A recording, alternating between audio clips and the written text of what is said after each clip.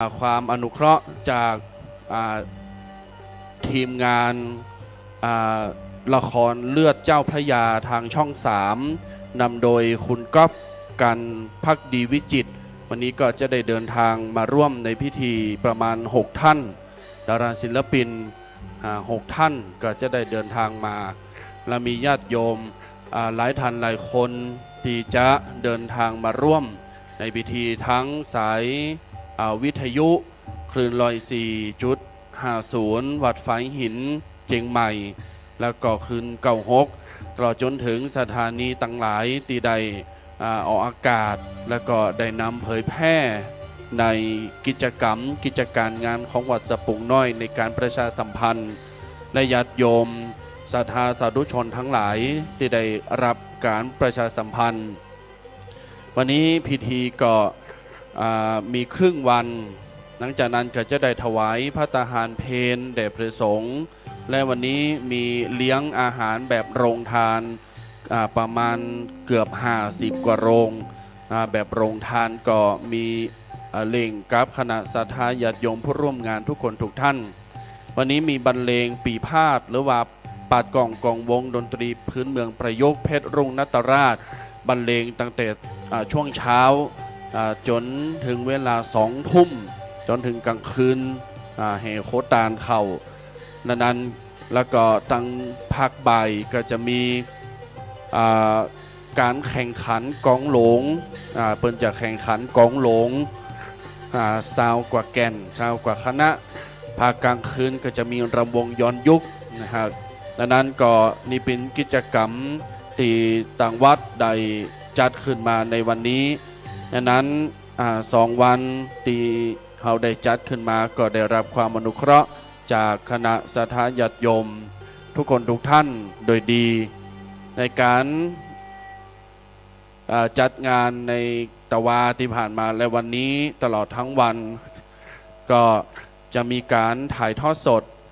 ทั้งภาพและเสียงผ่านคลื่นวิทยุ 104.50 แพร่ภาพเผยแพร่ไปทั่วทุกพื้นที่ของภาคเหนือเปิดเป็นการประชาสัมพันธ์แล้วก็บอกบุญเอิญเจิญโจรคณะศรัทธาต่างหลายได้มากินมาตานนันแจ้งกับญาติโยมศรัทธาท่านสาธุชนทุกคนทุกท่านอันนี้มีญาติโยมหลายท่านในคน 2-3 คณะใหญ่ๆที่จะได้เดินทางมาร่วมเช่นฉะเชิงเทรากรุงเทพมหานครสงขลายะลาตรังแล้วก็พัทยาเราจนถึงหลายจังหวัดติมได้เอ่ยมาหลายคณะโดยการนำของคุณแม่สุขุมาพรแล้วก็คณะที่2นั้นก็โยมนิธิโรธโยมพิตินันท์คำพานุชพร้อมคณะ30 กว่าท่านจะได้เดินทางมานั่นก็แจ้งกับท่านทั้งหลายที่ได้ยินเสียงประชาสัมพันธ์ในตอนเจ้าวันนี้ก็ให้เวลา5 นาทีก็ครูบาอาจารย์คงจะได้มาถึงเพราะว่านิมนต์บักไก่สักเท่าใด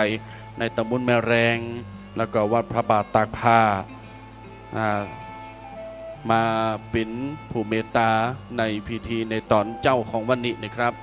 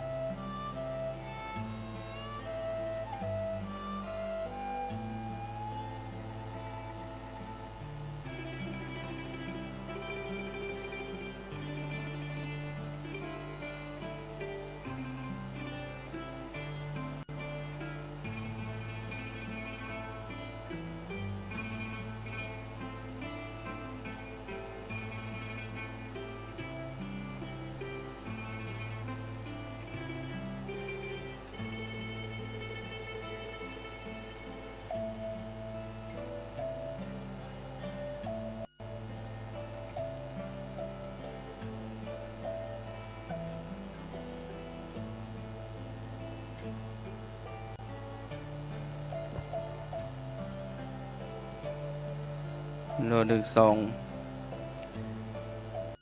ครับในโอกาสนี้ขอถวายความเคารพน้อมนบบูชาอย่างองค์พระติรัตนทไลยพันแผ้วพระแก้วเจ้าทั้งสามประการอันประดิษฐานตั้งมั่นอย่างขวางแก้วอารามงามทั้งสามประการแห่งวัดสะพุงน้อยเวลุคามป่าสังและขอถวายความเคารพน้อมนบบูชาอย่างพระมหาเทลานุเถระพระเจ้าประสงค์องค์พิธีที่ได้โปรดเมตตาเดินทางมาถึงยังบริเวณวัดสะพุงน้อยเพื่อที่จะได้กระทำมังคลกรรมพิธีเจริญพระพุทธมนต์ธรรมจักรกับปวัตนสูตรพิธีเบิกพระเนตร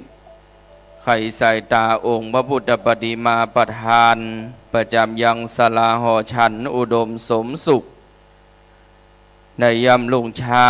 ของวันที่ 27 พฤษภาคม พุทธศักราช 2566 เวลา 5 นาฬิกาฉะนั้นแล้วบรรดาพ่อแม่ศรัทธาญาติโยมสาธุชนที่อยู่ทั้งในบ้านในจองก็ดี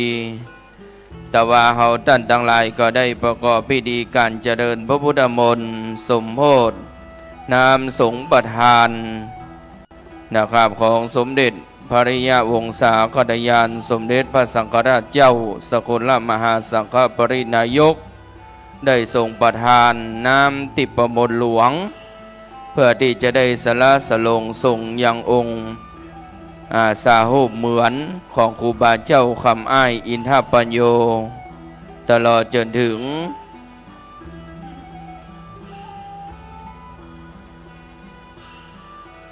ครูบาเจ้าอ้ายอินทปัญโยพร้อมโดยองค์พระธาตุเจ้าเจดีย์นะครับวันนี้เฮาท่านทั้งหลายปีนี้ซึ่งเป็นปีมหามงคลเป็นกรณีพิเศษที่จะได้ประกอบพิธีสมโภชองค์พระพุทธบิณฑาสารูปพระพุทธปฏิมาประธานประจำหอฉันอุดมสมสุขนะครับวันนี้ดังท่านครูบาอาจารย์พ่อแม่ศรัทธาญาติโยมสาธุชนที่ได้มารับเป็นเจ้าภาพที่ได้มารับเป็นเจ้าศรัทธาก็เรียนเชิญเจริญพรกันมากันเจ้าน้อยหนึ่งนะครับวันนี้ขอถวายความเคารพน้อมนบบูชาอย่างทางท่านพระครูธรรมรงค์วีรพิทักษ์เลขานุการเจ้าคณะอำเภอแม่ทาแห่งวัดศรีมงคลเมืองลึกแล้วก็ครูบาอาจารย์นั้นมีหลวงพ่อท่านพระครูพิราชธรรมวินิจเจ้าคณะตำบลแม่แรงวัดปะเหียงหลวงพ่อท่านพระหลวงหลวงพ่อท่านพระครูประภัสสาธุการเจ้าวาดวัดกอม่วงหลวงพ่อท่านพระครูวินัยธรเกียงไกรเจ้าอาวาสวัดหัวฝายอำเภอแม่อ่อนจังหวัดเชียงใหม่ท่านบดีการถนอมทีละสังวโรเจ้าอาวาสวัดแม่แรงท่านพระมหาสุนิพนธ์จิรวัฒโนเลขานุการรองเจ้าคณะอำเภอป่าซางแห่งวัดพระพุทธบาทตากผ้าท่านพระใบดีกาโชติวัฒน์อาภากโลผู้ช่วยเลขานุการเจ้าคณะอำเภอป่าซางแห่งวัดพระพุทธบาทตากผ้าท่านพระอธิการธีรวัฒน์โสภณเมธีเจ้าวาดวัดศรีชมพูอำเภอแม่ริมเชียงใหม่พระปิยนันท์กิติพัทรเมธีผู้ช่วยเลขานุการเจ้าคณะอำเภอเมืองละปูนวัดจังรองท่านพระวันนุวัฒน์จิระวัฒโนแห่งวัดก่อม่วงทั้ง11รูปหากว่าได้เมตตาเดินทางมาถึงยังบริเวณวัดสะพุงน้อยแล้วขอนิมันตนาไหวสานะครับขึ้นมายังศาลาหอฉันอุดมสมสุขนะครับซึ่งเป็นศาลาหอฉันหลังใหม่ที่เฮาท่านทั้งหลายได้ประพฤติวัดปฏิบัติธรรมเข้าลูกขมูลกรรมปฏิบัติธรรมมาแต่ละปีและด้วยบุญมหาบารมีท่าน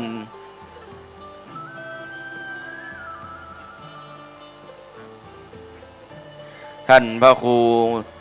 พระสมุกิจนิธิทัศน์ กิติโสภดเมธีหรือว่าท่านพระอาจารย์เคเจ้าอธิการสมปาน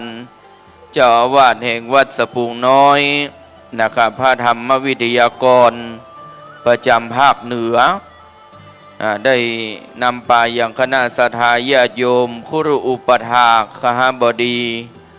ทานบดีเศรษฐีผู้ใจบุญ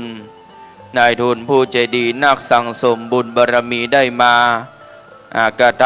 ำการก่อร่างสร้างแปลงก็เป็นที่เรียบร้อยนะครับเป็นประจำทุกปีซึ่งวันนี้ซึ่งตรงกับวันพระนะครับฉะนั้นแล้วก็ศรัทธาเฮาท่านทั้งหลายในช่วงนี้ก็ใกล้ถึงสมัยการที่จะได้ประกอบพิธีเจริญพระพุทธมนต์นะครับธรรมจักรกับปวัตนสูตรพิธีการเบิกพระเนตรไขสายตาองค์พระพุทธปฏิมาประธานตอนนี้นี่ย่ำลุ่งเช้า5 นาฬิกาไปแถม4 นาทีนะครับเดี๋ยวรอครูบาอาจารย์พระเทลานุเถระพระสงฆ์องค์พิธีพร้อมมรรคนายกพร้อมนะครับพ่อแม่ศรัทธาเจ้าภาพเครื่องทยทานพร้อมเขาก็จะได้เริ่มเข้าสู่พิธีการฉะนั้นแล้วหลังจากพิธีการเบิกเนตรเป็นที่เรียบร้อย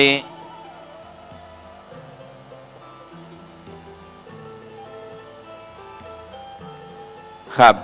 แล้วก็หลังจากประกอบพิธีการเบิกเนตรเป็นที่เรียบร้อยแล้วนะครับในส่วนพิธีการตักบาตรนั้นวันนี้ก็ยิบยกยอดกันไปในเวลาประมาณ9 นาฬิกา 30 นาทีพระสงฆ์องค์พิธีจะได้เมตตาเจริญพระพุทธมนต์นะครับเจริญพระพุทธมนต์สมโภชน้ำสงฆ์ประทานของสมเด็จพระสังฆราชเจ้าพร้อมโดยน้ำทิพมนต์อันมีน้ำทิพมนต์แห่งเมืองลำพูนเป็นน้ำทิพมนต์แห่งดอยขะม้อมน้ำทิพมนต์แห่งวัดพระพุทธบาทตากผ้าแล้วก็หลายตีนะครับตีเขาได้อัญเชิญน้ำทิพมาเพื่อที่จะได้สละสลงสงฆ์ยังองค์หูปเหมือนพร้อมโดยพระบรมสารีริกธาตุนะครับพระธาตุแห่งครูบาเจ้าอ้ายอินทปัญโยและองค์พระธาตุเจ้าเจดีย์นะครับเป็นประจำทุกปีนะครับเขาก็ได้ประกอบพิธีอันเป็นมหามงคลวันนี้เนื่องจากว่าเดือน9เหนือนะครับขึ้น8 ค่ำว่าเป็นวันเสาร์ที่27 พฤษภาคมพุทธศักราช 2566 แต่ว่าก็มีพิธีการเจริญพระพุทธมนต์สมโภชนะครับพิธีการแสดงพระธรรมตีสนาแต่ละกันแต่ละผู้ก็เป็นที่เรียบร้อยนะครับย่ำรุ่งเช้าก่อนได้นิมนต์พระเจ้าประสงค์แห่งจำนวน11 ลูกนะครับที่จะได้เมตตาเจริญพระพุทธมนต์ตอนนี้ก็คณะสงฆ์องค์พิธีก็ได้เดินทางมาถึงเป็นบางส่วนแล้วนะครับ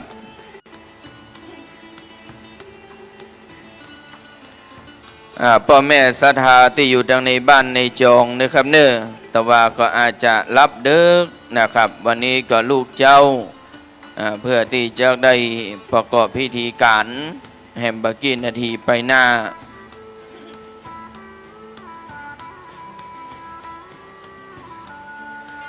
เพราะว่าทุกปีนี้เขาก็ได้เริ่มพิธีนะครับในเวลา9 นาฬิกานะครับในช่วงเจ้าก็แต่ละปีนั้นก็มีพิธีการทำบุญตักบาตรและก็ในเวลา9 นาฬิกา 30 นาทีเดือน9ออก8 ค่ำก็ได้มีพิธีการนะครับเจริญพระพุทธมนต์สืบชะตาแต่ปีนี้ซึ่งมี2 พิธีการนะครับเพื่อที่จะได้เสริมดวงเสริมมหาปรมีตานและเพื่อที่จะได้พุทธาพิเศษเสกซ่อมย้อมยกองค์พระพุทธปฏิมาประธานพระพุทธรูปเจ้าองค์เก่าองค์ใหม่องค์ใหญ่องค์น้อยนะครับ ประจำศาลาหอฉันอุดมสมสุขและตลอดจะถึงมังคลาภิเษกเทวาภิเษกหลายวาระที่แห่งวัดสะพุงน้อยได้กระทำปั้มเป่งมานะครับฉะนั้นบรรดาพ่อแม่ศรัทธาเฮาท่านทั้งหลายที่ได้เดินทางมารับเป็นเจ้าภาพในส่วนของเครื่องทยทานนะครับเครื่องทยทานแต่ละช่วงห่วงพิธีการเจ้าภาพสังฆทานเจ้าภาพผ้าบังสุกุลนะครับอันนี้ก็เดือนในช่วงหลังจากกินข้าวน้ำจำข้าวงายก็จะได้นำเรียนให้พ่อแม่ศรัทธาและก็จะได้ประกาศอนุโมทนาบุญให้ได้มีแต่ความสุขความเจริญได้มีโอกาสนะครับเป่ายังเทวบุตรเทวดาเจ้าได้มาอนุโมทนาบุญ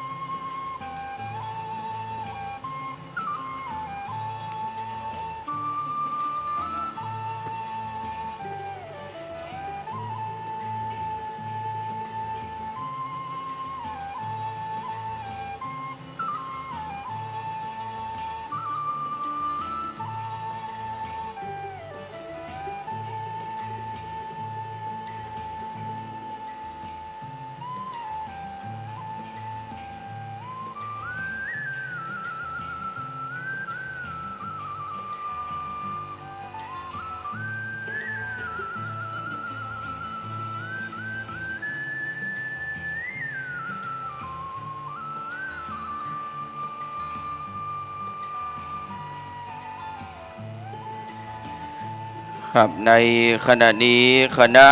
นะครับสายฐานบุญมหาบารมีของคุณโยมนิติโรธคำพานุชคุณโยม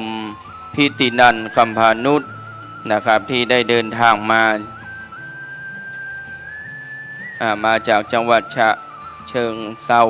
นะครับได้เดินทางมาถึงแล้วขอเรียนเชิญคณะทีมงานทานมหาบารมีได้ดื่มน้ำชากาแฟนะครับเพื่อที่จะได้รอพิธีการอีกสักครู่หนึ่งที่จะได้เริ่มประกอบพิธีการ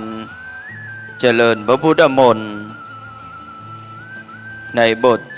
ธรรมจักรกับปวัตนสูตรตลอดจนถึงพิธีการเบิกพระเนตรไขสายตาองค์พระพุทธปฏิมาประธานประจำศาลาหอฉันอุดมสมสุขให้เป็นที่กราบไหว้สักการะแก่คนและเทพเทวดาทั้ง16ชั้นฟ้า15ชั้นดินวันนี้ถือว่าเป็นบุญเป็นมหาบารมีกับครอบครัวกับคณะทีมงานตระกูลคำพานุชโดยการนำของคุณโยมนิติโรธคุณโยมพิตินันท์ถือว่าเป็นมหาอุบาสกมหาอุบาสิกาเป็นพ่อแม่ศรัทธาอุปถัมภ์ทางด้านพระอาจารย์พระสมุกิตนิติทัศน์กิติโสภดเมธีเจ้าอาวาสแห่งวัดสะพุงน้อยและก็ได้อุปถัมภ์อย่างวัดวาศาสนาในเมืองลำพูนมาด้วยวันนี้ถือโอกาสเป็นบุญเป็นมหาบารมีในนามของคณะสมณศรัทธามูลศรัทธาให้การต้อนรับกับคณะศรัทธาญาติโยมในพิธีการนี้ยามรุ่งเช้าโดยเวลาประมาณ5 นาฬิกานะครับจะมีพิธีการเจริญพระพุทธมนต์ธรรมจักรกับปวัตนสูตรพิธีการเบิกพระเนตรไขสายตาองค์พระพุทธรูปหลังจากนั้นเวลา9 นาฬิกา 30 นาทีจะเป็นพิธีการเจริญพระพุทธมนต์สมโภชนามสงฆ์ประธานของสมเด็จพระสังฆราชสมเด็จพระอริยวงศาคตยานสมเด็จพระสังฆราชสกลมหาสังฆปรินายกได้ทรงมีเมตตาประทานน้ำสงฆ์องค์ครูบาเจ้าอ้ายอินทปัญโยซึ่งเป็นที่เคารพนับถือของพี่น้องศรัทธาประชาชนโดยทั่วไป และตลอดจนถึงสงฆ์อัฐิธาตุกระดูกของครูบาแล้วก็องค์พระธาตุเจ้าเจดีย์เป็นประจำทุกปีในเดือนล้านนานี้เป็นเดือน9ออก8ค่ำวันนี้ซึ่งตรงกับวันพระเราท่านทั้งหลายจะได้ร่วมพิธีการส่งน้ำพิธีการเสริมดวงเสริมมหาบารมีเขาเรียกว่าเมืองลำพูนนี้เป็นเมืองบุญเป็นเมืองแห่งพระแม่เจ้าจามเทวีกษัตรีแห่งนครหริปุญชัยใครที่ได้นอนจังหวัดลำพูน1 คืนอายุยืน10,000 ปี 1,000 ปี ขอให้ท่านได้มาบ่อยๆได้มาอุปถัมภ์ได้มาเป็นบุญเป็นมหาบารมีได้ให้การอุปถัมภ์พระพุทธศาสนาให้เจริญรุ่งเรือง 5,000 ปี 5,000 พระวสาวันนี้ขอเรียนเชิญศรัทธาได้ดื่มน้ำชากาแฟสักชั่วครู่ในช่วงที่รอพระสงฆ์พิธีเดินทาง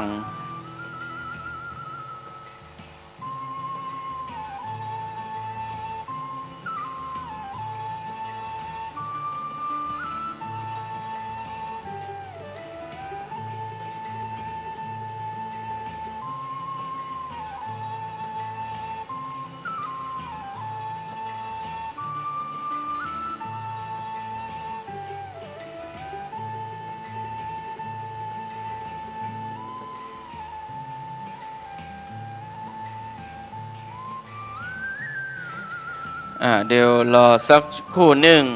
นะครับพระสงฆ์พิธีก็เดินทางมายังบ่ครบองค์พิธีเตื้อนะครับเพราะว่าลายตนลายรูปอยู่ที่อำเภอแม่ออนเชียงใหม่นะครับลายตนลายรูปก็อยู่ที่วัดพระพุทธบาทตากผ้านะครับวัดดอนลายอำเภอแม่ออนเชียงใหม่อำเภอแม่ริมก็ดีนะครับเพราะว่าหนต่างก็ยาวข้าวต่างก็ไก่อดใจรอแหมสักครู่หนึ่งเพราะว่าห่วงช่วงเวลาฤดูแล้งหรือว่าเดือนเมษาพฤษภานี้ประมาณย่ำรุ่งเช้า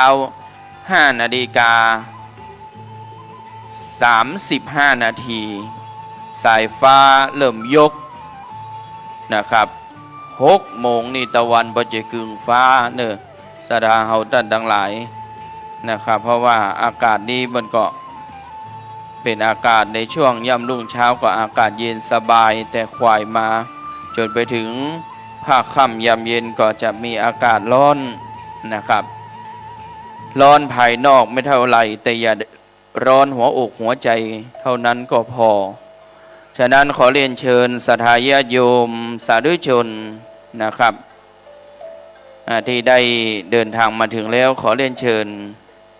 ด้านบนศาลาหอฉันอุดมสมสุขนะครับได้ร่วมกันประกอบพิธีเป็นบุญเป็นมหาบารมี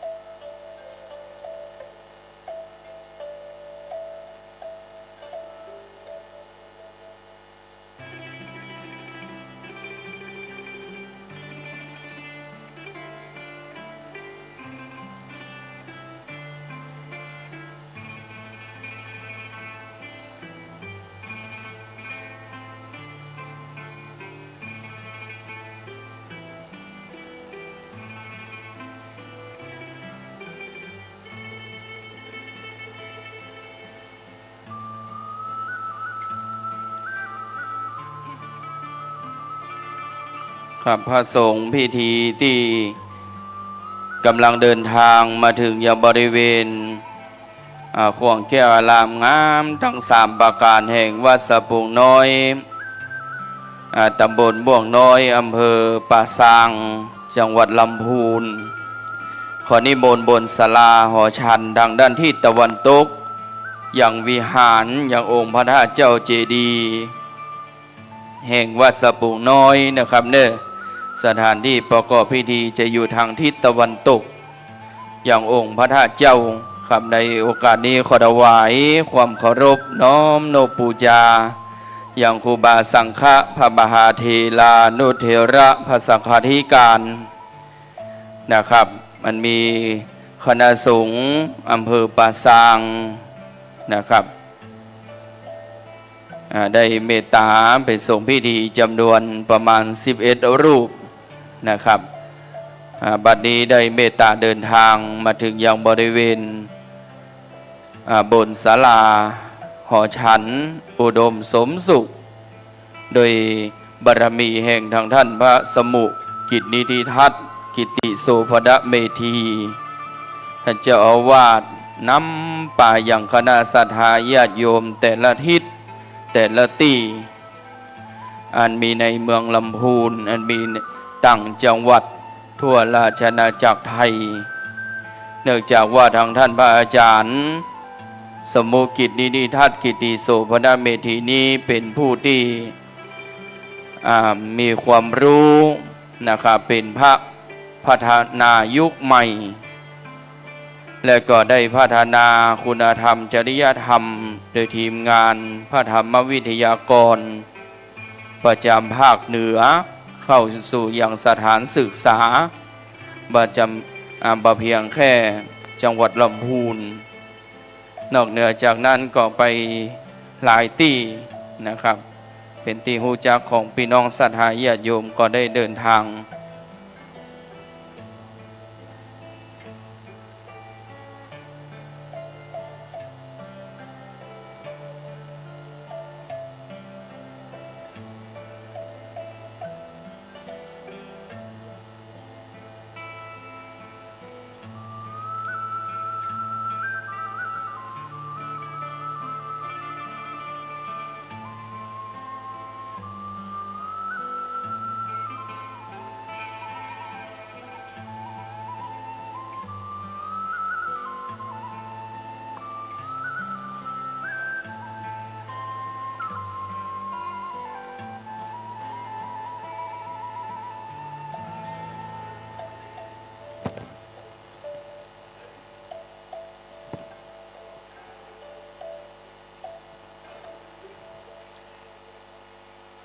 ครับในขณะนี้นะครับ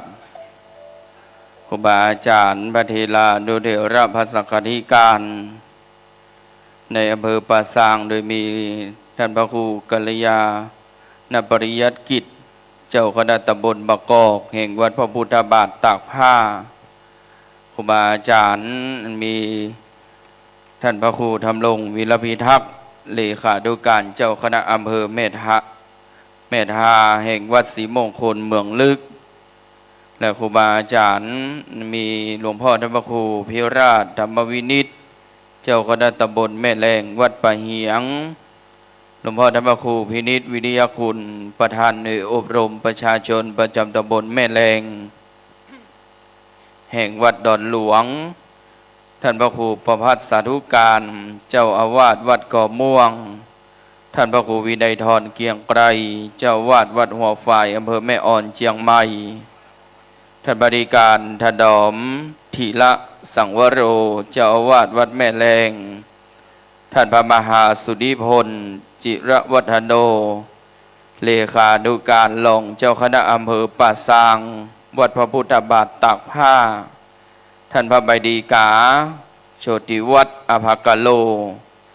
ผู้ช่วยเลขานุการเจ้าคณะอำเภอป่าซางวัดพระพุทธบาทตากผ้าท่านบริการธีรวัตรโสภณเบธีเจ้าอาวาสวัดศรีชมพูอำเภอแม่ริมเชียงใหม่ท่านพระปิยนันท์กิติพัทรเมธีผู้ช่วยเลขานุการเจ้าคณะอำเภอเมืองลำพูนแห่งวัดช้างรองท่านพระวรรณุวัฒน์จิรวัฒโนแห่งวัดก่อม่วงนะครับบัดนี้ก็กำลังเมตตาเดินทางมาถึงฉะนั้นแล้วก็ศรัทธาญาติโยมสาธุชนนะครับได้เดินทางมาถึงแล้วขอเรียนเชิญเจริญพรได้กราบอย่างองค์พระรัตนตรัยองค์พระพุทธปฏิมาประธานแห่งบากีนาทีไปหน้า เฮาเจ้าข้าทั้งหลายจะได้ไหวได้สาได้เป็นตนเป็นองค์อย่างองค์พระพุทธปฏิมาประธานประจำศาลาหอฉันอุดมสมสุขนะครับ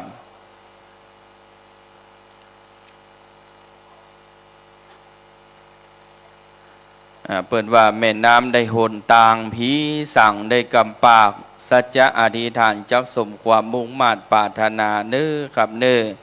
เฮงเฮงเฮง100 ล้านปันล้านนะครับสุขสำราญถึงจัดนี้และจัดหน้านะครับเน้อ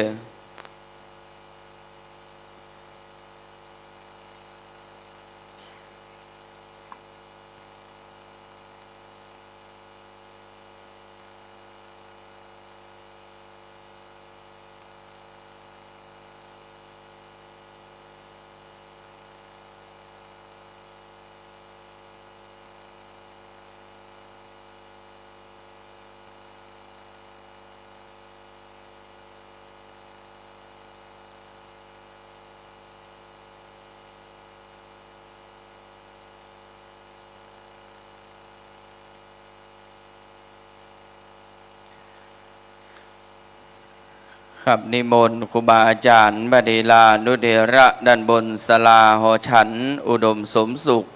นะครับนิมนต์นะครับเน้อบัดนี้ถึงตึงกาลเวลาที่จะได้ประกอบพิธีนะครับ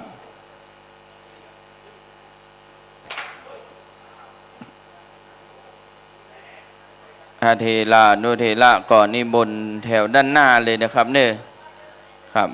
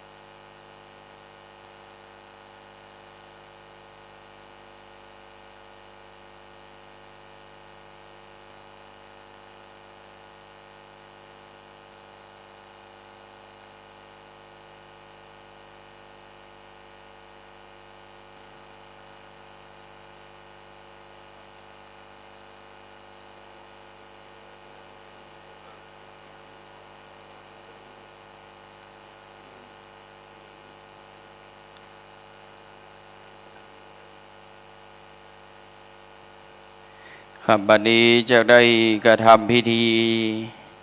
การเจริญพระพุทธมนต์นะครับก่อนที่จะได้มีพิธีการทางพระพุทธศาสนานั้นจะได้เป็นพิธีการจุดธูปเทียนเครื่องนมัสการบูชาพระรัตนตรัยและจะได้จุดเทียนมหามงคลโสรสยาน16 เล่ม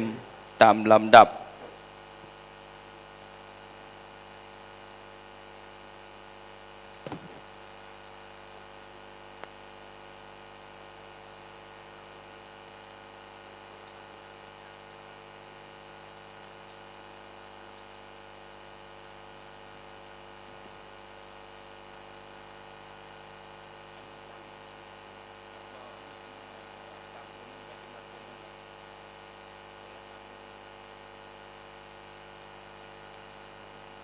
ครับบัดนี้ขอกราบอาราธนา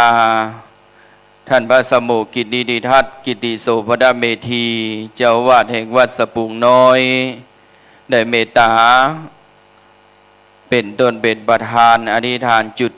ธูปเทียน เครื่องนมัสการบูชาพระรัตนตรัยด้านหน้าสัตพันธ์ขอกราบไหว้สาด้วยความเคารพ ขอพระแม่ศรัทธาตึงนำอันบนศาลาหอฉันและตั้งด้านลุ่มด้านล่างพนมมือเนอหลังจากนั้นจะได้จุดเทียนโสรสยานทั้ง16 เล่มในอันดับแรกนี้ขอเจริญพรเรียนเชิญคุณนิธิโรธคำพานุชทางด้านซ้ายมือด้านบน แล้วก็คุณโยมพิตินันท์คำพานุชทางด้านขวามือของผู้จุดทางด้านซ้ายมือพระหัตถ์ขององค์พระพุทธปฏิมาประธานได้สัจจะอธิษฐานคนละ3 เล่ม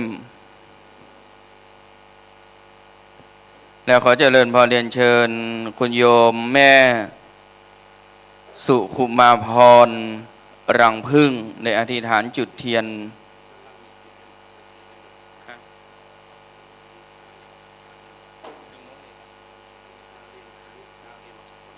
ครับคุณโยมแม่สุขุมาพรรังพึ่งได้อธิษฐานจุดเทียนมหามงคลทั้ง5 เล่มทางด้านซ้ายมือแล้วก็ขอเจริญพรเรียนเชิญคุณทนายสกลเดชประมวลผลคุณทนายสกลเดชประมวลผลได้อธิษฐานจุดเทียนมหามงคลทางด้านขวามือทั้ง5 เล่มทั้งหมดนี้เป็นเทียนโสรสยาน16 เล่มเป็นยานแห่งการตรัสรู้ขององค์พระพุทธขององค์พระสัมมาสัมพุทธเจ้าศรัทธาญาติโยมสาธุชนได้จุดแล้วเป็นมหามงคลดับทุกข์ดับโศกดับโรคดับภัยตั้งแต่วันนี้เป็นต้นไปจะได้เจริญรุ่งเรืองยิ่งขึ้นไปโชติช่วงชัชวาลเหมือนดั่งเปลวเทียนที่สว่างไสวแล้วขอเจริญพรเรียนเชิญผู้อำนวยการจักราวุธภัยทวันกุลได้อธิษฐานจุดเทียนบาทน้ำพุทธมนต์ด้านหน้าประธานสงฆ์ขอเจ้าหน้าที่ได้นำเทียนชนวนตั้งมั่น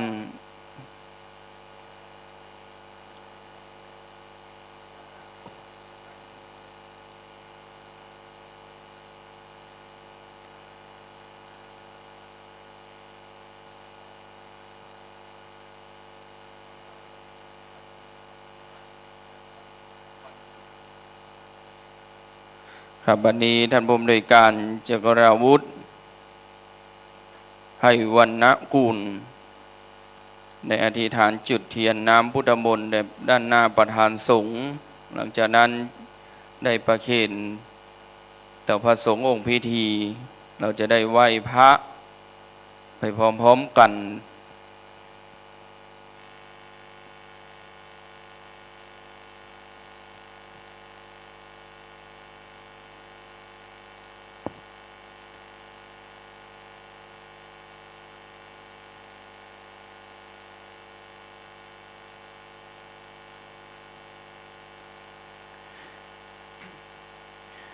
จะได้ไหว้พระพร้อมๆกันอิมินาสกาเลนะพุทธังปูเชมิอิมินาสกาเลนะธัมมังปูเชมิอิมินาสกาเลนะสังฆังปูเชมิอะระหังสัมมาสัมพุทโธภควาพุทธังภควันตังอภิวาเทมิสวากขาโตภควตาธัมโม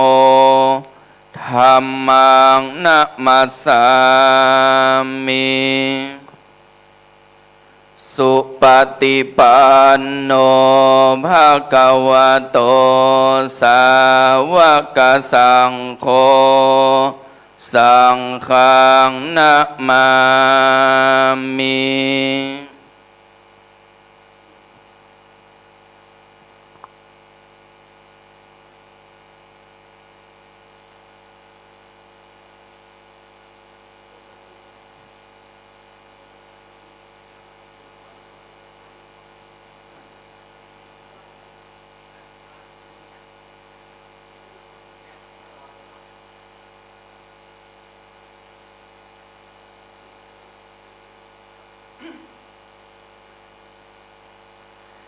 ต่อไปจะได้พระสงฆ์พิธีทั้งปวงจะได้เจริญพระพุทธมนต์ธรรมจักรปวัตนสูตรและพิธีเบิกพระเนตรไขสายตาองค์พระพุทธปฏิมาประธานเป็นลำดับสืบต่อไปณบัดนี้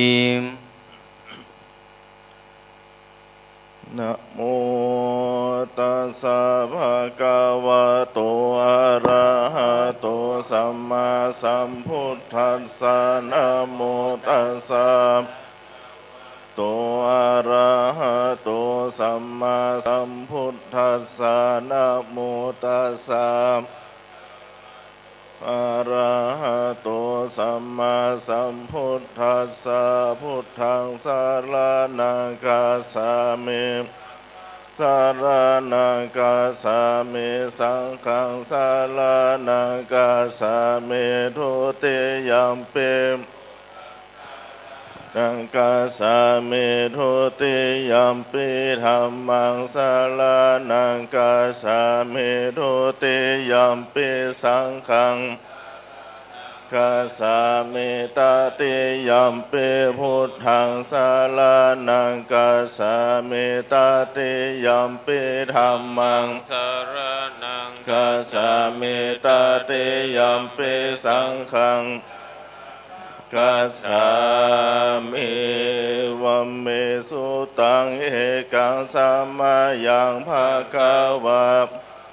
นาสิยังวิหารติอิสิปตาเนมิคาทาเย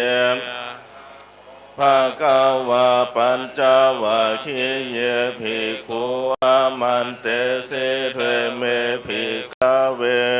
ตาปะภาสิเตนะนะเสวิตาภาโยจายังกาเมสุกามาสุขันลิกานุโยโคปุถุสันนิโกอานาลิโยอานาตาสันนิโตโยจายังอัตตากิลามาธานุโยโคทุโคอานาลิโยอานาตาสันนิโตเอเตเตภิกขเวอุโภอันเตอนุปคัมมามาสิมาปฏิปทาตถาคเตนะอภิสัมพุทธาจะโคกาลานิยานากาลานิโอปัสสมายาภิญญายาสัมปทายานิพพานายาสังวัตติกัตตมัจจสาภิกขเวมัสสิมาปฏิปทาตถาคเตนะอภิสัมพุทธาจะโคกาลานิยานาอุปัสสมายาภิญญายาสัมปทายานิพพานายาสังวัตติอายาเมวะอาลิโยอาทังคิโกมาโคไสยทิทังสัมมาทิฏฐิสัมมาสังกัปโปสัมมาวาจาสัมมากัมมันโตสัมมาอาชิวสัมมาวายามสัมมาสติสัมมาสมาธิอายังโฆสะภิกขเวมาสิมาปฏิปทาตถาคเตนะอภิสัมพุทธาจะโคกาลานิยานาอ โอปัสสมายาอภิญญายาสัมโพธายานิพพานายาสังวัตติอิตังโหปานาภิกเวทุขังอริยสัจจังญาติปิทุกขจาลาปิทุกขมาลานัมปิทุกขังโสกปาลิเทวทุกขโตมานาสุปายาสะปิทุกขาอภิเยหิสัมปโยโคทุกโคปิเยหิวิปโยโคตุโคยัมปิสังนาลาภาติตัมปิทุกขังสังคิเตนะปัจจุปาทานาขันธาทุกขาอิตังโหปานาภิกขเวทุกขาสมุทัยโยอริยสัจจังญายังตัณหาปโนภาเวกานันติราคะสหกัตตาตัตระตัตระพินันทินิสัยยาทิทังกามตัณหาภาวะตัณหาเวภาวะตัณหาอิตังโคปานาเวทุกขานิโรธอริยสัจจังโยตัสสะเยวะตัณหายาเสสะเวลาคานิโรธจะโคปฏินิสะโคโมติอานาลโยอิตังโคปานาภิกทุกขานิโรธกามินิปฏิปทาอริยสัจจังอายาเมวะอริโยอัตถังคิโกมาโคสายาทิทังสัมมาทิฏฐิสัมมาสังกัปโปสัมมาวาจาสัมมากัมมันโตสัมมาอาชีวสัมมาวายามโมสัมมาสติสัมมาสมาธิอิตังทุกขังอริยสัจจันติเมภิกขเวปุเพอานานุสุเตสุธรรมเมสุจโคงโอทาปาทิยานังโอทาปาทิปัญญาโอทาปาทิวิจาโอทาปาทิอาโลโกโอทาปาทิตังโหปานิตังทุกขังอริยสัจจังปาลินญายันติเมภิกขเวปุเพ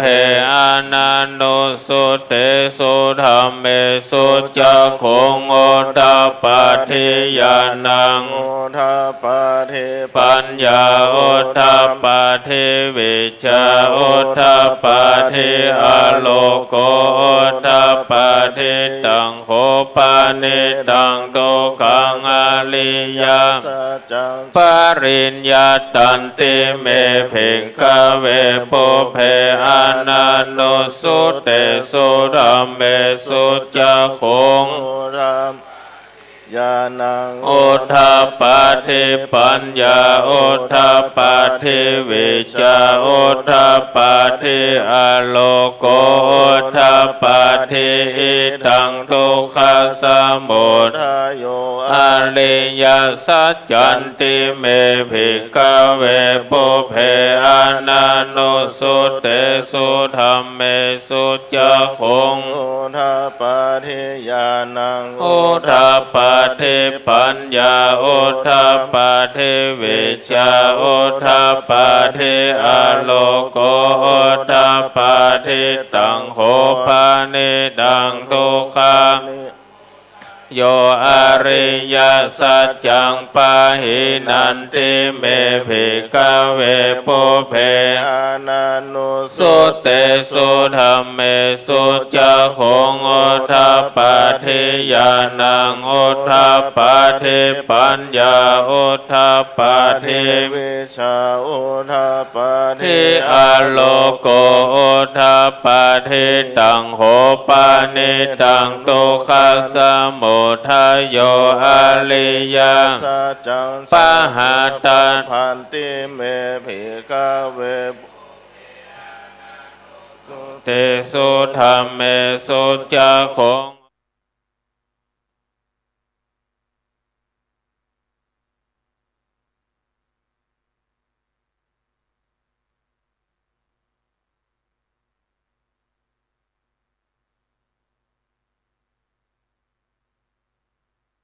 โอทาปาทิตังตุขานิโลโทอริยสัจจันติเม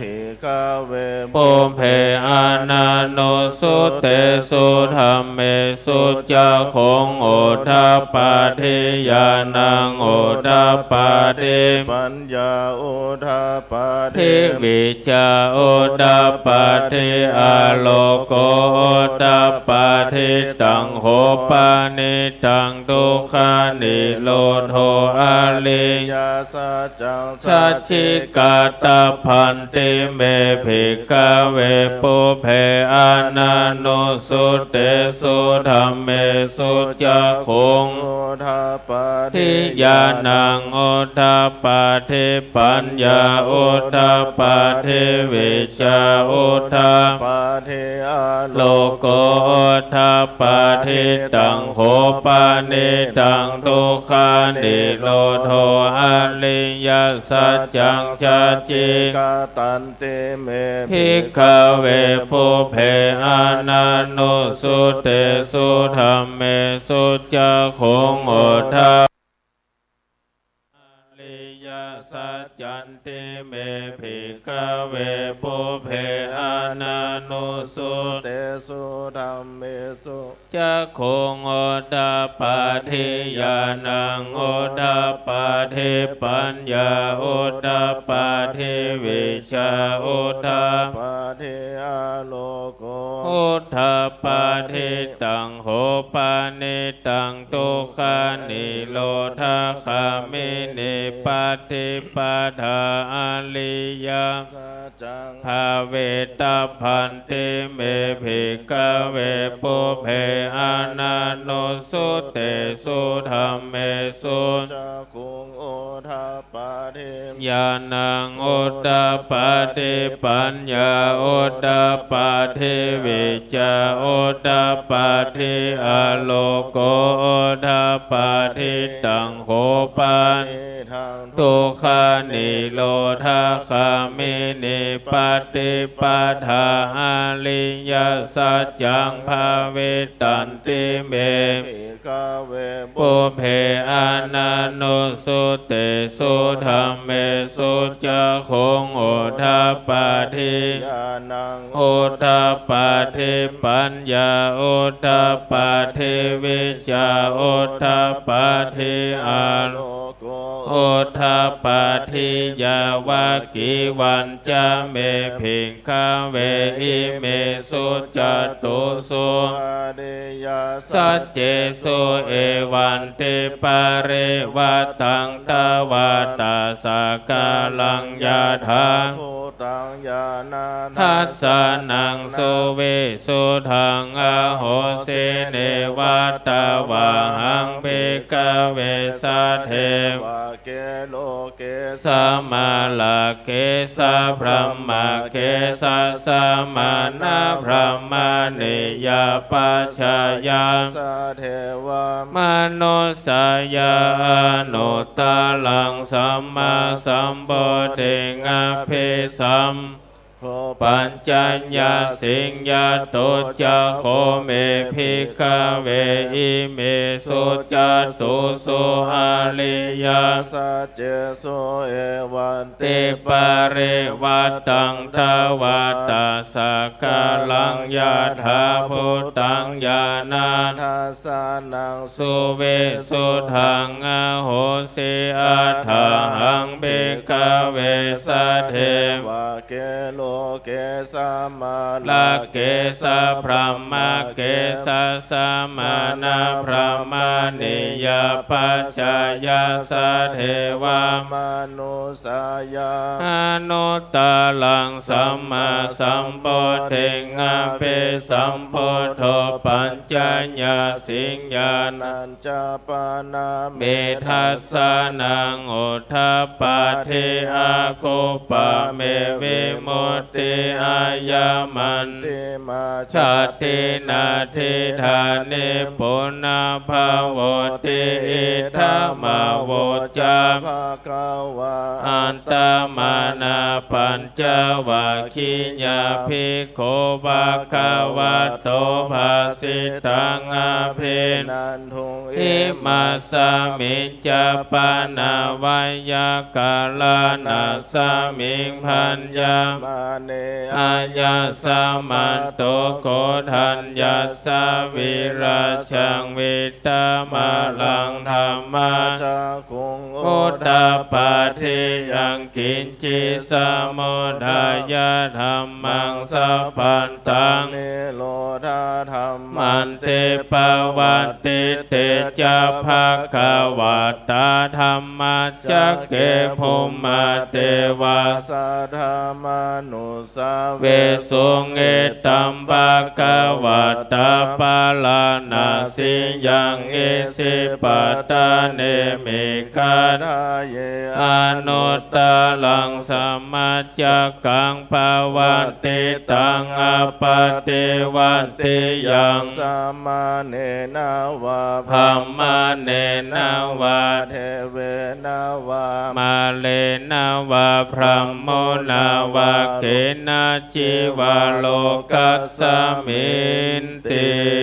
ภูมานังเทวานังสัทธังสุตวาจาตุม มหาราชิกาเทวาสัตตมนุสาเวสุงจตุมหา ลาสิกานัง เทวานังสัทธังสุตวตาวติงสาเทวาสัตตมนุสาเว สุตาวา ติงสานังเดวานังสัทธังสุตวายามาเทวาสัตตมนุ นุสาเวสุง ยามานังเทวานังสัทธังสุตวตุสิตาเท เท วา วาสัทธามานุสาเวสุงตุสิตานัง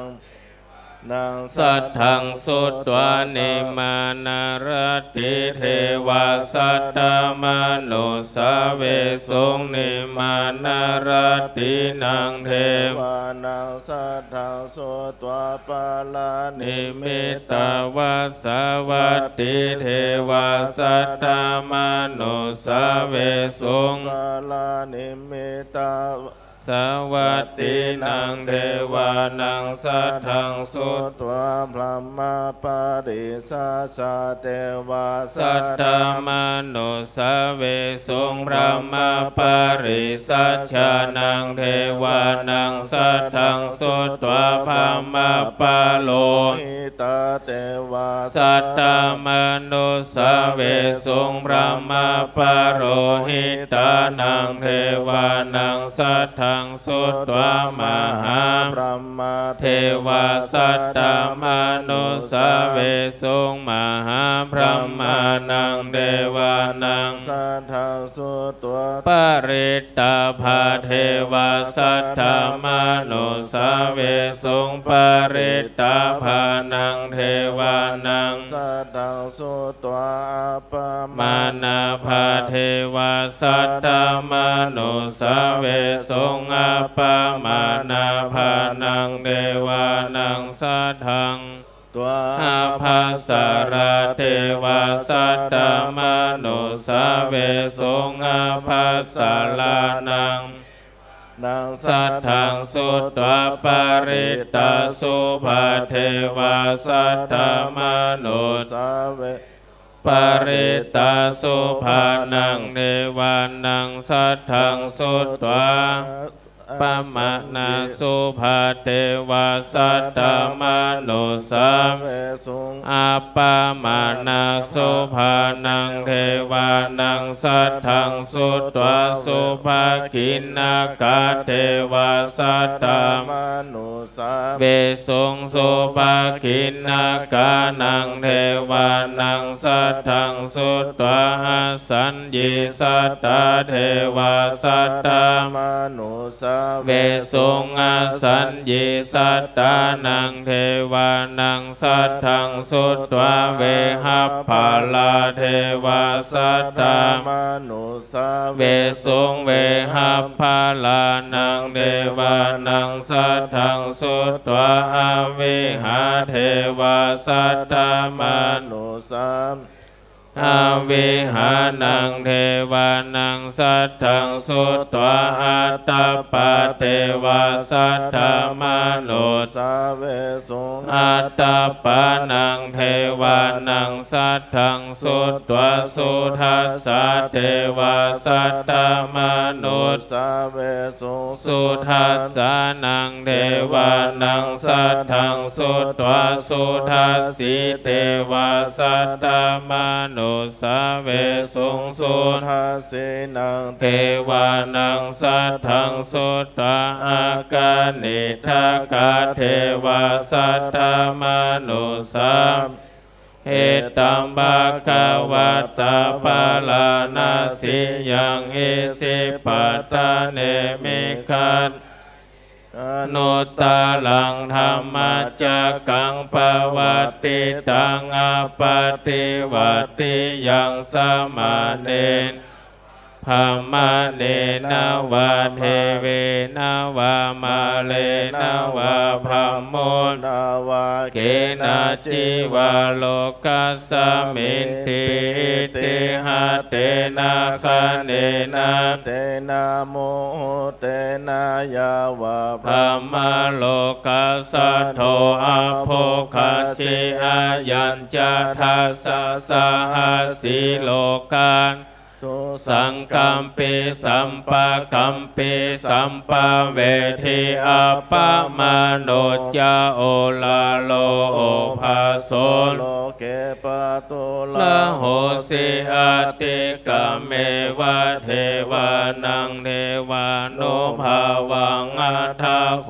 ภะคะวะอุทานังอุทานเนสิอัญญาสิวัตตะโภโกดัญโยอัญญาเสวัตตาโพกุณัญโยติ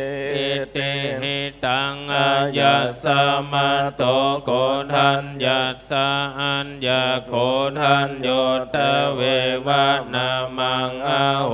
สิติธรรมจักกะปวัตตานาสุตังกุณัญโยภัทธิโยวะปุมหานาโมจะอาจสิเตปัญจมหาเทลาปัญจวัคคิติวุจจเลจาปัจจยาสังขาลาปัจจยาวิญญาณังวิญญาณปัจจยานามาโลปังนามาโลปปัจจยาสลายตานังสลายตานาปัจจยาภาโสภาสะปัจจยาเวทนาปัจจยาตัณหาปัจจยาอุปาทานังอุปาทานาปัจจยาภาวะภาวะปัจจยาจติปัจจยาจะลามาลานังโสกปาลิเทวะตุขะโตมานาโสปายาสังวันเตเอวะเมตตาสะเกวะลาสะทุกขขันธาสะมุทัยโยโหติอวิชชายเตวะอาเสสวิลาคานิโรธ ลานิโลโทสังขารลานิโลธาวิญญาณานิโลโทวิญญาณ นานิโลธา นามาโลปานิโลโทนามาโลปานิโลธาสลายตานานิโลโทสลาย ยตานา นิโรธาภัสสะนิโรโทภัสสะนิโรธาเวทนานิโรโทเว ทานา นิโรธาตัณหานิโรโทตัณหานิโรธาอุปาทานา นิโลโท อุปาทานานิโรธาภาวะนิโรโทภาวะนิโรธาจติ นิโลโท จตินิโรธาจลามาลานังโสกปาลิเทวทุกขัน นา สุปายาสานิโลจันเตวะเมตัสสะเกวะลาสัตทุกขขัน ทัสสะ นิโรโทโหติ ยะถาอเนกาชาติสังสาลัง สันตวิสังอเนพิสังคากาลังกเวสันโตตุกาจติ ปุนาปุนัง กหากาลกาติโตสิปุนาเกหังนาก าหาสิสาภาเต ภาสุกาภากากะหาพุตังเวสังกตังเวสังกาลกาตังจิตตัง กันหานัง ขายามัจฉคาติ ยะถาเว ตุภาวันเตธรรมาอัตตปิโนชายโตพระมานา นาสา ทัสสะกังขาวาปายันติสัพพายโตปัจจานา นาติสา เหตุธรรมังยะถาหาเวปัตโตภาวันติ ธรรมา อัตตปิโนชายโตพระมานา สา ทัสสะกังขาวาปายันติสัพพายโตขายัง ยานังอเวทิยาถาเวปัตโตภาวันติ ธรรมา อัตตปิโนชายโตพระมานาสะ ทัสสะกังขาวะ ทุปายังติทาติมาลาเสนังสุโลวาโอภาสยามัน ตาเลขั ขันติ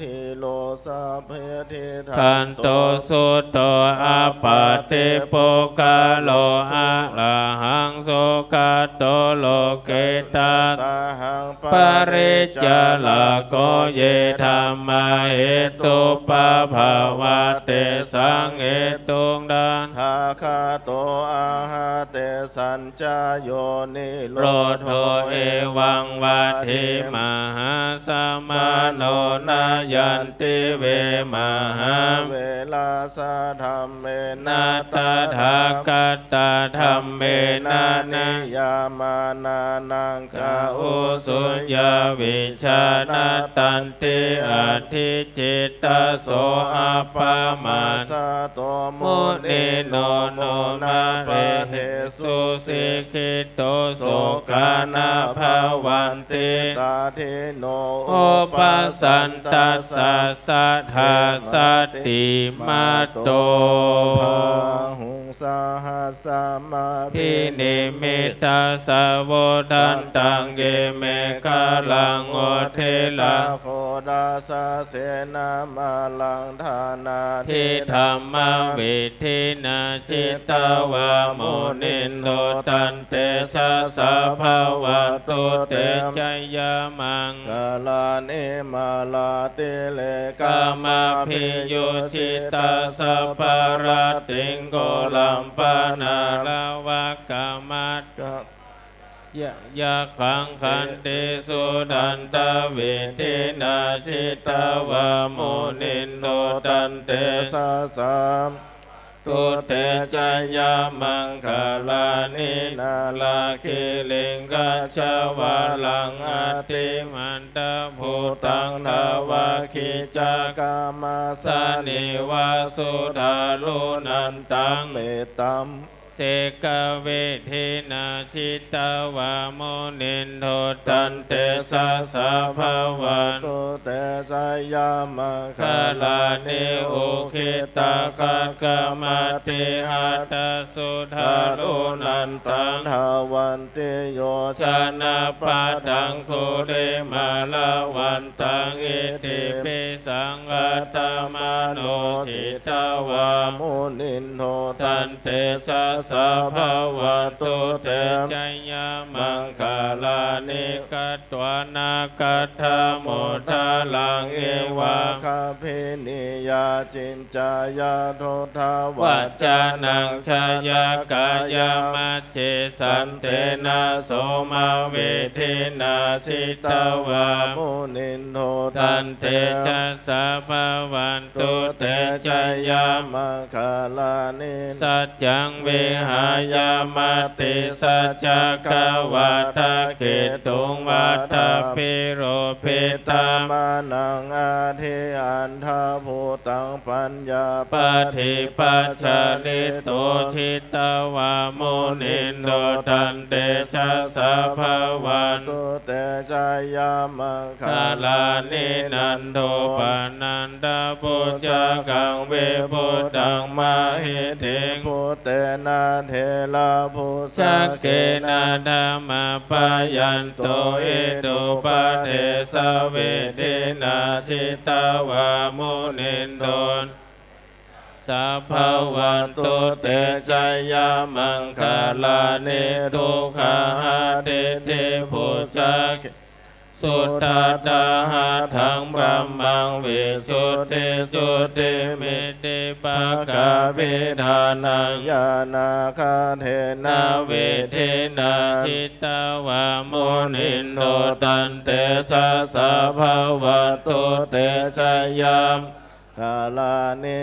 ทุกขติติพุชะเกนะสุตตถาหะทังบรมมังวิสุทธิจุติมินทิภากาภิธานังญาณาคาเทนาวิเทนาจิตตวามุนินโท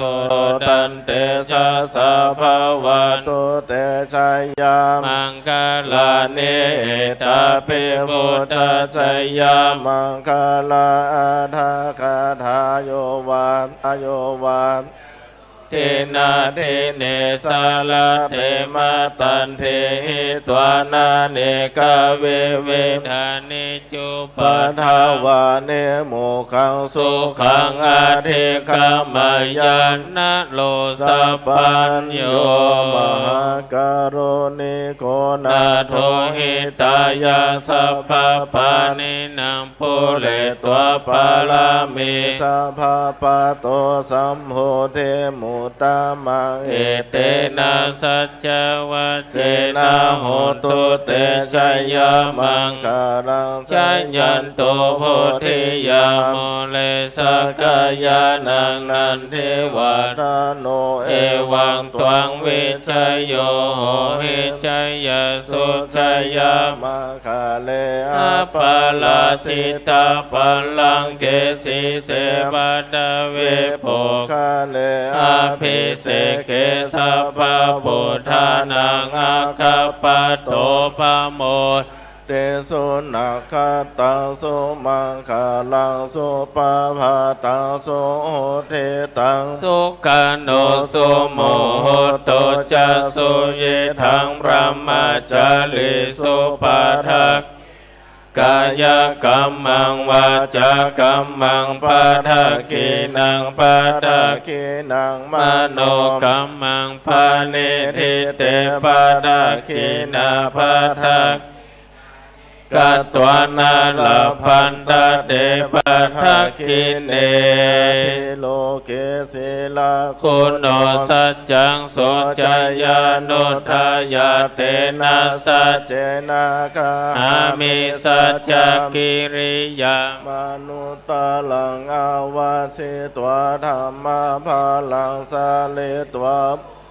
เกสิเน สัจจะปาลามาวาสายาสัจจกิริยาม กา สหังสันติปะคาอัปปัตตานาสันติปัฏฐาวัญจานาปิตาจานิขันตาจัตตเวทปฏิ กามา สหัสเจกเตไมหังมหาปัจจลิโตสิกิวัสเสสิ โสลาสาก าลิสานิอุตกังปัตตวายาทาสิกิสัจเจนะเมสะโม นาเท เอสะเมสัจจปาลมิติ จยัญเจ้าคุมาเอกาลาสา ลิสาวันโนปัทเวปะภาโส ตังตังนา มา มา สามิหาริสาวานังปัทเวปะภาสังตายาชาโคตาเวหา อาเดโมเทวาสังเยพระม มานาเวตาโคสัพพะธรรมเมเตเมนะโมเตจามังปาลา ยันโตนามาโท พุทธานังนามาโต โพเทยา นะ นา โมเวโมตตานังนะโมเวโมเตยาหิมังโสปาเด ตังกาตัวโมโลวาสมะเตอุเตอเปจายัญจา โค คุ มาเอกาลาชาลิสาวานโนปัทเว ปะ ปะ ภาโสตังตังนามาสามิหา ริ ริ สาวานังปัทเวปะปะสังตายาชาโคตาเวหัน เดโมลา ติงเยภามานาเวตาโคสัพพะธรรมเมเตเมนะโม เตจามังปาลายันโตนามาโท พุทธานังนามาโทโพธิญาณโมเวโมตตานังนาโมเวโมติยาอิ มังโส ปาลิตังกัต ตัวโมโลวาสามากปะเย ติโมระปาริตัง ทุกขปัตตาจานิทุกข พญาปัตตาจานิพญา โสกปัตตาจานิโสกาโหตุสั สั พ พ เพ เพปิปานิโนเอตวัตตาจาอัมเมหิสัมปะทังปุญญา สัมปะทัง สัพเพเทวานุโมดันตุสัพพะสัมปติสิทธิยาทานัง ทาทันตุสัท ทายาสีลังละคันตุสัพพะทาภาวนาภิลาตาหนตุเทวตาคาตาสัพเพพุทธาภลาปัตตาปัจจิกานัญจา ยังภารัง อรหันตานัญจเตจินันละขังบันดามิสัพพะโส สุโข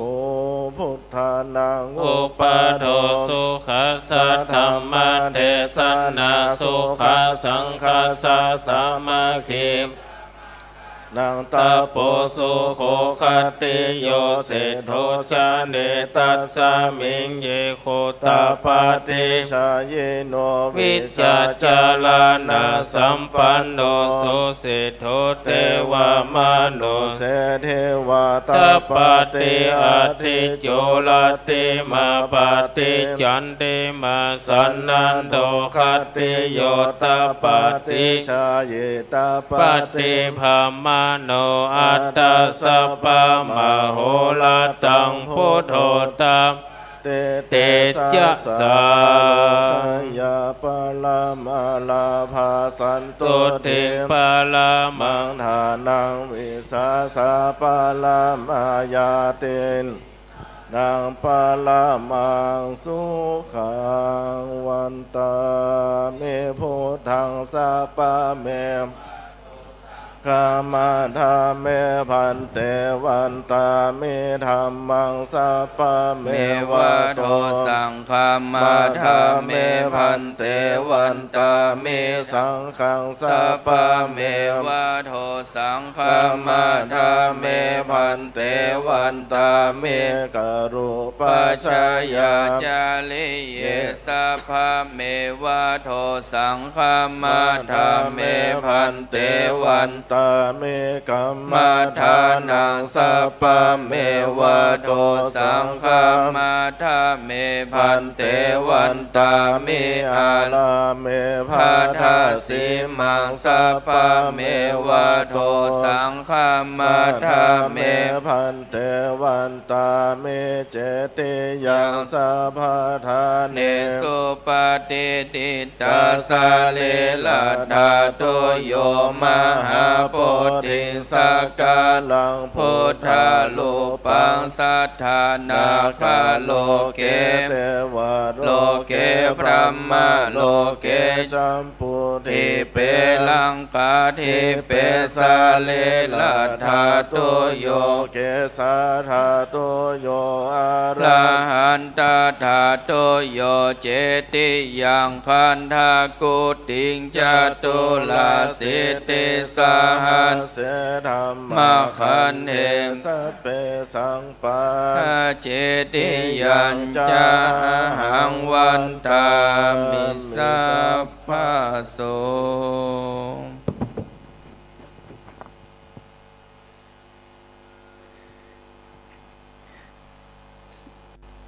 สาธุบัดนี้พระเจ้าประสงค์ได้จำเริญติปมนต์เจริญพระพุทธมนต์สวดธรรมจักรกับปวัตนาสูตรพิธีการเบิกพระเนตรใครสายตาองค์พระพุทธปฏิมาประธานประจำศาลาหอฉันอุดมสมสุขกันเป็นที่เรียบร้อยก่อนที่จะได้โอกาสถวายตานเข้ามาทุปายาตนอบน้อมถวายเข้ามาทุปายาตนั้นบัดนี้เก้าขอกราบอาราธนาหลวงพ่อธรรมครูประภัสสาธุการเจ้าอาวาสวัดก่อม่วงเมตตาเป็นต้นเป็นประธานอธิษฐานดับเทียนชัยบัดนี้กระทำพิธีมังกรกรรมสมโพธิพิธีการเบิกพระเนตรเป็นที่เรียบร้อยบัดนี้จะเป็นพิธีการดับเทียนชัยขอกราบไหว้สาหลวงพ่อธรรมครูประภัสสาธุการเจ้าวัดก่อม่วงได้เมตตาอธิษฐานและพระสงฆ์ทั้งปวงจะได้สวดคาถาดับเทียนชัยตามลำดับสืบต่อไปนัตถิเมสรนังอัญญังพุทโธเมสรนังวารังเอเตนะสัจจวะเชนะโหนตุเตจัยยามังกาลังนัตถิเมสรนังอัญญังธัมโมเมสรนังวารังเอเตนะสัจจวะเชนะโหนตุเตจัยยามังกาลังนัตถิเมสรนังอัญญังสังโฆเมสะละนังวาลังเอเตนะสัจจวัชเชนะ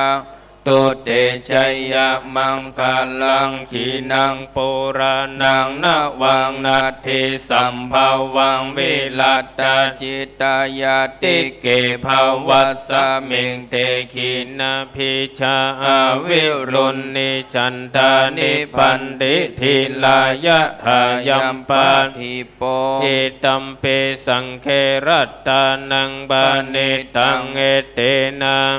ทินาสุวัติหนตุสัพพะโรคาวินิมุตโตสัพพะสัตตปวาชิโตสัพพะเวรามติกันโตยะถาทิโปจานิพุตโตครับบัดนี้ขอกราบอาราธนาท่านพระครูธรรมลงวิรพิทักษ์เลขานุการเจ้าคณะอำเภอเมธาเจ้าที่การสมปานแห่งวัดศรีมงคลเมืองลึกได้โอกาสถวายทานเข้ามาดูปายาต49ก้อนตามลำดับสืบต่อไปไวยสาด้วยความเคารพโยสันนิสินโนวัลลัมโพธิมุนเดมาลังสะเสนัง มหันติงวิจัยโยสัมโปธิมากันจิงวาอานันตัญญาละโนโนกุตตโมตังปันนามาเมธัมมังตังปันนามาเมสังฆังตังปันนามาเมมหาเจติยังตังปันนามาเมมหาโพธิโลกังสุลานันตุเทวาวราราชนากาอินตาจะพระมายมะโลกัปปาลาธรณิจสิริขุตตาภิธานาอาสาวาลาคาปัตตาเทวโมตันโตปุญญังวาลาเศษเหตัสสมาตุมเหหิอนุโมตมานาสาตุสาตุโอกาสพันเต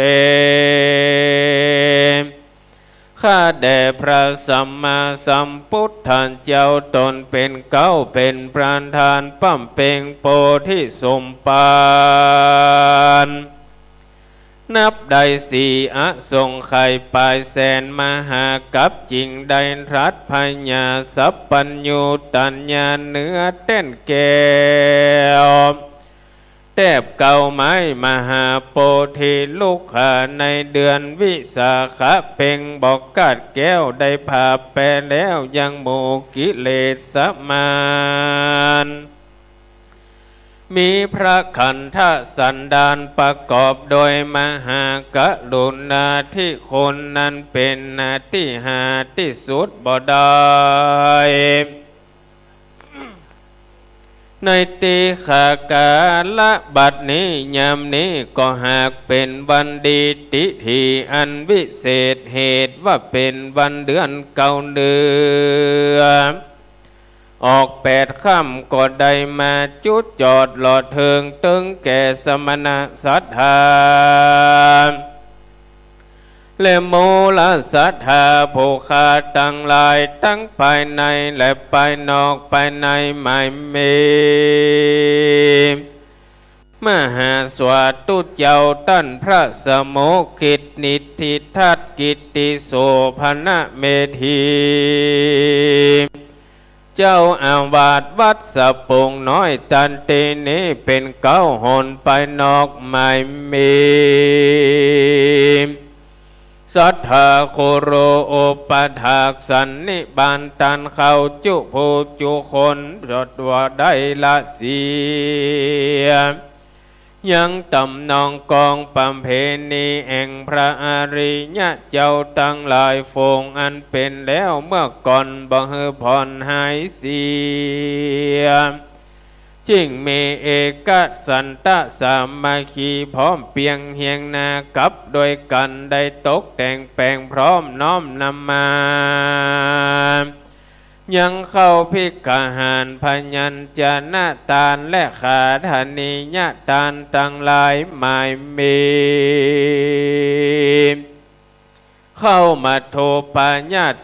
49 โกฏากเพื่อจักอังกาถวายปุจจาและหือตาลวสนิแต่ดิลี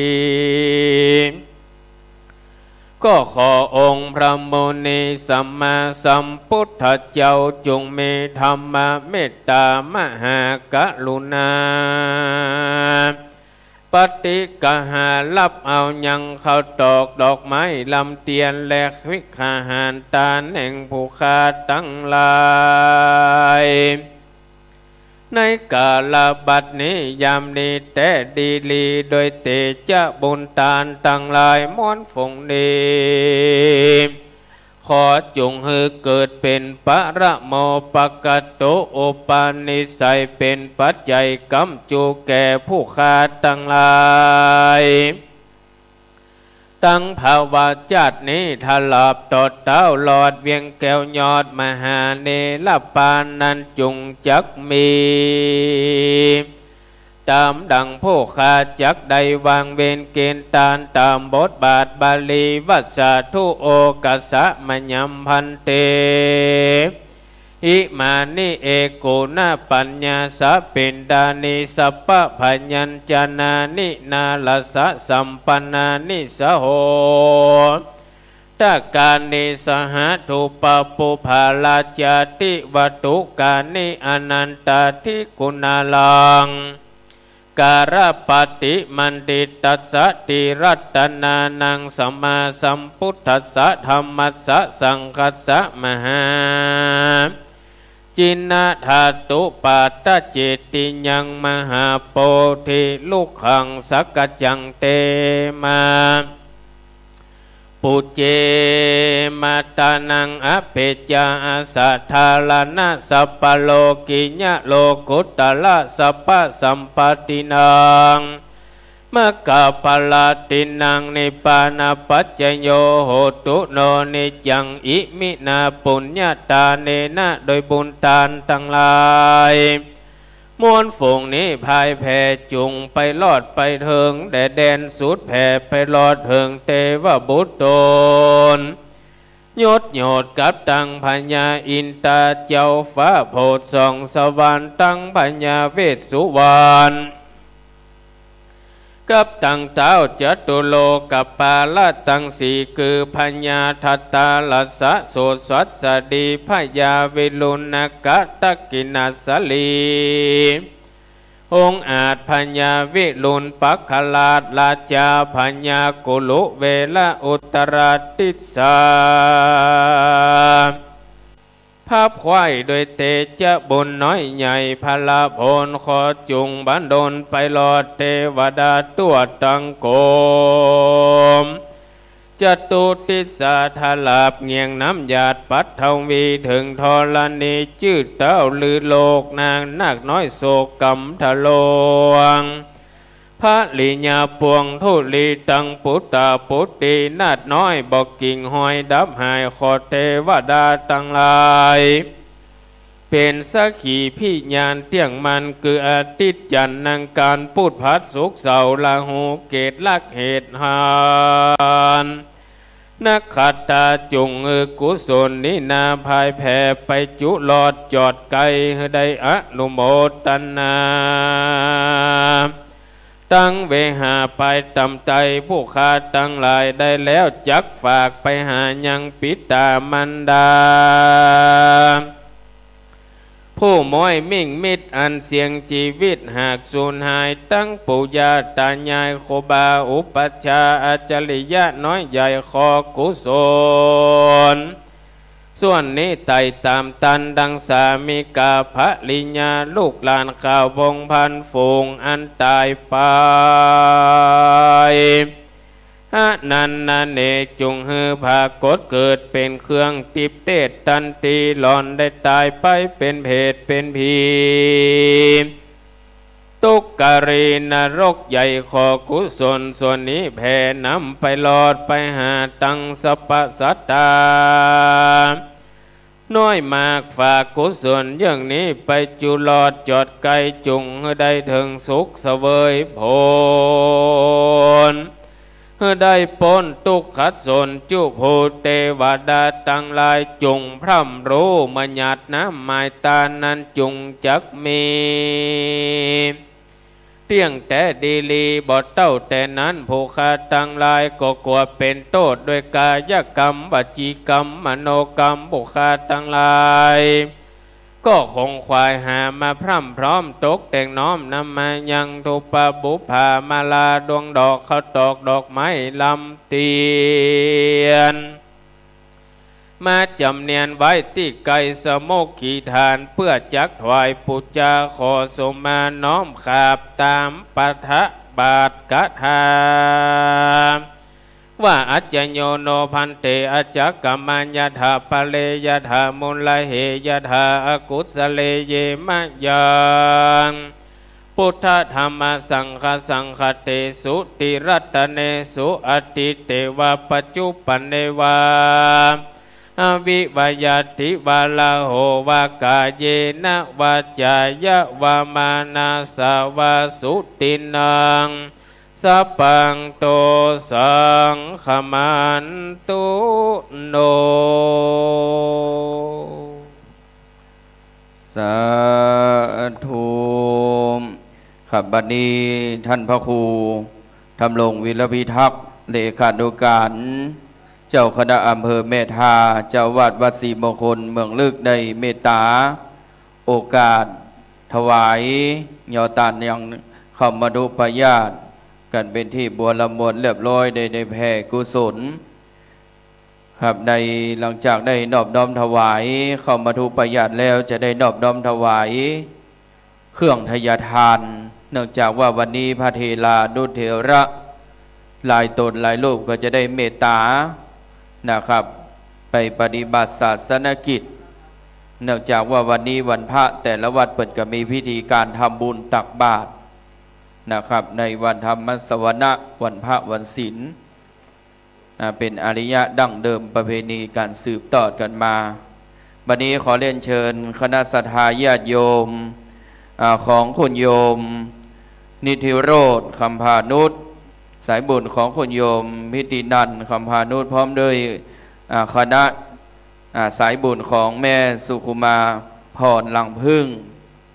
ทนายสกลเดชประมวลพลท่านผู้อำนวยการจักราวุธ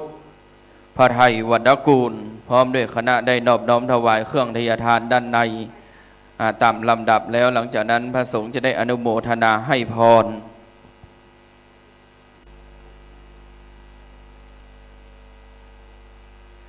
ครับหลังจากนั้นเข้ากับที่รับรองเดิมศรัทธาญาติโยมตั้งสัจจะอธิษฐานนะครับบัดนี้จะได้ไหวสาอย่างครูบาสังฆพระเทลานุเถระได้เมตตาปั่นปอนเมืองพร้อมกันแบบล้านนาเด้อครับเน้อยะถาวะเลวะหาปุลาปะเลปุเรนติสากาลังเมวะเมวะหิโตทินังเปตานังอุปกปปติอิชิตังบาทิตังตุมมังคิปะเมวะสัมเมจันตุสัพเพปุเรนตุสังกปปจันโทปานาลโสยธามานิโจติลโสยธาสัพพิติโยวิวัจจันตุสัพพะโรโควินาศตุมาเตภวัตวันตารายโยสุขิติขายุโกภวะอภิวาตานาสิเลสานิจังวุฒาปัจจายโนจัตตารโลธรรมาวัฏันติอายุวันโนสุขังบาลังอายุวัฏโกธานาวัฏโกสิเลวัฏโกยัสสาวัฏภาลาวัฏโกวันนาวัฏโกสุขวัฏโกโหตุสัพพตาทุกขโลกาภยาเวลาโสกสันตุจุปาทวาเนกาอันตรายภิวินาสันตุจัตเตจัสสัจจยสิทธิทานังลาภังโสธิภากายังสุขังบาลังสิริอายุจาวันโนจาโภคังบุธิจายสาวาสัตตวาสัจจาอายุจาชีวาสิทธิภาวันตุเตใจญะตุภาวังใจญะมังกัลลังใจญะโสติภาวันตุเตสาธุครับบัดนี้ขอกราบอาราธนาหลวงพ่อท่านพระครูประภัตสาธุการประธานสงฆ์เจ้าวาดวัดเกาะม่วงได้เมตตาประพรมน้ำพุทธมนต์แด่องค์พุทธปิมปาสารูปพร้อมโดยพี่น้องศรัทธาบัดนี้ขอนิมนต์พระเจ้าประสงค์ได้เจริญชยมงคลคาถาไหวสาด้วยความเคารพ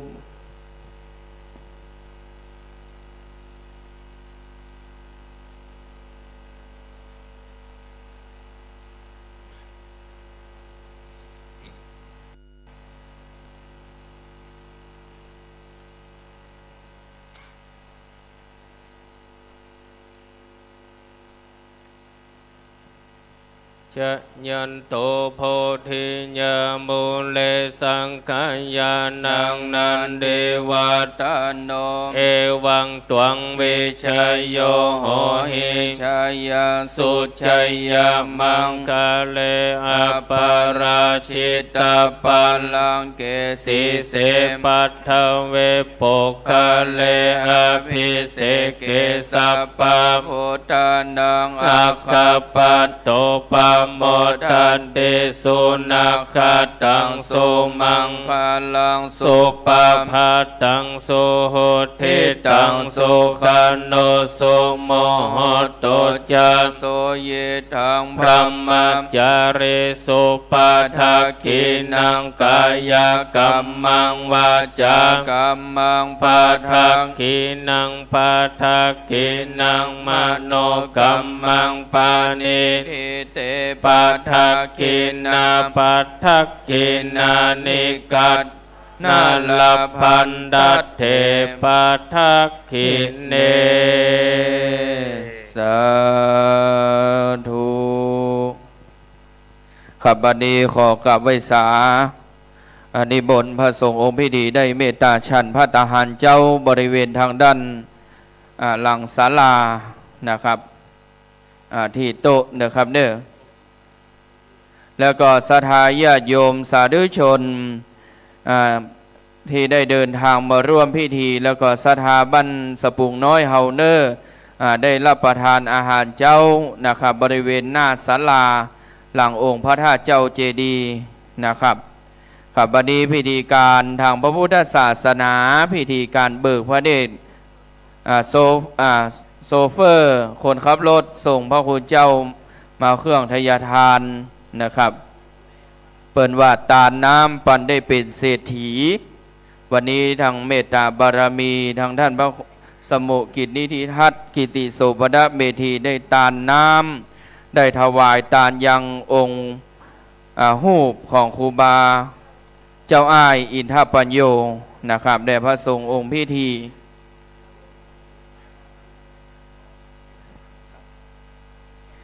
นิมนต์ฉันทางด้านหลังศาลานี่นะครับ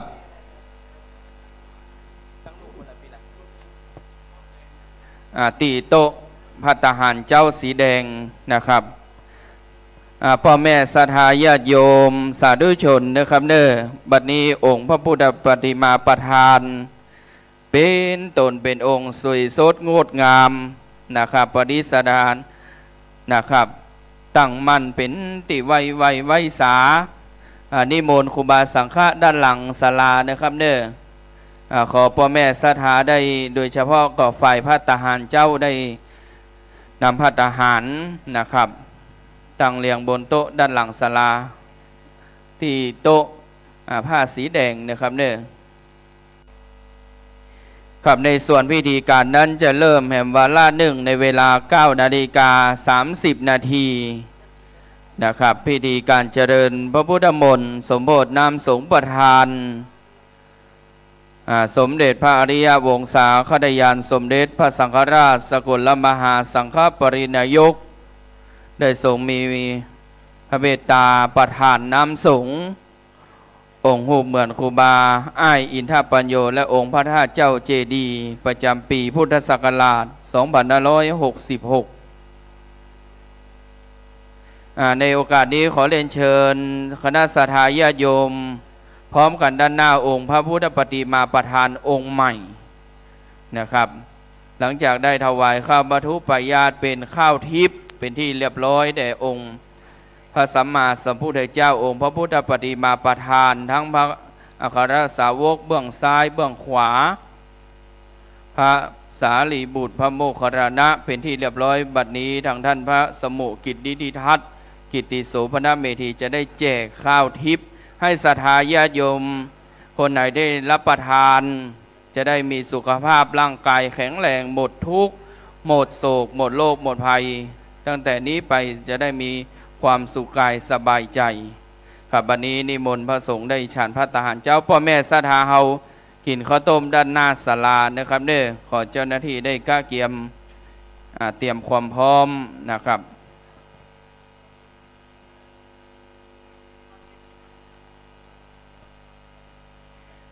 ในโอกาสนี้ช่างเครื่องก่อนตีคณะแห่ดนตรีปาดกองกองวงดุริยะดนถีเพชรลุงนาตราชจะได้บรรเลงสดนั่นก่อนในช่วงนี้ตั้งเครื่องเสียงสนั่นก้องปื้นปฐวีแห่งห้องเวลุคามปาสังได้ดำเนินการนะครับบรรเลงกันไปในห่วงช่วงเวลานี้ศรัทธาพ่อแม่ศรัทธาวัดสบุงน้อยเอาแจกกันไปเน้อกินเพื่อมีพญาปัญญาเฉลียวฉลาดเหมือนดังเจ้าพระมโหสถเพื่อมีกำอดเหมือนดังเจ้าเตมียากุมารเพื่อหูหักษาสินกินตาลเหมือนพญาอาถังกุลีเพื่อมีฤทธิเก่งกล้าเหมือนพญาโมกขลนะเทและเจ้ากุมารเพื่อมีกำลังวังชาเหมือนพญาจ้างไปสันเจ้าเน้อคำเน้อช่างเครื่องได้เปิดเพลงบรรเลงวงกระดังไปเหตุก่อนเดี๋ยวหลังจากนั้นเพชรลุงนาตราชมาถึงเขาก็จะได้หยอบยั้งและจะได้ให้เพื่อนบรรเลงกันไปนะครับ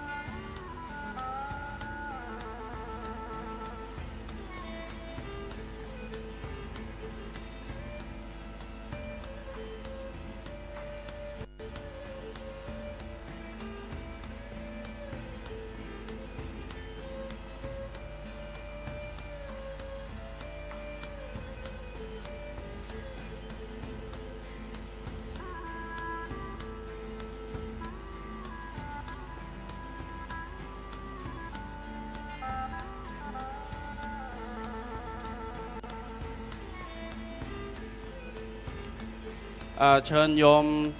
ตักรับประทานอาหารตรงที่เต็นท์หน้าหอฉันเลย แม่สุขมาพรปลื้มมาก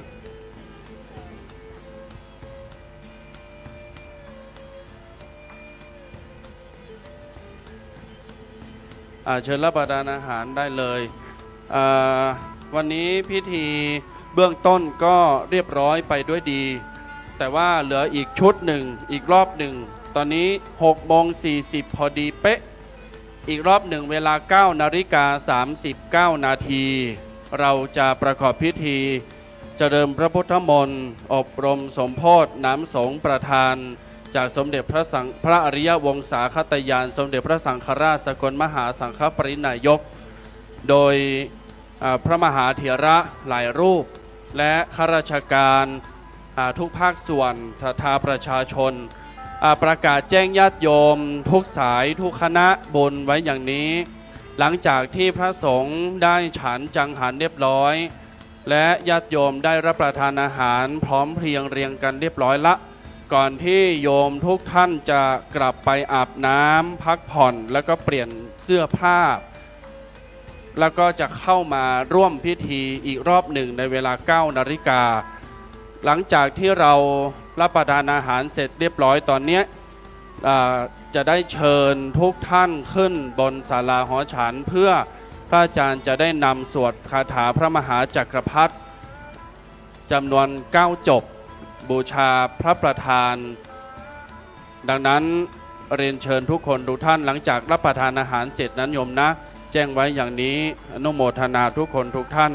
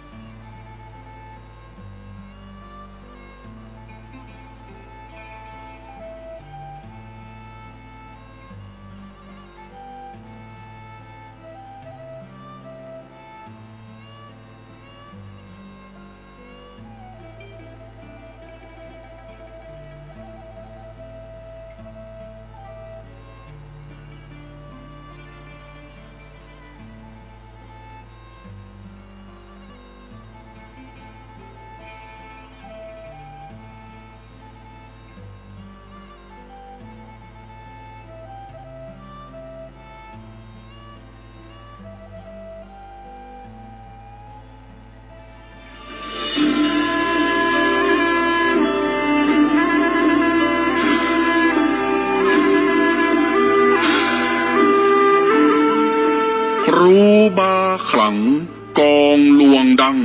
บาติกสดสี ประเพณีดีงาม วัดสะปุงน้อย ตำบลม่วงน้อย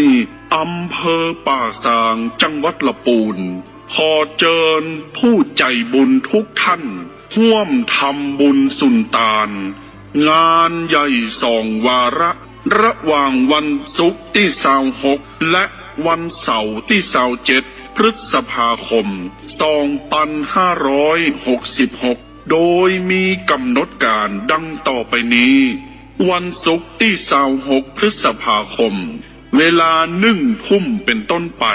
ประกอบพิธีพุทธาภิเษกเสกซ้อมย้อมยศ สมเด็จองค์ปฐมต่างมหาจักรพรรดิทรงล้านนา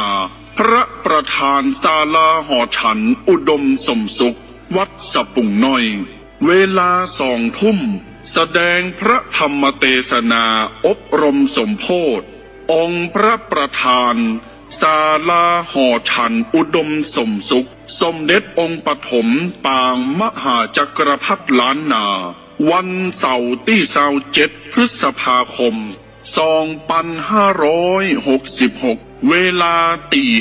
5 ประกอบพิธีเบิกพระเนตร หรือไข่ตาพระเจ้า พระประธานศาลาหอฉันอุดมสมสุข รู้บายท่านได้คำศาสนา เวลา9:39 นาที พระสงฆ์พิธี30 รูป ประกอบพิธีเจริญพระพุทธมนต์ในงานประเพณีส่งน้ำอธิธาตุและหูปเหมือนหลวงปู่ครูบาอ้ายอินทปัญโย อดีตเจ้าอาวาสวัดสะปุงน้อย เป็นสิ่งที่เรายึดถือบูชา ภายในงานนี้มีมโหรสพสมโภชตลอดทั้งงาน เช่น แห่ปืนเมืองประยุกต์คณะเพชรรุ่งนาตราช การประกวดฮ้องเพลงไทยลูกทุ่ง แข่งขันประชันกองหลวงล้านนารำวงย้อนยุค และในงานนี้เชิญทุกท่านพบกับดารานักแสดงชื่อดัง ที่จะมาร่วมเป็นเกียรติภายในงาน เช่นก๊อฟกันภักดีวิจิตร บูมภาคภูมิ เก้าธานชน และดารานักแสดง ทีมงานละครเรื่องเลือดเจ้าพระยา ทางช่อง 3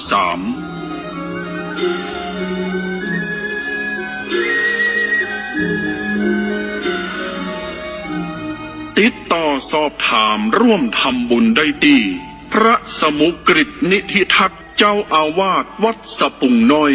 เบอร์โทรศัพท์ 063-756-1681 กินตาลหยาดน้ำนาบุญหลวงหลาย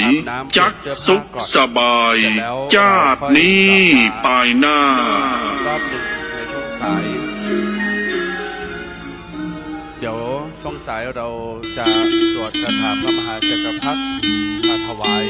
พระพุทธประธานพร้อมกันในช่วงสายก่อนพิธีสงฆ์ตอนนี้กลับไปพักผ่อนอาบน้ำเปลี่ยนเสื้อผ้าทำธุระส่วนตัวให้เสร็จสับเรียบร้อย พ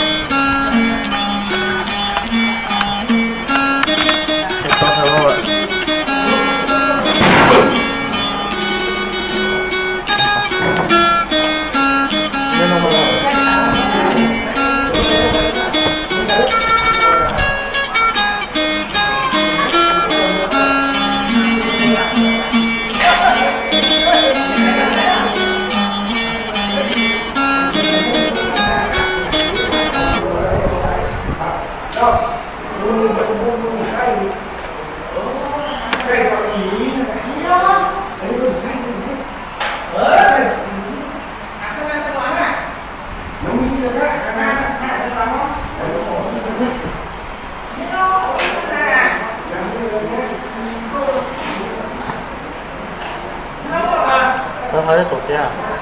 เออ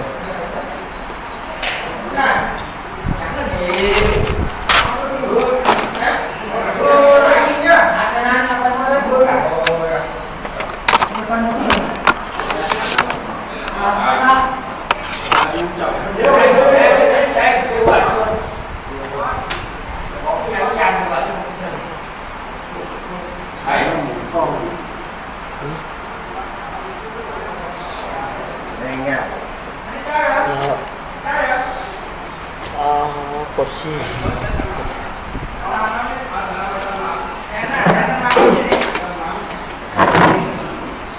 ของ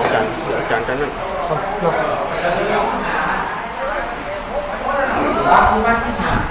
เริ่มพิธีอีกที9 โมงครึ่งครับ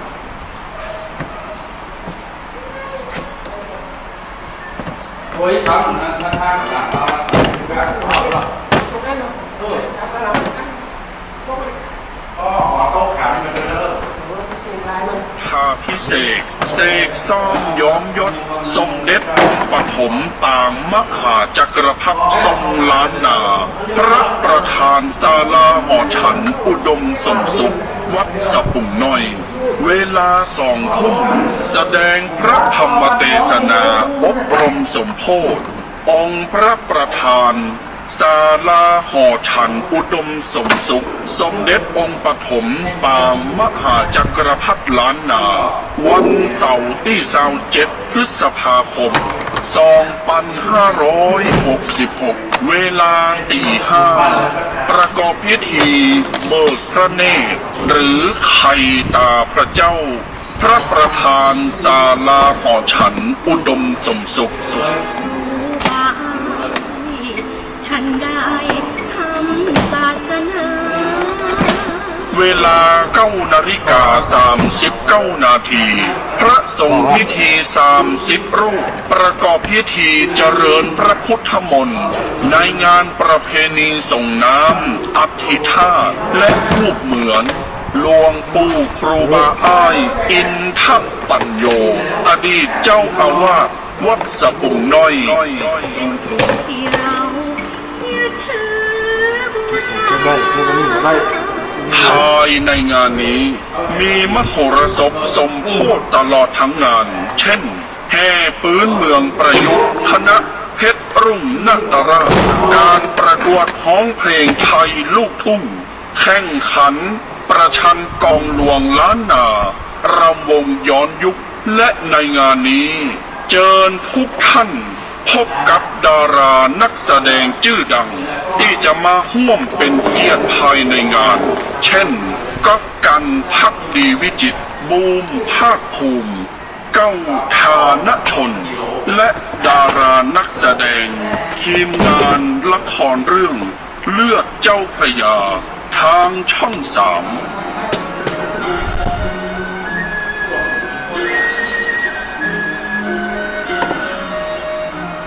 ติดต่อสอบถามร่วมทำบุญได้ที่พระสมุกฤตนิธิทักษ์เจ้าอาวาสวัดสะปุ่งน้อย เบอร์โทรศัพท์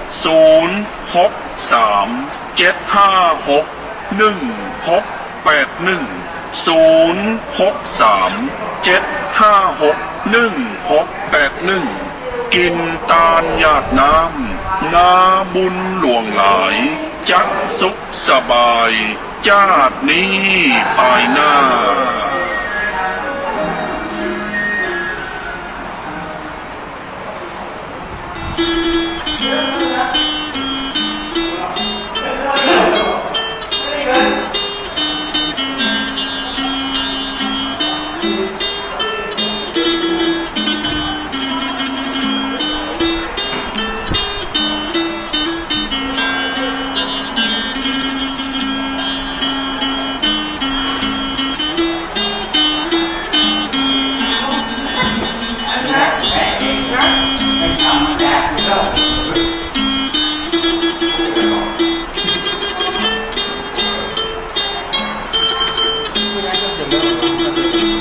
เ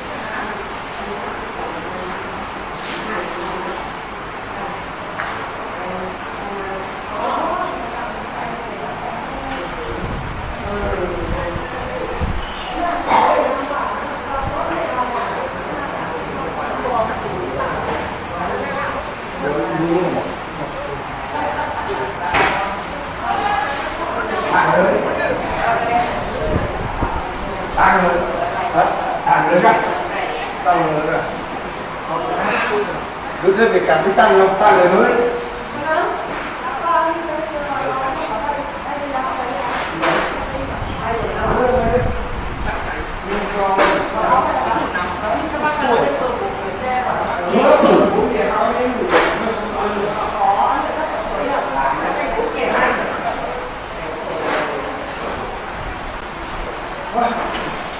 กูให้เหนื่อยไ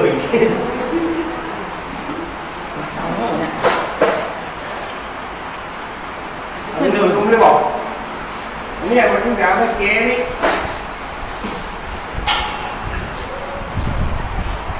ไว้ห้องนี่เลยตัดเตียวตัดนอกเนี่ยห้องข้างข้างใดเนี่ยเขาอย่างว่ากั้นลูก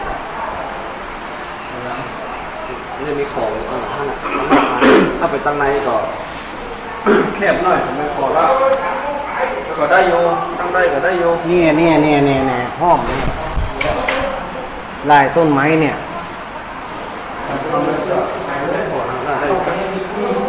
ต้นไม้ก็ตั้งในให้มันมีที่ให้เอาไว้ลุ่มเนี่ยเพราะอันสายเสียงเราเสียบหลอดหน้าต่างท่านมานี่ได้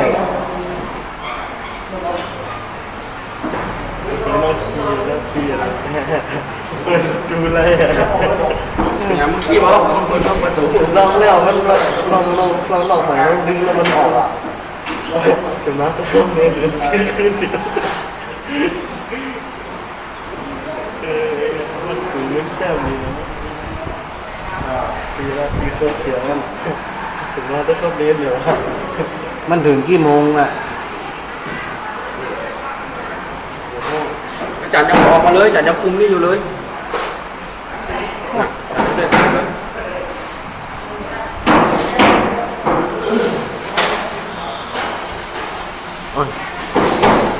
ร้านไหนก็มี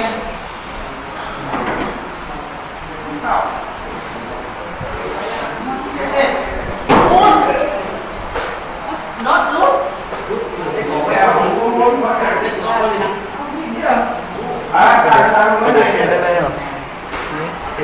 ซาโตอ่ะซาโตจุดเดียวเนี่ยหายสามเลยจะได้นำสี่นะจะได้นำแปดนะไม่คนนี้จริงคนนี้แก้แล้วไปเลยไม่ได้ครับไม่ได้ต้องปิดแล้วที่นอนไม่เอาเดี๋ยวไปดูอ่ะกล้องตั้งในใจกี่ตัวเนี่ยสองครับสองแน่เนี่ยสองตัวตั้งในนะเหลือละสองตัวถ้าว่าพอกว่า3ตัวแล้วก็ที่ส่งน้ำนั่นนี่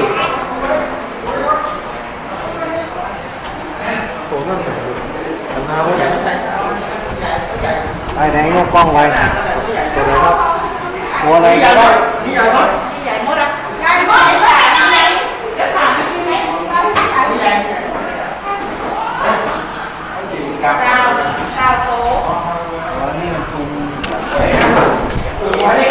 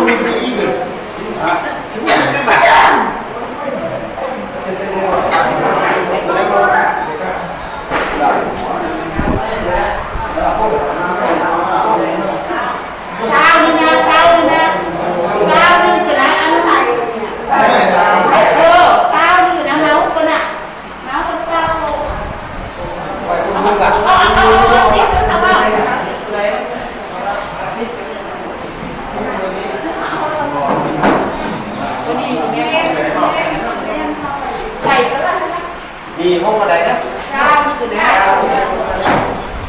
ใหญ่ใหญ่เ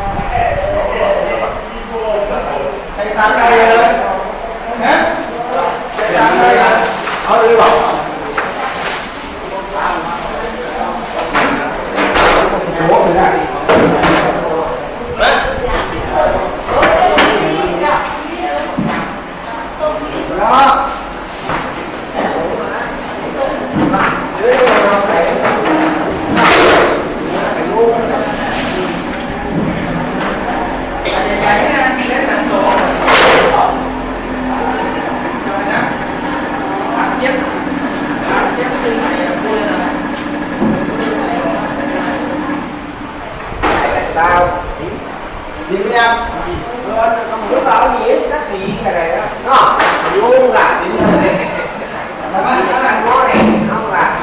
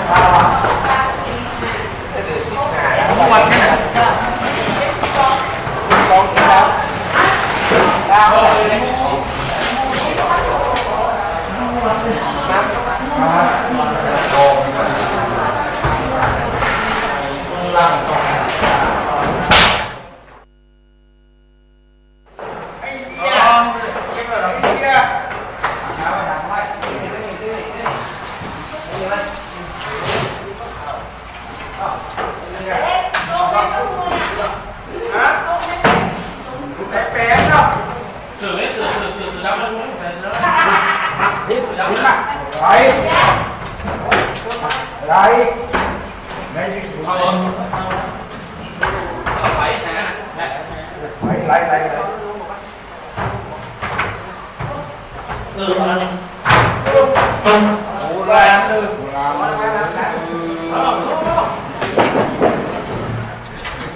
้ก็ไว้บ้างดิ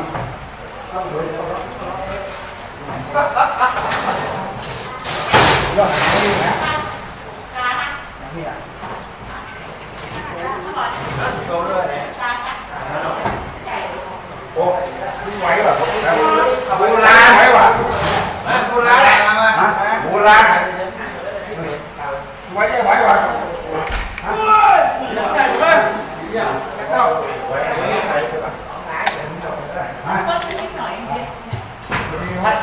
ไหว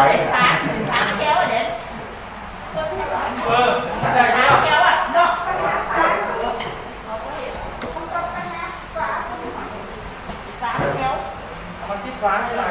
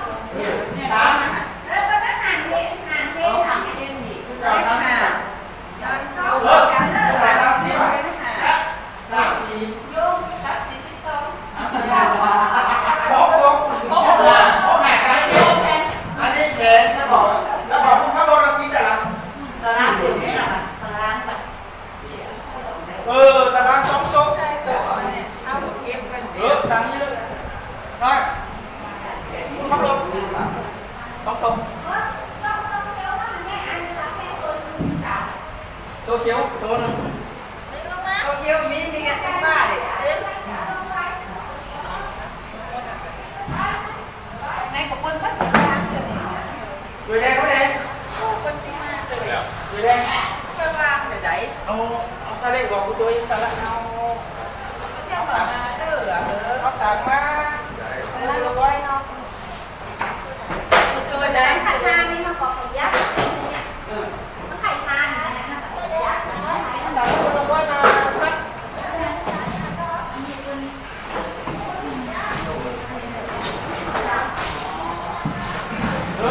ไอ้กดยุ่งอันนี้มันลุกปักก็เป็นอ่ะ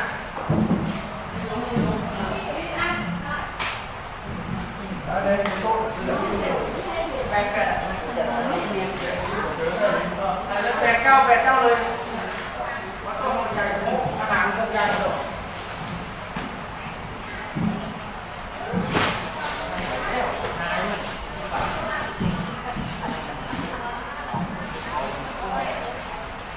บ้านต้นบ้านมันต้องใช้นั่นน่ะบ้านต้นบ้านน่ะรุ่นไหนหน่อยนะบ้านต้นบ้านใช้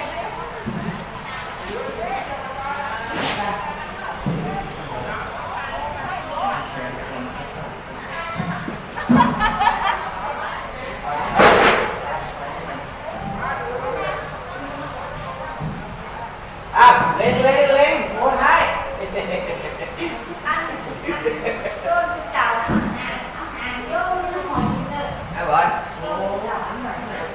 bán mày linh hồn ta con của tôi đã hả cái tổ đi cùi xèn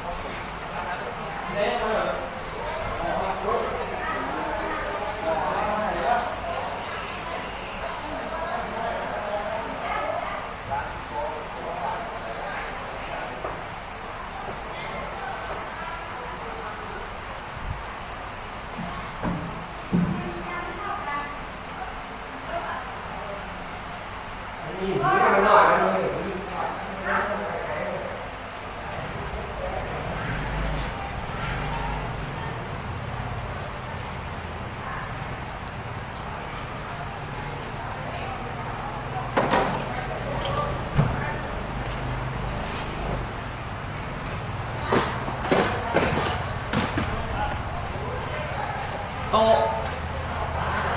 ต๊ะนั่นน่ะเอาขึ้นไปมันสนุกมาก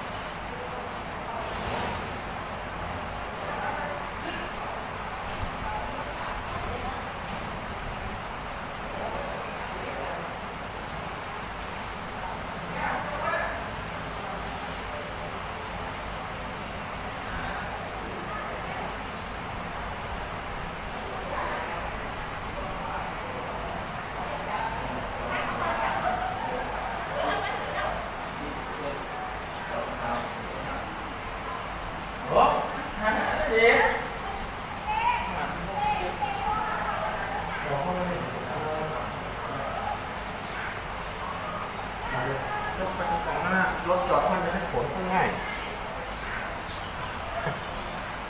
แล้วจะมาแข่งคนมายกมันผมรับผิดชอบยกเองครับผมว่าโอ้สุดท้ายเราไม่ได้ยกถึงก็เหลียวอยู่แล้วท่านอาจจะมีคนช่วยนะอาจจะมีคนหรือไปอะไรก็มาละเอานี่ไปลงมาตั้งโต๊ะนั่งก่อนจะตั้งโต๊ะแล้วก็มานี่ไป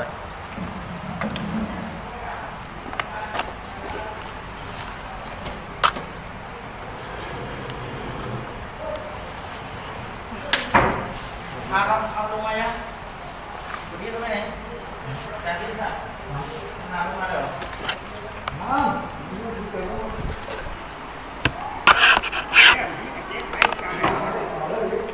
นี่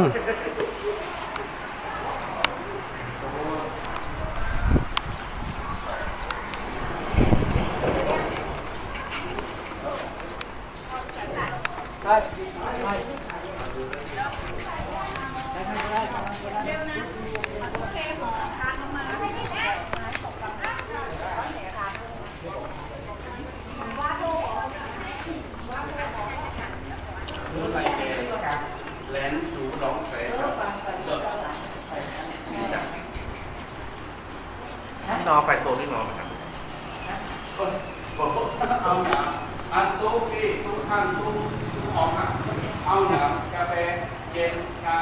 เอาชาก็ได้ครับ ชาที่ของเนาะ ครับ ชาหน้าสีของท่านสีคนนี้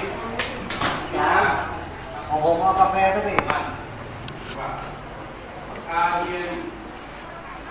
ตอนนี้ ชาเย็น2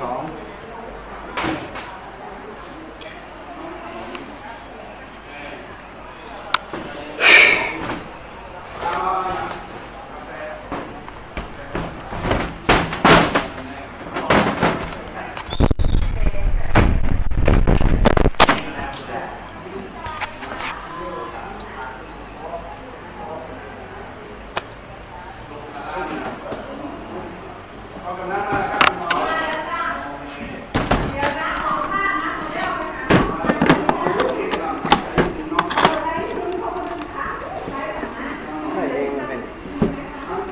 เป็นแดงอยู่ก้นหรอ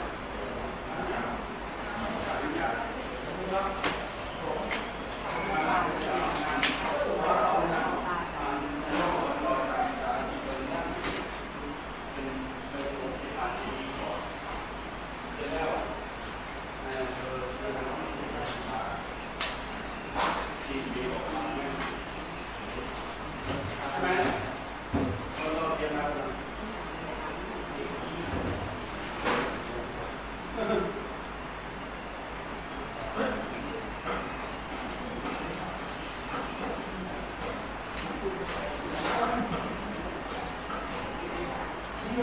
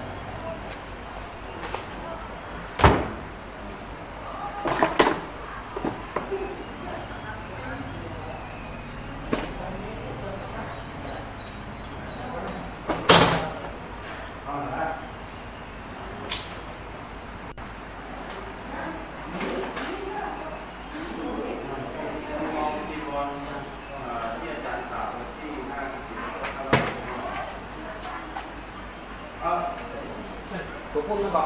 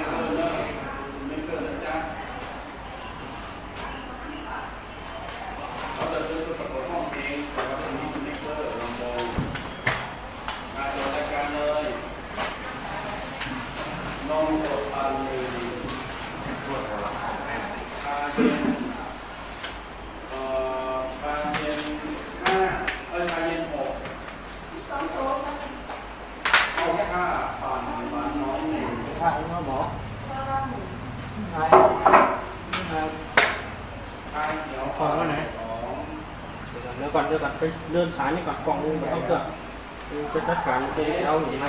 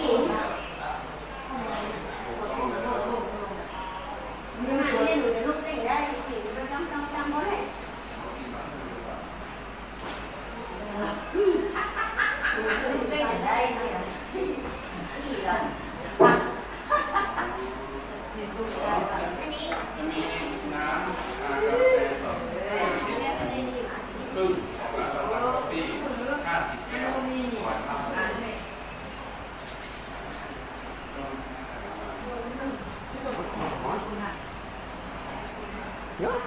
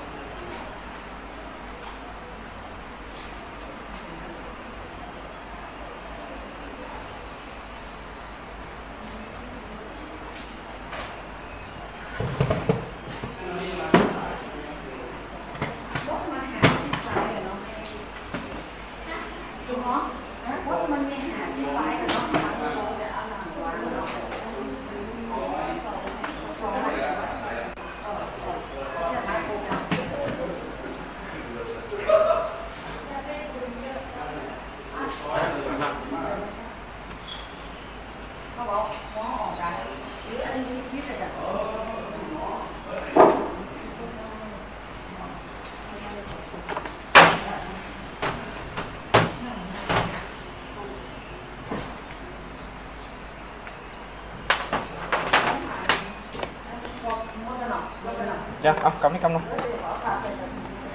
Cầm, xếp bắt tấm lúc. Nó sẽ để cái nọ không?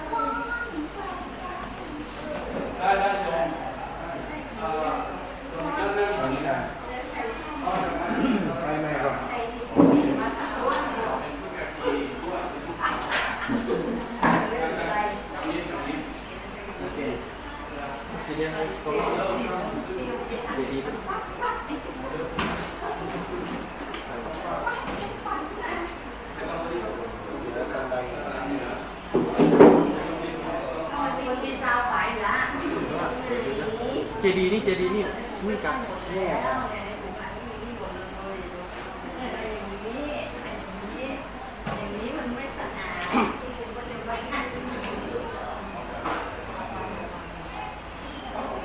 เดี๋ยวก็อันนี้เอา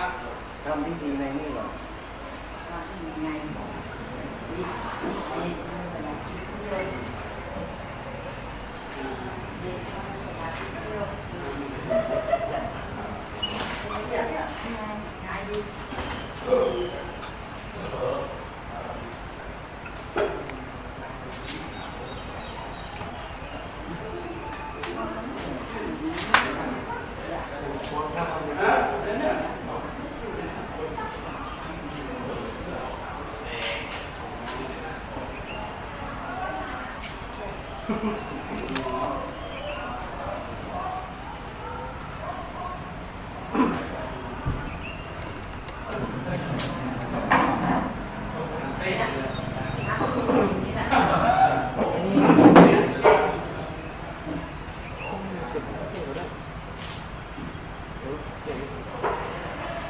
ก่อนนะก่อนใช้บ้างนะ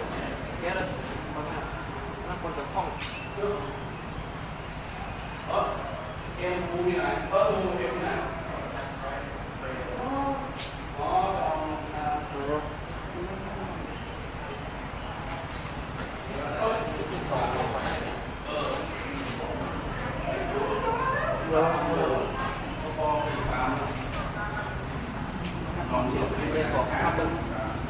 แล้วใส่โป๊ะเขาก็คว่ำไปหลายหมื่นอย่าไปพลาดกับน้อยๆแน่ๆไม่เอารอเอาเข้าดู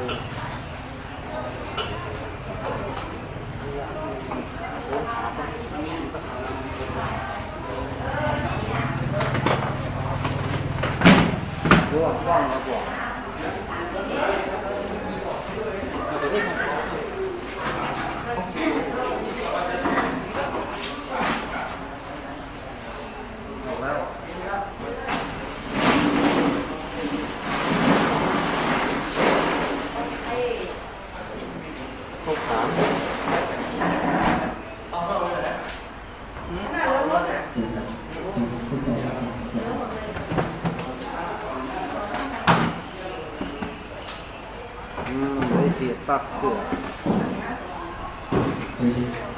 ยกเข้ามาในนี่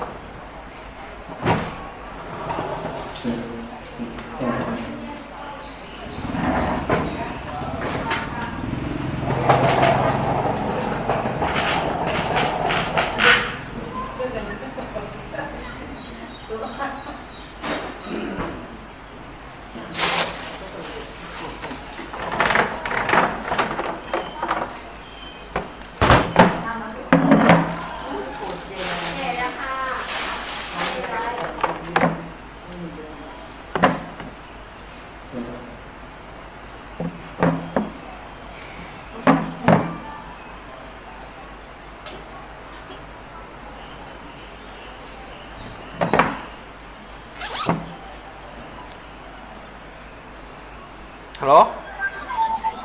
ฮัลโหล ยุ่งอยู่ไหม ก็โอเคแล้วเสร็จแล้วย้ายที่เสร็จแล้ว รบกวนโทรบอกพวกเนนแสงเนนอะไรให้หน่อยดีให้ไปบอกอาจารย์สมัครว่าดูแลอาหารให้พระอาจารย์มหาสมชาติด้วย เพราะว่าผมโทรหาก็ไม่รับไงอาจารย์สมัครอะ เขาไปบินทบาทอยู่ อะไรนะ เขาไปบินทบาทอยู่นินเขาไปบินทบาทอยู่ อาจารย์สมัครอะนะ นำเนนไปบินทบาท โทร ไง บอกให้หน่อยโทรบอกให้หน่อยนะ แล้วอาจารย์มหาสมชาติอยู่ไหน อาจารย์มหาอยู่กุฏิไม้อะครับบอกแกด้วยโอเคนะเดี๋ยวผมกำลังไปเนี่ยโอเคติดต่อใครที่วัดไม่มีใครรับเลยครับ รู้เป็นเราเจ้าบ้านเลยไง ผู้ช่วย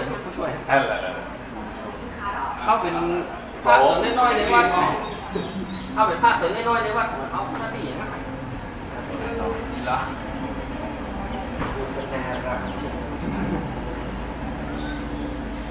ท่านเรียนมหาลัยที่มมลอะไรอย่างนี้หรอจะรออยู่หร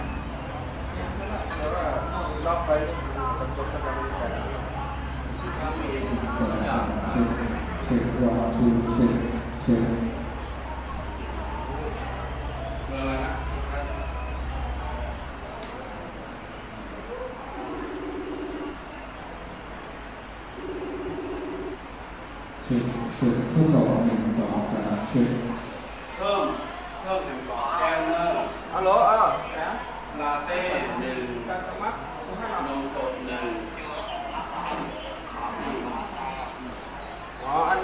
อันนั่นอ่ะไอ้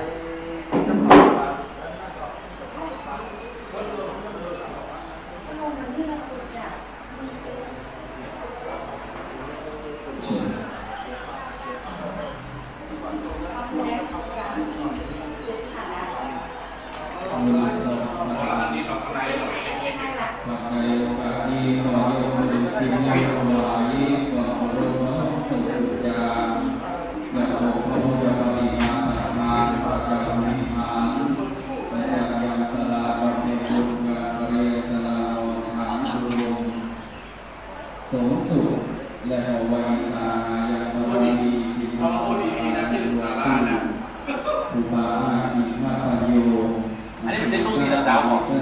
เจ้านะครับเสียงท่านม่วนดีเนาะเสียงท่านม่ว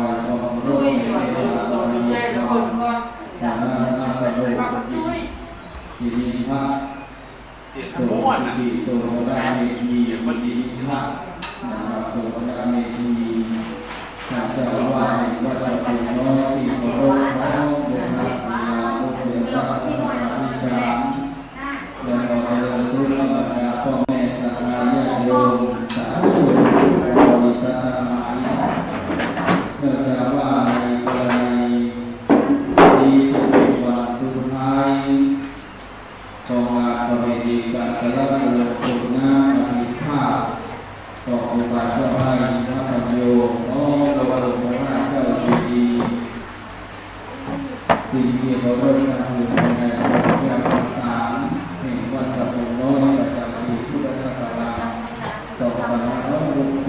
อันนี้เขาเริ่มแล้วกันครับ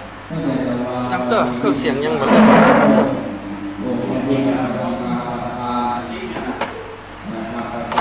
เนี่ยเอาไปพูดไปพูดอ่ะ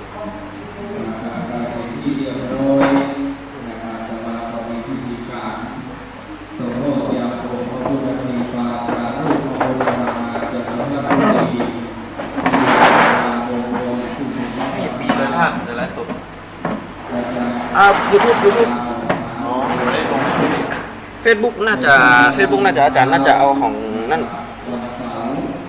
YouTube มากกว่าก็ตอนนี้นะมันหลายช่องทางอ่ะ ที่ว่าอะไรวัดไฟดิน วัดไฟดินอ่ะ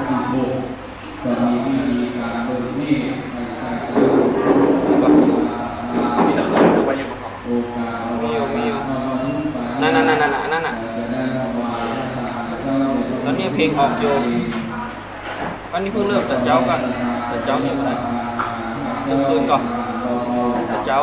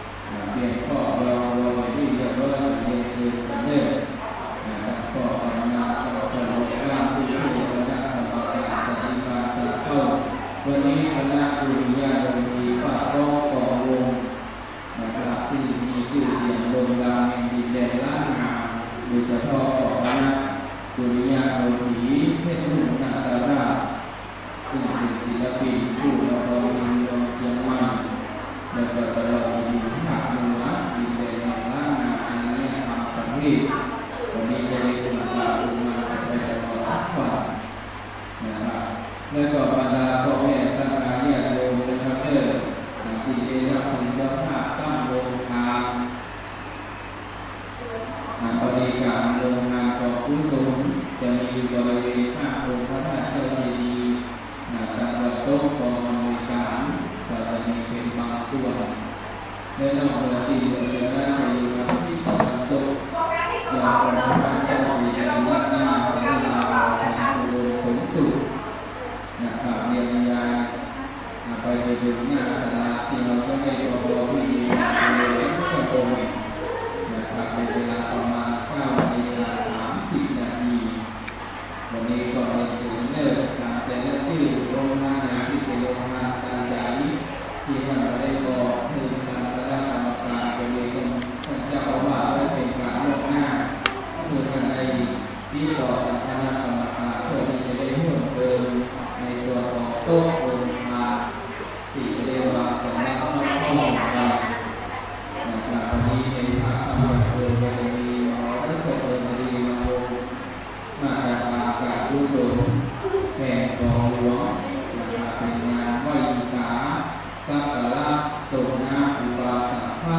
เป็นที่ไหว้สาด้านหลวงปู่อุปาโตอายินพระโยที่ว่าเราดูของมันก็กลายเป็นสารีวิปัสสนาเพื่อเรื่องบรรดาคณะศิษยานุศิษย์อันเดวที่หลวงเจ้าเรียกว่าอินเดชาได้ระลึกถึงสิ่งมากรรมฐานของหลวงปู่นะครับแต่ก็กิจการโรงวิญญาณของหลวงปู่นั้นได้นำปัจจัยอาโรนาโอปะอาหารเจ้าสมณะสังฆาสมณะสมุกิติดิริมัตนะครับกิติโกปะเตมีสัมณะจัตเตเป็นต้นเป็นประธานนะครับเพราะเป็นคณะสังฆาญาติโยมที่อยู่คู่เมื่อได้ยินใจนะครับจากสิ่งนั้นจะเข้ามาในส่วนของโลกนะครับเนี่ยในพ่อแม่สังฆาในส่วนของสถานที่เกิดโลกรู้การนั้นของเมตตาจอโอวาโมข้อเป็นวัดรู้แล้วก็สนิทเนี่ยข้าพเจ้าเนื่องจากว่าภายในนั้นในโรงแก้วต่างๆในวัดก็เป็นร้อยในการจัดตั้งสถานที่เพื่อที่จะได้อำนวยความสะดวกต้อนรับในมีผู้ใจบุญนายบุญผู้ใจดีนะครับสาวคนบุญบารมีทุกท่านได้มอบสิ่งยาวปานขอพระเจ้าขอถวายเป็นอาจารย์ญาติเจ้าหลวงปู่ครูบาอาจารย์ที่มาประโยชน์ในผู้นี้อาสาญาติโยมเลยทำรักษาสลายเราจะเดินต่อแห่สังฆาได้ตรงกับโอ้ลานะครับเพราะเป็นอาจารย์ญาติเจ้าคุณในช่วงเวลารอที่การสังฆาญาติโยมเดินเดินจะทำได้ด้วยการมีส่วนตัวรักษาประจำกองโดยการนะครับจะได้เรียนว่าตามกำลังศรัทธาท่านจะบริการให้บริการให้เราแสดงว่าสีดำสัจจะอาภิหารเป็นวันแห่งน้ำย่อมได้โดยการวิสาย่อมได้ว่าสัจจะอาภิหารย่อมเป็นวัน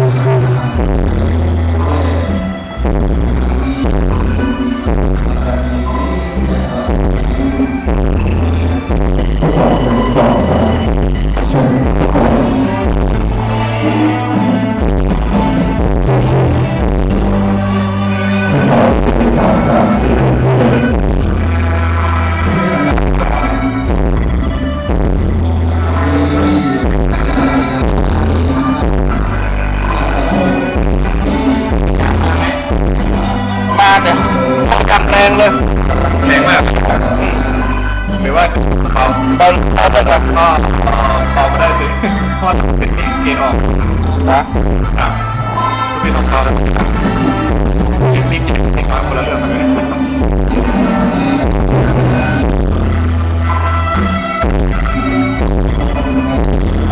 สัญญาณเข้ากับจัดลูกฟัง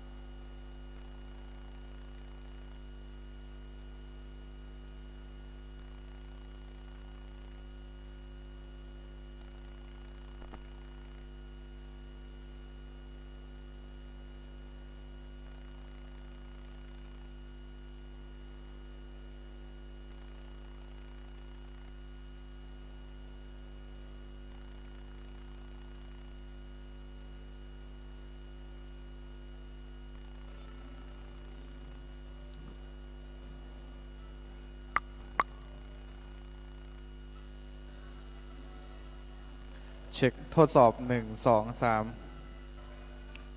ทดสอบเช็คเช็คเช็ค1 2เช็คปกติ อันนี้อาจารย์ลูกยาวเลยตังบน แต่ว่าปกติเนาะ ปกติละโอเค โอเค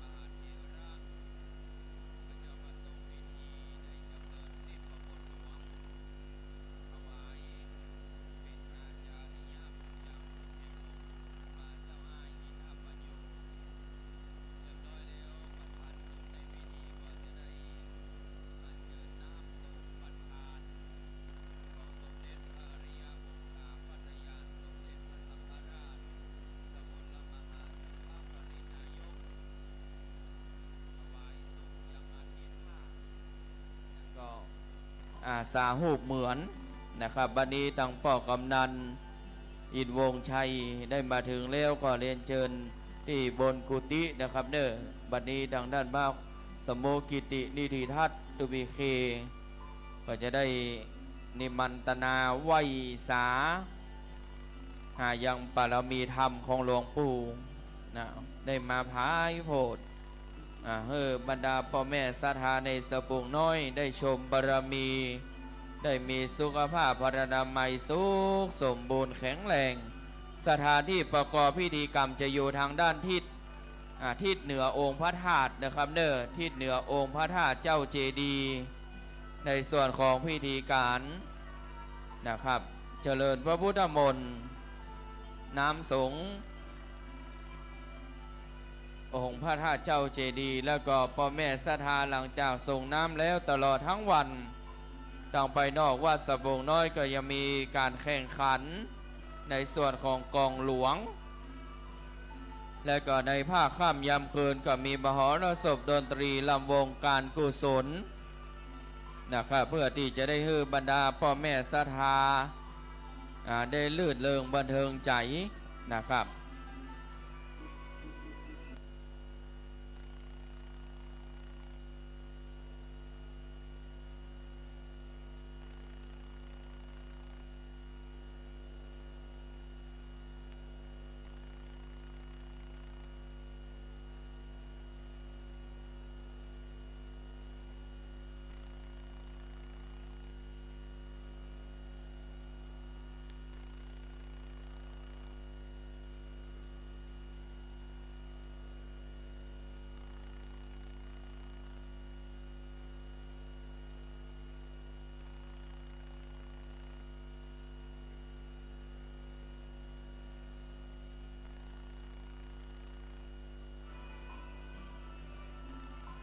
ครับพ่อแม่ศรัทธาญาติโยมสาธุชน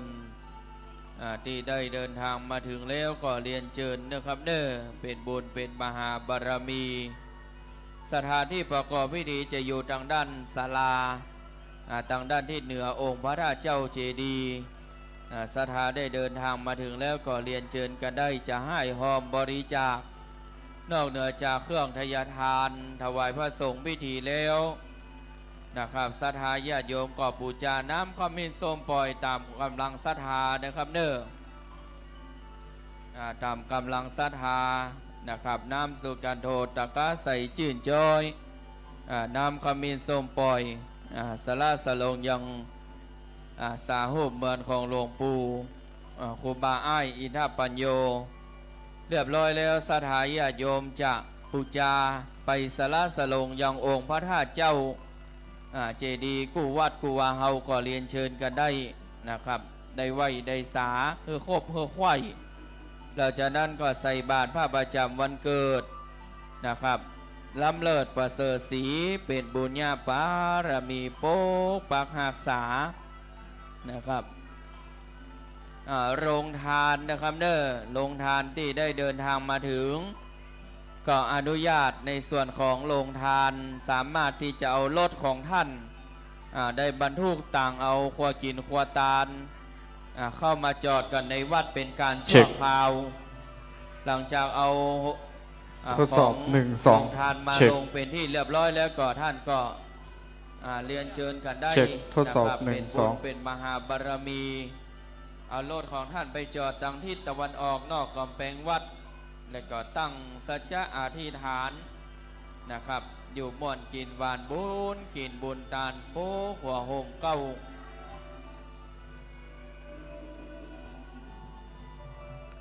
เช็คทดสอบ1 2 3พ่อแม่ศรัทธานะครับเด้อเรียนเชิญกันด้านหลังองค์พระธาตุเจ้าเจดีย์แล้วก็ด้านหน้าศาลาหอชันอุดมสมสุขเช็คทดสอบนี้ทางท่านพระสมุกิตินิธิทัศน์กิติโสภณเมธีได้นิมันตนาอธิษฐานของหลวงปู่เช็คทดสอบ1 2 3เช็ค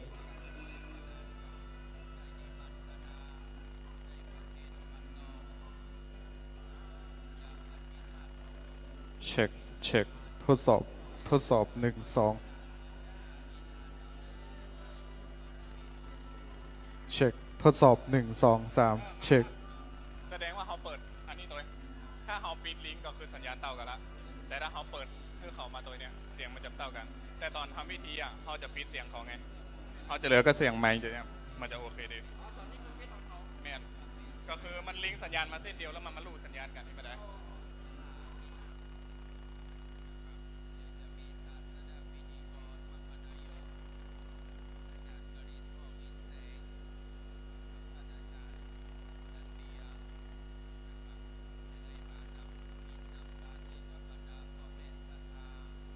สาธุชนพุทธบริษัทท่านทั้งหลายได้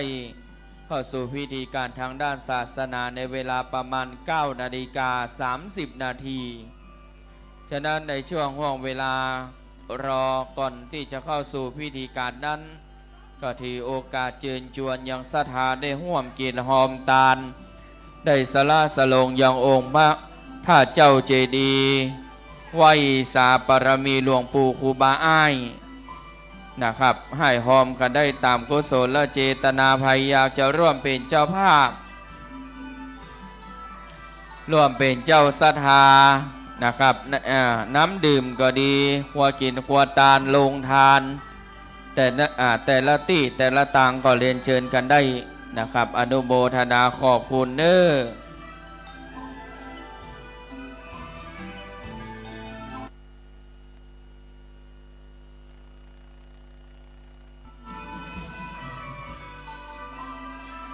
ได้กินได้ทานเป็นวัดจะดีต้องมีบ้านเป็นหลักฐานช่วยกันสร้างช่วยกันสร้างต่างอาศัยบ้านกับวัดช่วยกันพัดก็โอยชัยถ้าคัดกันก็บะไลถึงสองต่างมันบะจ้างจะยากจะได้อีป่ออีแม่น้ำก็ย่อมเปิ่งเหือเสือก็ย่อมเปิ่งป่าจะกะเปิ่งก็ไม่ตูเจ้าพระเนรอยู่วัดอยู่วาก็จำเป็นที่จะต้องเปิ่งศรัทธาญาติโยมคือการอุปถากคือการอุปธรรมส่งสาเข้าจังหันก็ละในวันนี้เป็นงานประเพณีประจำทุกปีนะครับในงานไหว้ศาสละสลงส่งน้ำรูปเมืองหลวงปู่ครูบาเจ้าอ้ายอินทปัญโยนะครับบรรดาพ่อแม่ศรัทธาจะบูชาวัตถุมงคลก็ดีตลอดจนถึงนะครับเรียนครูบารูปเหมือนของครูบานะครับก็ติดต่อตั้งกล่องอำนวยการนะครับเน้อช่วยกันตั้งคณะกรรมการก็ช่วยกันอำนวยการนะครับว่าในส่วนของการบูชานั้นมีอย่างพ้อง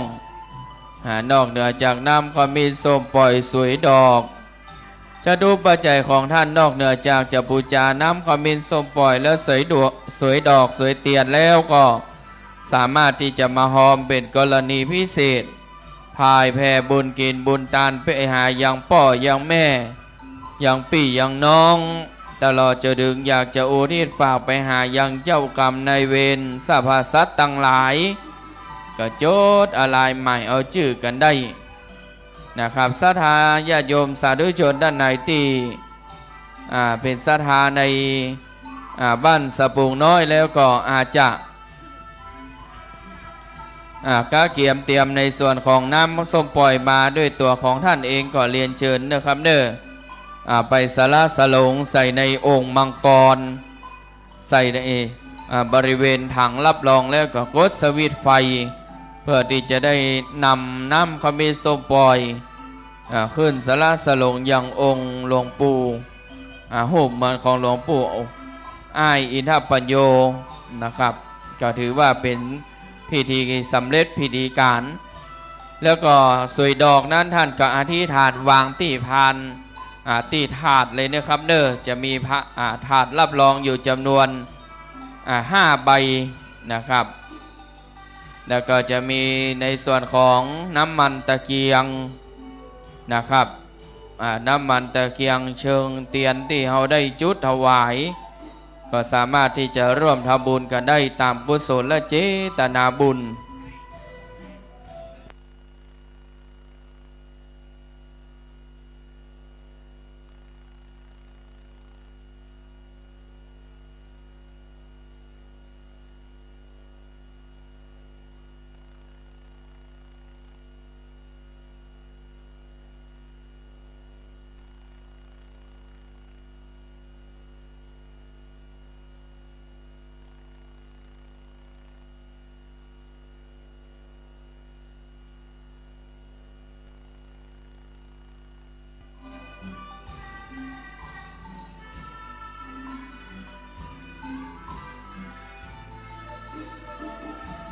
โดยวันนี้ภายใน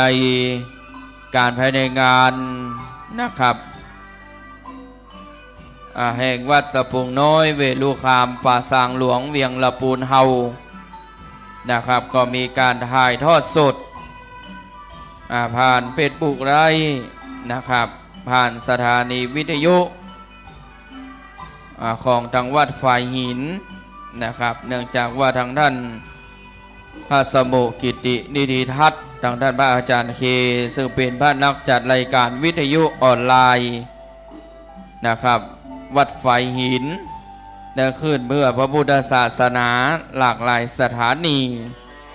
นะครับก็อยู่ต่างบ้านต่างจองก็สามารถที่จะร่วมทำบุญร่วมทำกุศลนะครับวันนี้ก็จะมีคณะศรัทธาญาติโยมนะครับได้ไล่ลังทางค้อนกันมาวันนี้จะมีป้อเมืองป่าซางนะครับท่านพัทรพลผัดดวงธรรมท่านนายอำเภอป่าซางจะได้ให้เกียรติมาเป็นประธานในพิธีฝ่ายคฤหัสถ์แล้วก็มีศรัทธาญาติโยมชุดสีกากีขอภาพแขนยาวแต่เราจะดึงข้าราชการทุกภาคส่วนอันมีป้อกำนันป้อหลวงบ้านสารวัตรกำนันแพทย์ประจำตำบลผู้ช่วยนะครับก็จะได้เดินทางมาร่วมการในพิธีการส่งน้ำ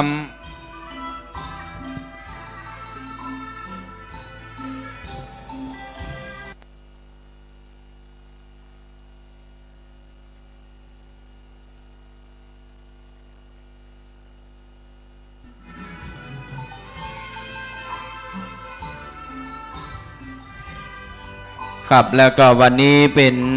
มีดาราศิลปินนะครับนักแสดงก็จะได้เดินทางมาอำนวยการร่วมด้วยช่วยกันในการเชิญชวนศรัทธาญาติโยมสาธุชนนะครับวันนี้ก็มีหลายท่านนะครับที่จะได้เดินทางมาร่วมนะครับคณะศรัทธาญาติโยมสาธุชน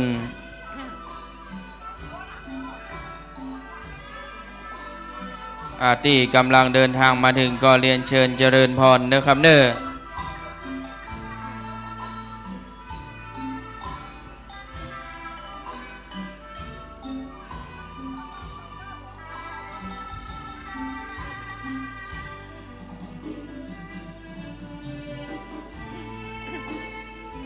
วันนี้ศรัทธาญาติโยมได้มาร่วม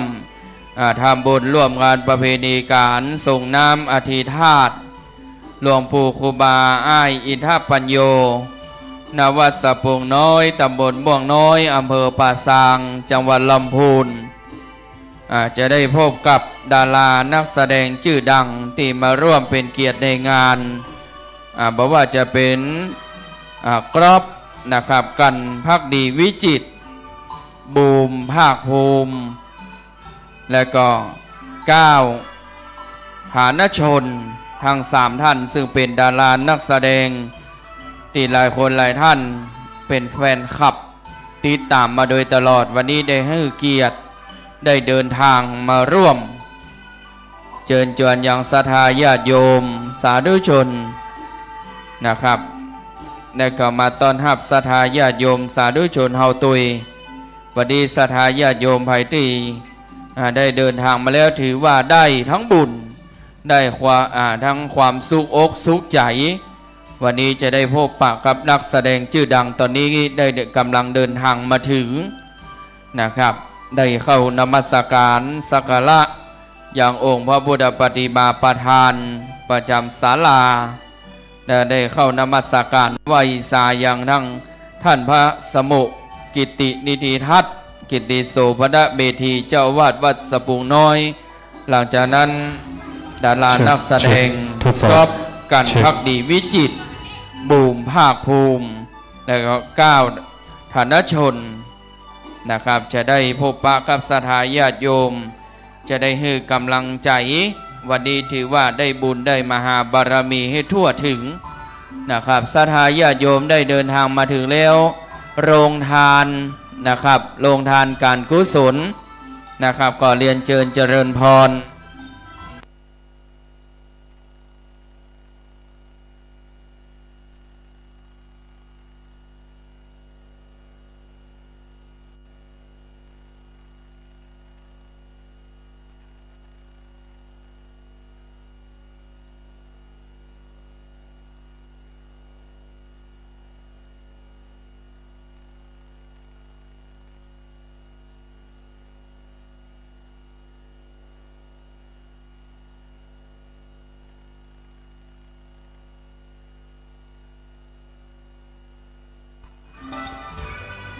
ครับวันนี้คณะศรัทธาญาติโยมคณะส่วนราชการหน่วยงานราชการก็จะได้รับเกียรติจากท่านนายกองค์การบริหารส่วนจังหวัดลำพูน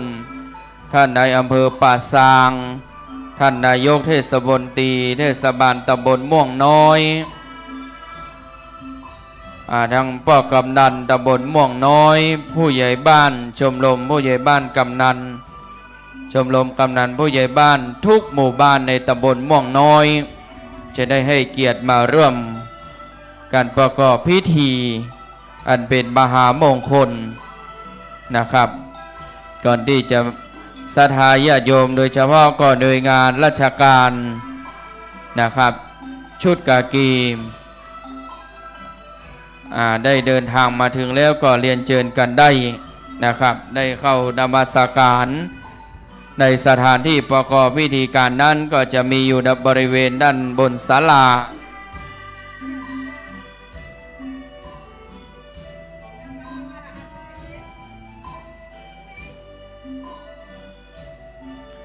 เป็นบุญเป็นมหาบารมีที่ได้รับน้ำใจนะครับจากสมเด็จพระอริยวงศาคณาญาณสมเด็จพระสังฆราชสกลมหาสังฆปรินายกซึ่งเป็นประมุขฝ่ายคณะสงฆ์ไทยวันนี้คณะศรัทธาญาติโยมตลอดจนถึงคณะทีมงานนะครับคณะโดยเฉพาะก็ดารานักแสดงที่ได้เดินทางมาร่วมเป็นเกียรติภายในงานในงานเฮาก็ได้เดินทางมาถึงเป็นที่เรียบร้อยพ่อแม่ศรัทธาญาติโยมสาธุชนนะครับเน้อวันนี้บอกว่าจะเป็นก๊อบกันภักดีวิจิตรบูมภาคภูมิแล้วก็ก้าวธนชนนะครับทั้ง 3-4 ท่านก็ได้เดินทางมาถึงบริเวณด้านหน้ายังสาหูปเหมือนของหลวงปู่ครูบาเจ้าอ้ายอินทปัญโยพ่อแม่ศรัทธาบันทึกรูปบันทึกภาพเป็นที่ระลึกได้เน้อครับเน้อวันนี้ถือว่าเป็นเกียรติภายในงานนะครับเป็นปีพิเศษศรัทธาญาติโยมทุกปีนี้ก็จะมีศรัทธาในบ้านเฮาปีนี้ทางบารมีทางท่านพระสมุกิตินิธิทัศน์กิติโสภดเมธีทางท่านพระอาจารย์เคถือว่าเป็นผู้ที่มีบุญมีมหาบารมีวันนี้ได้เรียนเชิญดารานักแสดงมาร่วมอันเป็นมหามงคลเป็นสลีเป็นสี่แก่วัดแก่บ้านแก่จองเฮาวันนี้ขอต้อนรับเรียนเชิญขึ้นด้านบนศาลานะครับเรียนเชิญทางด้านดารานักแสดงชื่อดังนะครับได้ขึ้นนมัสการอย่างองค์พระพุทธปฏิมาประธานประจำศาลาได้ขึ้นนมัสการอย่างอธิธาตุของหลวงปู่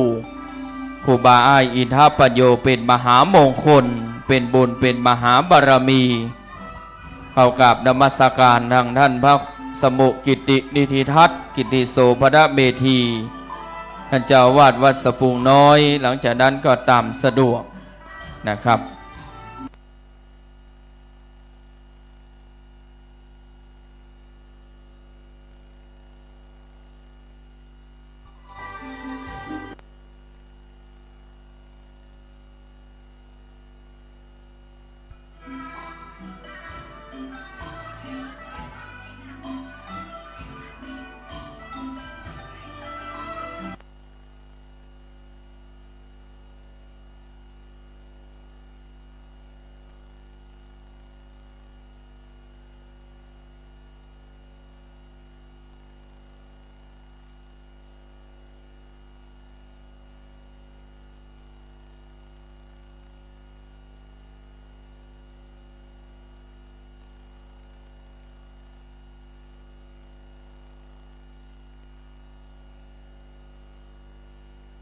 นายกแหวงนั่นแหละลูกบ่าวในแหวง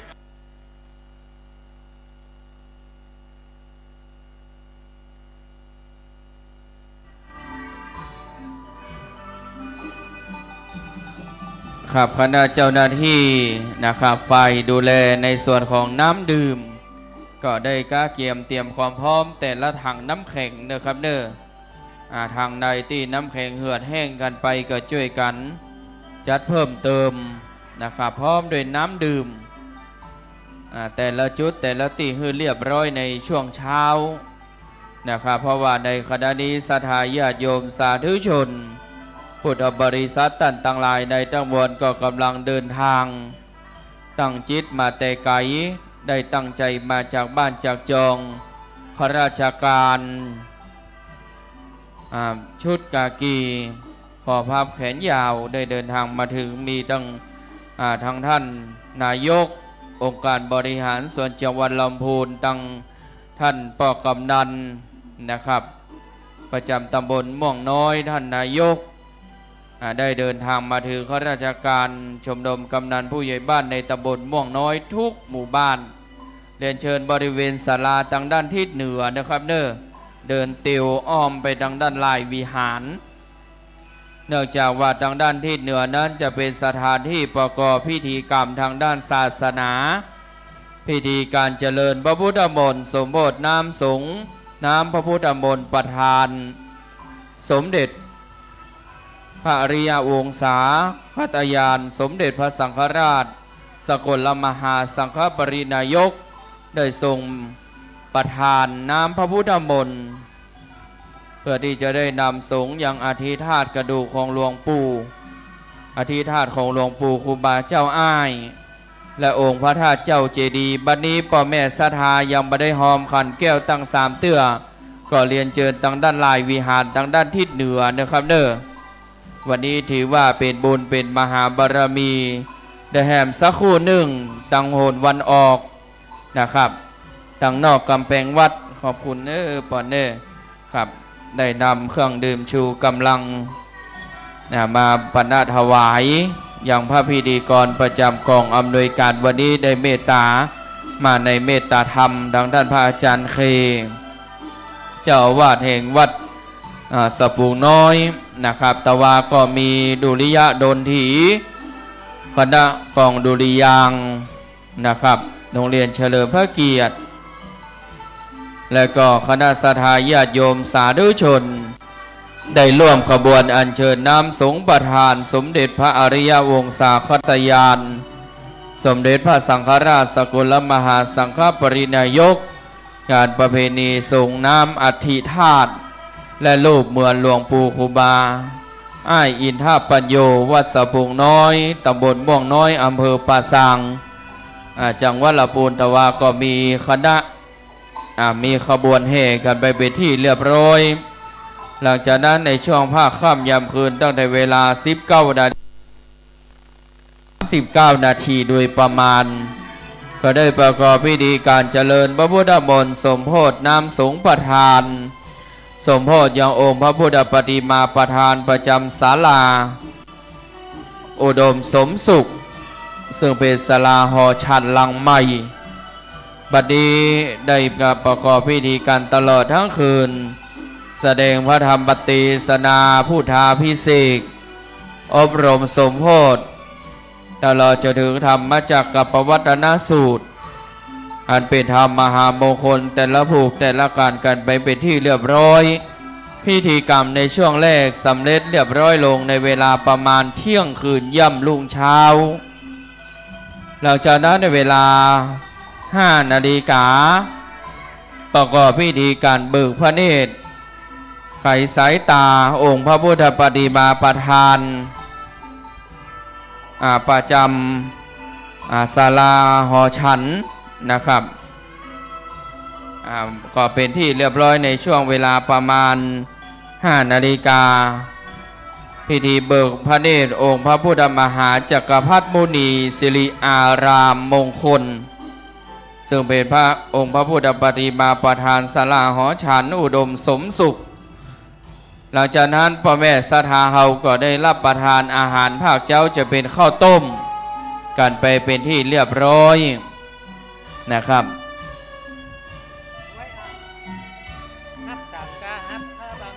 ครับในส่วนของเจ้าภาพเครื่องทยทานสังฆทานเจ้าภาพผ้าบางสุกุลแต่ละชุดนะครับที่แจ้งความประสงค์รับเป็นเจ้าภาพนั้นเดี๋ยวแหมสักครู่หนึ่งจะได้ถือโอกาสอนุโมทนานะครับ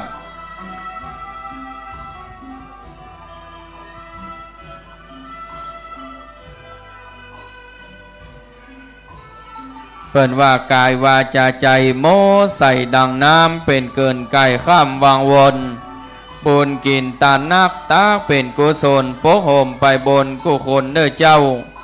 บ่ว่าเด็กขายิงใจหนุ่มเท่าที่ได้มาทำบุญแห่งวัดสปุงน้อยประจำปี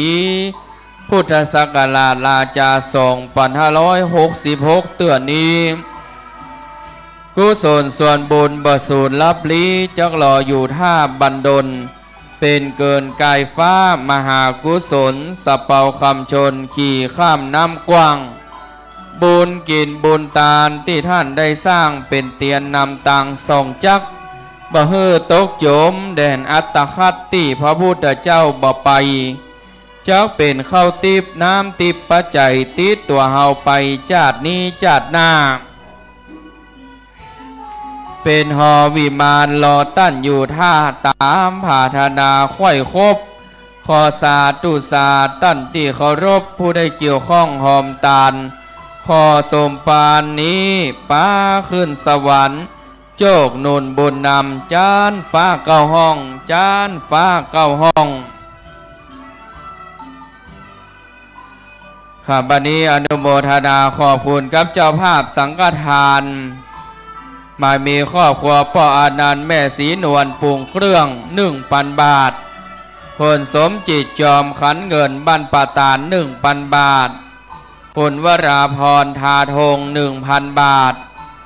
นายณรงค์ศักดิ์นางมยุรีนายอภิพงษ์จอมเขียว500 บาทครอบครัวพ่อสุเทพแม่ลำดวนแก้วยศ1,000 บาทกับบัดนี้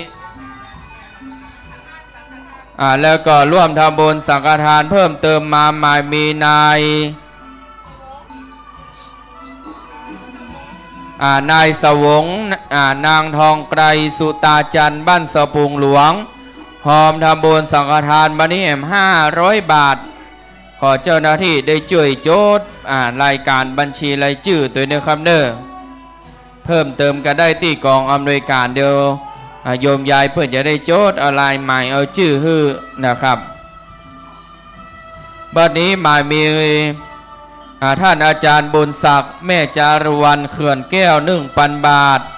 แม่ผงคุณรัตนาพรมูลลังสี1,000 บาทพ่อสมบูรณ์แม่พันนีบาหาพรม1,000 บาทแม่บานเย็นการทาทรัพย์500 บาทครอบครัวผู้ช่วยสวัสดิ์นางทัศนีสีชาติ500 บาทนายนิรันดร์นางจันฟองชัยลา1,000 บาทครอบครัวนายพัฒนานางชวีวันชัยลา1,000 บาทขออนุโมทนากับเจ้าภาพสังฆทานหมายมีพ่อทวีแม่เหรียญทองคำช้างข้าว500 บาทคุณชมัยพรโอเทมาเล500 บาทครอบครัวนายชนกนางนารีเขื่อนคำ1,000 บาทกองทุนหมู่บ้านหมู่ที่3บ้านสะปุง1,000 บาทคุณแสวงคุณบริบูรณ์อักเรือน1,000 บาทกำนันละเอียดจันดี1,000 บาทพ่อประดิษฐ์แม่จันเพนเรือนเปง500 บาทครอบครัวร้อยตำรวจโทสวัยแม่จันเพงชัยพันธ์1,000 บาทนายสนันนางอัมพาจิโนคุณ500 บาทแม่บัวลาดวงชัย500 บาทพ่อบุญลบแม่สุภาพรสุภานันท์500 บาทพ่อสำรานแม่ทองใบการทาทรัพย์1,000 บาทชมรมผู้สูงอายุหมู่3บ้านสะปุงเฮา500 บาท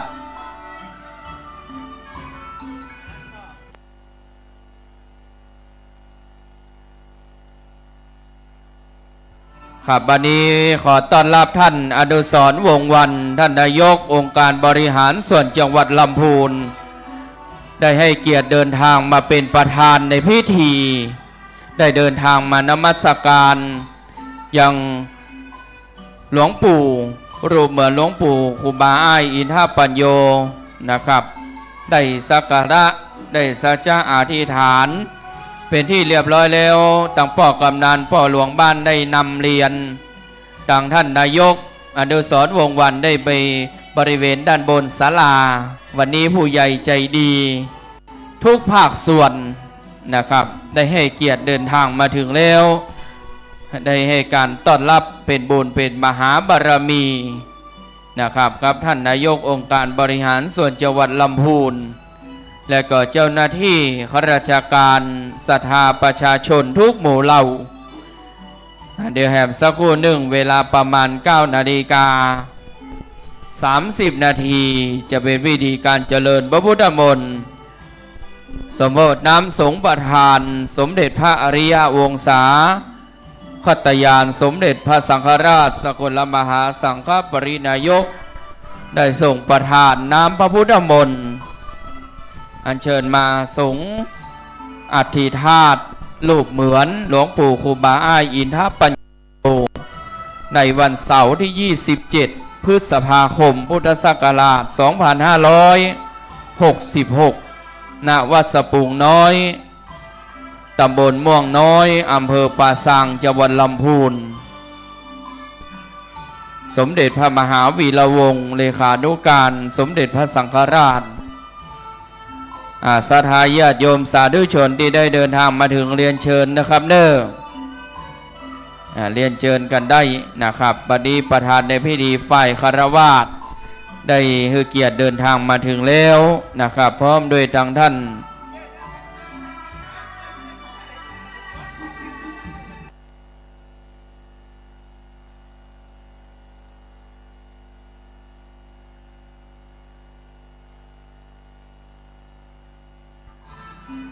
มีทางท่านนายกองค์การบริหารส่วนจังหวัดลำพูนท่านนายอำเภอป่าซาง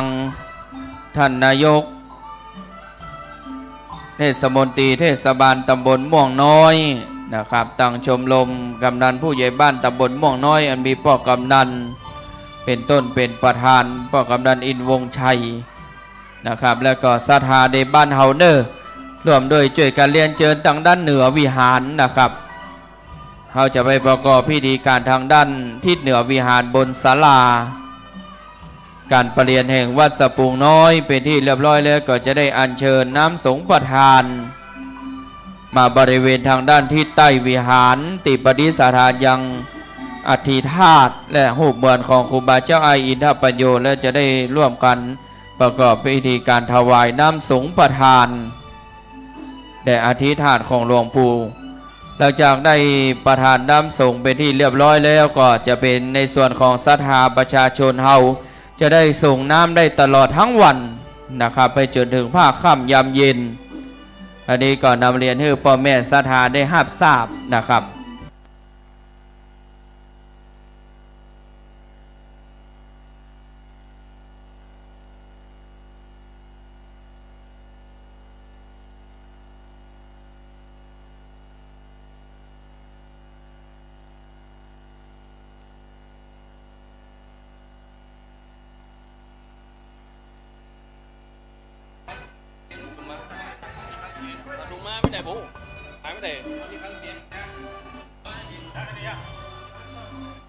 กราบเรียนพระมหาเถรานุเถระครูบาอาจารย์สังฆะทุกรูปครับแล้วก็ในโอกาสนี้ในส่วนของกองอำนวยการขออนุโมทนาในขออนุญาตท่านพิธีกรเนอร์วันนี้มีคณะส่วนราชการดารานักแสดงตลอดจนถึงท่านผู้มีเกียรติหลายท่านหลายคนได้มาร่วมในพิธีอันเป็นมหามงคลในโอกาสที่สมเด็จพระอริยวงศาคตยานสมเด็จพระสังฆราชสกลมหาสังฆปรินายก โปรดประทานน้ำสงฆ์เพื่อจะได้นำสงฆ์อัฐพระบรมสารีริกธาตุและอธิธาตุหลวงปู่ครูบาอ้ายอินทปัญโยผู้เป็นอดีตเจ้าอาวาสวัดสะพุงน้อย ในวันนี้พระมหาเถรานุเถระจำนวน23รูปอันมีหลวงพ่อพระครูวิมลธรรมจารีรองเจ้าคณะอำเภอป่าซางเจ้าวาดวัดสะพุงหลวงเมตตาเป็นประธานในพิธีโดยการมอบหมายจากพระเดชพระคุณพระเทพรัตนนายกและพระเดชพระคุณพระเทพวชิราธิบดีบาสาบ้าจะมาได้เพราะติดศาสนกิจด่วนจึงอนุญาตให้ท่านพระครูวิมลธรรมจารีได้นั่งขึ้นเป็นประธานสงฆ์ในวันนี้และครูบาอาจารย์หลายรูปจักได้โปรดเมตตาเจริญพระพุทธมนต์อบรมสมโพธิน้ำส่งประธานสมเด็จพระสังฆราชและอบรมสมโพธิอธิธาตุหลวงปู่ครูบาอ้ายอินทปัญโยญาติโยมสาธุชนข้าราชการทันดาราศิลปินตลอดจนถึงผู้มีเกียรติทุกคนทุกท่านพิธีการวันนี้จะเริ่มในเวลา 9:39 นาทีเนื่องจากวันนี้เป็นวันพระวันนี้เป็นวันศีลเดือน9ครูบาอาจารย์พระสงฆ์ก็ปฏิบัติศาสนกิจแต่ละวัดของท่านฉันเข้าเรียบร้อยจากได้เมตตาเดินทางมาตอนนี้ครูบาอาจารย์พระคุณเจ้าวัดหนองเจดีและครูบาอาจารย์พระคุณเจ้าวัดฝ่ายหินได้เมตตาเดินทางมาถึงแล้วยังเหลือแหมหลายรูปตอนนี้ก็อยู่ในช่วงของการเดินทางดังนั้นแจ้งเรียนคณะข้าราชการ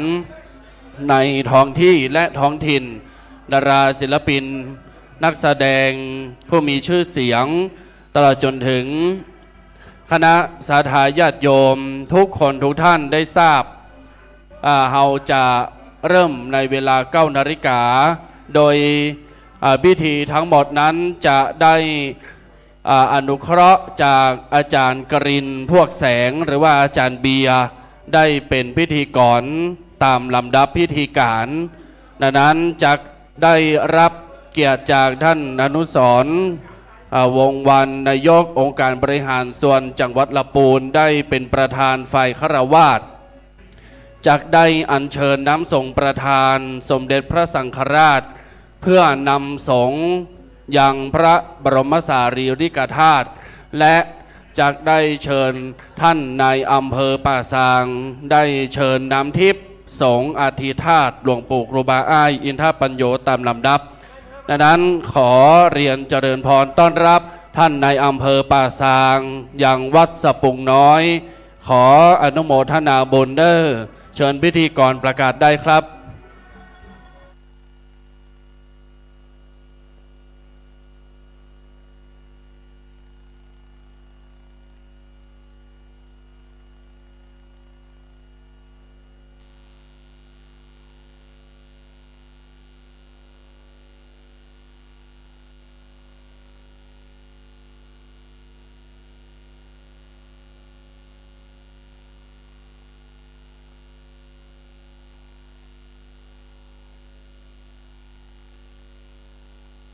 โหลด2 3 4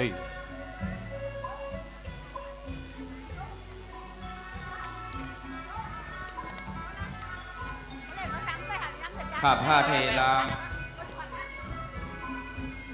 บัดนี้ไม่มีป้องกันอากิจองค์ชายของพระสัมพุทธเจ้าเหล่าล้านในบ้านผู้ใดทางอาจารย์จะยัง พระเทระนุเดราพระสังฆาธิการ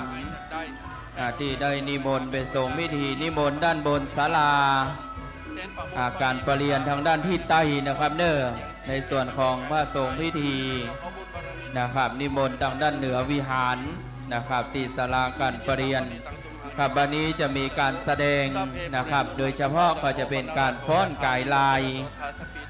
เดี๋ยวแหบสักครู่หนึ่งศรัทธาญาติโยมก่อนที่พิธีการจะเริ่มขึ้นจะเป็นการชมการแสดงนะครับวันนี้จังฟ้อนนางลำนะครับได้ตั้งจิตตั้งใจมาร่วมนะครับเป็นบุญเป็นมหาบารมีเสริมส่งให้ท่านได้มีแต่บารมีบุญนะครับ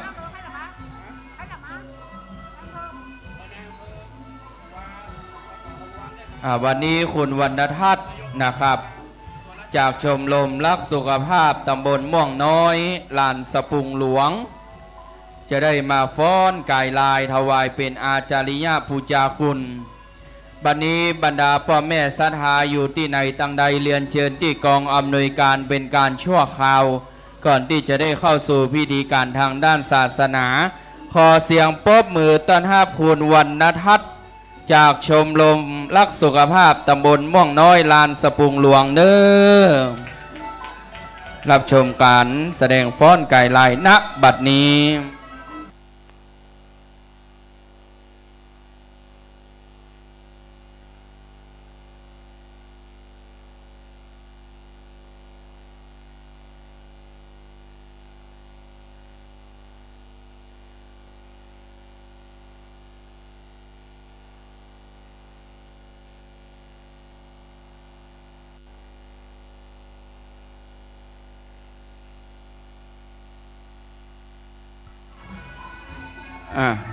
ช่างเครื่องปล่อยเพลงเลยเนอ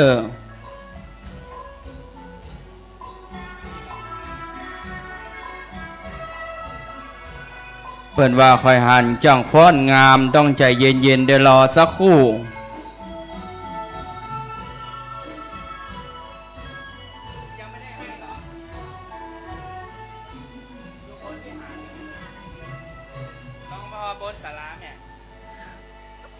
ช่างเครื่อง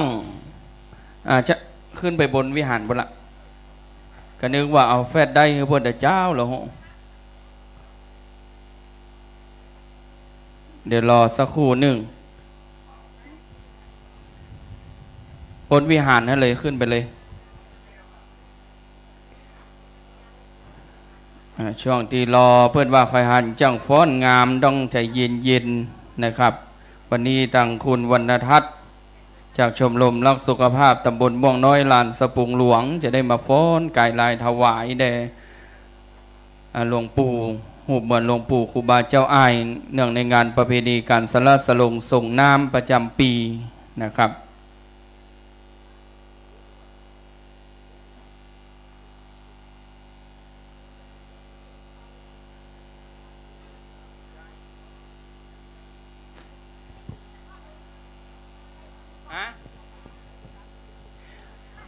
พร้อมหรือยังเดี๋ยวช่างภาพก็ถ่ายรูปบอลลูนนะครับเเดี๋ยวมันจะใช้เวลาพอสมควรครับวันนี้ขอเสียงปรบมือแห่มครั้งนะครับ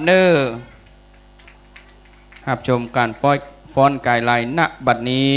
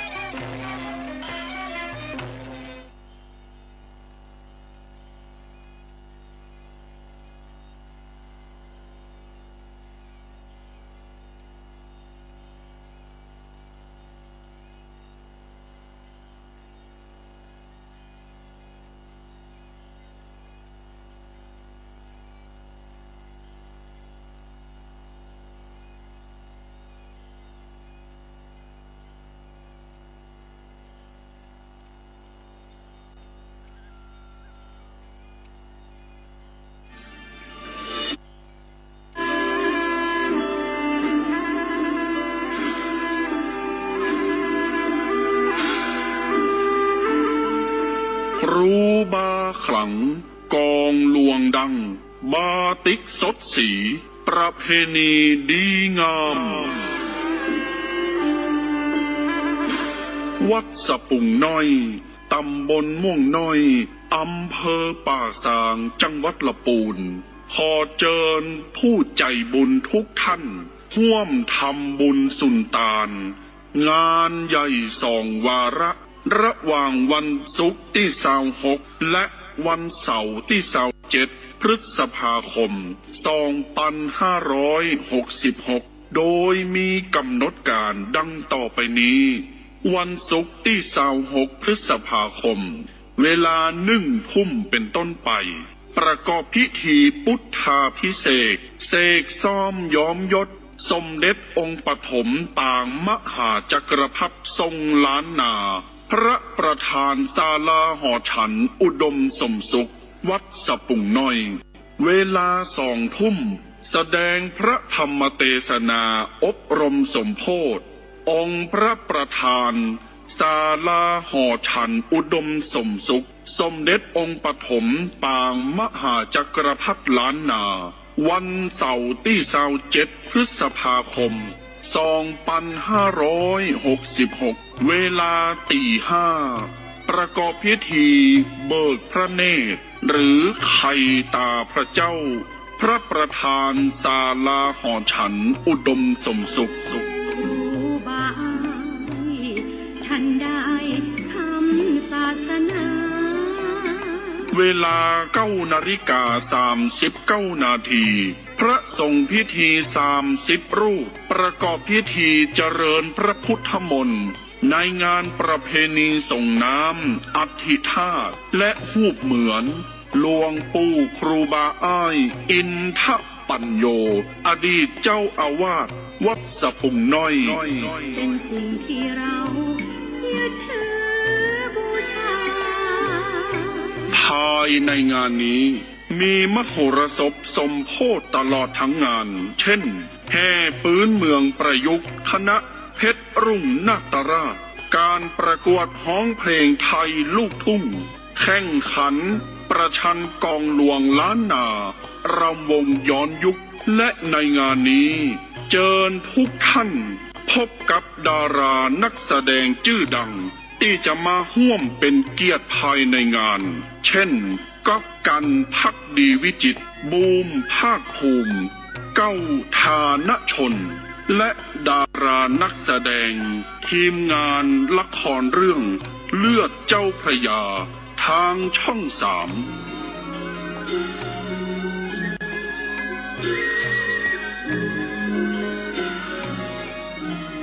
ติดต่อสอบถามร่วมทำบุญได้ที่พระสมุกฤตนิธิทัศน์เจ้าอาวาสวัดสะปุงน้อยเบอร์โทรศัพท์063-756-1681กินตาลหยาดน้ำนาบุญหลวงหลายจักสุขสบายจาดนี้ปลายหน้า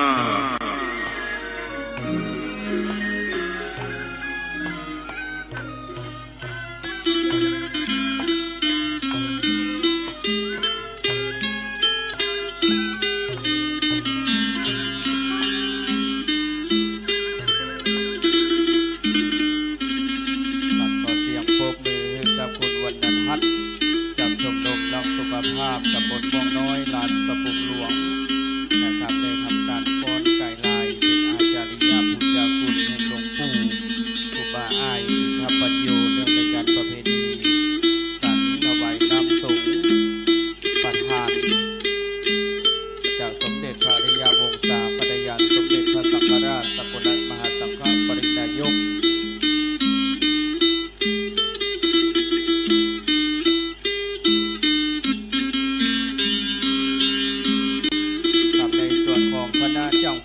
แต่ละชุดนะครับเดี๋ยวหลังจากได้ฟ้อนเป็นชุดแรกแล้วก็ฟังปิดกันเลยครับเด้อเราจะได้ฟ้อนหอมบุญกันไปเดี๋ยวในห่วงช่วงเวลาก่อนที่จะได้รับประทานอาหาร ในภาคกลางวันนั้นได้รับเมตตาจากทางท่านพระสมุกิตินิติทัศน์กิติโสภณเมธีท่านพระอาจารย์เคเจ้าวาดแห่งวัดสปุงน้อยจะมีของที่ระลึกมอบให้แต่ละการแสดงนะครับฉะนั้นในห่วงช่วงเวลานี้ท่านได้ฟ้อนถวายไปแล้วก็เดินเชิญได้ร่วมโดยช่วยกันนะครับอยู่ในกันแห่งกรรมในส่วนของบรรดาพ่อแม่ศรัทธาญาติโยมที่จะได้ถวายน้ำส่งน้ำขมิ้นส่งปล่อยขึ้นสละสลงส่งยังผู้เหมือนครูบาอ้ายอินทปัญโยก็เรียนเชิญกันได้บูชากันก็ดีนะครับเด้อตามกำลังศรัทธาแต่ใดก็ได้อยู่ที่กุศลเจตนาท่านจะร่วมบริจาคนะครับเอาจตุปัจจัยของท่านใส่ในบาตรสีดำหลังจากนั้นท่านก็จะได้นำน้ำสุกันโทตะกร้าใส่ชื่นจอยน้ำขมิ้นส้มปล่อยไปเทใส่บริเวณยังองค์มังกรภาชนะรับรองหลังจากนั้นกดสวิตช์ไฟเพื่อที่จะได้นำน้ำขมิ้นส้มปล่อยขึ้นสละสลงยังหูปเหมือนครูบาเจ้าในส่วนของสุยดอกจะมีพานจำนวน5 พานถาดจำนวน5 ใบวางอยู่ที่บริเวณจุดเทียนธูปนะครับฉะนั้นท่านได้อธิษฐานวางตรงนั้นเลยก็เป็นอันเสร็จพิธีการในส่วนของการถวายน้ำสงฆ์สักการะอย่างหูปเหมือนของครูบาเจ้าอ้ายอินทปัญโยหลังจากนั้นท่านอยากจะร่วมกันใส่บาตรพระประจำวันเกิดก็เรียนเชิญนะครับใส่บาตรพระประจำวันเกิดล้ำเลิศประเสริฐศรีและก็อยากจะสมทบในส่วนของต้นเงินต้นทองก็เรียนเชิญเจริญพรพระเจ้าพระสงฆ์องค์พิธีที่ได้นิมนตนาไหว้สาเป็นทรงพิธีเจริญพระพุทธมนต์เวลาประมาณ9:30 นาที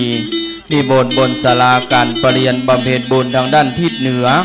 วิหารองค์พระธาตุเจ้าเจดีย์แห่งวัดสปุงน้อยนะครับเด้อ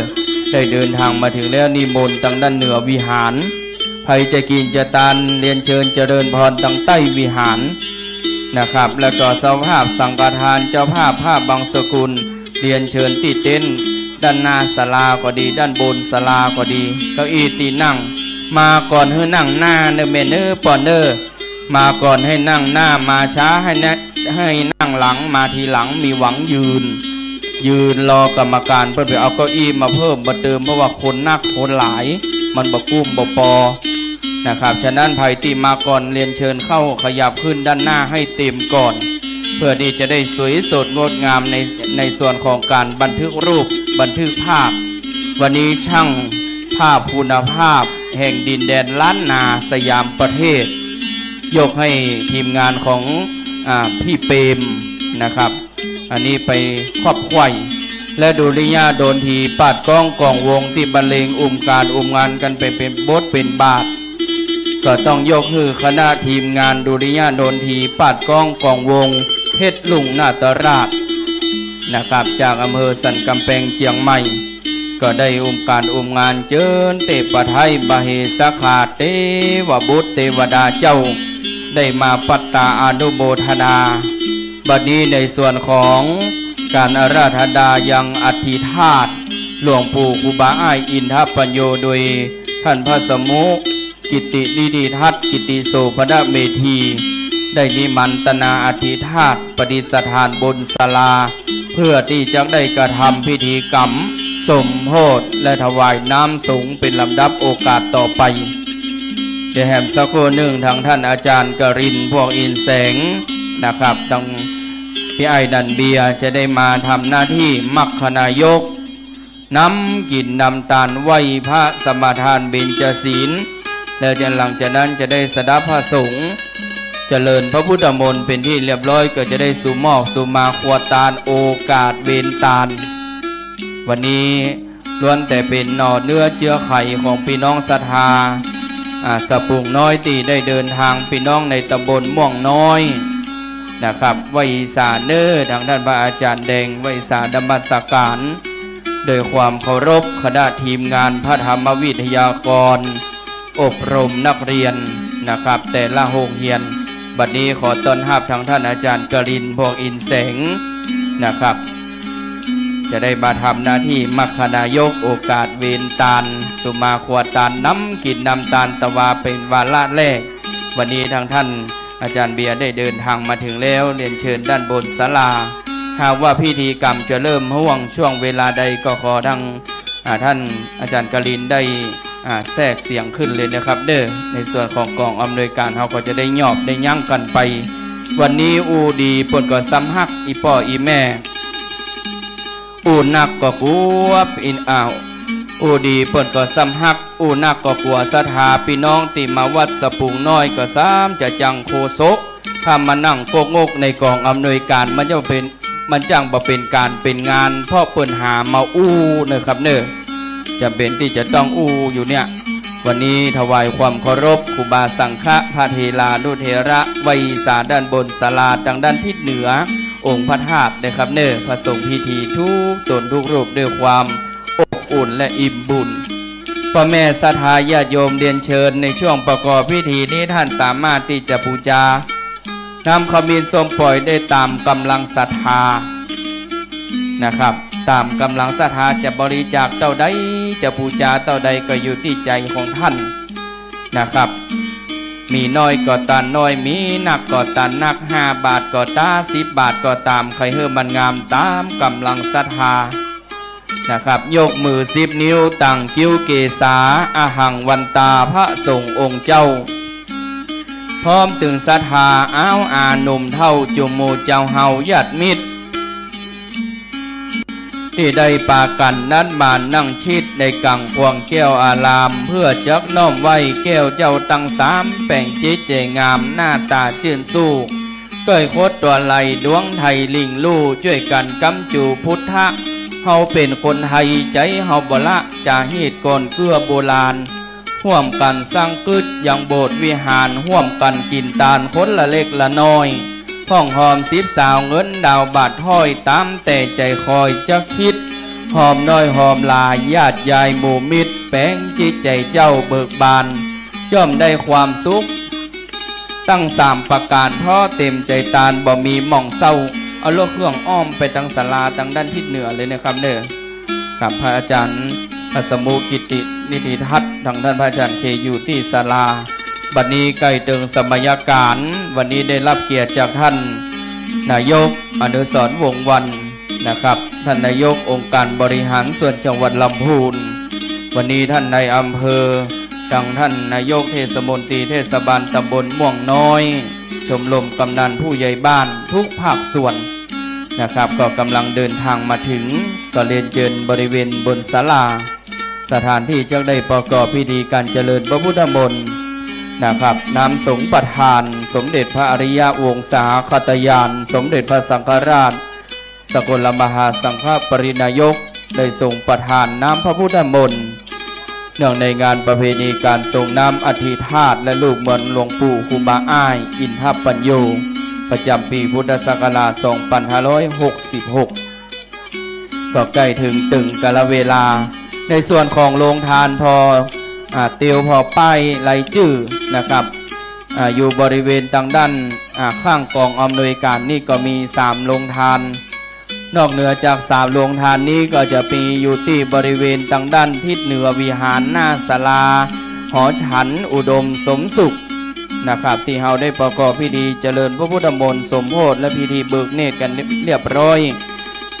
ในส่วนของข้างกองอำนวยการก็จะมีโรงทานของคุณสุรศักดิ์คุณรำพรสุธรรมครอบครัวของแม่เลี้ยงเกษรสิริพงษ์และก็สามัคคีวันออกอันนี้ถ้าจะออกอยู่วันออกของวัดนะครับเด้อเป็นสามัคคีธรรมได้ตั้งโรงทานนะครับก๋วยเตี๋ยวนะครับเด้อครับขอบคุณนักหน้าขอบคุณหลายๆนะครับวันนี้ถือว่าเป็นปีมหามงคล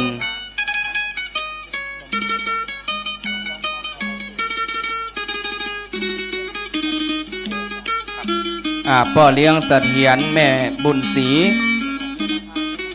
ชัยวงศาแล้วก็คุณโยมพรณภาชัยวงศาคุณทวัฒน์คุณคำการจนาคำทางข้าว1 โรงทาน ครับเดี๋ยวแหมสักครู่หนึ่งขอคณะกรรมการได้โจทย์อะไรใหม่เอาชื่อกำเนิด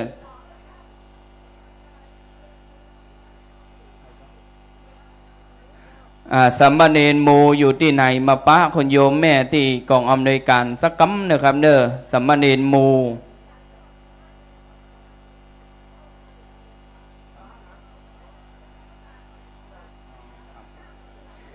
ขอมาที่กองอำนวยการแห่กรรมสามเณรหมู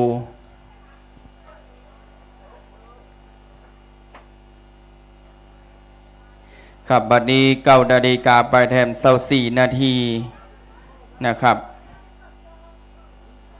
คณะสัทธาญาติโยมสาธุชนก็เรียนเชิญเจริญพรร่วมกันอนุโมทนาบุญด้วยกันเน้อวันนี้เป็นบุญเป็นมหาบารมีที่สูงส่งนะครับเป็นประเพณีประจำทุกปีนะครับเดือน9เหนือออก8ค่ำเป็นมหามงคลนะครับ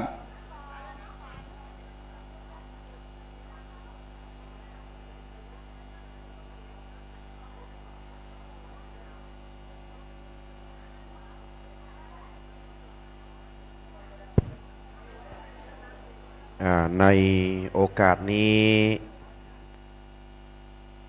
ในเวลา9 นาฬิกา29 นาทีแห่งสักกำหนึ่งจะเป็นหมายกำหนดการที่เจ้าพระคุณสมเด็จพระยาวงศาคตยานสมเด็จพระสังฆราชสกุลมหาสังฆปรินายกอัมพรมหาเถระสมเด็จพระสังฆราชพระองค์ที่20แห่งกรุงรัตนโกสินทร์วัดราชบพิตรสถิตมหาศรีมารามกรุงเทพมหานคร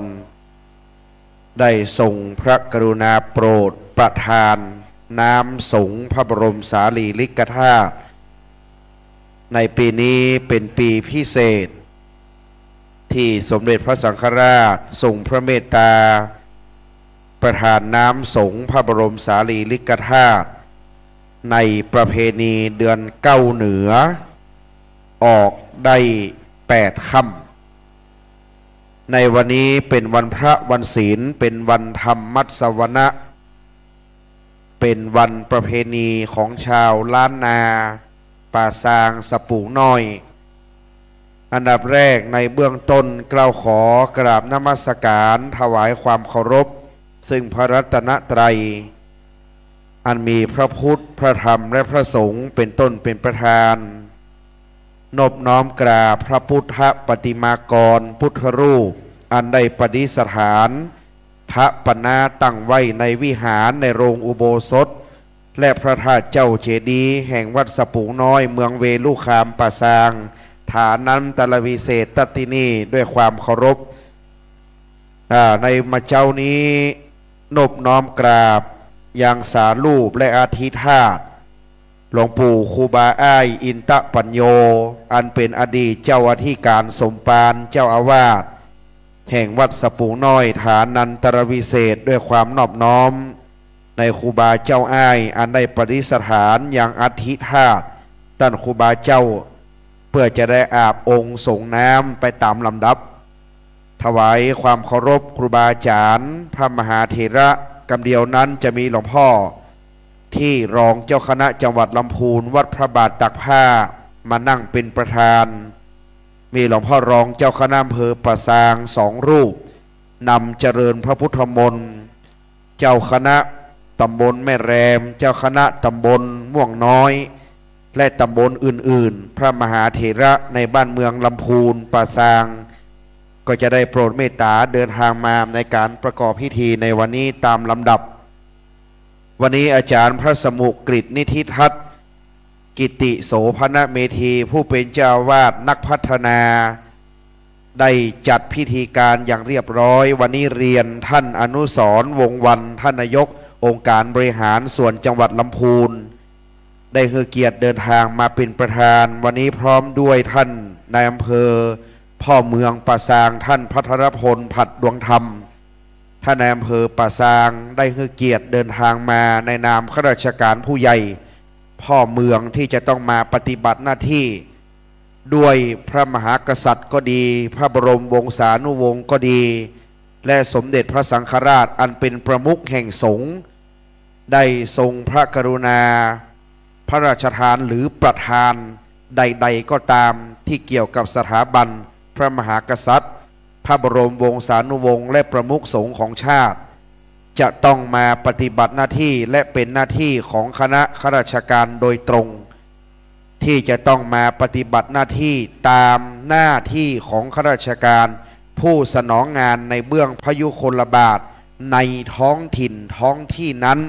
จะต้องเป็นผู้รับปฏิบัติตามหมายรับสั่งถ้าเป็นของพระบรมวงศานุวงศ์ถ้าเป็นของพระสังฆราชจะเรียกว่าตามพระลิขิตสมเด็จพระสังฆราชดังนั้นท่านอนุสรณ์วงศ์วันท่านอยู่ละปูนนี่เป็นบ้านเมืองศีลธรรมเป็นบ้านเมืองสิ่งศักดิ์สิทธิ์ทั้งพระธาตุหลวงเมืองละปูนทั้งพระบาทตากผ้าและอีกหลายๆส่วนได้เป็นเมืองครูบาดังนั้นท่านอนุสรณ์ได้ปฏิบัติอยู่แล้วและท่านพระธนพลก็ปฏิบัติตามพิธีกรอาจารย์ได้ปฏิบัติหน้าที่ร่วมกับท่านนายอำเภอที่วัดพระบาทตากผ้าวันนั้นก็เรียบร้อยงดงามดีดังนั้นป่าซางนี้เป็นเมืองศักดิ์สิทธิ์หนึ่งเรามีพระพุทธบาทตากผ้าประดิษฐานอยู่สองมีเกจิอาจารย์อยู่หลายรูปเช่นหลวงปู่ครูบาเจ้าพรหมมาพรหมจักโกมีครูบาเจ้าศรีอริยวังโสวัดปะบุกติอัฐิเป็นธาตุนะครับสามมาได้ครูบาเจ้าอ้ายอินตะปัญโยวัดสปุงน้อยเนี่ยติอัฐิเป็นกลายเป็นธาตุดังนั้นและอีกหลายๆที่เช่นวัดอินทขินวัดอินทขินสะดือเมืองก็เพิ่งเสร็จพิธีไปสำคัญยิ่ง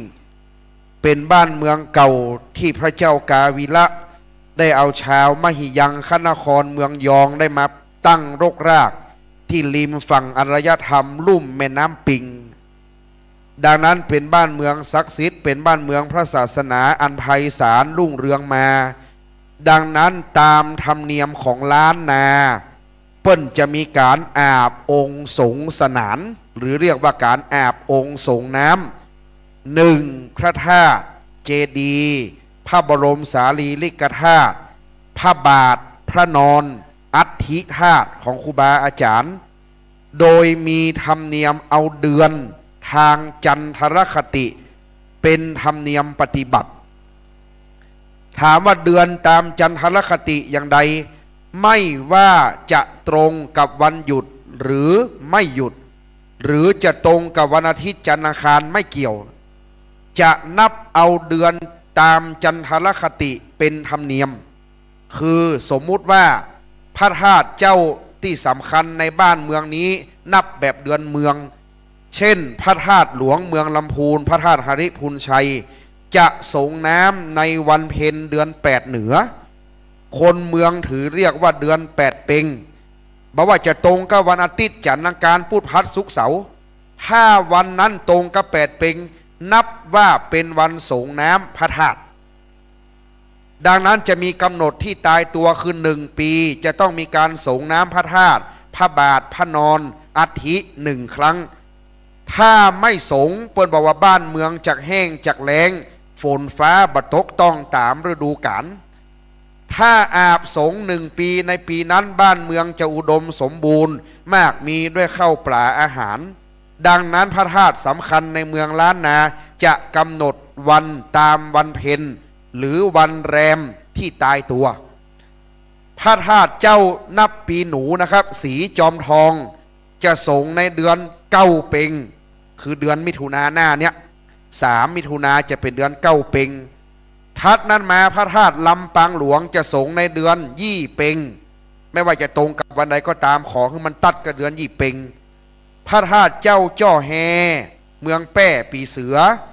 แจ้แห้งเมืองน่านปีกระต่ายพระธาตุเจ้าดอยตุงอันอยู่ในเมืองเจียงไฮ้เปิ้งจ้างสงในเดือน6เพ็งพระธาตุเจ้าพระสิงห์หลวงปีนาคสงในวันปีใหม่เมืองในวันมหาสงกรานต์ทุกปีต่อมาพระธาตุเจ้าดอยสุเทพสงตามวันวิสาขบูชา สงฆ์ตามวันวิสาขบูชาวันนี้หลวงพ่อท่านพระครูศรัทธาพิมลรองเจ้าคณะอำเภอประสางวัดมะกอกเดินทางมาถึงเก้าถวายการต้อนรับนะครับ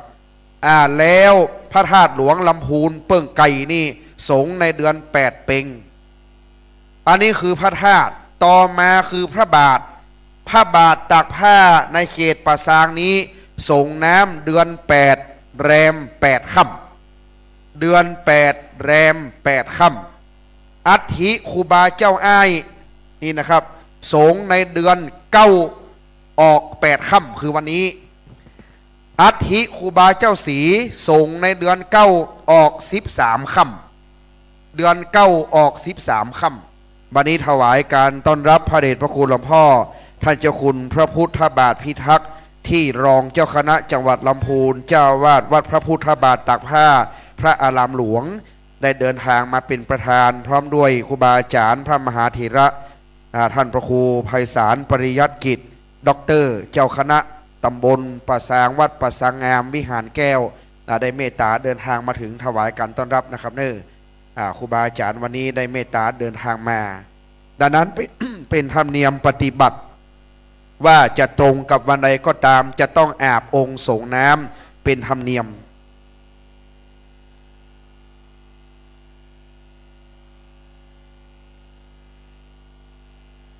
ซึ่งในการนี้พระเดชพระคุณหลวงพ่อพระเทพรัตนนายกเจ้าคณะจังหวัดลำพูนได้ถวายแก่หลวงพ่อท่านเจ้าคุณพระพุทธบาทพิทักษ์ได้นั่งเป็นประธานในการประกอบพิธีอันสำคัญในการนี้หลวงพ่อเดินทางมาถึงแล้วตามหมายกำหนดการนะครับจะต้องปฏิบัติตามให้ถูกต้องตามระเบียบกำหนดระยะเวลาที่จะได้ปฏิบัติโดยทั่วกันดังนั้นในการประกอบพิธีในการลำดับนะครับในการส่งน้ำอธิธาตุการนี้สมเด็จพระสังฆราชทรงประทานน้ำสงฆ์พระธาตุเจดีย์เดี๋ยวจะต้องเชิญสงฆ์พระธาตุเจดีย์สำหรับโถนั้นสำหรับโถคนโทที่เป็นทองนี้ได้เชิญน้ำทิพย์จากดอยขะม้อตามธรรมเนียมจะต้องขึ้นไปเชิญที่ดอยขะม้อเป็นน้ำทิพย์อยู่ใจกลางบ่อน้ำของลำพูนเอามาอาบสงฆ์อาทิครูบาเจ้าอ้ายนั้นก็มีธรรมเนียมที่จะได้ปฏิบัติวันนี้หลวงพ่อท่านพระครูวิมลธรรมจารีรองเจ้าคณะอำเภอประสางวัดสปุงหลวงเป็นพระมหาเถระผู้ใหญ่ได้เมตตาเดินทางมาถึงเรียบร้อยก็ถวายการต้อนรับครับ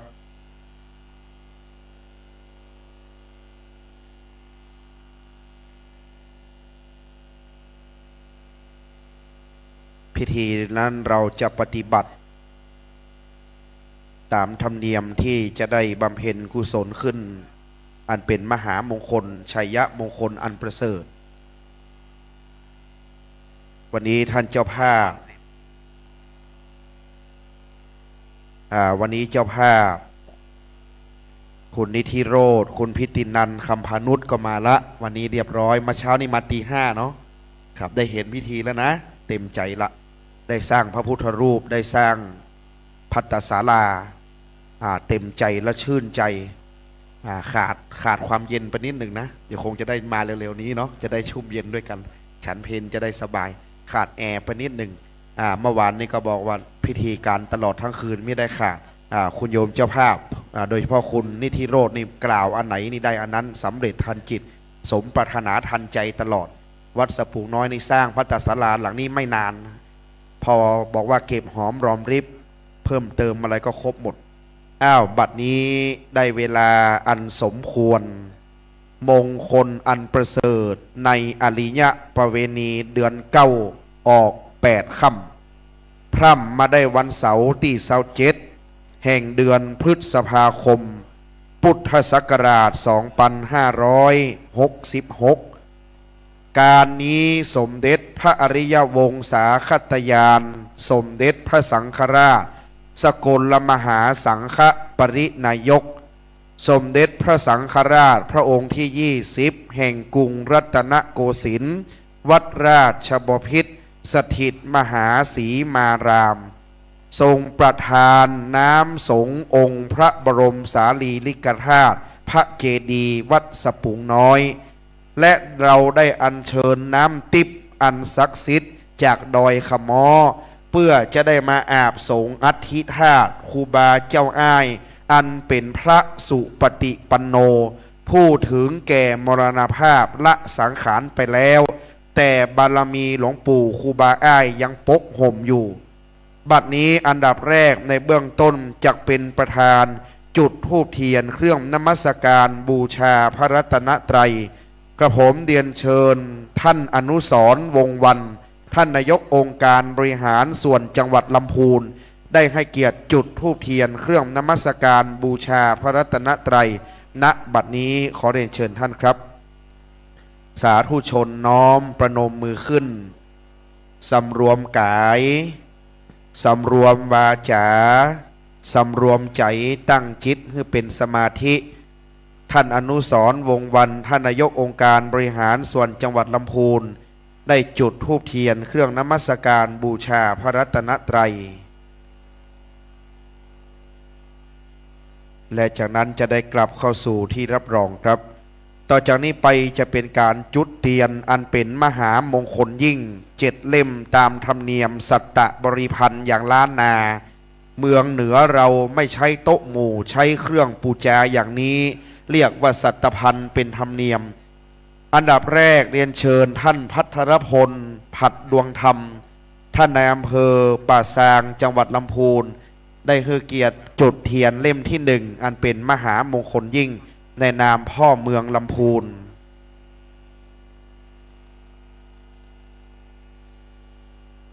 เล่มที่2เชิญศรัทธาผู้อุปถัมภ์วัดให้เจริญวัฒนาคู่นี้จุด1 เล่มให้ประคองเทียนชนวนร่วมกันจะได้เป็นมงคลเชิญคุณนิธิโรธและคุณพิตินันท์คำพานุชได้น้อมจิตอธิษฐานประคองเทียนชนวนจุดเล่มที่2ร่วมกันนะครับมีให้แยกจากกันทั้ง2ท่านอุปถัมภ์วัดมาโดยตลอดอธิษฐานจิตขอให้เป็นขหบดีทานบดีผู้ยิ่งใหญ่ให้น้อมจิตให้ใสน้อมใจให้ดีบารมีจะบังเกิดลำดับถัดไปเพื่อเสริมดวงบารมีเทียนตำรายันเทียนล้านนาเป็นตำราที่มงคลจะขอศิลปินดารานักแสดงวันนี้ได้ทราบว่าเดินทางมากันหลายท่านจากหลายๆช่องนะครับช่อง3ด้วยและช่องอื่นๆเชิญคุณกันภักดีวิจิตรครับดารานักแสดงใหญ่ผู้มากด้วยความสามารถให้อธิษฐานนะครับเทียนอย่างนี้ไม่มีขายตามท้องตลาดเป็นที่พึ่งแท้ที่ฟั่นด้วยมือให้เสริมดวงบารมีเป็นที่รักของมนุษย์ชนคนเทวดาทั้งหลายคุณกันภักดีวิจิตรจุด1 เล่มฝากอุปถัมภ์วัดสะพุงน้อยด้วยนะครับเล่มถัดไปเชิญคุณภาคภูมิยศกาดวันนี้ดารานักแสดงมากันหลายท่านนะครับเล่มที่2อธิษฐานให้มีชื่อเสียงโด่งดังให้เจริญในวงการบันเทิงให้เฟื่องฟูวัฒนาเชิญคุณทัชพงษ์พัฒน์เฉพาะธรรมครับ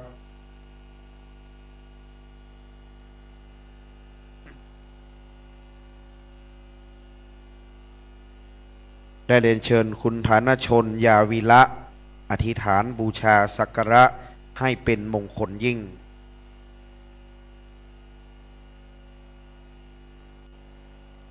4 ท่านร่วมกันอธิษฐานบูชาสักการให้เป็นมงคลหน้าพระพุทธปฏิมากรแล้วต่อไปเชิญท่านสจ.สุพจน์ปันสุรัตน์ในนามท่านสมาชิกสภาองค์การบริหารส่วนจังหวัดลำพูนปสจ.บ้านเฮาเมืองเฮาวันนี้มีใจดีมีเมตตา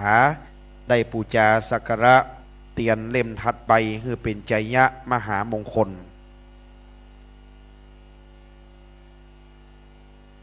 ต่อไปจะได้ตามเตียนน้ำมนต์หน้าหลวงพ่อท่านเจ้าคุณพระพุทธบาทพิทักษ์เชิญท่านอาจารย์บุญยศักดิ์เขื่อนแก้วท่านรองนายกเทศมนตรีตำบลม่วงน้อยในนามคณะผู้บริหารฝ่ายบริหารตามเตียนน้ำมนต์และยกเกณฑ์น้ำมนต์ถวายหลวงพ่อท่านเจ้าคุณพระพุทธบาทพิทักษ์นะครับนั่นเป็นประธานสงฆ์ที่ได้เมตตาในวันนี้ตามลำดับฉะนั้นท่านนายกท่านรองนายกยกเกณฑ์ขันน้ำมนต์ถวายหลวงพ่อเลยนะครับ ถัดไปจะได้ขอเรียนเชิญท่านกำนันยุทธพงษ์ชัยประสบท่านกำนันตำบลม่วงน้อยเกณฑ์ขันเข้าตอกดอกไม้เพื่อเป็นเครื่องขอศีลตามธรรมเนียมล้านนาขอเรียนเชิญท่านกำนันครับฝ่ายบริหารของเทศบาลม่วงน้อยปฏิบัติหน้าที่แล้วต่อจากนี้กำนันยุทธพงศ์เป็นฝ่ายปกครองนำกำนันผู้ใหญ่บ้านสารวัตรแพทย์ผู้ช่วยปฏิบัติหน้าที่ครบทุกส่วนทุกนายในการประกอบพิธีอันงดงามธูปเทียนดอกไม้เป็นเครื่องสักการะได้น้อมปูจาต่อพระรัตนะตั้ง3ประการสาธุชนกราบ1กราบ2กราบ3ไหว้พระพร้อมกันณบัดนี้อิมินาสการเรนะพุทธังปูเชมิอิมินาสการเรนะธัมมังปูเชมิอิมินาสการเรนะสังฆังปูเชมิอะระหังสัมมาสัมพุทโธภควาพุทธังภควันตังอภิวาเทมิสวากขาโตภควตาธัมโมธัมมังนะมัสสามิสุปฏิปันโนภควโตสาวกสังโฆสังฆังนะมามิมะยังพันเตวิสุงรักขณทายาติสรเนนะสหปัญจศีลานิยาจามาตุติยัมปิมะยังพันเตวิสุงรักขณทายาติสรเนนะสหปัญจศีลานิยาจามาตติยัมปิมะยังพันเตวิสุงรักขณทายาติสรเนนะสหปัญจศีลานิยาจามานะโมตัสสะภะคะวะโตอะระหะโตสัมมาสัมพุทธัสสะนะโมตัสสะภะคะวะโตอะระหะโตสัมมาสัมพุทธัสสะนะโมตัสสะภะคะวะโตอะระหะโตสัมมาสัมพุทธัสสะนะโมตัสสะภะคะวะโตอะระหะโตสัมมาสัมพุทธัสสะนะโมตัสสะภะคะวะโตอะระหะโตสัมมาสัมพุทธัสสะนะโมตัสสะภะคะวะโตอะระหะโตสัมมาสัมพุทธัสสะพุทธังสรณังคัจฉามิพุทธังสรณังคัจฉามิธัมมังสรณังคัจฉามิธัมมังสรณังคัจฉามิสังฆังสรณังคัจฉามิสังฆังสรณังคัจฉามิทุติยัมปิพุทธังสรณังคัจฉามิทุติยัมปิพุทธังสรณังคัจฉามิทุติยัมปิธัมมังสรณังคัจฉามิทุติยัมปิธัมมังสรณังคัจฉามิทุติยัมปิสังฆังสรณังคัจฉามิทุติยัมปิสังฆังสรณังคัจฉามิตติยัมปิพุทธังสรณังคัจฉามิตติยัมปิพุทธังสรณังคัจฉามิตติยัมปิธัมมังสรณังคัจฉามิตติยัมปิธัมมังสรณังคัจฉามิตติยัมปิ ปิสังฆังสรณังคัจฉามิ ตติยัมปิสังฆังสรณังกัจฉามิ ปานาติปาตาเวรมณีสิกขาปะตังสมาธิยามิ ปานาติปาตาเวระมณีสิกขาปะตังสมาธิยามิ อาทินนาตานาเวรมณีสิกขาปะตังสมาธิยามิ อาทินนาตานาเวระมณีสิกขาปะตังสมาธิยามิ กาเมสุมิชาจาราเวรมณีสิกขาปะตังสมาธิยามิ กาเมสุมิชาจลาเวระมณีสิกขาปะตังสมาธิยามิ มุสาวาตาเวรมณีสิกขาปะตังสมาธิยามิ มุสาวาตาเวระมณีสิกขาปะตังสมาธิยามิ สุราเมรยะมัจจะปมาทฐานาเวรมณีสิกขาปะตังสมาธิยามิ สุราเมรยะมัจจะปมาตัฏฐานาเวระมณีสิกขาปะตังสมาธิยามิ อิมานิปัญจสิกขาปตานิสีเลนะสุขติงยันติสีเลนะโภคสัมปตาสีเลนะนิพพุติงยันติตัสมาสีลังวิโสทะเย สาธุสาธุสาธุพระสังฆเจ้า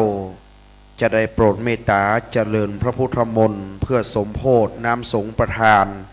และสมโพธิน้ำติบดอยขมอเพื่อจะได้อาบสงฆ์อย่างอธิษฐานครูบาเจ้าอ้ายตามอริยธรรมเนียมปฏิบัติเป็นลำดับต่อไปสักเคกาเมจลูเปคิริสิขรตเตจันตลิเควิมาเนทีเปรเทจะคัมกัปลราชายมราชาอินโตเวสสุวรรณราชาอริยเมตไตรโยโพธิสัตโตจะสาวกาจลิญาจะปุถุจนะกัลยาณาจะสัมมาทิฏฐิเยวะพุทเทปสันนาธัมเมปสันนาสังเคปสันนาพุทเทสักรวาธัมเมสักรวาสังเคสักรวาอิโตทานะโตญาวะปลัมปลาอิมัตสมิงสุจักกวาเรสุเทวตายังมุนิวรวจนังสาทโวเมสุนันตุธรรมัสสวนกาโลอัญญัมพัทันตาธรรมัสสวนกาโลอัญญัมพัทันตาธรรมัสสวนกาโลอัญญัมพัทันตานะโมตัสสะภะคะวะโตอะระหะโตสัมมาสัมพุทธัสสะนะโมตัสสะโตอะระหะโตสัมมาสัมพุทธัสสะนะโมตัสสะภะคะวะโตสัมมาสัมพุทธัสสะพุทธังสรณังกัจฉามิธัมมังสรณังกัจฉามิสังฆังกัจฉามิตุติยัมปิพุทธังสรณังกัจฉามิตุติยัมปิธัมมังสรณังทุติยัมปิสังฆังสรณังกัจฉามิตติยัมปิพุทธังสรณังกัจฉามิตติสรณังกัจฉามิตติยัมปิสังฆังสรณังกัจฉามินะโมเมสะปะพุทธานังวรรักขโนตานังกโรมหาวิโรเมทังกโรมหายโส โลโรกาหิโตติปังกาโลจุตินทาโลก่อนทันโยจานาปาโมโคมังกาโลปุริสามโนโสมาโนทิโรเรวะโตระติวัฏฐานโนโสปิโตโกนะสัมปันโนทัสสิจานุตตโมปะโตโมโลกาปะโจโตนาระโตวาราสาทุโมตาโลสัตตสาโลสุเมโตอากาปุกาโลสุจาโตโกปิยตาเสนาราสาโปอาตาตาสิการุณิโกธรรมตาสิ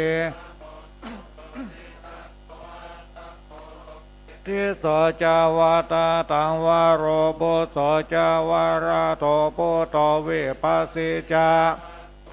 โมสิเกสาปาหิโตสัตาเวสาโปโสกาตายาโกกากุสันโดโหกนากามโนรานันจาโหกัสสะโปสิริสัมปันโนยาปุงกาโวอาตาวิสาติสังกาตายเมปุธามาหิติกาการุณาปันนาสาปาโลกาปิปุเจตาเอเตทัสสะปาลาพุทธาอุตตมากาลาเตปิสังฆโกนาสงเตปิเยอามาตังปะตังเอเตพุทธาจามังกาลาโอนเตสาปาตาตาเวสาติเมพุเทอาหังวันตามิสาปาตานาเสเลนะการเตเมตาปาเลนะจาเตปิโนอนุรักขันโตเยนะสุเกนะจาตาวิสาติเมพุเทโยนาโรสารนังกาโตสังฆสานิโตกาติงโสนากัสสติอาทาเวพุทธปาริตังศาสนัสสัจโลกัสสะวุติภาวันโตนามพิจาโลกันจเทวรกันโตสาปาตาสาติงหอนโตโสขีสาเปเรหิอาตาโนอานิกาสุมานาหอนโตสาสาเปหิยาติปิราชาโตวาวามานุสาโตวาอามานุสาโตวาอาเกโตวาโอดากาโตวาโตวาคานุกาโตวากันดากาโตวานากาตาโตวาจานะกะโตวาสัตตมาโตวาสันนิติโตวาสัพพุริสโตวา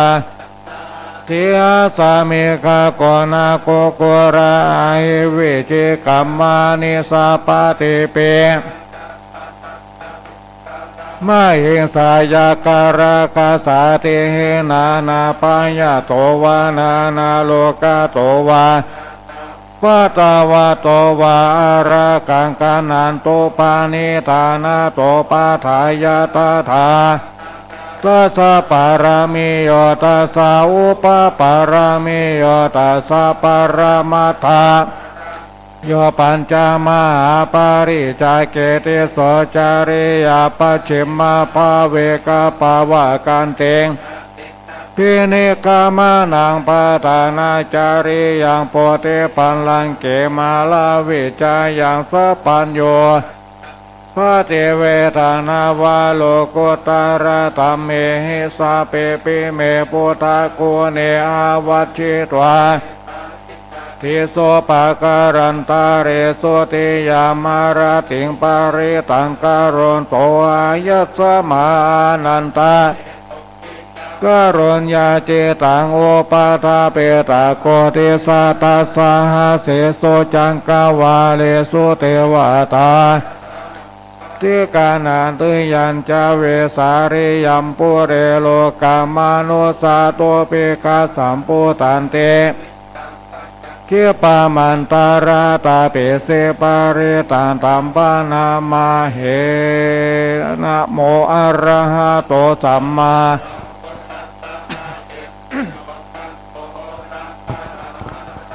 วะคาตาเสวะเตนิธานาโมมหาสังคัสสะเปเวโสทาเสลาเตติโนนะโมมาตายาละตานาตายาสาสาธุกานะโมมากาติตัสสะตัสสะ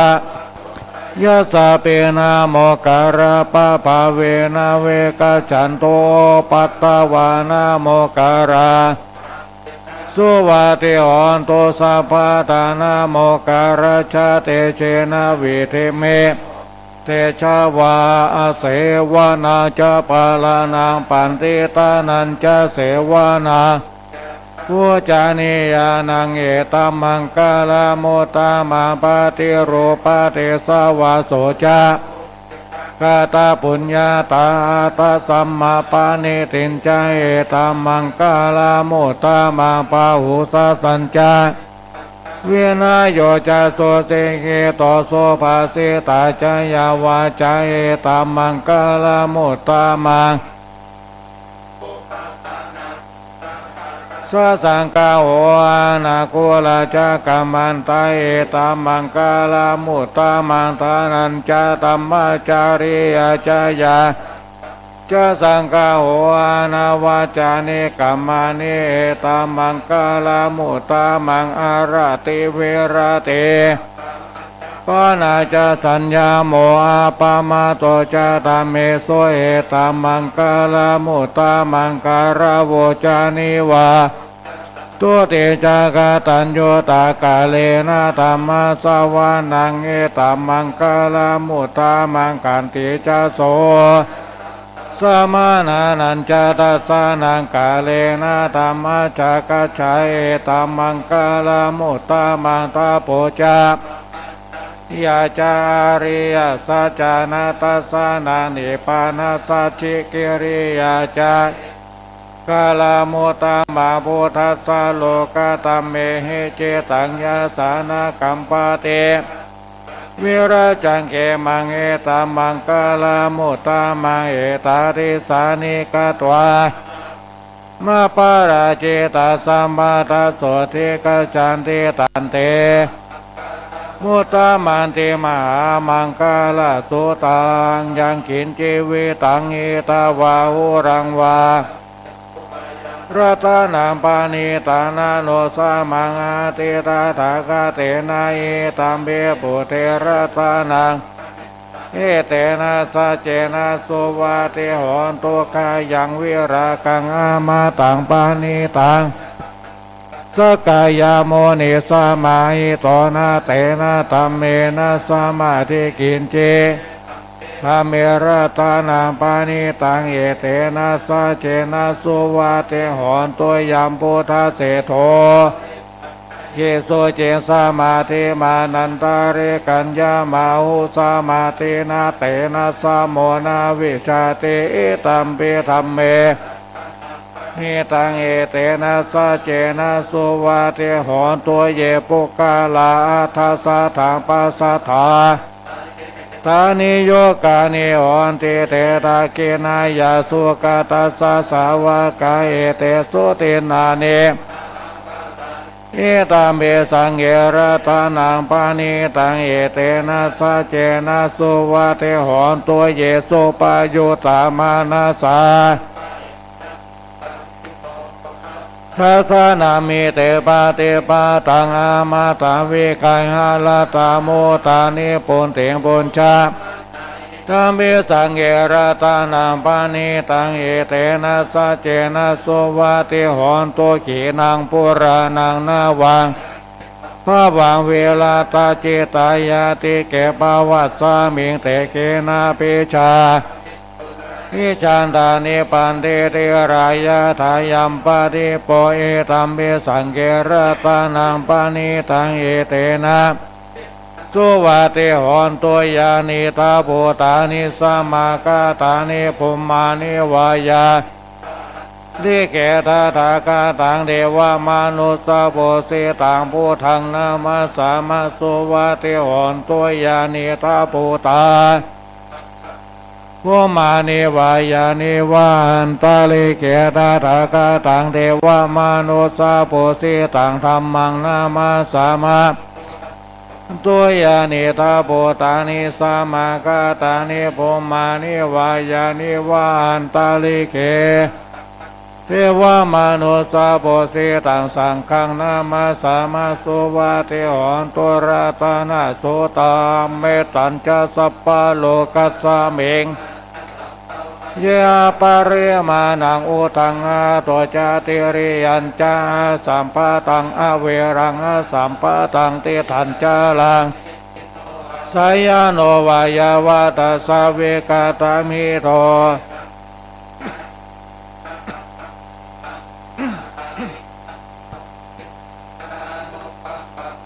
ลาวาตัสสะเนนะสัมปันโลกาเมสุเวนายะ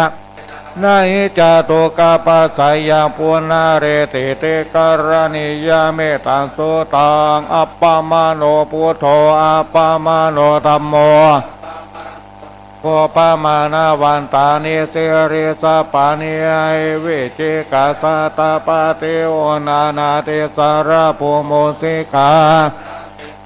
ก็ตาเมปาริตาปาติกามาโตโพธานิโสหังนะโมปะกวะโตนะโมสัตตานังสัมมาทานาติติปิโสปะกวะอะระหังสัมมาสัมพุทโธวิจาสุขโตโลกวิโตอนุตตโรปุริสตัมมาสารติสัตตเทวะ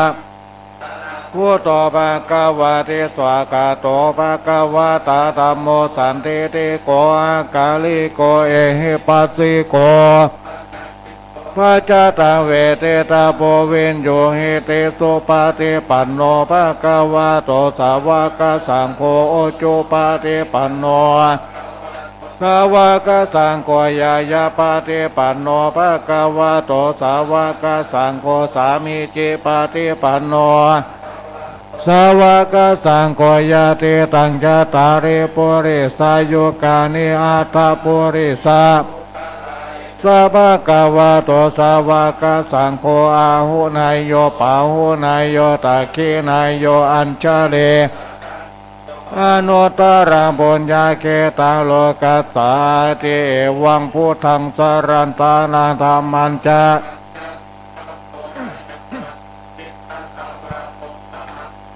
โสนาเหสาติเตสาตาตุเกนารากันตุพุทธสันติการาตุวังเตอิโตสันโตโมโตสัพพะปะเยนะจัสสัพพะโลกเวนิโมโตสัพพะสันตาปวาชิโตสัพพะเวโตเนปุตโตจาตุวังภวะสัพพิติโยวิวัจจันตุสัพพะโรโควินัสสตุมาเตสุขีเตกายุโกภวะอาภิวาทานาสีลิสานิจังวุธาปจายโนวาตันติอายุวันโนสุขังปะลังโพชังโคสติสังฆาโตธัมมานังวิจโยตาถาติปัสสะติโพชังคาจตาถาปะเรสามาตุเปกะโพชังคาสเตเตสัพพะทัสสินาโมนินาภาวิตาปาหุลิกาตาสังวาตันติอาปิญญายานิปานายะสัจวะเจนะโสติเตโหตุสัพพะตาเอกัสสมิงสัมมาเยนะโทโมกขลานันจะกิลาเนตุกิเตติสวาโพสังเคสาตาเตสายิเตจะตังอาเปนันติตวโรกาเอเตนะสัจวะเจนะโสติเตโหตุสัพพะตาเอคาตาธัมมาราชาเปพิเปเรโตจนทาเตเลนะตันเยวะปานาเปตวานาสาธารังสัมโมติตวาจาธรรมหาพุทธาสิธานาโสเอเตนะสัจวะเจนะโหตุสัพพะตาปะเอนะเตจาปาตาตินันนัมปิมาเหสีนัง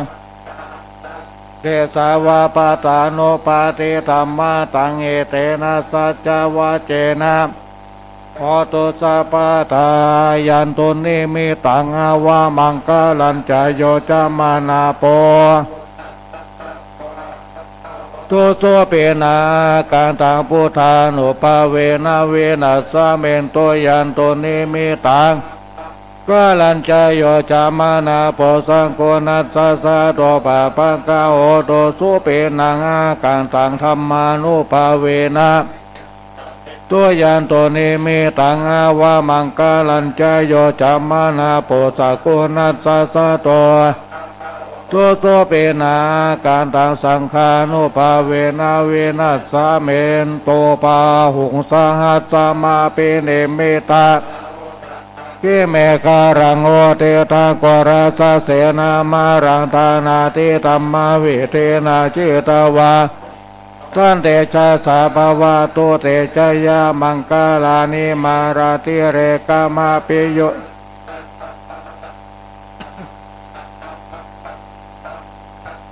สังการเตโสนานาเวเทนาเจตาวาโมนินตตันเตชะสาภาวะ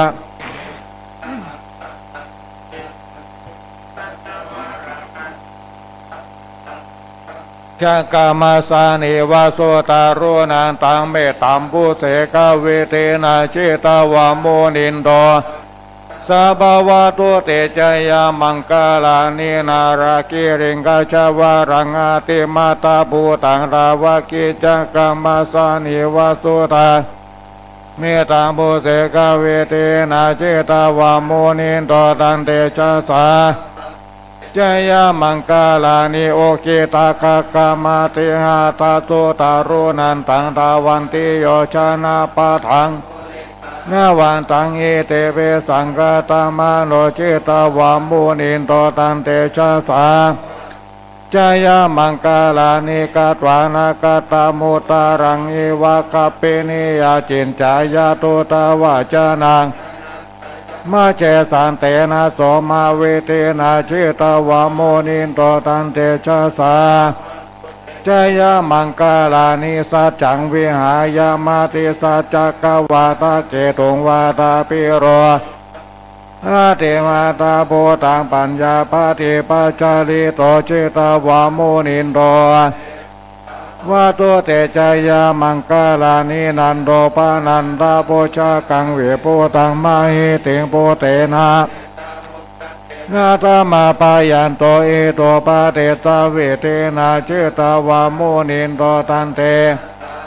ตัวเตจยามังกาลานิทุกขหาติเตโพชาเกนะสุตตาหาตามบรมังเวโสติโชติเมเทยานาคาเตนะเวเทนาเจตาวาโมนินโตตันเตชะสาจยามังกาลานิเอตาเปโพธาจยามังกาลาอัตตกาถาโยทิเนสารเตมาตันติหิตวานาเนกาวิเวธานิโจปัตถวานิ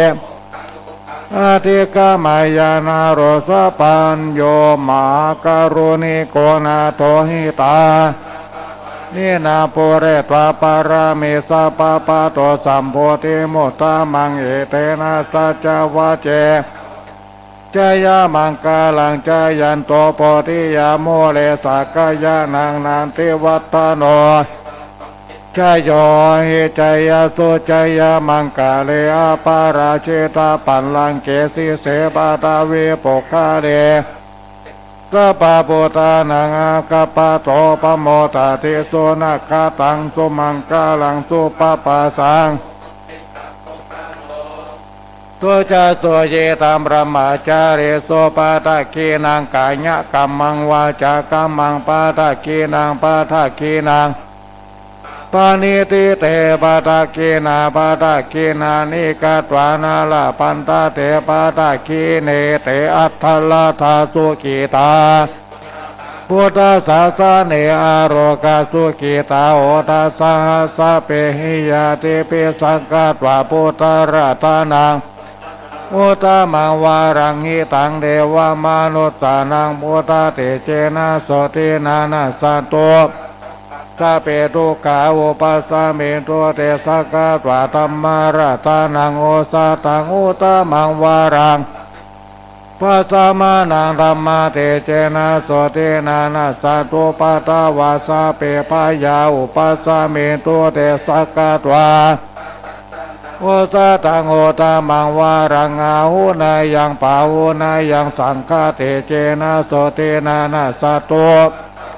เปโลกาวุปัสสะเมนโตเตยังกินจิรตานังโลเกเวชาติเวเวตามปุตุรตานัง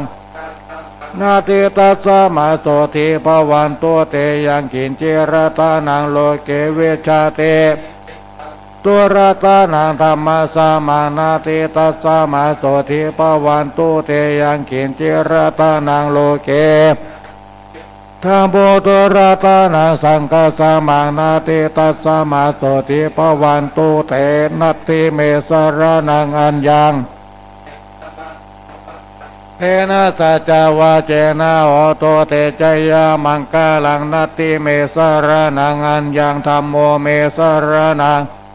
เทนะสัจจวาเจนะโอโตเตจยามังกาลังนัตติเมสรนังอัญญังสังโฆเมเอเตนะสัจจวาเจนะโอโตเตจยามังกาลังหิริโอตัปปะสัมปันนาสุขตัมมาธรรมติโวจาเรสันติปะกาปัตตานาสันติปะตาวัญจานามาตาปิตาจัตตเวทปาติกามาติสุวรรณภูมิงกันปรายาโสนุตารามาอิติกาปิสาตเมตาประมาจาลังอาเตสาโยทุกขปัตตาจนิตุขาปยปัตตากปตาจเนโสกาหอนโตสะเปปิปานิโนเอตาวาตาจาเมสัมปาตังปุญญาสะเปเตวานุโมตันโตสะปะสัมปาเตเสติอาตานันตตันโตสะตาขันโตสะบาตาภาวานาปิระตาหอนโตกัจฉันโตเทวาตากาตาสะเปปุธาเจกานันจายัมบาลังอรหันตานันจาเตเจนาระกังวันธามิสัพพะโสสุโขปุตานังอุปาโตเตสานาโสกาสังฆสัสสะมาเกสามากานันตาโพสุโขกติโยตัสสะเมเยโกตาปฏิจาริโนวิจาจารณะสัมปันโนโสมนุเสเทวาตาปาติอาติโจลาติมาปาติจันติมาสันนาโตปาติจายเยตาปาติปรมาโนอาตาสัพพะมโหตาปาติเตตาสาโรกายปรมาลาภาปรมังทานังวิสาสะปรมายาเตนิปานังปรมังสุขังสาธุสาธุสาธุ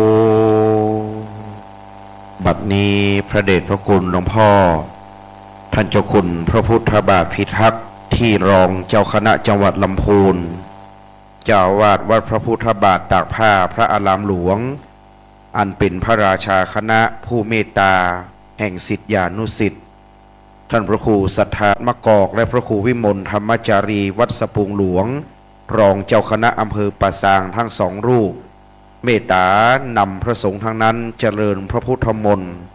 สมโภชน้ำสงฆ์ประธานสมเด็จพระสังฆราชสมโภชน้ำติบดอยขมออันจะได้สงอย่างอธิธาตุครูบาเจ้าอ้ายอินทปัญโยและบัดนี้อันดับแรกในเบื้องต้นจะเป็นการอ่านพระลิขิตสมเด็จพระริยวงศาคตยานสมเด็จพระสังฆราชสกลมหาสังฆปรินายกเมื่ออ่านพระลิขิตจบแล้วท่านอนุสรณ์วงศ์วรรณท่านประธานในพิธีท่านนายกองค์การบริหารส่วนจังหวัดลำพูนจะได้พร้อมกับเจ้าหน้าที่ได้เชิญน้ำสงฆ์ประธานลงจากศาลาแล้วเทียบในกำแพงแก้วของพระเจดีย์เก่าแก่แต่โบราณจะได้ถวายการส่งน้ำพระเจดีย์เป็นพระบรมสารีริกธาตุในระหว่างนั้นจะถวายอานัตสัญญาณแก่คณะสงฆ์ในศาลาเจริญชยมงคลคาถาคณะปีพาดจะบรรเลงชุดที่หนึ่งจากนั้นท่านอนุสรณ์วงศ์วรรณจะกลับขึ้นมาด้านบนศาลารับรองอีกครั้งและกลับเข้าสู่ที่รับรองท่านผู้อำนวยการสำนักงานพระพุทธศาสนาจังหวัดลำพูนจะจุดธูปเทียนเครื่องทองน้อย ด้านหน้ารูปเหมือนแห่งครูบาอ้ายอินทปัญโยแล้วท่านนายอำเภอผู้เป็นพ่อเมืองป่าซางจะเป็นผู้เชิญน้ำทิพย์ดอยขมอสงฆ์ที่อัฐิธาตุครูบาไปตามลำดับณโอกาสนี้ครับ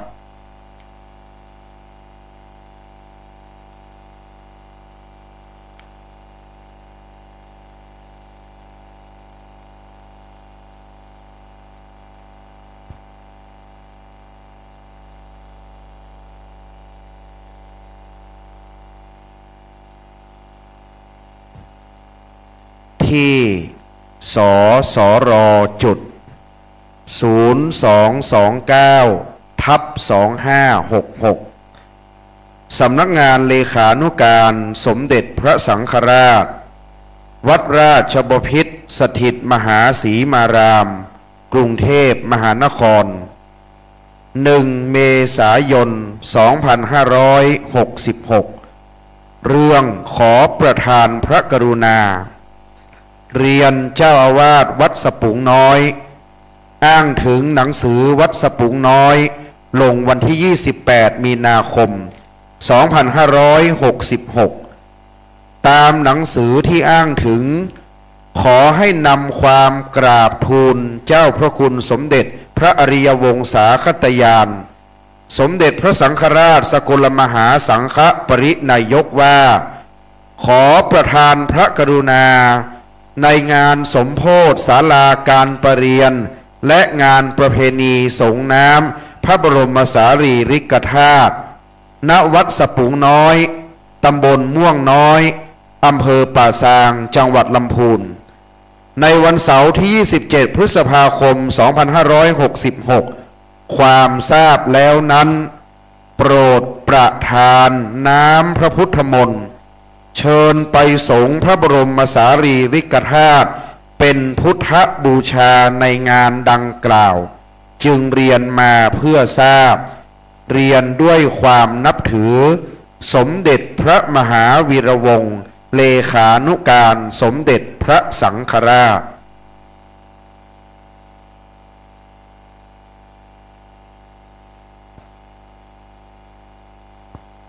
และบัดนี้ท่านอนุสรณ์วงศ์วรรณท่านนายกองค์การบริหารส่วนจังหวัดลำพูนและจะได้เรียนเชิญเจ้าหน้าที่ท่านสนั่นช่างปรุงสำนักงานพระพุทธศาสนาจังหวัดลำพูนเป็นผู้เชิญน้ำสงฆ์ประธานสมเด็จพระอริยวงศาคตยานสมเด็จพระสังฆราชสกลมหาสังฆปรินายกณโอกาสนี้ด้านหน้าพระรูปครับ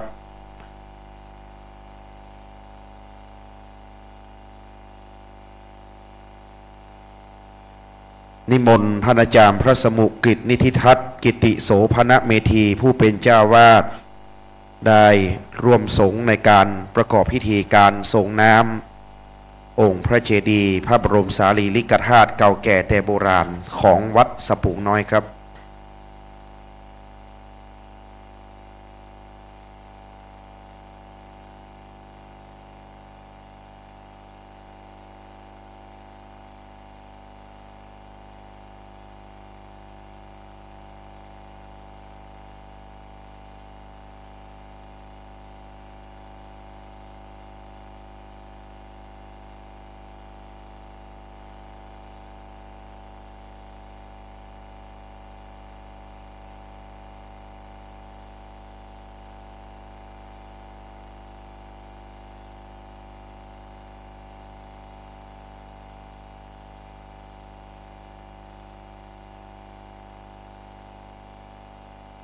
และบัดนี้ท่านอนุสรณ์วงศ์วรรณท่านนายกองค์การบริหารส่วนจังหวัดลำพูนจะได้เป็นผู้เชิญน้ำสงฆ์สมเด็จพระสังฆราชสงน้ำพระบรมสารีริกธาตุณบัดนี้ครับนิมนต์พระสงฆ์เจริญชยมงคลคาถาโตโพธิยโมเลสกยานังนันเทวัตตโนเอวังตวังวิชโยโหตยมังอปาราจิตาปันนังเกสิเสปะวิปุพะเลปิเสเกสัมภะพุทธานังอาภะปะ พระเจดีย์เป็นที่เรียบร้อยเพราะฉะนั้นศรัทธาญาติโยมเราจะได้ถวายเครื่องทยทานด้านบนศาลาไผ่ที่เป็นเจ้าภาพเรียนเชิญด้านหน้าศาลาตามที่ท่านอาจารย์กลินจะได้ประกาศนำเรียนไปเรื่อยทางพามจาริสุปทากินังกายกรรมังวะกัมมังปัฏฐาเกนะปัฏฐาเกนะมโนกัมมังปณิติเตปัฏฐาเกนะปัฏฐาเกนะนิกตวะนัลพันตัตเถปัฏฐาเกเน ขอบพระคุณท่านอนุสรณ์วงศ์วรรณท่านนายกองค์การบริหารส่วนจังหวัดลำพูนได้เป็นผู้เชิญและอัญเชิญน้ำสงฆ์ประธานสมเด็จพระสังฆราชส่งน้ำที่พระเจดีย์พระบรมสารีริกธาตุของวัดสะพุงน้อยเป็นเบื้องต้นแล้วต่อจากนี้ไปจะเป็นการจุดธูปเทียนเครื่องทองน้อยด้านหน้าอัฐิธาตุภาพถ่ายของพระครูบาเจ้าอ้ายอินทปัญโยกระผมเรียนเชิญท่านปุรณีนุชปิ่นแก้วท่านผู้อำนวยการสำนักงานพระพุทธศาสนาจังหวัดลำพูนได้ให้เกียรติจุดธูปเทียนเครื่องทองน้อยณโอกาสบัดนี้ครับสาธุชนน้อมประนมมือขึ้นครับหลวงปู่ครูบาอ้ายเป็นพระสุปฏิปันโนผู้ปฏิบัติดีปฏิบัติชอบขอติบพระดวงวิญญาณครูบาเจ้าอ้ายอินตปัญโยอยู่สถิตเสถียรสำราญในติบพญะพิมานใดขอดวงวิญญาณแห่งครูบาเจ้าจงได้มารับรู้รับทราบในการส่งน้ำในประเพณีเดือนเก้าออก8 ค่ำขอได้อภิรมย์จมชื่นยินดีให้วัดเจริญรุ่งเรืองวัฒนาสถาพรขอบพระคุณท่านปุรณีนุชปิ่นแก้วท่านผู้อำนวยการสำนักงานพระพุทธศาสนาจังหวัดลำพูนและลำดับต่อจากนี้ขอเรียนเชิญท่านพัทรพลผัดดวงธรรมท่านนายอำเภอป่าซางจังหวัดลำพูนได้อัญเชิญน้ำทิพย์ดอยขะม้อ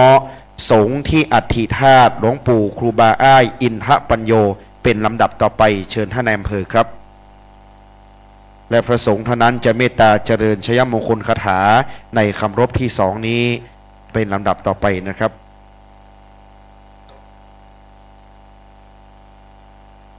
ขึ้นแห่เนิ่งดันเทวตโนเอวันตวังชโยโหชยสุชยมังกาเลอปราจิตาปันละสิเสปทวิปกาเลอภิเสก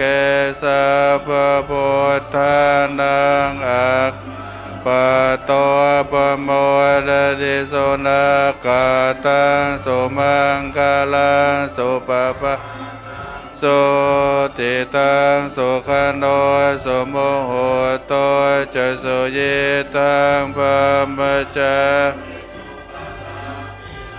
กายกรรมังวาจากรรมังปัฏฐาเกนังปัฏฐาเกนมโนกรรมังปณิติเตปัฏฐาเกนะปัฏฐาเกนกตวานัลพันตเทปัฏฐาเกเนเรานิมนต์พระเดชพระคุณหลวงพ่อท่านเจ้าคุณพระพุทธบาทพิทักษ์ได้เมตตานำคณะสงฆ์อันเป็นพระมหาเถระได้ส่งน้ำอย่างอัฐิธาตุครูบาอ้ายอินทปัญโยเป็นรูปที่1ขอกราบพระคณาครับ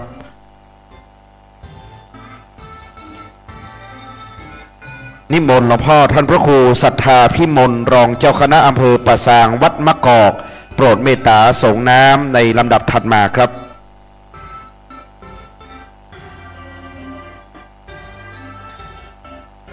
นิมนต์หลวงพ่อ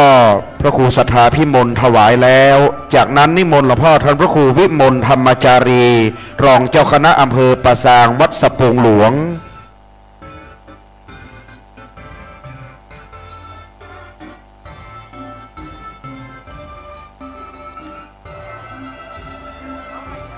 ถัดนั้นนิมนต์หลวงพ่อท่านพระครูพิราชธรรมวินิจเจ้าคณะตำบลแม่แรงวัดป่าเหียง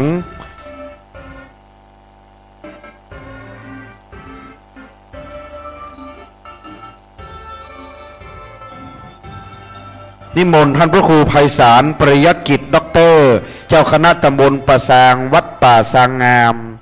ปาดกองขึ้นเพลงชัดต่อเลยนะครับเนิ่นในระหว่างนี้จะอาบส่งน้ำพระธาตุก่อนนะครับขึ้นเพลงชัดต่อเลย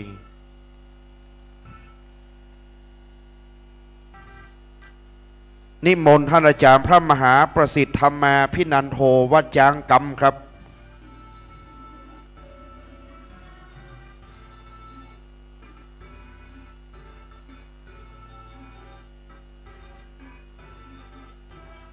จะขอเป็นพระมหาเถระนะครับประสัก7 รูปและนิมนต์หลวงพ่อพระครูสุจินธรรมานุวัตรเจ้าคณะตำบลม่วงน้อยวัดป่าตานครับ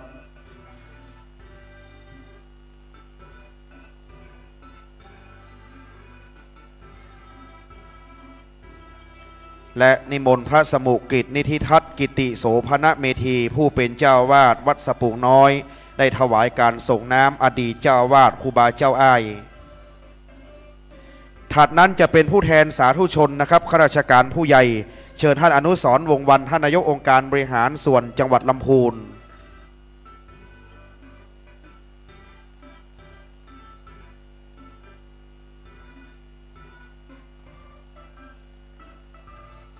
เชิญท่านผู้อำนวยการปุรณีนุชปิ่นแก้วผู้อำนวยการสำนักงานพระพุทธศาสนาจังหวัดลำพูน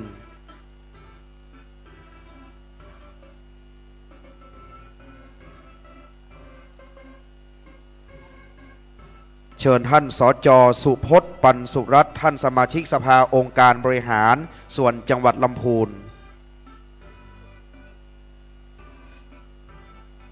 เชิญอาจารย์บุญยศักดิ์เขื่อนแก้วท่านรองนายกเทศมนตรีตำบลม่วงน้อย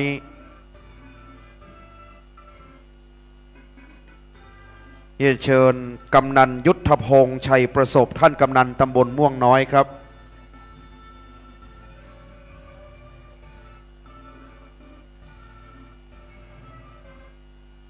เชิญอาจารย์จรัญเมืองสุวรรณที่ปรึกษานายกเทศมนตรีตำบลม่วงน้อย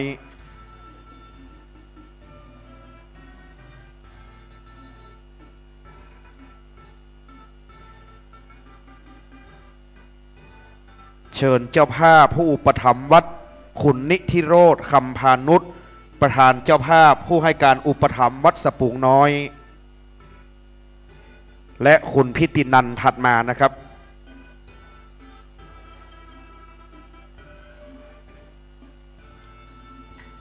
เชิญศิลปินดารานักแสดงทั้ง4ท่านคุณกันภักดีวิจิตรคุณภาคภูมิยศกาศคุณทัชพงษ์พัฒน์เฉพาะธรรมและคุณฐานชนยาวิระ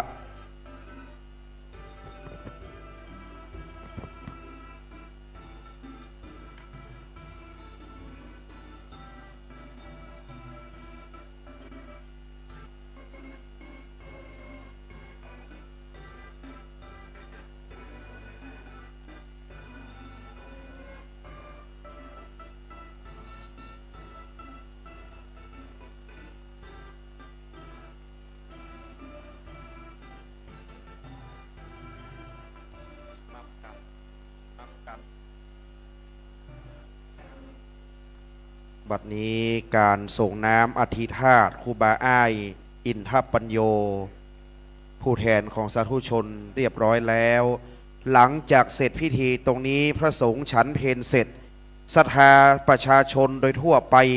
จะอัญเชิญอธิธาตุครูบาอ้ายลงจากศาลาแล้วไปประดิษฐานตั้งไว้ที่หอสงฆ์จะส่งน้ำไปตลอดทั้งบ่ายไปจนถึงภาคกลางคืนเป็นประเพณีครูบาเจ้าส่งน้ำตลอดทั้งบ่ายศรัทธาประชาชนโดยทั่วไปจักสงตอนบ่ายเป็นต้นไปครับบัดนี้จะได้สุมาควตาลและโอกาสเวนตาลถวายตาลในอริยประเวณีนี้สืบต่อไปอิตังโนสัพวะทุปุจุปการนาวิเศสตานังวรามตักขีนายากาญะตัวเลวะจีตัวเลมโนตัวเลสันจินจามปมาเตนวาสันจินจามปมาเตนวา กายกรรมเมนะวาวจีกรรมเมนะวามโนกรรมเมนะวาอาทิตโตสังปัจจุปนโตสังอนาคตโตสังสัพพังโตสังฆมันตุโนโยสันนิสินโนวรโปธิมูเลมันลังสะเสนังมหันติงวิจัยโยสัมโปธิมากันจีวะอนันตัญญาโนโยโลกุตตโมตังปนามามิพุทธังตังปนามามิธัมมังตังปนามามิสังฆังสุรนันตุพลโตเทวสังฆโยดูแลฟังราเตปกานานามวลหมู่อัมสถิตอยู่กูวิมานจุงจักฟังเสียงสารกล่าวโออันขาจักเป่าปวาติกล่าวของตานตั้งเทวดาตนอันรักษาขันธะสันดานศรัทธาจุโพรักษากูหอเรือนรักษาปีเดือนวันยามตั้งเทวดาตนอันรักษาไร่นากามเขตประเทศบ้านเมืองฝ่ายรักษาเจนบ้านเจนเมืองตั้งพรหมเทวดารุกขเทวดาอากาศเทวดาพระพัตตาเทวดารุกขจาไสสลีตุหาวกมณีเมฆลาเจิญเทวดาติปเตศน้อมนิวเนตโมตนาตั้งพญาอินตาภูบาลตนองค์คานฟ้าเฟืองตั้งเต้าเจืองขุนพรมจตุโลกบาลตั้งสียักขียักขาตนมีฤทธานุภาพตั้งกลุ่มพันภาพไพรีตั้งนางนาไทยแม่ธรณีสลีกุตตาอมาตตนจำบุญและตนจำบาปตนจำน้ำหยาดหมายตาลตั้งพยามารตนใจหาดหาวทิบเทพเต้าไปบนหนอากาศไปไตรราชธรณีเทวดาตนอันรักษาวัดสปุงน้อยเมืองเวลุคามป่าสร้างละปูนตัดตินีเป็นเก้าก็ขออันเจิญมวลหมู่เจ้าเข้ามาสู่โมตนาตานซึ่งวัละขีญาเจ้าสมณะศรัทธาและมูลศรัทธาผู้ค้าตั้งหลายจักได้ฮือตาในตีคากาละบัดนี้ยามนี้นั่นจุงจังมีเตียงแต่ดิลีสาธุโอกสะพันเตสิริวิสุทธามกุตตปวโรธโสดอุดมพระบรมพุทธาติทัลายรัตนพันแผ่วพระแก้วเจ้าตั้งสามประการอันเป็นตีเพิงตีไวที่สาสักละปูจายังคนและเทวดาตั้งหลายยังกลี้บานงามสะเตืองเลืองเรือประหือศรัทธาผู้ข้าตั้งหลายได้ปั๊มเป่งตานะปาลมีศีลปาลมีไว้เป็นยอดขอดไว้กับตนกับตัว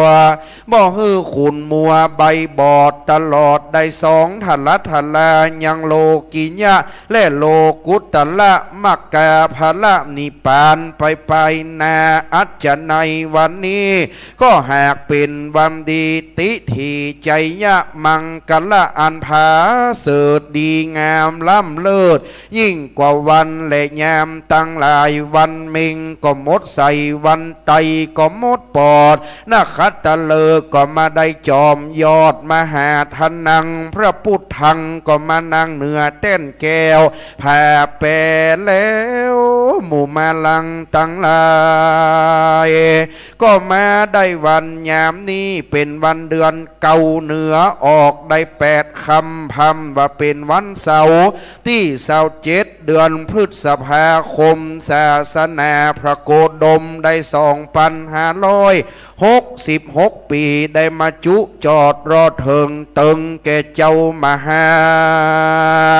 สมณะศรัทธาและมูลศรัทธาผู้ค้าตั้งหลายตั้งไปในและไปนอกไปในหมายมีท่านอาจารย์พระสมุกฤตนิธิทัตกิติโสภณเมธี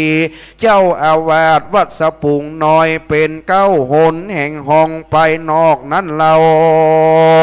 หมายมีคณะศรัทธาอุปาสกาอุปาสิกาเท่าแก่หนุ่มยิงใจจุผู้จุค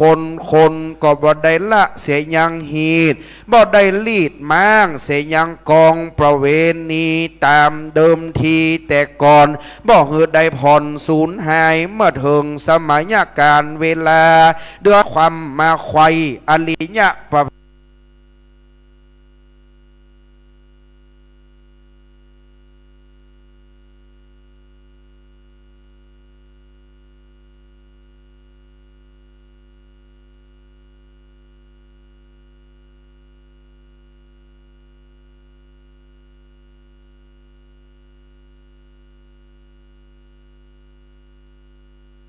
เพณีใหญ่อาบองค์ทรงน้ำอัฐิธาตุครูบา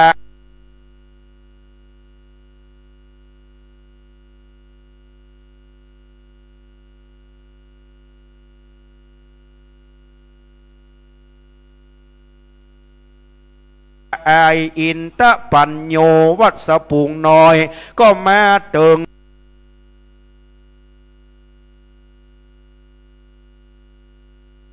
มารอดมาถึงเพราะว่าท่านครูบาตุปัจจัยไตยวัตถุมาตั้งไว้2 นาแห่งพระแก้วเจ้าตั้ง3 ประการขอพระแก้วเจ้า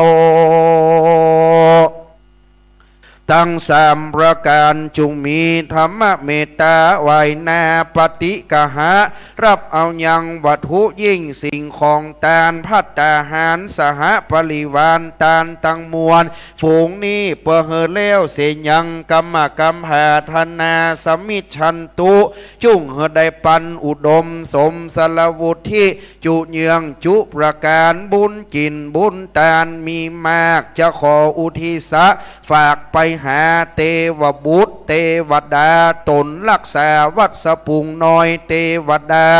รักษาวัดวาอารามพระธาตุเจดีย์ตัตตินีเป็น9 แผ่ภายในโบสถ์ไปถึงแก่ดวงวิญญาณตันครูบาเจ้าอายอินตะปัญโยอดีตเจ้าอาวาสอดีตเจ้าอธิการสมปานวัดสปุงน้อยตัตตินีเทวดาตนรักษากาญาเนื้อตนตัวอันไปก่อนหน้าและตามหลังพระภูมิเจ้าตีแม่พระธรณีสลีกุตาอัมมาตนจำบุญและตนจำบาปตนจำน้ำหยาดหมายตานอินตาพรมยมมาลาดขุดนาคน้ำพระลำในไอสวนแม่ธรณีเจ้าตีเจ้าฐานเต้าจตุโลกกบาลตั้งมวลได้มาปัตตาและอนุโมทนาบุญกุศลแห่งการได้อาบองค์สงน้ำพระธาตุเจ้าเจดีย์และอธิธาตุครูบาอายก็ขอพระ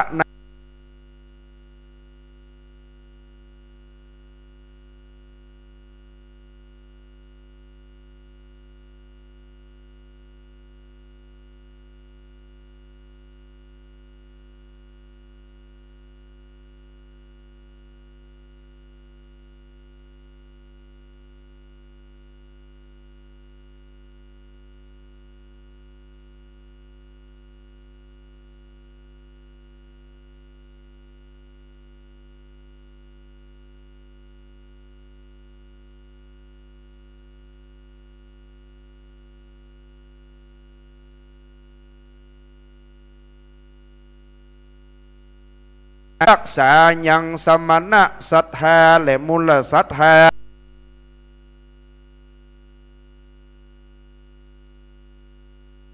ผู้ข้าตั้งหลายเฮือได้อยู่รม พานิจยัก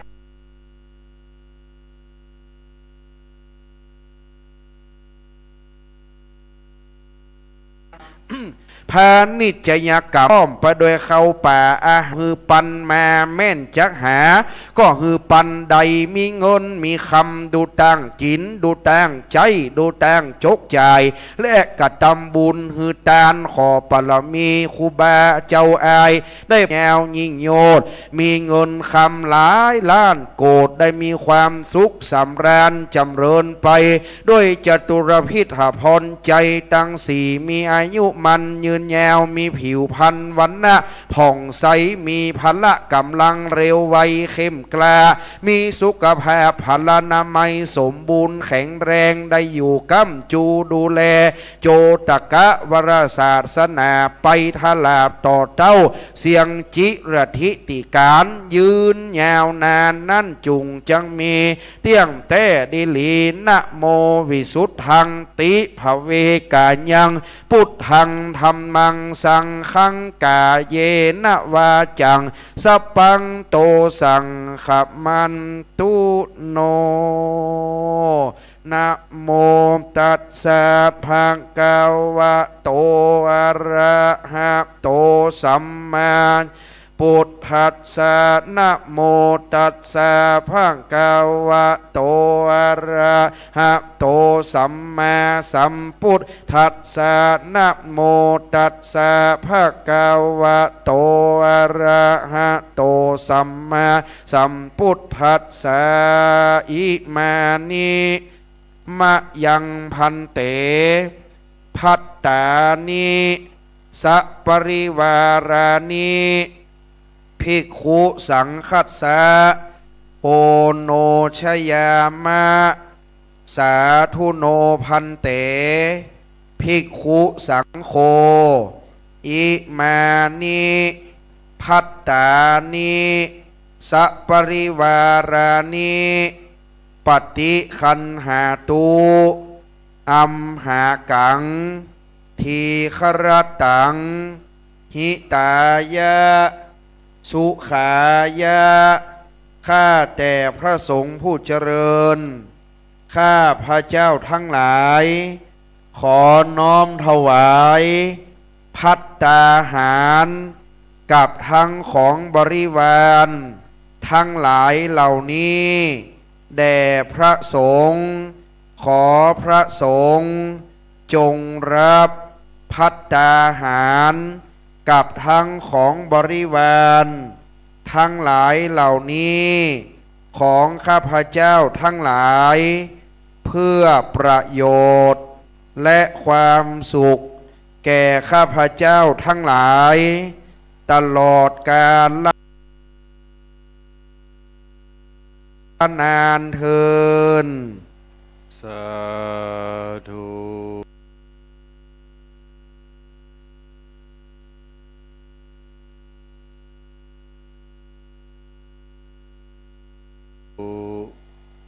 บัดนี้พระสงฆ์ทั้งนั้น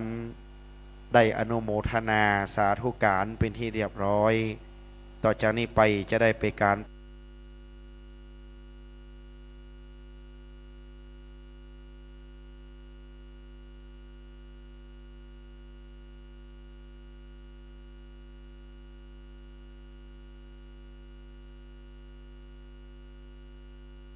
วันท่านนายกองค์การบริหารส่วนพัทรพลพัดดวงธรรมที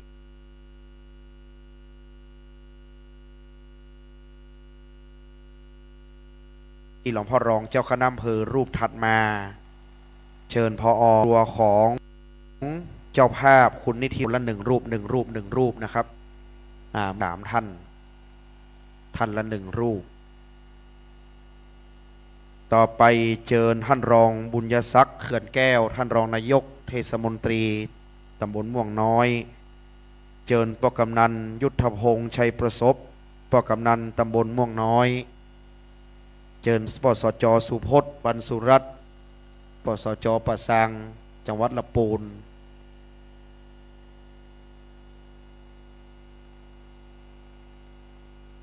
เชิญอาจารย์จรัญเมืองสุวรรณที่ปรึกษานายกเทศมนตรีชุดหนึ่ง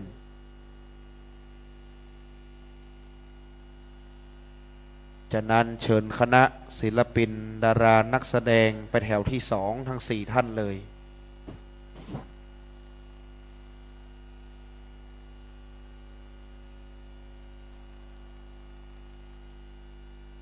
ไปทาง4ท่านเชิญท่านปลัดธรรมาเชิญนะครับเนอท่านปลัดเทศบาลหัวหน้าสำนักปลัดประธานสภาเชิญนะครับประธานสภาธรรมาก็ไปแถวหลังเลยเจ้าศรัทธาของวัดเฮา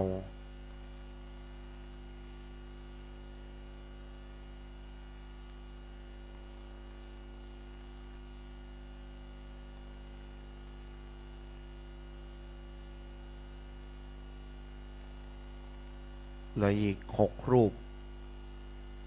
เดี๋ยวจะเชิญเจ้าภาพคณะของคุณแม่สุขุมาพรครับพอเชิญเลยเนาะคณะคุณโยมแม่สุขุมาพร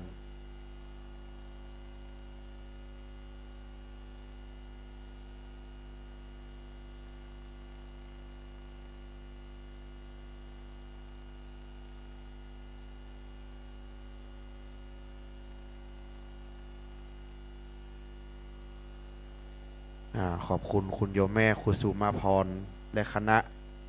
เมื่อคืนอยู่ตลอดทั้งคืน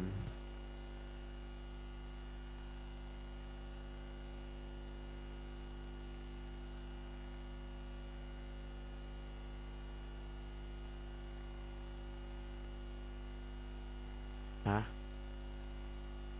ไม่หันมาแล้วไปแล้ว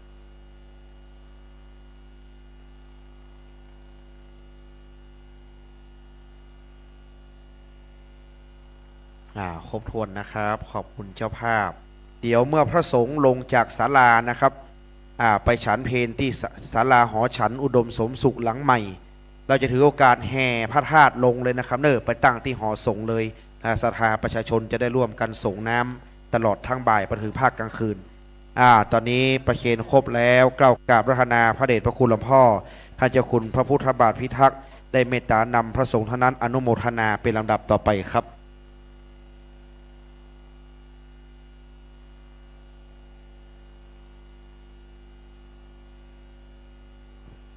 ยะถาวริวหาปูราปาริปุเรนติสาครังเอวะเมวะอิโตทินัง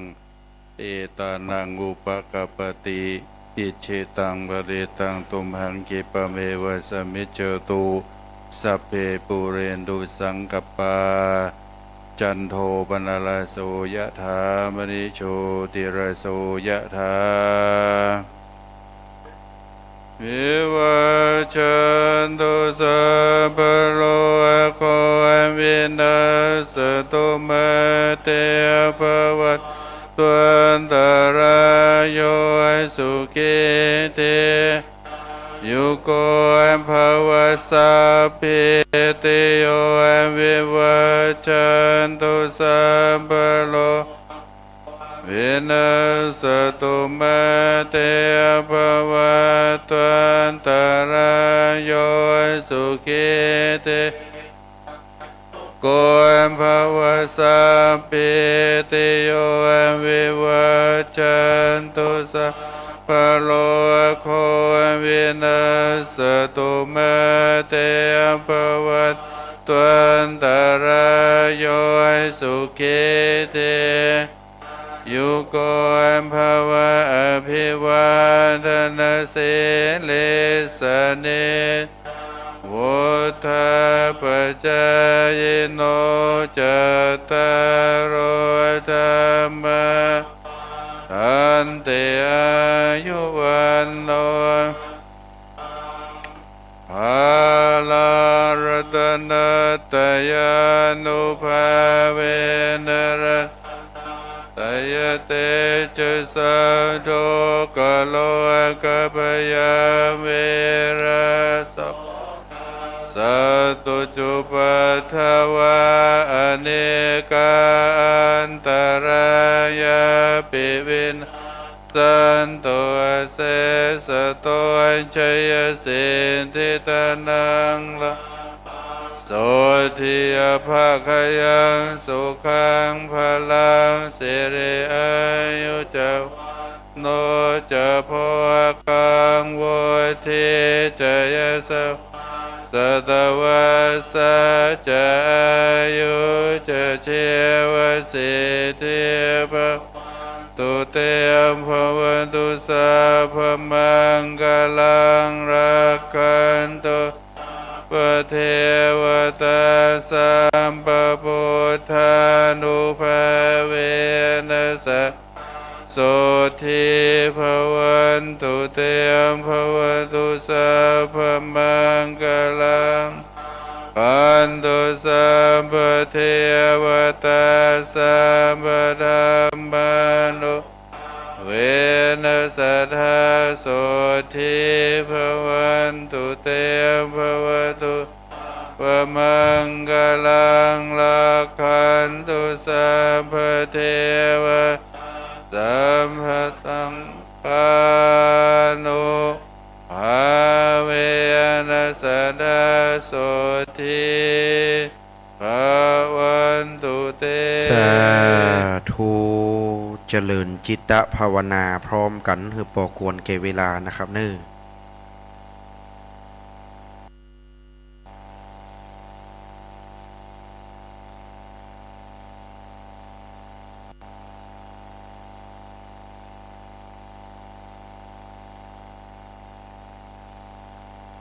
ปอสมควรแก่เวลาตั้งกรรมภาธนาหยาดน้ำแผ่เมตตาพร้อมกันสืบไปอิตังตานะกัมมังนิปปานาปัจจยโยโหตุโนนิจังอิตังศีลกัมมังปานาปัจจยโยโหตุโนนิจังอิตังภาวนากัมมัง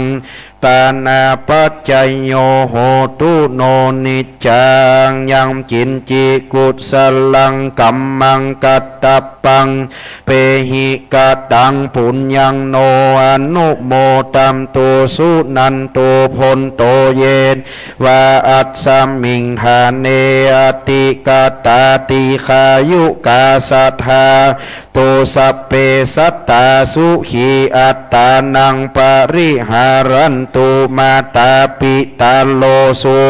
ตาหนตุตุขามปัมมุนจันตุสัพเพญาตกาสุตาหนตุตุขามปัมมุนจันตุสัพเพอะยาตกาสุตาหนตุตุขามปัมมุนจันตุสัพเพปิสาจะสัพเพยัคขานเปเปตาจะสุขิตาหนตุตุขามปัมมุนจันตุสัพเพนักขัตตาสุตาหนตุตุขามปัมมุนจันตุสัพเพเตวาสุตาหนตุตุขามปัมมุนจันตุสัพเพอาจาริโยปัจฉัยยาสุตาหนตุตุขามปัมมุนจันตุสัพพะสัมปติโยสามิชันตุโววันตามิพุทธังสัพพะเมวะโตสังคัมมานเมพันเตวันตามิธัมมังสัพพะเมวะโตสังคัมมานเมพันเตวันตามิสังขังสัพพะเมวะโตสังคัมมานเมพันเตวันตามิกัลลุปัจฉัยยะจาริเยสัพพะเมวะโตสังคัมมานเมพันเตวันตามิกัมมัฏฐานังสัพพะเมวะโตสังคัมมานเมพันเตวันตามิอาราเมปัฏฐสีมังสัพพะเมวะโตสังคัมมานเมพันเตวันตามิเจติยังสัพปัฏฐานเนสุปฏิตาสลีระธาตุโยมหาโพธิงสักกัลลังพุทธลูปังสัตตานากะเกเตวะโลเกพรหมะโลเกจัมปูติเปลังการเปสลีระธาตุโยเกสาธาตุโยอระหันตาทาน โยเจติยังกันทะกุติงจตุราสีติสะเสธรรมขันเฮสเปสังปาตะเจติยังจะอะหังวันตามิสะปะโสสุมาอาทิครูบาเจ้าอ้ายอินทปัญโยพร้อมกันนะครับเนอวันตามิพันเตสัพปังอามปะลาทังกัมมาน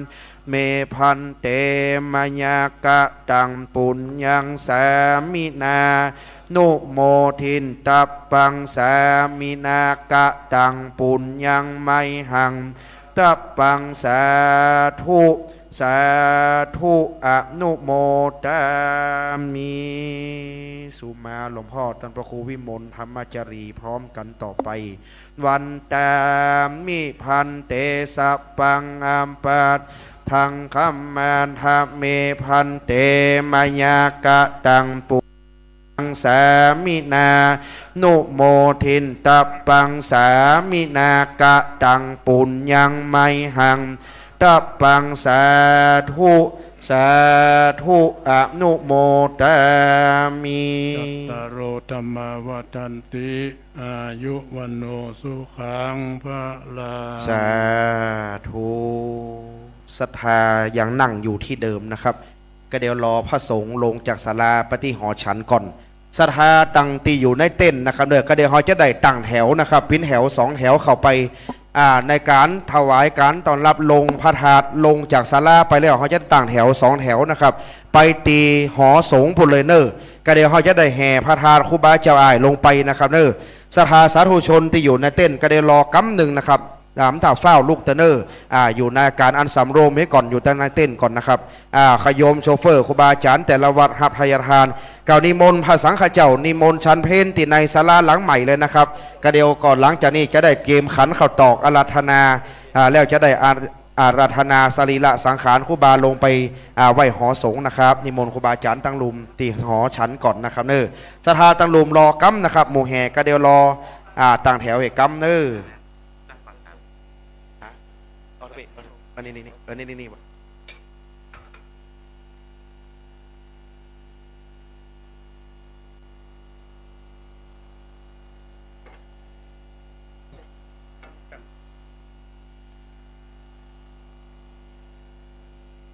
นิมนต์พระสงฆ์ก่อนนะครับเนอเดี๋ยวไปหอฉันก่อนโอ้พระครูสถิตธุลาธรไปไหนครับวันไหนวัดผมวันนี้แล้วเจ้าครับ4 โมงปลายแล้วล่ะ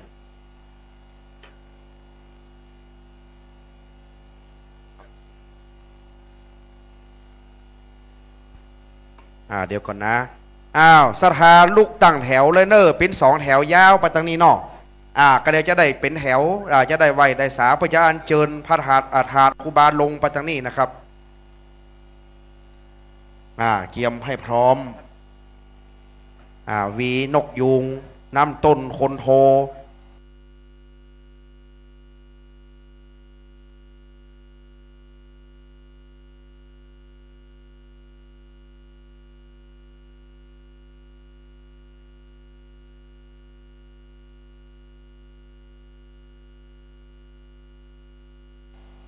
ขันดอกปออาจารย์ไปกุ๊กเป็นเก้าปอนานปอนานบ้านเขาจะได้กำขันเจิญผัดไตอัฐปริขารให้เรียบร้อยนิมนต์หลวงพ่อครับครับผมเนี่ยโคตรมาให้ขึ้นน้ำมันหน่อย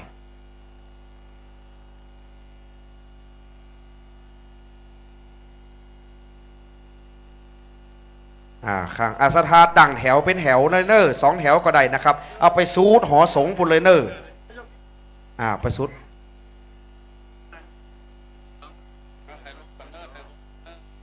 กลางซับปะทนเนอซับปะทนขึ้นม้ามคึกไปซับปะทนขึ้นมาก่อน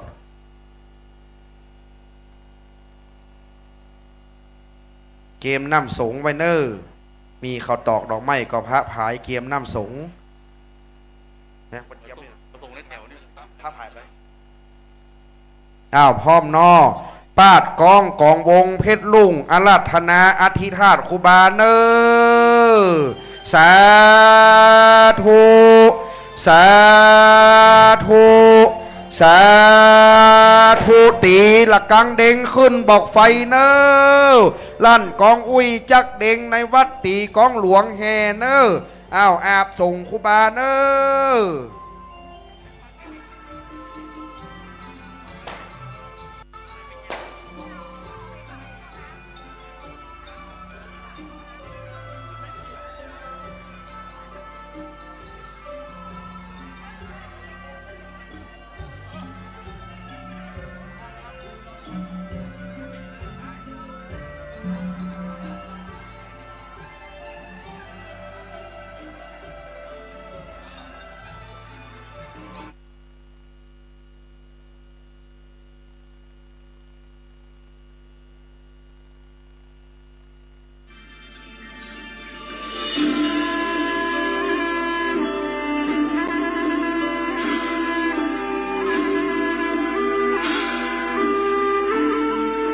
ครูบาขลังกองลวงดังบาติกสดสีประเพณีดีงามวัดสะปุ่งน้อยตำบลม่วงน้อยอำเภอป่าซางจังหวัดละปูนขอเชิญผู้ใจบุญทุกท่านร่วมทำบุญสุนตานงานใหญ่2 วาระหว่างวันศุกร์ที่26และวันเสาร์ที่27พฤษภาคม2566โดยมีกำหนดการดังต่อไปนี้วันศุกร์ที่26พฤษภาคมเวลา1 ทุ่มเป็นต้นไปประกอบพิธีพุทธาภิเษกเสกซ้อมย้อมยศสมเด็จองค์ปฐมต่างมหาจักรพรรดิทรงล้านนาพระประธานศาลาหอฉันอุดมสมสุขวัดสะปุ่งน้อยเวลา2 ทุ่มแสดงพระธรรมเทศนาอบรมสมโภชองค์พระประธานศาลาหอฉันอุดมสมสุขสมเด็จองค์ปฐมปางมหาจักรพรรดิล้านนาวันเสาร์ที่27พฤษภาคม2566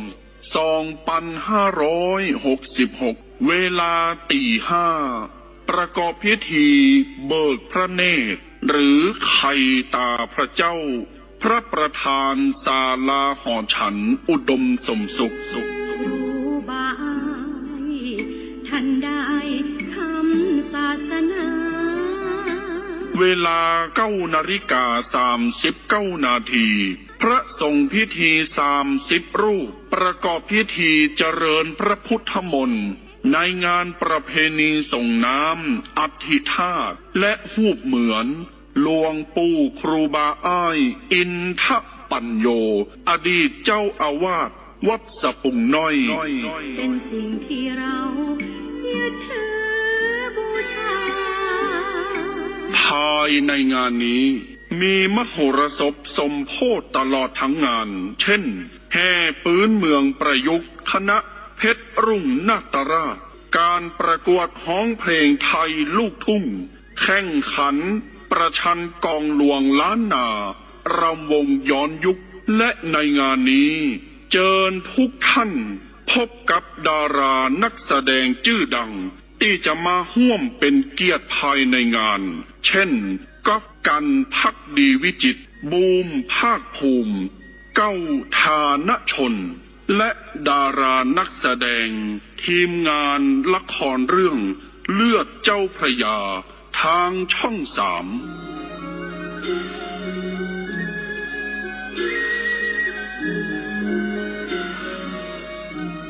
ติดต่อสอบถามร่วมทำบุญได้ที่พระสมุกฤตนิธิทัศน์เจ้าอาวาสวัดสะปุ่งน้อยเบอร์โทรศัพท์063-756-1681กินตาลหยาดน้ำนาบุญหลวงหลายจักสุขสบายชาตินี้ปลายหน้า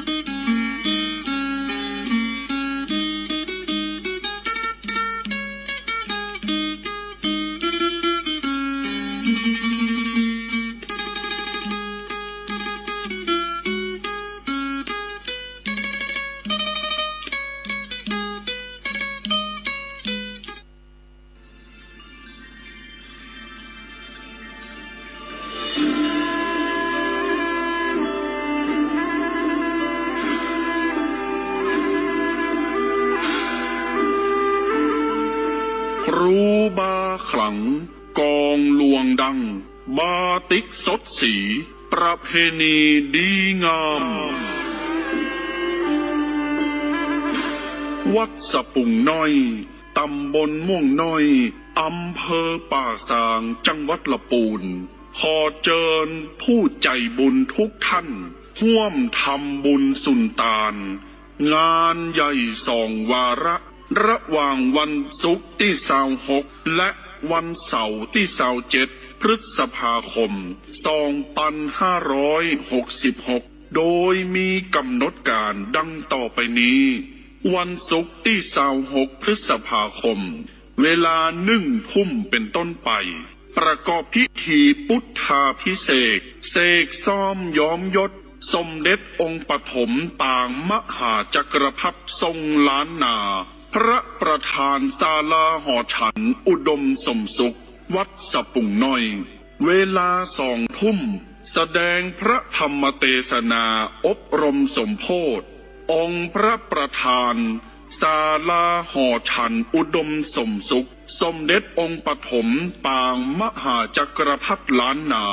วันเสาร์ที่27พฤษภาคม2566เวลาตี 5ประกอบพิธีเบิกพระเนตรหรือไข่ตาพระเจ้าพระประธานศาลาหอฉันอุดมสมสุขท่านได้ทำศาสนา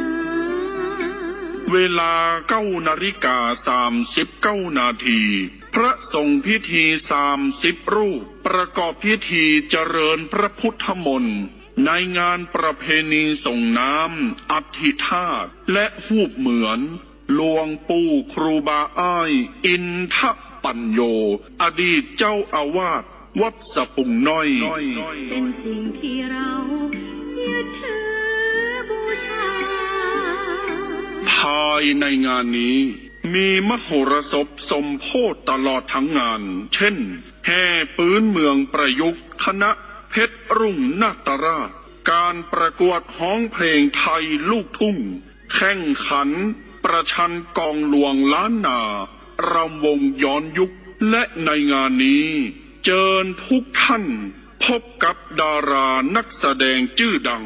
ที่จะมาร่วมเป็นเกียรติภายในงานเช่นก๊อฟกันภักดีวิจิตรบูมภาคภูมิเก้าธานชนและดารานักแสดงทีมงานละครเรื่องเลือดเจ้าพระยาทางช่อง 3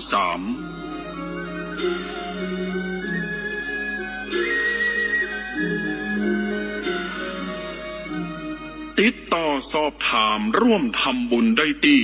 พระสมุกฤตนิธิทัศน์เจ้าอาวาสวัดสะปุงน้อยเบอร์โทรศัพท์063-756-1681กินตาลหยาดน้ำนาบุญหลวงหลายจักสุขสบายชาตินี้ปลายหน้า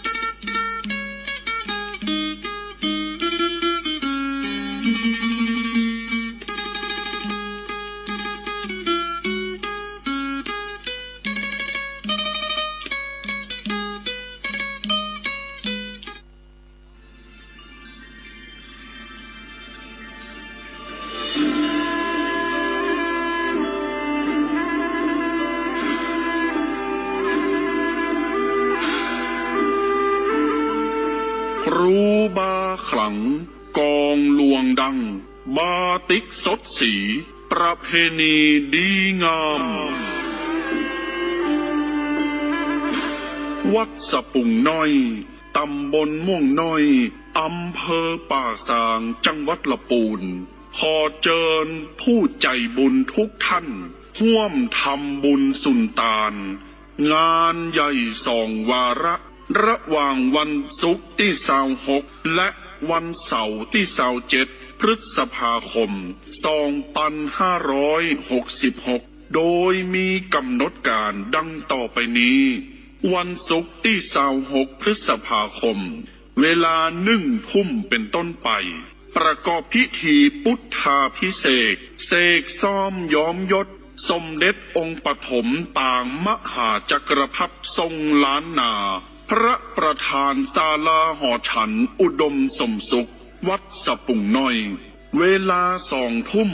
แสดงพระธรรมเทศนาอบรมสมโภชองค์พระประธานศาลาหอฉันอุดมสมสุข สมเด็จองค์ปฐมปางมหาจักรพรรดิล้านนา วันเสาร์ที่27พฤษภาคม 2566 เวลาตี 5 ประกอบพิธีเบิกพระเนตร หรือไข่ตาพระเจ้า พระประธานศาลาหอฉันอุดมสมสุข บายท่านได้ทำศาสนา เวลา9:39 นาที พระสงฆ์พิธี30 รูป ประกอบพิธีเจริญพระพุทธมนต์ในงานประเพณีส่งน้ำอธิธาตุและหูปเหมือนหลวงปู่ครูบาอ้ายอินทปัญโย อดีตเจ้าอาวาสวัดสะปุงน้อย เป็นสิ่งที่เรายึดถือบูชา ภายในงานนี้มีมโหรสพสมโภชตลอดทั้งงาน เช่น แห่ปืนเมืองประยุกต์คณะเพชรรุ่งนาตราช การประกวดฮ้องเพลงไทยลูกทุ่ง แข่งขันประชันกองหลวงล้านนารำวงย้อนยุค และในงานนี้เชิญทุกท่านพบกับดารานักแสดงชื่อดังที่จะมาร่วมเป็นเกียรติภายในงาน เช่นก๊อฟกันภักดีวิจิตร บูมภาคภูมิ เก้าธานชน และดารานักแสดงทีมงานละครเรื่องเลือดเจ้าพระยาทางช่อง 3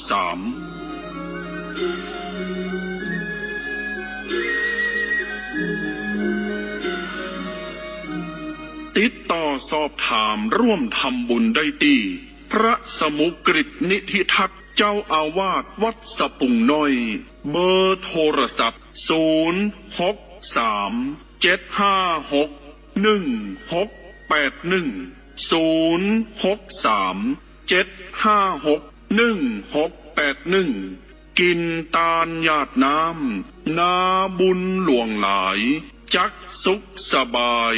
ชาตินี้ปลายหน้า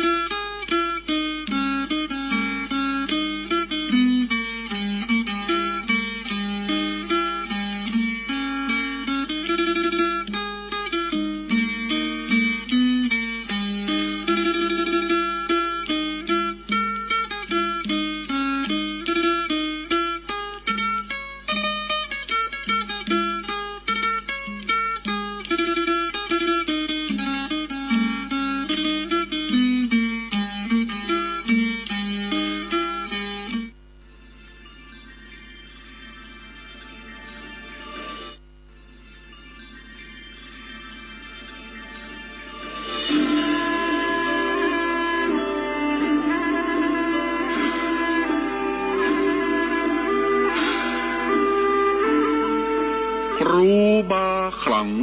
กองลวงดังบาติกสดสีประเพณีดีงามวัดสะปุงน้อยตำบลม่วงน้อยอำเภอป่าซางจังหวัดละปูนขอเชิญผู้ใจบุญทุกท่านร่วมทำบุญสุนตานงานใหญ่2 วาระหว่างวันศุกร์ที่26และวันเสาร์ที่27พฤษภาคม2566โดยมีกำหนดการดังต่อไปนี้วันศุกร์ที่26พฤษภาคมเวลา1 ทุ่มเป็นต้นไปประกอบพิธีพุทธาภิเษกเสกซ้อมย้อมยศสมเด็จองค์ปฐมต่างมหาจักรพรรดิทรงล้านนาพระประธานศาลาหอฉันอุดมสมสุขวัดสะปุงน้อยเวลา2 ทุ่มแสดงพระธรรมเทศนาอบรมสมโภชองค์พระประธานศาลาหอฉันอุดมสมสุขสมเด็จองค์ปฐมปางมหาจักรพรรดิล้านนาวันเสาร์ที่27พฤษภาคม2566เวลาตี 5ประกอบพิธีเบิกพระเนตรหรือไข่ตาพระเจ้าพระประธานศาลาหอฉันอุดมสมสุขบายท่านได้ทำศาสนาเวลา9:39 นาทีพระสงฆ์พิธี30 รูปประกอบพิธีเจริญพระพุทธมนต์ในงานประเพณีส่งน้ำอธิธาตุและหูปเหมือนหลวงปู่ครูบาอ้ายอินทปัญโยอดีตเจ้าอาวาสวัดสะปุงน้อยเป็นสิ่งที่เรายึดถือบูชาภายในงานนี้มีมโหรสพสมโภชตลอดทั้งงานเช่นแห่ปืนเมืองประยุกต์คณะเพชรรุ่งนาตราชการประกวดฮ้องเพลงไทยลูกทุ่งแข่งขันประชันกองหลวงล้านนารำวงย้อนยุคและในงานนี้เชิญทุกท่านพบกับดารานักแสดงชื่อดังที่จะมาร่วมเป็นเกียรติภายในงานเช่นก๊อฟกันภักดีวิจิตรบูมภาคภูมิเก้าธานชนและดารานักแสดงทีมงานละครเรื่องเลือดเจ้าพระยาทางช่อง 3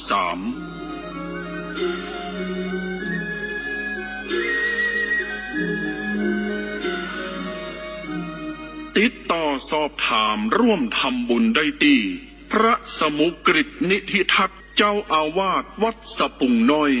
เบอร์โทรศัพท์063-756-1681กินตาลหยาดน้ำนาบุญหลวงหลาย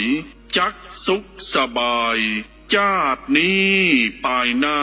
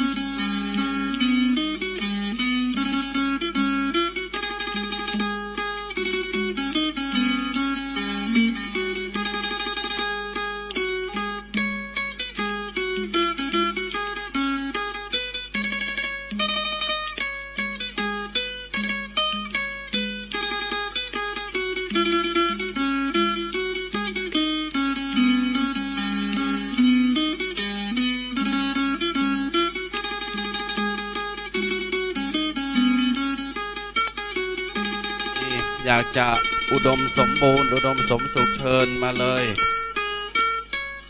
ทุกสิ่งทุกประการเรียบร้อยไปได้ด้วยดี การประกอบพิธีอันเป็นมหามงคลตั้งแต่คืนแรกจนถึงวันนี้สำเร็จเสร็จสิ้นไม่มีอะไรที่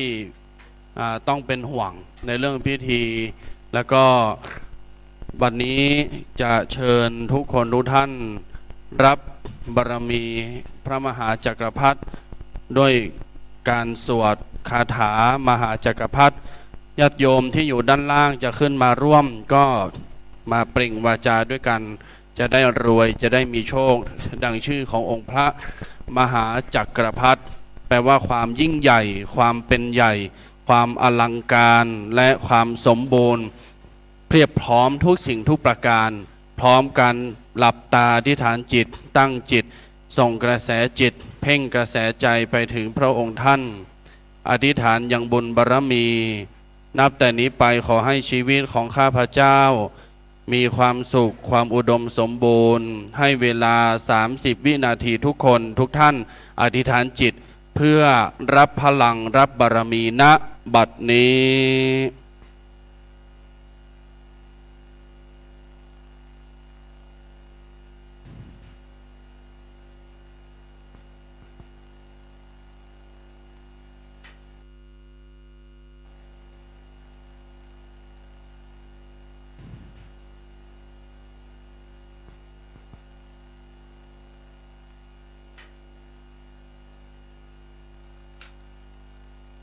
ต่อไปนี้เชิญทุกท่านตั้งนะโม3จบด้วยกันและกล่าวคำสวดคาถาบูชามหาจักรพรรดิ9จบนะโมตัสสะ วะโตอะระหะโตสัมมาสัมพุทธัสสะนะโมตัสสะภะคะวะโตอะระหะโตสัมพุทธัสสะนะโมอะระหะโตนะโมพุทธายะพระโพธาไตรรัตนญาณมาเนโนภารัตสิสาหาสาสุธรรมาโพนโทธรรมโมสังโฆยาธาโพธโมนาโพธาบูชาธรรมบูชาสังฆบูชาอาคิทานังวารังคันทังสิวลีจามหาเทรังอาหังวันทามิธุระโตอาหังวันทามิธาตุโยอาหังวันทามิสัพพโสพุทธานธรรมสังฆาโมเชมินะโมพุทธายะพระโพธาไตรรัตนญาณมาเนโนภารัตสิสาหาสาสุธรรมาพุทโธธรรมโมสังโฆยาธาโพธโมนาพุทธาบูชาธรรมบูชาสังฆบูชาอาคิทานังวารังคันทังสิวลีจามหาเทรังอาหังวันทามิธุระโตอาหังวันทามิธาตุโยอาหังวันทามิสัพพโสพุทธาสังฆาปุเชมินะโมพุทธายะพระโพธาไตรรัตนญาณมาเนโนภารัตสิสาหาสักขุธรรมาพุทโธธรรมโมสังโฆยะหาพุทโมนะ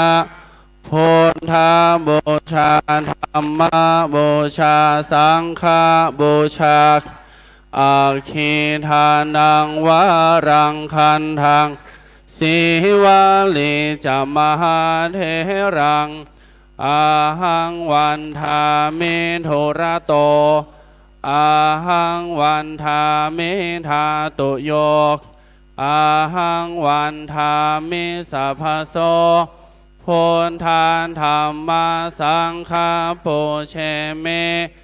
นะโมพุทธายะพระพุทธไตรรัตนญาณมาเนโนภรัตสิสาหาสาสุธรรมาพุทโธธรรมโมสังโฆยานธาพุทโมนะพุทธาบูชาธรรมบูชาสังฆบูชาอาคิทานังวารังคันทังสิวาลิจามหาเถรังอาหัง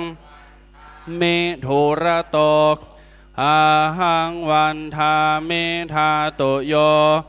อาหังวันทามิสัพพโสพุทธานธรรมสังฆาปุเชเมนะโมพุทธายะพระพุทธไตรรัตนญาณมาเนนพรัตสิสาหาสาสุธรรมาพุทโธธรรมโมสังโฆยานธาพุทโมนะพุทธาบูชาธรรมบูชาสังฆบูชาอาคิทานังวารังคันทังสิวาลิจามหาเถรังอาหังวันทามิทุระโตอาหังวันทามิทาตุโยอาหังวันทามิสัพพโสพุทธานธรรมสังฆาปุเชเมนะโมพุทธายะพระพุทธไตรรัตนญาณมาเนนพรัตสิสาหาสาสุธรรมาพุทโธธรรมโมสังโฆยะถาพุทโมนะพุทธาบูชาธรรมบูชาสังฆบูชาอาคิทานังวารังคันทังสิวาลิจามหาเถรังอาหังวันทามิทุระโตอาหังวันทามิทาตุโยอาหังมิสัพพโสพุทธานธรรมสังฆาปุเชเมนะโมพุทธายะพระพุทธไตรรัตนญาณมาเนนพรัตสิสาหาสาสุธรรมาพุทโธธรรมโมสังโฆยานธาพุทโมนะพุทธาบูชาธรรมบูชาสังฆบูชาอาคิทานังวารังคันทังสิวาลิจามหาเถรังอาหังวันทามิทุระโตอาหังวันทามิทาตุโยอาหังวันทามิสัพพโสพุทธานธรรมสังฆาปุเชเมนะโมพุทธายะพระพุทธไตรรัตนญาณนพรัตสิสาหาสาสุธรรมาพุทโธธรรมโมสังโฆยะถาพุทโมนะพุทธาบูชาธรรมบูชาสังฆบูชาอาคิทานังวารังคันทังสิวาลิจามหาเถรังอาหังวันทามิทุระโตอาหังวันทามิทาตุโยอาหังวันทามิสัพพโสพุทธานธรรมสังฆาปุเชเมนะโมพุทธายะพระพุทธไตรรัตนญาณมาเนนพรัตสิสาหาสาสุธรรมาพุ พุทโธธัมโมสังโฆยะถาพุทโมนะพุทธาบูชาธัมมาบูชาสังฆาบูชาอาคินทานังวารังคันทังสิวะลิจามหาเทรังอาหังวันทามิทุระโตอาหังวันทามิทาโตโยอาหังวันทามิสัพพโสโพนทาสังฆาโปเชเมนะโมโพนทายะพระโพนทาไตรรัตนายามานีโนภรัตสิสาหาสาสุธรรมะโพนโทธัมโมสังโฆยะถาโพนโมนะโพนทาบูชาธัมมาบูชาสังฆาบูชาอาคิทานังวารังคันทังสิวะลิจามหาเทรัง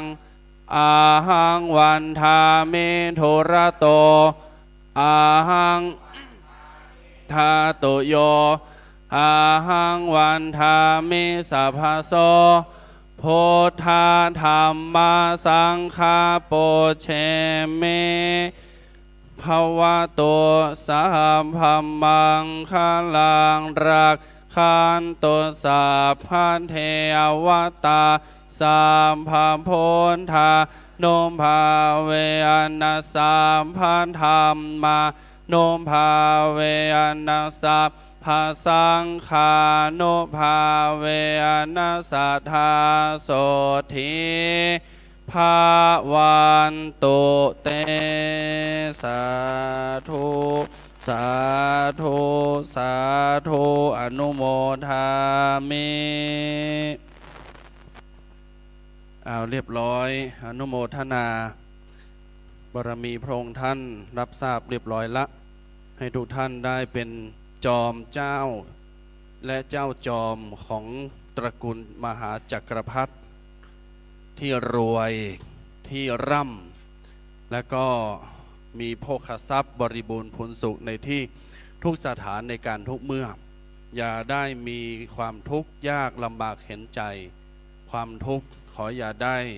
ความเจ็บป่วยไข้ขออย่าได้มีมานับแต่นี้ไปขอให้ทุกคนทุกท่านประสบพบเจอแต่ความสุขความเจริญมั่งคั่งมั่งมีสีสุขเป็นเจ้าคนในคนเติบโตในหน้าที่การงานทุกที่ภาราตรีการมีพระพุทธบารมีแห่งพระองค์ท่านบารมีแห่งพ่อแม่และบารมีแห่งครูบาอาจารย์สิ่งศักดิ์สิทธิ์ทั้งหลายจงปกปักจงรักษาคุ้มครองทุกคนทุกท่านไม่ว่าจะเดินทางไปในที่ทุกสถานในการใดขอให้ทุกคนทุกท่านอยู่ดีมีความสุขนับตั้งแต่นี้เป็นต้นไปขอให้เป็นหนึ่งตลอดกาลชนะตลอดไปปรารถนาเงินขอให้เงินหลั่งไหลเข้ามากองแม้นว่าปรารถนาทองก็ขอให้ทองหลั่งไหลเข้ามาหาวิวัฒนาสถาพรมีชื่อเสียงกึกก้องกังวานพุทโธพุทธังรักษาธัมโมธัมมังรักษาสังโฆสังฆังรักษาพุทโธพุทธังอรหังธัมโมธัมมังอรหังสังโฆสังฆังอรหังพุทธเมตตาธรรมเมตตาสังฆเมตตาสิทธิกิจจังพุทธังมะมะข้าวของไหลมานะชาลีติสิทธิกิจจังธรรมังมะมะผู้คนไหลมานะชาลีติสิทธิกิจจังสังขังมะมะโชคลาภโชคลาภเงินทองเงินทองหลั่งไหลเข้ามาณชาลีติอายุวันโนสุขังภะลังโมทนาทุกคนทุกท่านเดินทางกลับโดยสวัสดิภาพและปลอดภัยเนาะขอให้รางวัลใหญ่เป็นของท่านเป็นของคุณทุกท่านทุกคนอย่าลืมเน้อฝากไว้อีกประการหนึ่งสำคัญก็มันร้อนเนาะที่ต้องการคือเครื่องปรับอากาศหรือว่าแอร์ ท่านใดที่มีจิตศรัทธา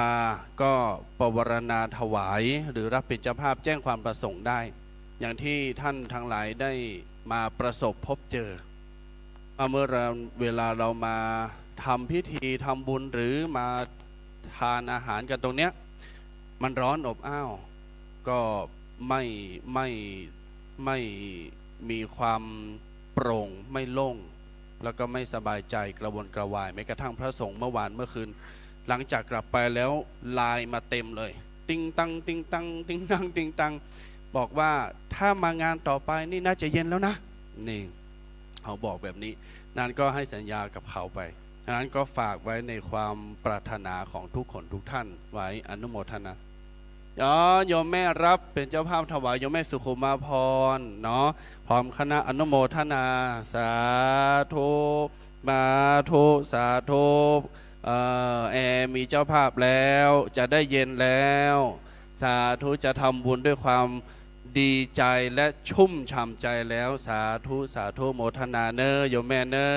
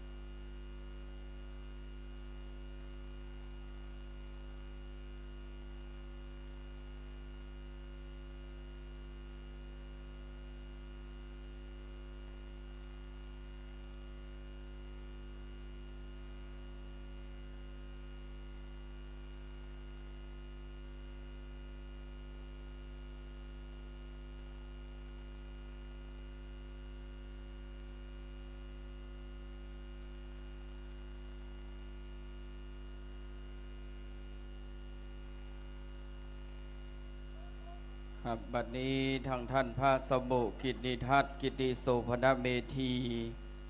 ได้นำปายังศรัทธาญาติโยมอุปธรรมศรัทธาญาติโยมอุปถากได้สวดคาถามหาจักรพรรดิคาถาเงินล้านนะครับเพื่อให้เงินทองไหลหลั่งทางค้อนบรรดาพ่อแม่ศรัทธาญาติโยมสาธุชนนะครับเน้อในขณะนี้ดังไปนอกโคนกำแพงโคนวันออกกำแพงวัดสะพุงน้อยเราอาจจะได้มีการแข่งขันกองหลวงฉะนั้นนะครับรถนะครับเน้อแต่กี้พ่อกำนันได้นำเลขป้ายทะเบียนหากว่ารถกันใดที่ประเคลื่อนย้ายขอไปเคลื่อนย้ายคล้ายตีเหกรรมเพื่อเปิดจะได้ใจเป็นสถานที่แข่งขันกองหลวงนะครับบริเวณล้อมรอบต้นโพดังด้านหน้าวัดโหนวันออกนะครับป้ายทะเบียนชอช้างทอทหาร182จังหวัดระยองเจ้าของรถงองูนอนหนู9219ป้ายทะเบียนเชียงใหม่ขอไข่ชอชิง5546เชียงใหม่ป้ายทะเบียน6นะครับดบ3836กรุงเทพมหานครและป้ายทะเบียนงองูจอจาน1085เชียงใหม่ป้ายทะเบียนกอไก่งองู4456สาธุเนอพิธีกรขอเวลาแป๊บหนึ่งเนออนุโมทนาสายบุญวิทยุ 104.50 หลั่งไหลมา1รถตู้ธรรมโมสังโฆดีใจมากๆเนอโมทนาเนอจะประกาศอนุโมทนาตามรายนามนอกศรัทธาญาติโยมตอนนี้ยังถ่ายทอดสดอยู่นะท่านทั้งหลายฟังก่อนทุกวาระของงานนับตั้งแต่ตะวาจนถึงเมื่อคืนแฮมเบิร์ตจนถึงพุ่นเปิ้นจะถ่ายแถวมะค่ำออกวิทยุหมดเลยเนาะดังนั้นก็ญาติโยมที่ฟังทางวิทยุตอนนี้ถ่ายทอดสด 104.50 ทั่วโลกทั่วประเทศฟังแล้วฮับปอนอนุโมทนาโดยการเนอยะถาวาริวหาปุราปริปุเรนติสากรังเอวะเมวะอิโตทินังเปตานังอุปกปปติจิตังปฏิตังตุมหังคิปะเมวะ สมิจจตุสัพเพปุเรนตุสังกปาจันโทปนรโสยถามณีโชติระโสยถาบัดนี้ไม่มีสายทานน้ำจิตสายทานน้ำใจหลั่งไหลมาตั้งสายวิทยุ104.50และ Facebook ไลน์ตั้งหลายได้มีโอกาสมาทำบุญสุนตานไม่มีเจ้ามูลศรัทธานายรัตติรัตน์นางมยุรีเชื้อมูลเรนบ้านแม่คือดอยสะเก็ดแม่อำไพกองราชบ้านแม่คือดอยสะเก็ดเนาะอันนี้วันเพ็ญนามสกุลว่าใดนะวิชัยยาแม่ครูเหรียญทองจันที FC ตลอดไป FC ตลอดการร่วมทำบุญและแม่นันทนาชัยเลิศบ้านแม่คือดอยสะเก็ดแม่สุภาพรใจปัญญาอันนี้ป่าซักหลวงดอยสะเก็ดนายมนเมธีนางอุสาแก้วสีขาวบ้านแม่คือดอยสะเก็ดแม่สุวรสใจโตอันนี้ FC ตลอดการเช่นกันได้มาร่วมอนุโมทนาไม่มีสีแม่สีมอนถาปันเนาะบ้านแม่คือนางถนอมนันฟูบ้านแม่คือครอบครัวแม่ยอดเรือนช่างขายจากบ้านอย่างแม่คืออำเภอดอยสะเก็ดและแม่ครูธัญพรสุริยะได้มาร่วมอนุโมทนาบ้านบุษราพรดอยสะเก็ดเชียงใหม่ตึงมดตึงมวลได้มาทะปนาจตุปัจจัยเครื่องทยทานถวายเป็นพุทธปูจาธรรมปูจาสังฆปูจาอาจาริยปูจาเนื่องในวันกตัญญูเนื่องในวันสระสรงทรงน้ำยังอธิธาตุและรูปเหมือนของหลวงปู่ครูบาอ้ายอินทปัญโยอดีตท่านเจ้าอาวาสวัดสะปุงน้อยตำบลม่วงน้อยอำเภอป่าซางจังหวัดละโปนทานันตรตินีแม่นว่าบุญกุศลตั้งหลายมีมากปวงลงหลายด้วยประการชันใดสมิจันตุปันอุดมสมฤทธิจุยังจุปการตั้งแต่นี้ไปตนาอยู่ดีมีใจจากเดินทางไปไหนมีโชคมีลาภผาแป้ข้าศึกสัทธรูปัทวากังวลอันตรายตั้งหลายไปใจในอยู่กัมจูยังศาสนาแห่งองค์สรีสัพปัญญูนั้นจุงจะมีเต้งแต่ดีหลียะถาวาริวหาปุราปริปุเรนติสาขรังเอวะเมวะอิโตตินังเปตานังหุปกปติจิตังปฏิตังตุมหังคิปะเมวะสมิจจตุสัพเพปุเรนตุสังกปาจันโทปันนรโสยถามณิโจติรโสยถาสัพปิติโยวิวัชันตุสัพพโรโควินัสสตุมาเตภวตวันตรโยสุขีตีคายุโกภวะอภิวาทนาสีลิสานิจจังวุธาปจายโน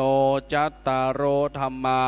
วัฏทันติอายุวันโนสุขังปลังจะตุปัจจยตานังกตัญญูกตเวทิตานัง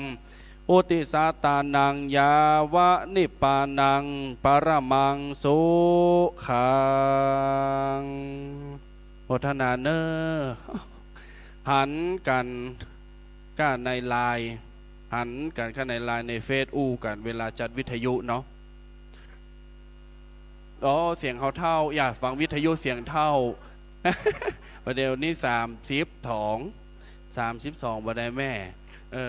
เนาะเวลามีการมีงานก็เจอเนอฟังวิทยุนี่พอสีเท่าแต่อันนี้เสียงบันไดหรอโดดแต่นี่หนุ่มเป็นอย่างแต่อีกก็โอเคละดีละดีใจเนอที่ปากันมาลังไหลเข้ามาเนอโนทนาแม่เจิญส่งน้ำเนอแม่เจิญส่งน้ำเรียบร้อยแล้วกะ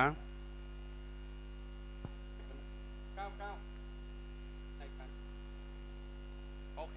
หยุดเดี๋ยวรอเดี๋ยวพี่ไปที่ห้างพิธีมามีแล้วแม่ก็คือจะเดี๋ยว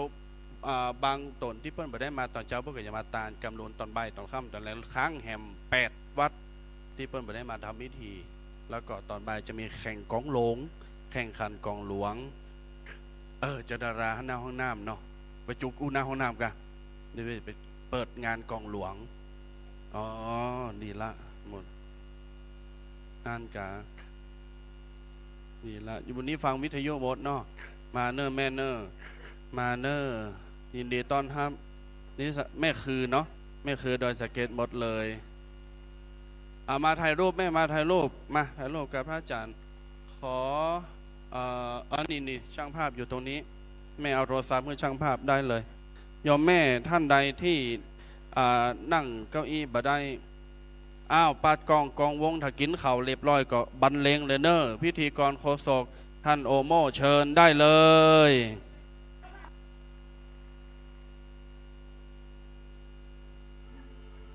ครับขอบคุณถึงพ่อน้อยพ่อนานคณะ โยมก๊อฟแล้วก็กลุ่มดาราศิลปินเดี๋ยวรอพระอาจารย์สักครู่เนอะเพื่อพระพุทธศาสนาแห่งวัดฝ่ายหินขึ้นเพื่อพระพุทธศาสนาพระธาตุเจ้าดอยสุเทพเจียงใหม่หลายสถานีที่ทางท่านพระสมุกิติทัตกิติโสพระดาเมธีได้เป็นนักจัดรายการเป็นพระธรรมวิทยากรแผ่ภายบุญศรัทธาญาติโยมที่ได้นำต้นเงินต้นทองมาปณะถวายเรียนเชิญเลยนะครับเนอะน้อมถวายทานกันได้เรื่อยๆนะครับตะวันยามตอนบ่ายก็ศรัทธาญาติโยมก็ค่อยเหินห่างกันไป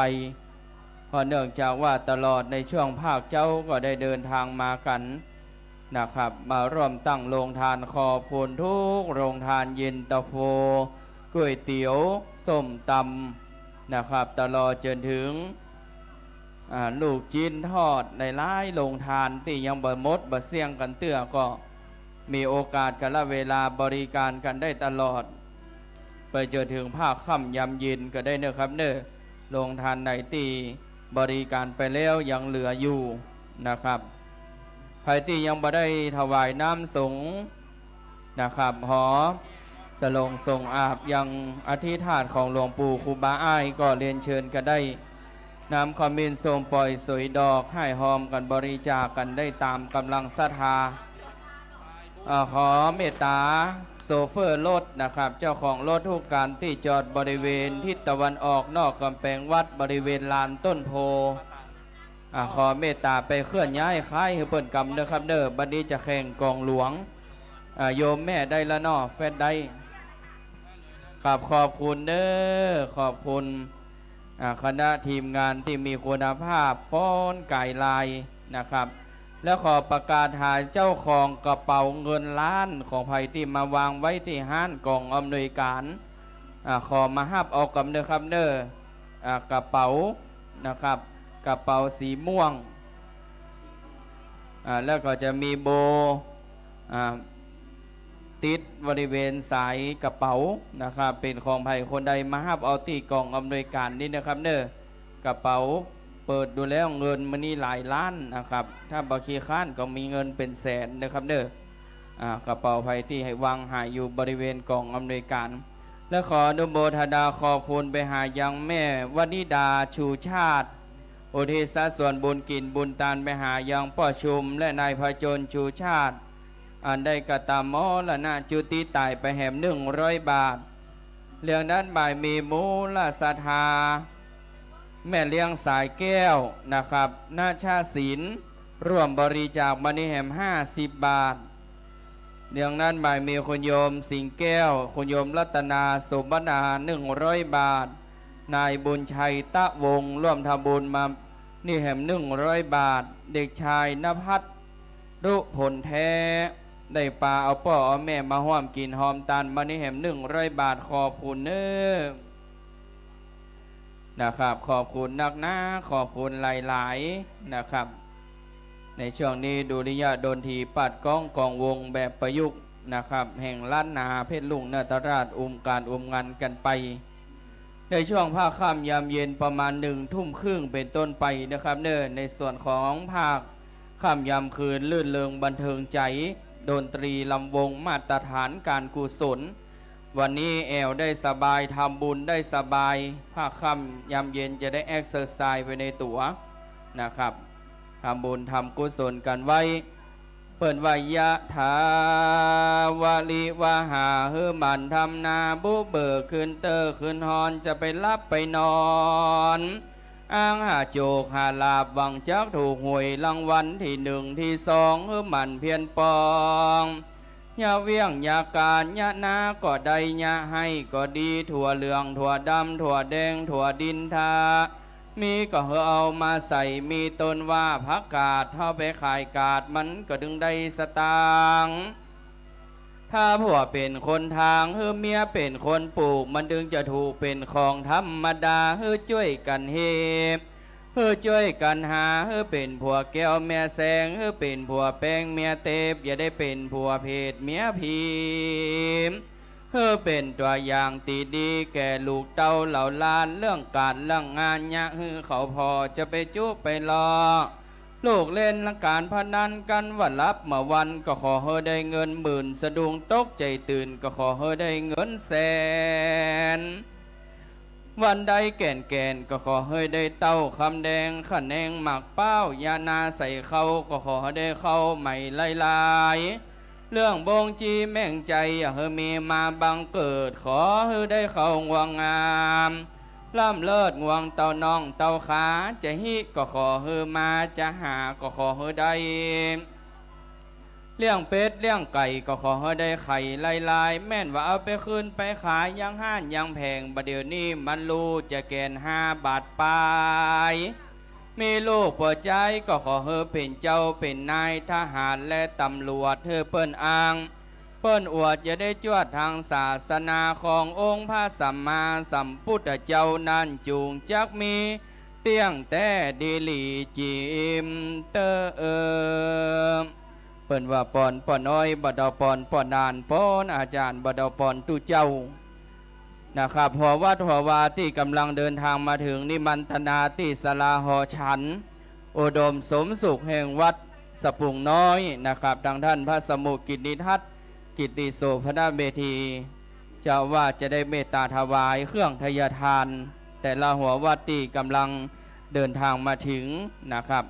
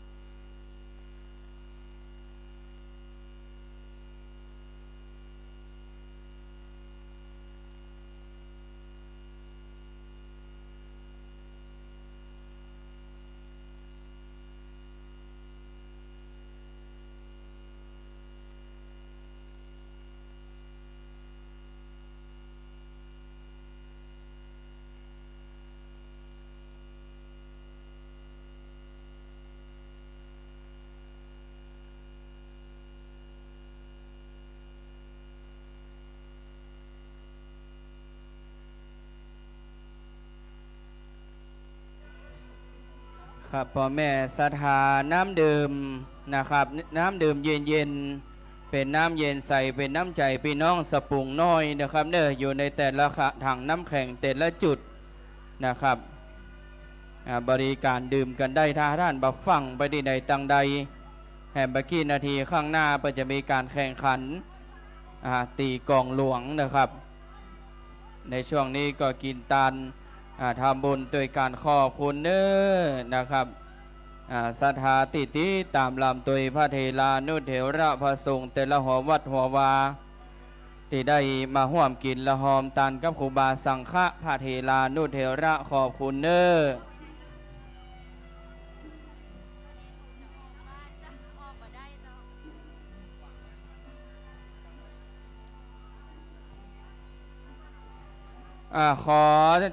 ขอนำเรียนให้เจ้าของรถป้ายทะเบียนขอไข่ยอยักษ์1027ป้ายทะเบียนเชียงใหม่ป้ายทะเบียนรถนะครับเนอรถขอป้ายทะเบียนขอไข่ยอยักษ์1027เชียงใหม่ขอเมตตาไปเคลื่อนย้ายไข่ออกจากหน้าบ้านเปิ่นกำนะครับตอนนี้เปิ่นจะออกไปทำธุระเด้อครับเนอรถของท่านขวางประตูบ้านอยู่นะครับบ้านปะเลินแม่หนูนะครับขอเจ้าของรถนะครับเนอบอกว่าจะเป็นคณะแข่งขันกองหลวงก็ดีสถานที่อยู่ในวัดก็ดีขอบคุณนักหน้าขอบคุณหลายๆเคลื่อนย้ายเป็นการเร่งด่วนกรรมเพราะเปิ่นจะเดินทางไปธุระนะครับไปละก้าอีปีขอบคุณนะไอเนอร์นะครับวันนี้คณะทีมงานดารานักแสดงมาจากหลายช่องหลายรายการเป็นบุญเป็นมหาบารมีนะครับได้ถวายความเคารพทางท่านพระครูประหลัดพนงนะครับหรือว่าทางท่านพระครูวิโรจน์ชยาพรเจ้าวาดวัดโบสถ์น้ำดิบอำเภอป่าซางเฮาบัดนี้ว่าเป็นพระนักเทศนะ ฝีปากเอกของจังหวัดลำพูนแห่งรูปหนึ่งนะครับพระนักจัดรายการสถานญาติโยมหลายคนหลายท่านก็อาจจะเป็นแฟนคลับวิสิต เฟซบุ๊กไลฟ์พระครูประหลัดธนงชยาพรโนในประคริสต์นะครับหรือว่าในราชธินานามในวันที่7เมษายนที่ผ่านมาพระบาทสมเด็จพระวชิรเกล้าเจ้าอยู่หัวได้โปรดพระราชทานการไปหาปัจจรแม่บัวคลี่พงเครื่องตลอดจนถึงให้นักนนท์วันนี้ได้เมตตาปัญโจปอนใจมือเจ้าสมณสัทธาและนางสาวอิสริยาวัดสปูน้อยเพื่อได้มีอายุมั่นขวัญยืนในการเป็นเจ้าภาพในการปลูกเพื่อนหินคัดสลาหอฉันวัดสนเตดิลีและหมายมีพ่อประดิษฐ์แม่มาลีกิติมาได้มาถวายจตุปัจจัยหนึ่งในการรับเป็นเจ้าภาพในการปลูกเปิ้ลหินคัดหอศาลาหอฉันอุดมสมสุขขอบุญบารมีต่างหลายจงมาเกิดเป็นปัตตานโมตนาไมคุ้มครองรักษาทุกคนทุกท่านอยู่ดีมีความสุขนั้นจงจะมีทรัพย์ปีติโยวิวัชันโตสัพพโรโควินาสตุมาเตภวตนตรโยสุขีติขายุโกภวะอภิวาทนาสีลิสังนิจจังวุธาปัจจายิโนจตารโรธรรมาวัฏันติยุวันโนสุขังพระลังความกินห่วมตาลทำบุญเอาไว้บ่ต้องกลัวเหลือเมื่อหนึ่งพ่อแม่พี่น้องแป่งเหือเอาไว้ขี่ข้ามโอ้ข้าสงสารที่มันดูกว้างพอหาหนตังไก่ล้ำก้อยเซาะก้อยหาด่าเข้าและน้ำนะครับสั่งสมอันคุณงามความดีนะครับตั้งแต่นี้ไปหน้าไข้ขาดพญาทายได้อยู่ดีสบายเน้อ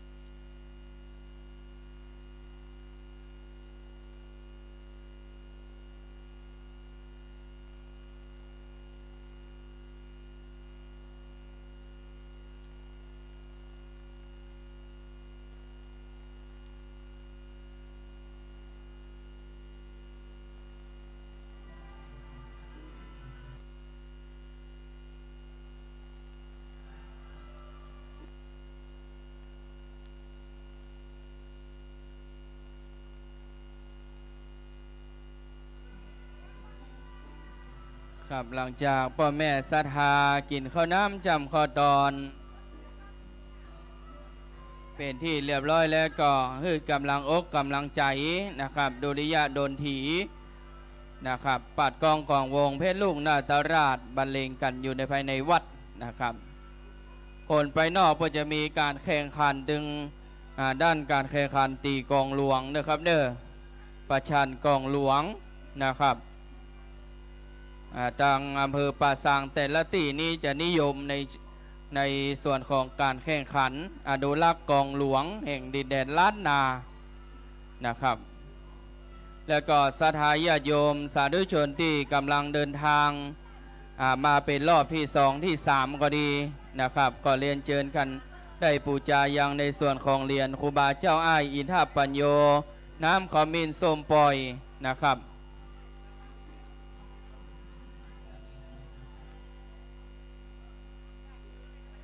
ครับเป็นบุญเป็นมหาบารมีได้ร่วมกินและหอมตานวันนี้ดารานักแสดงทางท่านตุบี้เสาะหาอยู่ในคำเนออยู่โหนวันออกท่านวันนี้ดารานักแสดงแต่ละช่องรายการนะครับได้มาร่วมกินและหอมตานและขอประกาศอนุโมทนาบุญกับโยมแม่รัตนาเขื่อนคำบ้านสปุงได้มาร่วมทำบุญบันนี้แห่ง100 บาทขอบุญหักษาเทวดาคุ้มครองเนเมเนอร์พระอานิสงส์อย่างนี้นาจะขอแผ่พายไปหาอย่างลูกคเทวดาปภาตาเทวดาอโศกามวัจละเตปินอินพรหมโยมหาราชจุงได้มาปัตตาอนุโมทนาขอบคุณในส่วนบุญกินบุญทานที่ได้เฮาเจ้าข้าได้กือลำตำสร้างยังศาลาหอชานเสนาสนะนะครับภายในวัดสปุงน้อยเฮาก็เมินนานหลายร้อยปีสืบกันมาแต่ละรุ่นนะครับมาจนถึงยุคสมัยท่านพระสมุกิตติทัตกิติโสพระเมธีท่านพระอาจารย์เคก็ได้นำป่าสถาญาติโยมคือลำตำสร้างเสนาสนะเพื่อให้พระพุทธศาสนาได้ก้านกุ่งลุ่งเรืองไปนะครับขอบคุณถึงพ่ออุ้ยแม่อุ้ยนะครับเน้อแดดลมตกเขาก็ตั้งจิตตั้งใจนะครับมาร่วมกันส่งน้ำในส่วนของภาคค่ำยามคืนนะครับก็จะมีดนตรีลำวงช่วยกันอุดหนุนนะครับช่วยกันเหมาแต่ละรอบเพื่อที่เราจะได้นำจตุปัจจัยไตรยวัตถุตานเหล่านั้นได้มารวบรวมเป็นพระอานิสังสะส่วนบุญกุศลกามวัดกามวาเป็นกาน้ำกาไฟเป็นกาก่อล่างสร้างแปลงอย่างวัดสปุงน้อยสืบต่อกันไปนะครับขอไว้สายังบารมีสีธรรมกรรมฐานของหลวงปู่จงได้มาโป๊กวัดโฮมวาโป๊กบ้านโฮมจองได้มีแต่ความจุ่มอกและเย็นใจวาตภัยอาคีภัยอุทกภัยไหลไปตกไปเมืองตะโก้งหงสาตั้งแต่นี้ไปหน้าให้พี่น้องศรัทธาสปุงน้อยเฮาได้มีอายุ120 ขวบเข้านะครับตะกี้ดังท่านอาจารย์กลินพวกอินแสงก็ได้นำอีตังวันตาอีตังแพกุศลแบบเบาล้านนากันไปเป็นที่เรียบร้อยนะครับเปิ้นว่าอีตังตานะกัมมะพลโตปัจจโยโหนตุว่าอันศีละกัมมังเป็นแก่นมันรักษาความดีบ่แค้วภาวะกัมมังเบกากาดแก้วเหลืออื่นอันใดๆจักถึงเตตองจันฟ้าเมืองไก่จักป่าเฮาไปสวรรค์แห่งห้องเพราะภาวนาบอกกาจากห้องตามพระพุทธากล่าวไว้ยังกินจิและนายดองไทยบอกว่าหนุ่มเท่ายิงใจโอกาสหยาดน้ำโอทิศไปลายถึงญาติถึงยายแผ่ภายลายเส้นแม้นว่าบาปกรรมสลัมตื่นเต้นเป็นเวรใดก็แล้วหยาดน้ำไปหาบ่ฮึกากาดแก้วไปลอดอื่นอันนายเวรไปถึงลอดไทยเตวาขุนเถนเจ้ากรรมนายเวรทำเข็นแต่งสร้างตั้งเทวดาอยู่ในโลกกว้างตั้งขุนอินพรหมตั้นเต้าตั้งเทวบุตรตนบุญเยือกยาวตั้งฝูงแม่เจ้าธรณีตั้งคุดนาคน้ำอยู่มั่นสุขีปืนปัทวีฮือหันที่แจ้งเปตะวิสัยที่เคยมาแกล้งจังมาสำแดงเหตุให้ยักโขยักขาจังมาทำให้จึงรับทรัพย์ด้วยของตาล ตั้งจาริยะปัจชายาจารย์พร้อมตั้งวงวานปีตาพ่อเจ้าตั้งภาพมาตาผู้บังเกิดเก้าจุงมารับเอาอย่าจ้าตุขะประมูลเป็นบุญวาดว่าฮือปันถึงห้องนิปาน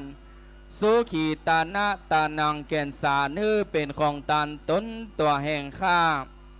สัพเพปิสาอยู่ในโลกล่าเปตาตั้งมวลพร่ำพร้อมตั้งยาติกาจุงมานอบน้อมทุกเผ่าผู้ฝูงชนอย่าไปต่ำก้อยละเวเหหนเพื่อเป็นกังวลอยู่ในโลกกว้างคือต้านตั้งหลายได้ไปสืบสร้างยังคงไปบนฟากฟ้าเพื่อมาฮับเอากุศลอย่าจ้าเฮือสุขเตียงมันตีขาขอเจ้าตั้นไทยอย่ามีปัญหาอยู่ดีตีขา120 ปีเหมือนกันเนอเจ้าอยู่ดีตีขาอายุ120 ปีเหมือนกันเนอเจ้าบัดนี้จะมอบเสียงนี้ให้กับตังเพชรลุงนาตราชได้ดุริยะดนถีได้แห่กันไปเต็มที่นะครับใครที่จะกินจะตาเรียนเชิญที่กองอำนวยการนะครับเนอยุดกันไปเป็นบังยั่งกันไปเป็นตอนให้กรรม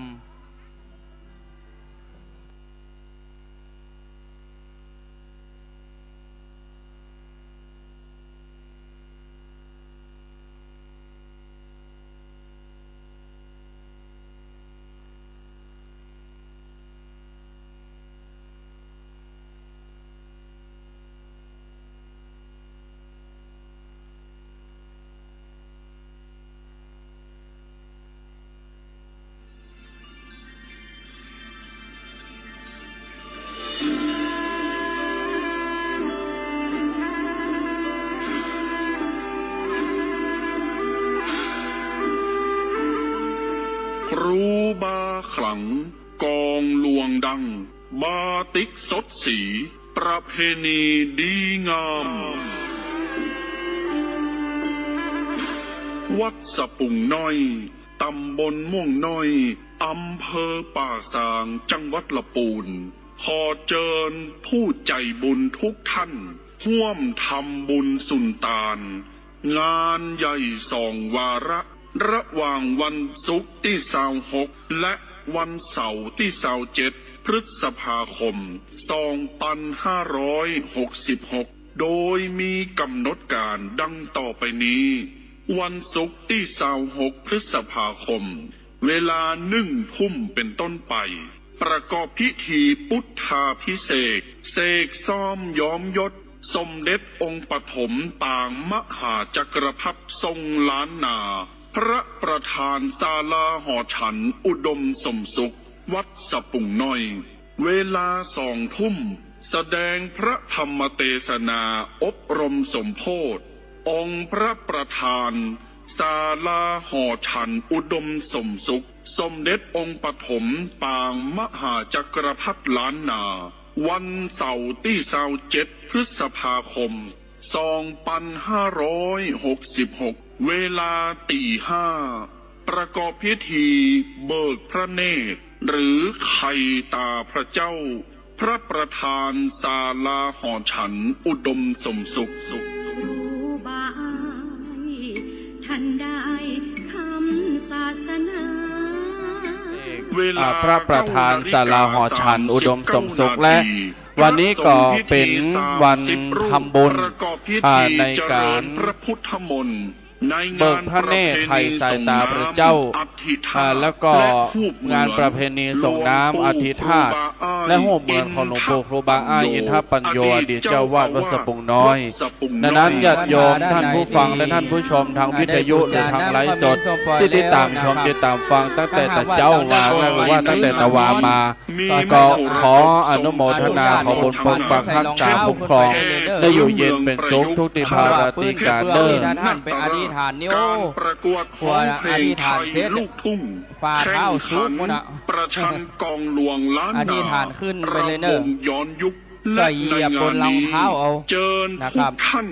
เพราะถ้าท่านถอดไว้ติดตั้งลุ่มตั้งล่างและท่านเดินตีนเปล่าขึ้นไปตัวท่านจะลงมาให้มันฮ้อนนะครับอธิษฐานแล้วก็เหยียบบนเท้าก็ได้ถ้าไผ่จะเอาน้ำขมิ้นส้มปล่อยใส่ในองค์มังกรรถสวิตไฟนำกระแสไฟเข้าสู่ปั๊มหลังจากนั้นปั๊มจะดูดน้ำส้มปล่อยขึ้นสลักสลงยังองค์ครูบาเจ้า พร้อมโดยอาทิธาตุนะครับเด้อครูบาเจ้าหลวงปู่ครูบาเจ้าอ้ายอินทปัญโยก็จะได้ปั้นป่อนติบมือท่านจะมีความจุ่มอกและเย็นใจทำกิจการงานใดก็การจุงลูกเรืองไปเจ้าอาวาสวัดสปุงน้อยในส่วนของสวยดอกไผ่ที่จะอธิษฐานด้านบนปุ่นก็ได้เอาน้ำส้มปล่อยใส่เหก่อนก็มาอธิษฐานสวยดอกบอลลูนก็ได้เพราะว่าโดยพื้นที่อันจำกัดนะครับเต้นก็อาจจะหลังน้อยไปอธิษฐานใส่น้ำส้มปล่อยให้ก็ดีแม่เดี๋ยวก็ก้อยมาจุดถูกจุดเทียนเอาใส่รองเท้าขึ้นไปเลยแล้วเหยียบบนรองเท้าเนอะครับเนอะเอารองเท้าห้อง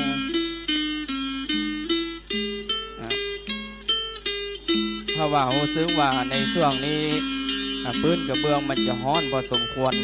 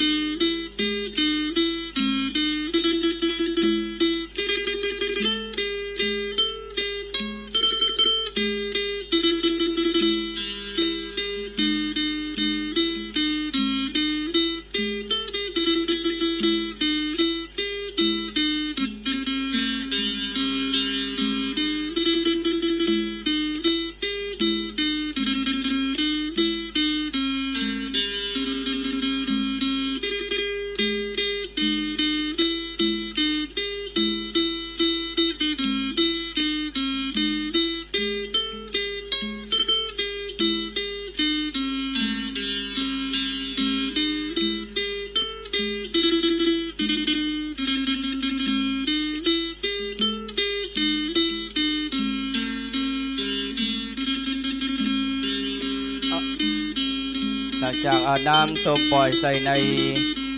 องค์เป็นที่เรียบร้อยภาชนะรองรับขอเมตตาได้กดสวิตช์ไฟทางด้านขวามือให้กำเพื่อที่จะได้นำน้ำส้มปล่อยขึ้นสละสลงบนครูบา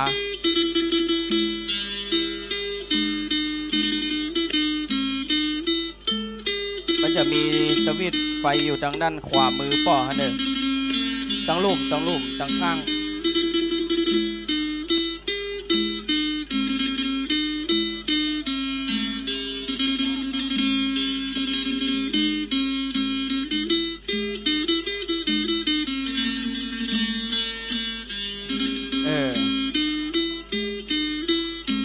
คนละน้อยนะครับเด้อครับอนุโมทนาสาธุจุ่มอกเย็นใจนะครับบารมีครูบาเจ้าโป๊ปังหาษาเด้อพ่อเด้อสุขภาพแข็งแรงขวดเป่าเฮ้อท่านเอาส่งคืนที่กองอำนวยการก็ได้ขวดน้ำขมิ้นส้มปล่อยเดี๋ยวเพื่อจะได้ใส่แห่งกำครับจะขอปิกศรัทธาท่านใดที่จะเอาน้ำที่ประมลที่ส่งครูบาแล้วทางด้านหลังนะครับเด้อทางด้านหลังที่ครูบานั่งแต่จะเป็นโหนวันออกจะมีถังองค์มังกรคือท่านได้ใส่น้ำไปไว้อาบไว้สละสลงซะเก้าดำหัวไข่ขาดพญาไทยบุญปรมีครูบาโป้งหัวห่มเก้านะครับเด้อ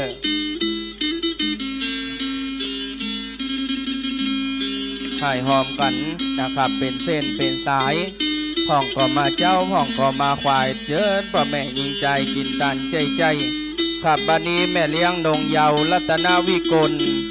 นะครับจากบ้านสปุงหลวงร่วมบริจาคแห่ม200 บาท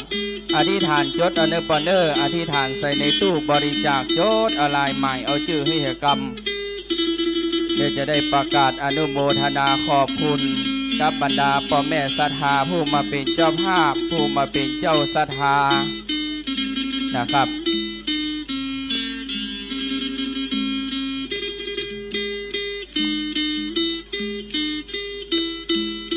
ต่างวันออกต่างไปนอกกำแพงวัดสปุงน้อยนะครับก็กำลังกะเกียมเตรียมสถานที่แข่งขันประชันกองหลวงแห่งล้านนาเป็นประจำทุกปีในเขตอำเภอป่าสังเฮานะครับโดยเฉพาะก็ในเวียงละปูนก็จะเห็นได้ก็คืองาน8 เป็ง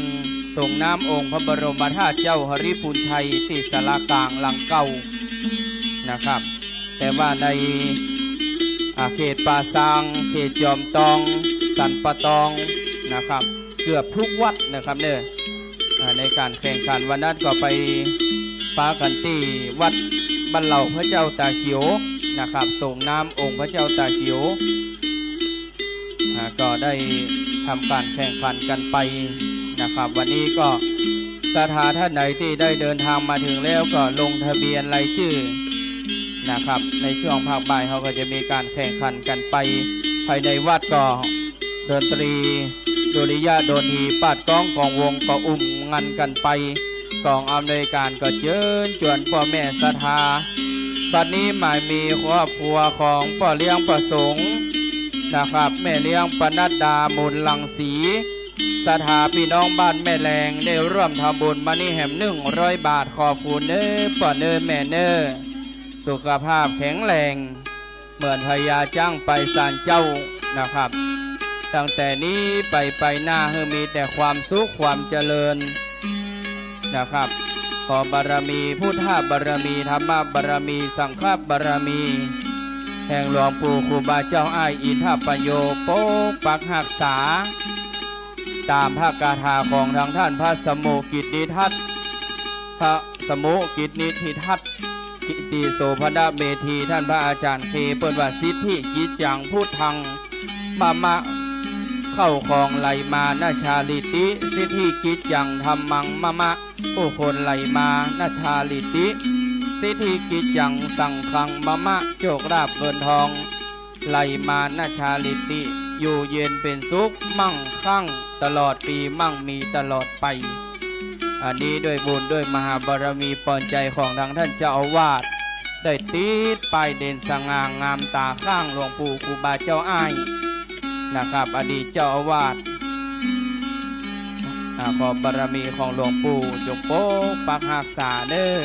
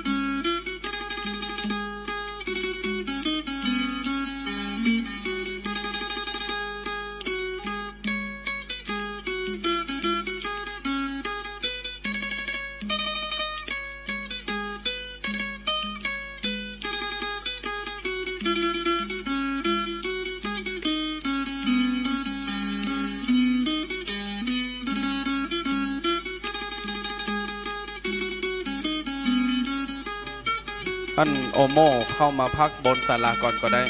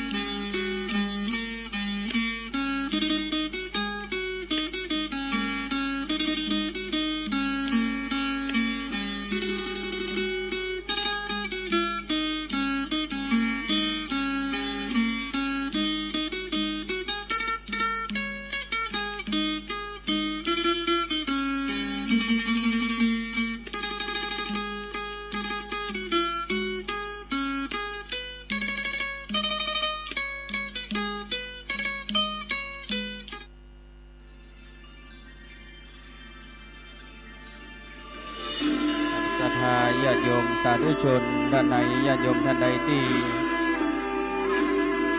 ยังไม่ได้สละสลงส่งน้ำก่อนเรียนเชิญที่กองอำนวยการใต้วิหารนะครับเด้อเพราะว่าในช่วงนี้ก็ตั้งคณะแข่งขันกองหลวงก็กำลังไล่ลังทั้งค้อนกันมาแต่ละที่แต่ละบ้านนะครับแต่ละวัดแต่ละวาก็กำลังเดินทางมาเพื่อที่จะทำการแข่งขันในส่วนของการแข่งขันตีกองหลวงนะครับประชันกองหลวงแห่งล้านนาแล้วก็พี่น้องศรัทธาในบ้านเฮาตุยนะครับบ้านใกล้บ้านไก่พี่น้องตังม่วงน้อยสปุงหลวงนะครับบ้านเรือนหลายๆที่จะเดินทางมาร่วมกันถวายทานถวายต้นเงินต้นทองอุปถัมภ์บำรุงยมบวรพุทธศาสนาแห่งวัดสปุงน้อยก็ได้ตลอดทั้งวันนะครับตลอดทั้งวันจะไปถึงภาคค่ำยามคืนเป็นประจำทุกปีนะครับเดือนเก้าเหนือออก8ค่ำนะครับเป็นงานประเพณีกันสละสลงส่งน้ำถวายน้ำสงฆ์หลวงปู่ครูบาอ้ายอินทปัญโยนะครับฉะนั้นก็ครูบาอาจารย์พระเจ้าพระสงฆ์พระเถรานุเถระที่จะได้สลงส่งน้ำก็นิมันตนานะครับเนี่ยต ตามกุศลและเจตนาจะให้หอมบริจาคเท่าใดก็ได้นะครับ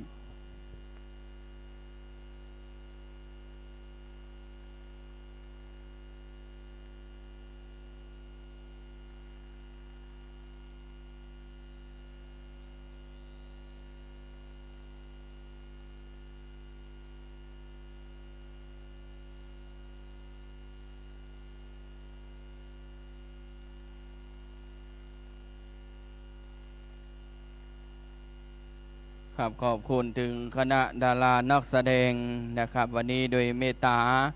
ทางท่านพระสมุกิจนิติทัศน์กิตติโสภณเมธี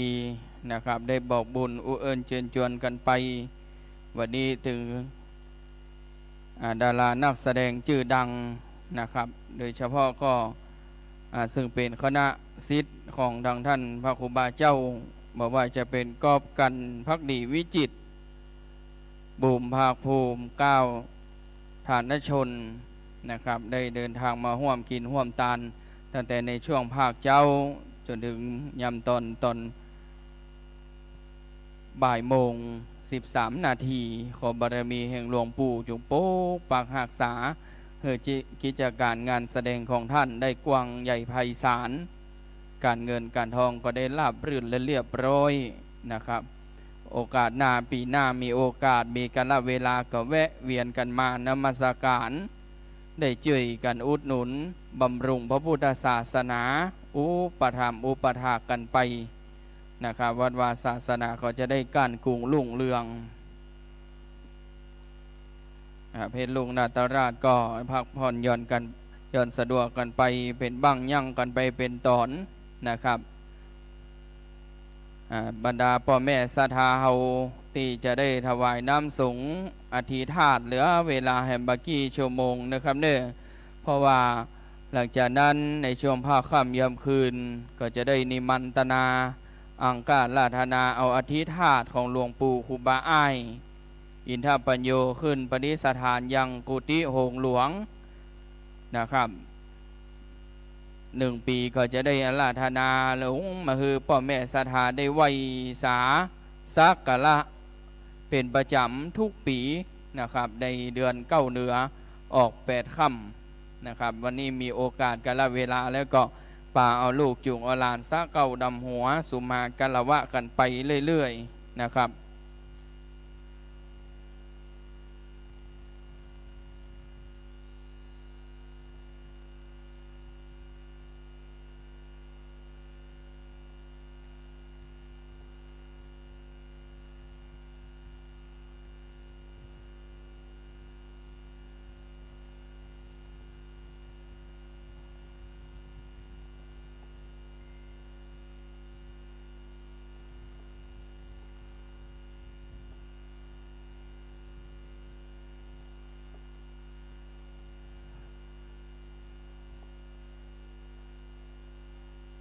ครับน้ำดื่มจุดไหนที่ถังน้ำแข็งมีเฉพาะน้ำแข็งนะครับบริเวณด้านหน้ากุฏิของท่านเจ้าอาวาสก็จะมีน้ำดื่มเป็นขวดอยู่นะครับเนี่ยช่วยกันนำลำเลียงนำมาแจ้นะครับบอกว่าจะเป็นที่กองอำนวยการนะครับที่คณะดุริยางค์ดนตรีคณะแห่ก็ดีนะครับหากว่าน้ำในทางไหนที่มันเหลือเฉพาะการน้ำแข็งช่วยกันหนุ่มกำลำก้อมช่วยยกเอาน้ำดื่มบริเวณทางด้านหน้ากุฏิทางท่านเจ้าอาวาสนะครับจะมีน้ำขวดเล็กๆอยู่เอามาแจกในแต่ละถังน้ำแข็งบริการเฉพาะพี่น้องศรัทธาที่มาร่วมกินและหอมตาลนะครับเน้อเพราะว่าถ้าเราบริการกันไปทั่วไปครบไปควยมันจะบคุ้มบ่พอเพราะว่าทางคณะแข่งขันก็กำลังเดินทางนะครับพ่อแม่ศรัทธาที่มากินมาตานได้ทั้งสัจจะอธิษฐานสละสลงส่งน้ำอธิษฐานของหลวงปู่นะครับ1 ปีมี1 เตื้อ1 ปีมี1 หนมนุษย์บางคนกินตันไปใจ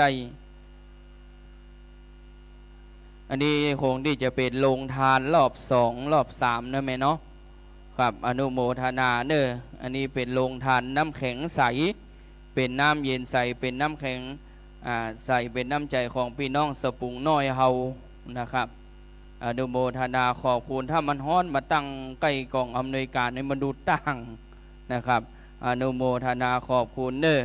ขอบคุณนักๆหลายๆเปิ้นว่าตาน้ำปันได้เป็นเศรษฐีปล่อยแม่ตาแว่นตาวีผมหัวจะบะยุ่งตาหมอนตามุ้งว่าเป็นไข้เลือดออกวันนี้บรรดาพ่อแม่ศรัทธาได้ป้ากันตาน้ำจิตน้ำใจปันเป็นเจ้าจ้างมหาเศรษฐีอยู่ดีกินดีเนอพ่อแม่เจ้าอนุโมทนาขอบคุณขอเฮอพี่น้องจงอยู่สุขี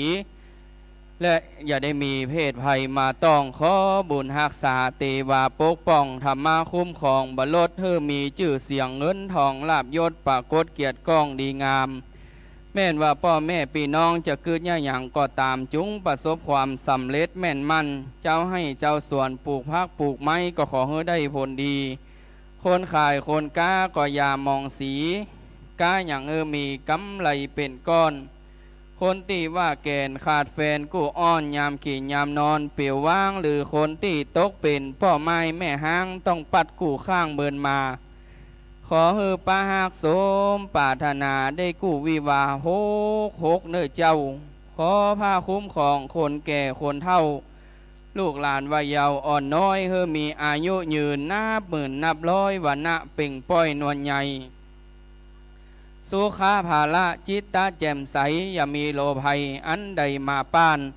ขอเฮอมีพญาปัญญารอบด้านถึงปฏิภาณไหวพริบเฮออิ่มเหมือนข้าวติบน้ำติบแม่นยิบอย่างได้เป็นเงินเพื่อนฝูงพี่น้องแส่ซ่องสรรเสริญการงานการเงินเจริญก้าวหน้าขอเฮอครองตัวอยู่ในศีลห้าตามคำพูดหากล่าวไว้สิ่งไหนดีงามควรเก็บมาใจคุ้มสติได้ดีมาขอฝากปอนนี้เป็นดีรักษาพี่น้องที่มาส่งน้ำครูบาเจ้าอายอินทาปัญโยวันนี้เนื้อเจ้าพี่น้องศรัทธาที่ได้มาร่วมกันถวายน้ำสงฆ์อธิธาตุและรูปเหมือนครูบาเจ้าอายอินทาปัญโยวันนี้เนื้อเจ้า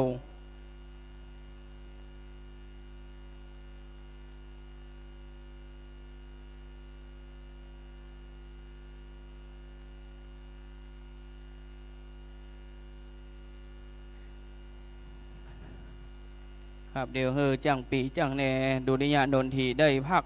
เนี่ยสักครู่หนึ่งนะครับขอบคุณครับทีมงานน้ำแข็งใสกำลังมาตั้งโรงทานบริการในช่วงภาคบ่ายหากว่าตั้งพร้อมเรียบร้อยก็นิมนต์พระเจ้าประสงค์วัดสปุงน้อยมาปั่นปอนวันนี้จะได้ฟังจ้อยสอบประวัติครูบาเจ้าสืบต่อไปเนอ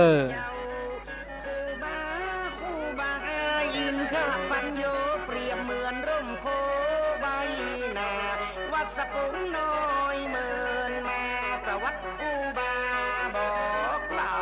น้องวิมลกับไอ้สุวรรณจะขอเอากับแต่เก้าจะเล่าประวัติท่านเจ้าเอาเป็นบทนะเพลงสอบพระนักปฏิบัติแห่งวัดสปุงน้อยตำบลม่วงน้อยนี่หนอจะขอเคารพยกย่อตั้งแต่หลวงพ่อยาวหนุ่มก่อนที่จะบวชเป็นต้นไปในชื่อว่าเด็กชายอายเสนป่ามุนกำเนิดที่บ้านสปุงตำบลม่วงน้อยป่าสังอดีตไปเป็นปากบองและได้เปลี่ยนชื่อห้องที่หลังว่าเป็นอำเภอป่าสังจังหวัดลำพูนเมืองเกิดจะย้อนไปหาแม่ดาไม่อวยอันนั้นครูบากำเนิดซึ่งเป็นวันประเสริฐแม่ดาจะเกิดต้นบุญผสมเป็นฟังเป็นหีบจะรีบไปซ้อหมอนนุ่มนับว่าเป็นนาบุญได้มากำจุนถึงปีทอคือปีกระต่ายเกิดในพศ2434ผสมเมดาใจดีได้ลูกคนนี้แถมคนน่าใส่ชื่อว่าเด็กชายอายเสนปามุนชื่อตนพี่น้องรวมต้อง5 คนนะเมดาพ่อสมใจชื่อเด็กชายอายเมื่อครั้งวัยเย เจ้าบ่ได้มัวเมาเหมือนละอ่อนคนอื่นลูกเจงเจ้าแย้มตื่นกันช่วยพ่อสมเมดานิสัยนิรักสันโดษบักคิวโก เทวบุตรเพื่อได้พบไปเป็นเทวดาในอนาคตการนั้นจุงจะมีแม้นว่าบุญกุศลทั้งหลายมีมากปงลงหลายสะต้อนย้อนไปปกปักรักษาพ่อจำลองแม่เจริญศรีนันตนะคือได้อยู่ดีมีความสุขทุกทิพาราติการอยู่ดีมีใจไปในมีโจกได้อยู่กำจูยังศาสนาแห่งองค์สัพพัญญูไปใจนั้นจุงจังมีติงแต่ดีหลียะถาวาลิวหาปุลาปริปุเรนติสากลังเอวะเมวะอิโตทินังเปตานังอุปกัปปติชิตังปฏิตังตุมหังคิปะเมวะสัมมิจโตสัพเพปุเรนโตสังกปาจันโทปนารโสยถามณีโจติรโสยถาภวะสัพปีติโยวิวัชันโตสัพพะโรโควินัสสโตมาเตภวะตวันตารายโยสุขีติขายุโกภวะอภิวาทนะสีลิสะนิจจังวุธาปจายโนจัตตารโอธรรมาวัฏันติอายุวันโนสุขังปัลลังจตุปจัยญาตานังพุติสาตานังยาวะนิปปานังปรมังสุขังเขียนครูบาอุปละหันความขากเขียนคู่เรียนมีปัญญาหมอครูบาอุปละเป็นพระอุปัชฌาย์สั่งสอนปัญญาตั้งก่อเน้นอายตุยติดหลวงพ่อซึ่งหวังจะขอปัญญาศึกษาพระธรรมวินัยตนเน้นอายได้ศึกษาได้ฝึกวิปัสสนากำหนดลมหายใจเข้าออกเน้นอายชื่อเสียงโด่งดังและพอได้เตะคำม้วนใบม้วนบอดไปคำพ่อออกไม่ออกเปิ้นเล่าเปิ้นบอกกันมาอดีตเตก่อนกึดย้อนเมื่อเข้าขันนาสามาได้ยินเสียงครูบาสั่งว่ามาฟังมวนเน้นอายอายุได้21 ปีในปี2454ครบถ้วนครูบาอุปละหันว่าสมควรเอาตั้งขบวนสืบมา16 มิถุนา2454เป็กตนดีอยู่ในศาสนาท่านได้รับฉายาอิทะปัญโยภิกขุ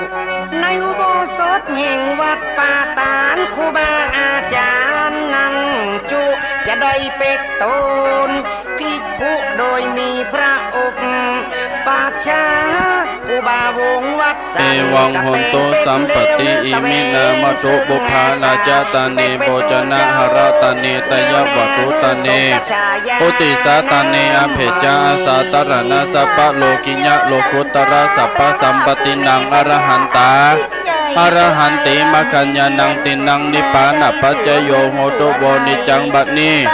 ไม่มีนายธนวัฒน์นางสาวประภาพันธ์จินดาหลวงและเด็กชายประพังกรจินดาหลวงพ่อกตังปิตามันดาญาติกาวงวานญาติผู้ใหญ่สัมพันธ์วงศาเดมาทาปนาโภชนาหารสังฆทานเตัญญะข้อทุตาหนึ่งในโอกาสงานประเพณีทรงน้ำมาถินทานในโฮมเมืองหลวงปู่ครูบาอายินทปัญโยอดีตเจ้าวาดวัดสะปุงน้อยฐานันตราตตินี่ก็ขอกุศลผลบุญต่างหลายสะต้อนย้อนไปปกปักทั้งสามคือตันทั้งหลายได้อยู่ดีมีใจไปไหนมีโชคมีลาภผัดเป้เขาเสกสะทะรู้ไปใจนั้นจงจะมีเต้งแต่ดีหลียะถาวาริวหาปุราปริปุเรนติสาคลังเอวะเมวะอิโตตินังเปตานังอุปกัปปติจิตังปฏิตังตุมหังคิปะเมวะสมิจตุสัพเพปุเรนตุสังกปาจันโทปนารโสยถามณีโจติรโสยถาสัพพิติโยวิวัชันโตสัพพโรโควินัสสโตมาเตภวะตวันตารายโยสุขีติขายุโกภวะอภิวาทนาสีลิสะนิจังมุทาปจายโนจัตตารโอธรรมาวัฏันติอายุวันโนสุขังบาลังอุติสาตานังจโตปัจจายตานังยาวะนิปานังปรมังสุขังใจคำดีจักดีเรื่อยไปคำให้บ่มีได้ต่อเขาว่าจำศีลกินตาเขาถึงนิพพานบ่ออกไม่ออกหา กอกบดีออกนอกศีลธรรมคำสอนครูบาอาอินทปัญโยจะขอโยโสตัวอีตามจริยวัตรครูบางดงามผู้มีเมตตาธรรมโปรดโลกในด้านการศึกษาครูบาพัฒนาละได้ก่อประโยชน์เพราะการศึกษาหายโพดละอ่อนมีปัญญาครูบายังสร้างโรงเรียนไปที่ห้ำเฮียนศึกงาสาย้ายจากสปุงหลวงนั่นมาอาศัยที่ศาลาบาเพื่อเปิดโอกาสให้แก่นักเรียนบางห้องไปเรียนไปทุกแม่แงกเลยเอาที่ศาลาบาทมาเป็นโรงเรียนชั่วคราวจากสปุงหลวงย้ายมาสปุงน้อยตัวมาเป็นทอยบ้านเขาเอาแม่ศึกษาบ้านเฮาตูเจ้าจะช่วยสอนสั่งย้ายเป็นโรงเรียนชั่วคราวศึกษาบ้านเฮาเป็นอย่างเดือนมิถุนา2483ศาลาบาทเอาเป็นอาคารเฮียนนะต่อมา2485กระทรวงศึกษามาช่วยแถมเสียงอนุมัติสร้างอาคารเฮียนมอบเงิน1,000 บาทครูบาอ้ายปรึกษาครูบาพร้อมเปลี่ยนควรตกลงก่อสร้างวางฉากเอาตามแบบแผนเขียนวาดกระทรวงประกาศจัดทำยังมีพระอาธิการอินเขาวัดสปุงหลวงก็แม่ช่วยกันเพื่อมาสร้างอาคารโรงเรียนวัดสปุงน้อยหลังใหม่เริ่มการก่อสร้างอาคารตกใจเหมือนกันเพราะบ่มีเงินจ่ายสักการรวมกันไว้ซ้ำอยู่ในช่วงสงครามโลกครั้งที่สองเป็นเข้าเป็นของก็เขียมเอาการบ่าวเบี้ยหอยเงินคำสมัยนั้นมันหายา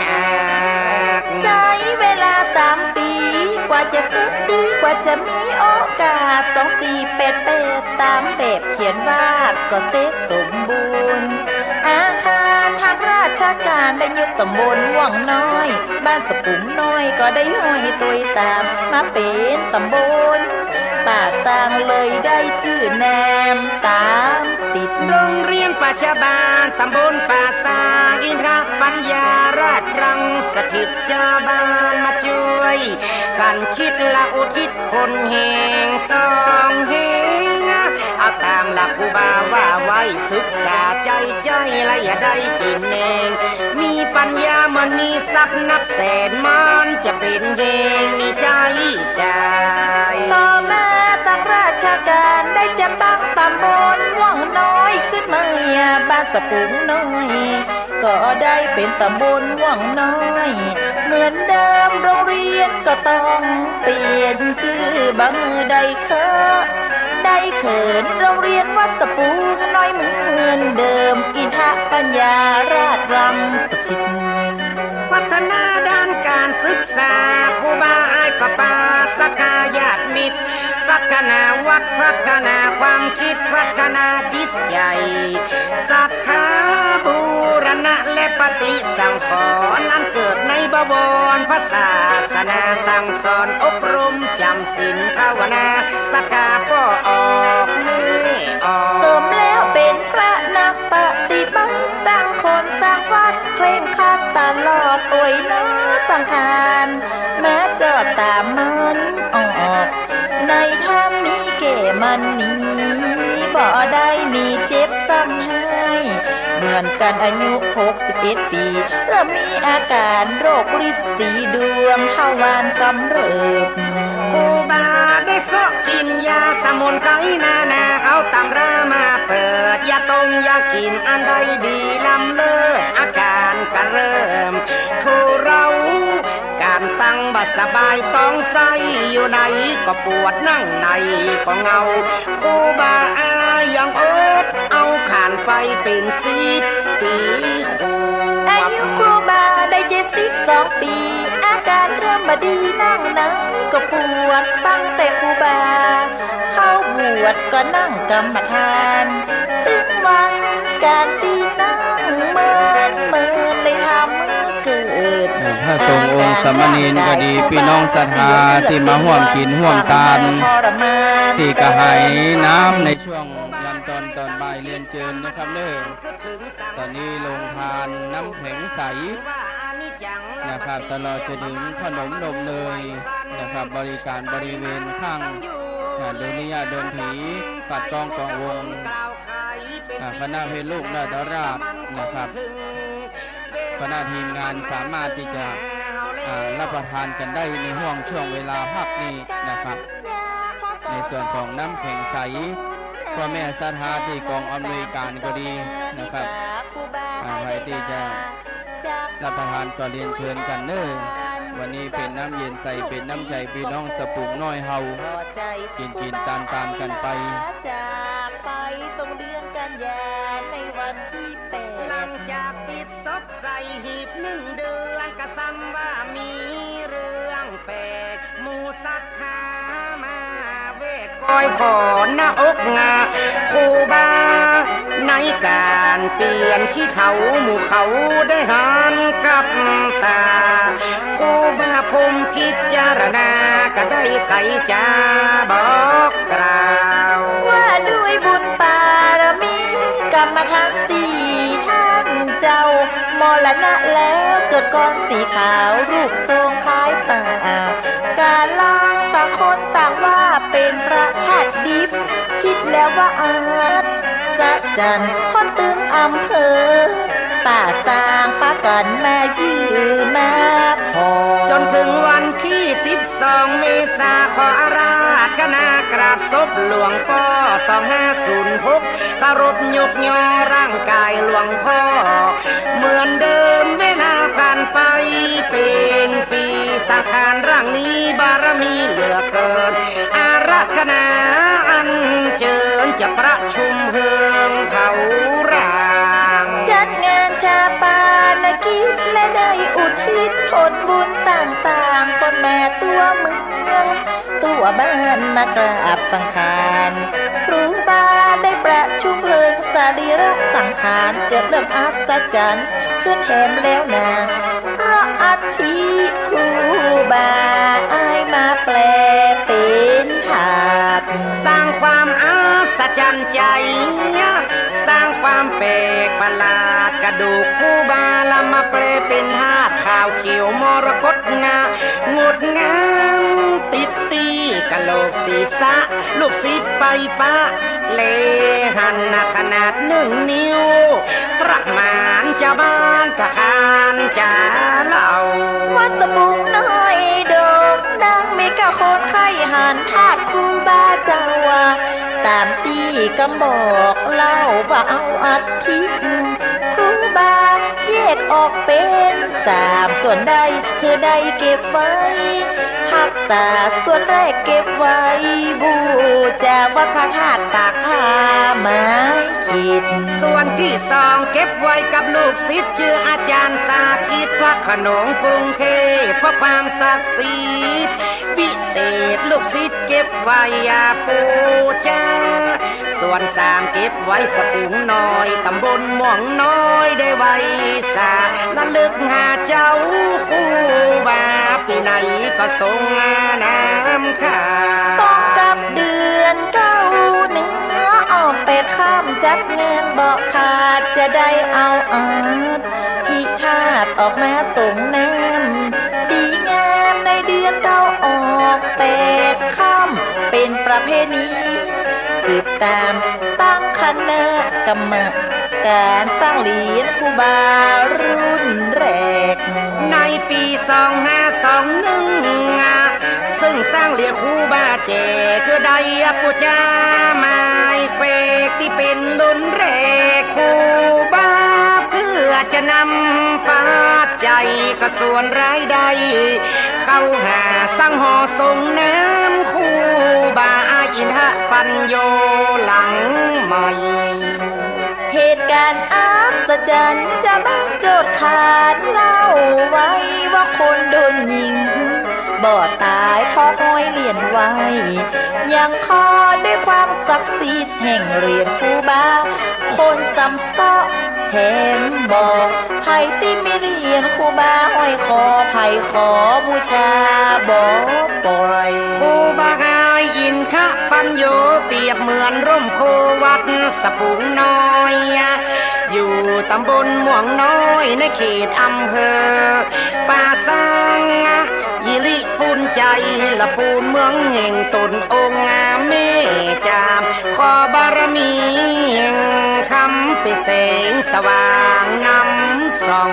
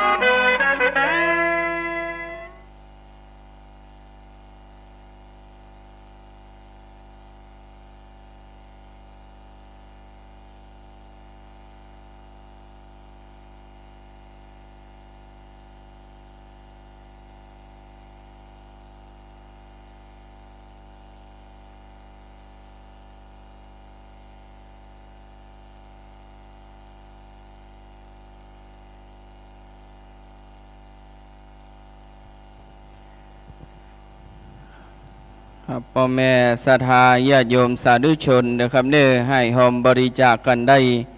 นะครับตลอดทั้งวันตั้งแต่ตะวานะครับวันก่อนก็ได้ก้าเตรียมในส่วนของกางเต้นกางโต๊ะอย่างใหญ่เก้าอี้ที่นั่งนะครับตลอดจนถึงบรรดาพ่อแม่ศรัทธาญาติโยมสาธุชนได้ร่วมด้วยช่วยกันเป็นเจ้าภาพเป็นเจ้าศรัทธาถวายน้ำขมิ้นสมปล่อยในอธิษฐานของหลวงปู่ครูบาเจ้าอ้ายอินทปัญโยนานทีปีหนอีพ่ออีแม่นะครับเชิญชวนเน้อตั้งพ่อค้าแม่ขายตั้งคณะทีมงานแข่งขันกองหลวงแห่งดินแดนล้านนาภาคเหนือตอนบนก็สามารถที่จะแวะนะครับปาเอาทีมงานมาห่วมกินห่วมตาลให้หอมบริจาคสมทบเป็นการน้ำกาไฟพัฒนาวัดวาศาสนาแห่งขวางแก้วทั้งสามประการแห่งวัดสะปุงน้อยให้ได้การกุ่งรุ่งเรืองนะครับวันนี้ถือว่าพัฒนาทางด้านศาสนวัตถุศาสนบุคคลมนุษย์บางคนกินตันไปใจในส่วนของโรงทานนะครับนำแข่งใส่ก็ช่วยกันบริการในส่วนของกองอำนวยการคณะกรรมการตุยนะครับอันนี้ก็ต้องขออนุโมทนากับพ่อแม่ศรัทธาทุกโรงทานทุกเจ้าภาพเดี๋ยวขอทางคณะกรรมการได้โจทย์อะไรใหม่เอาชื่อเจ้าภาพแต่ละโรงทานที่เพิ่มเติมช่วงในภาคบ่ายโดยเนอะเดี๋ยวจะได้ประกาศอนุโมทนาประชาสัมพันธ์บอกบุญบอกกุศลวันนี้โคศกลบอยู่บนวิหารมันฮ้อนในเทนจ่าปลาใส่กันไปลัดเลาะพอทั้งหน้าป่องหน้าต่างเชิญชวนพี่น้องกันไปนะครับใครที่อยากจะจุ่มมุกและเย็นใจเรียนเชิญนะครับเนอะกินตานด้วยกันบริเวณในเต้นในช่วงยามตอนบ่ายก็ขยับขยายพื้นต้นไม้ต้นตอกเป็นที่เรียบร้อยก็ได้หอมกินหอมตานกันไปต้นเงินต้นทองนั้นท่านสามารถที่จะได้พระปัณณาถวายถ้าว่าบ่มีเวลาในช่วงภาคค่ำยามเย็นจะแห่ตัวคณะเปิ้นก็ศรัทธาก็เอามาถวายตานไปเลยคือสำเร็จเรียบร้อยในช่วงภาคตอนบ่ายไปจนถึงภาคค่ำยามเย็น นะครับวันนี้ก็ต้องขออนุโมทนาทุกภาคส่วนมีท่านนายกองค์การบริหารส่วนจังหวัดลำพูนประเมืองป่าซางท่านนายกเทศมนตรีเทศบาลตำบลม่วงน้อยป่อกำนันอินวงชัยก็ดีป่อกำนันตำบลม่วงน้อยทางข้าราชการตำรวจทหารสถาประชาชนการงานนี้เรียบร้อยไปโดยดีงามเหมาะสมทุกประการโดยบารมีของหลวงปู่ครูบาอ้ายอินทปัญโยบารมี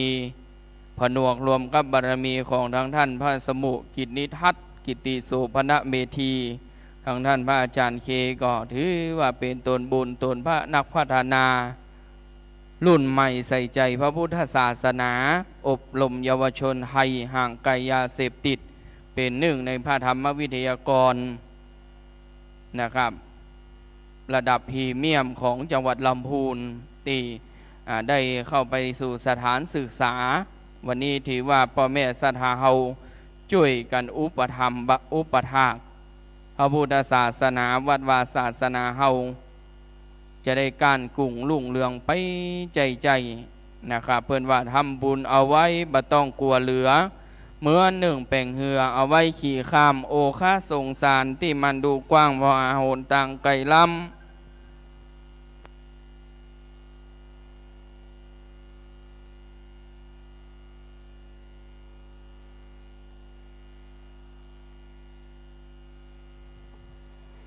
ครับศรัทธาญาติโยมสาธุชนท่านใดญาติโยมท่านใดเด้อไผที่อยากจะถ่ายรูปกับดารานักแสดงเหลือเวลาบ่ถึงครึ่งชั่วโมงเลยนะครับเด้อเพื่อจะได้เดินทางกลับบัดนี้ไผจะถ่ายรูปเรียนเชิญขึ้นที่ศาลาหอฉันอุดมสมสุขนะครับอันเป็นศาลาหอฉันแห่งวัดสะปุงน้อยบัดนี้ดารานักแสดงอยู่ที่บริเวณบนหอฉันศรัทธาท่านไหนที่จะไปถ่ายรูปนะครับชิดใกล้กับดารานักแสดงครอบกันพักดีวิจิตรบูมภาคภูมิและก้าวฐานชนเรียนเชิญบนศาลาหอฉันในเวลานี้เลยเหลือเวลาแห่งประมาณสักครึ่งชั่วโมงนะครับเด้อเพื่อจะได้เดินทางกลับเนื่องจากภารกิจการแสดงก็กระชั้นชิดนะครับศรัทธาอยากจะใกล้ชิดดาราเรียนเชิญกันได้นะครับวันนี้ทางคุณโยมกรอบนะครับกันภักดีวิจิตรแล้วก็คุณโยมบุมภาคภูมิคุณโยมก้าวฐานชนอยู่บนศาลาหอฉันหลังใหม่นะครับไปถ่ายรูปกันได้นะครับเด้อเดี๋ยวประมาณสัก30 นาทีเพื่อจะได้เดินทางกลับแล้ววันนี้ในนามของสมณศรัทธาในนามของพี่น้องศรัทธาสะปุงน้อยก็ขออนุโมทนาขอบคุณกับทุกดาราทุกคนนักแสดงทุกท่านให้มีการงานเจริญรุ่งเรืองยิ่งขึ้นไปแสดงหนังไหนรายการใดก็ขอให้เป็นที่ประจักษ์แผ่ไพศาลทั้งในประเทศและต่างประเทศและหลังจากนั้นมีโอกาสก็มาน้อมนิวเนตโมตนาตาลได้มาเยี่ยมเยือนวัดสะปุงน้อยมันก็คือการอุปถัมภ์อุปถากในโอกาสต่อไปขอฝากวัดสะปุงน้อยไว้ในหัวอกหัวใจกับคณะดารานักแสดงใครจะถ่ายรูปไปเลยเด้อครับเด้อเพิ่นมีเวลาแห่งบักกี่นาทีนะครับบนศาลาหอฉันทิศตะวันตกองค์พระธาตุเจ้าเจดีย์นะครับใครอยากจะชมนะครับพอนักแสดงแบบใกล้ชิดเรียนเชิญเนอร์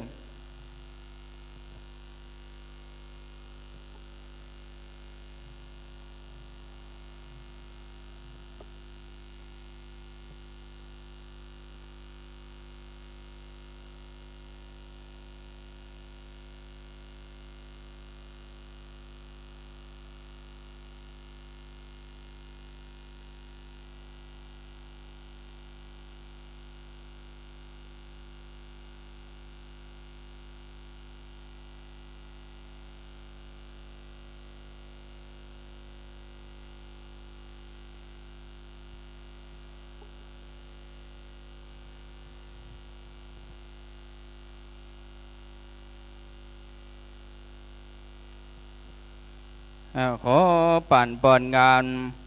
กรรมดีบ่เศร้าพี่น้องอ่าวอาใหญ่น้อยฮือได้สุขสันต์ม่วนงานจืดจ้อยบ่ตกต่ำต้อยเนิ่นนายเกิดหวังอย่างไว้ฮือได้ดังหมายอยู่สุขสบายหายทุกข์หม่นเศร้า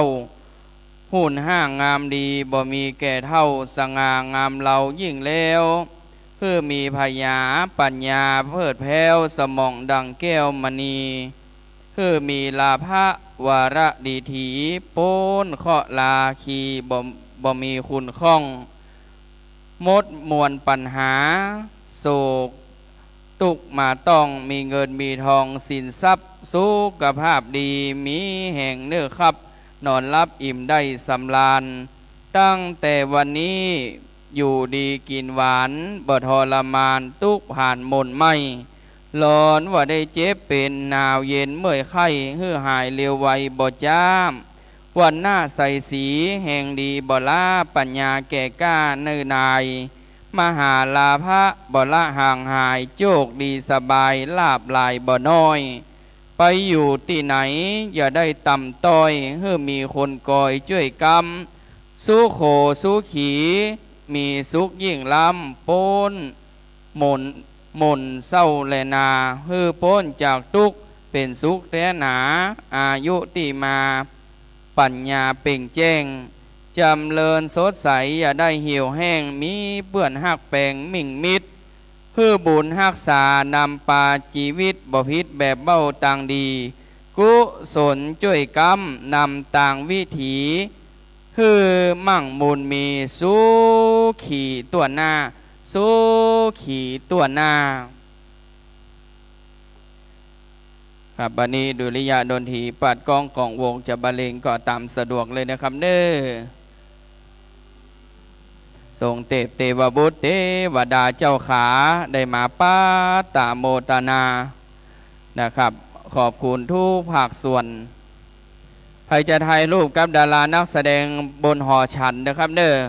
พระสงฆ์องค์เนรคณะแข่งขันกองหลวงก็ดีนะครับที่กำลังเดินทางมาดารานักแสดงวันนี้มา3 ท่านอยู่บนศาลาหอฉันทางทิศตะวันตกนะครับเด้อจะถ่ายรูปร่วมก็เรียนเชิญกันได้นะครับเราจะถ่ายรูปแล้วเรียนเชิญมาหอมกลิ่นหอมตาลปูจาน้ำส้มปล่อยด้วยกัน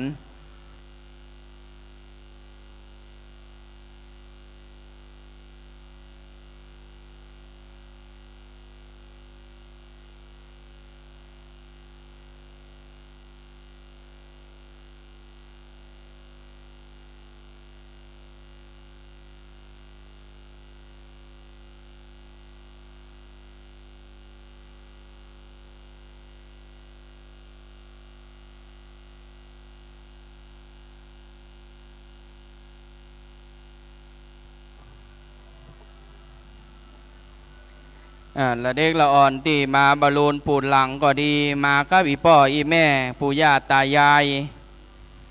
เชิญกันเด้อบริการในส่วนของน้ำแข็งใสนะครับอร่อยวันนี้เป็นน้ำใจของพี่น้องบ้านสะปุงน้อยของเฮาพี่น้องต่างม่วงน้อยสะปุงหลวงหลายตีวันนี้ศรัทธาสามัคคีโหนวันออกก็ได้มาหอมกินหอมตาลก๋วยเตี๋ยวอร่อยเย็นตาโฟนะครับตลอดจะดึงส้มตำน้ำดื่มกันไปเป็นรอบแรกในช่วงภาคเช้าจะถึงเพลหลังจากเพลแล้วก็มีศรัทธา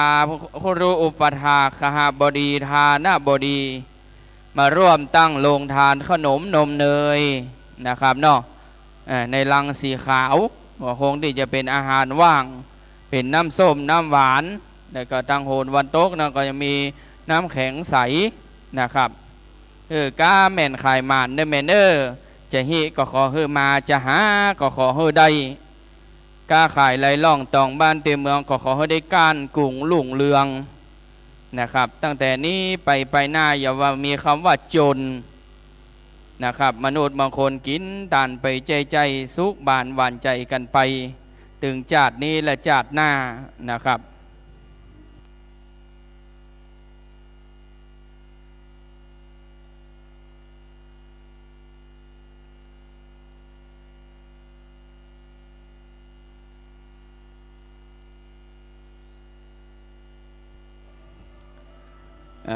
มันหิหาอย่าไปเมาจ้ากินตานไปหน้าทำบุญตาน้อยตานักบุญจักเกื้อหนุนสะสมเพิ่มพูนกำน้อยกำน้อยเมื่อเฮาตายไปบุญจักย่องห้อยตุยห้อมตุยหอยเฮาดันยู่ส่งไปถึงสวรรค์เจ็ดจันทร์สุขสบายหั่นเมืองบนก่อนบุญเหลือกำจักนำฮื้อตุนได้เกิดเป็นคนแหมหนเนื้อข้าแหมหนเนื้อข้า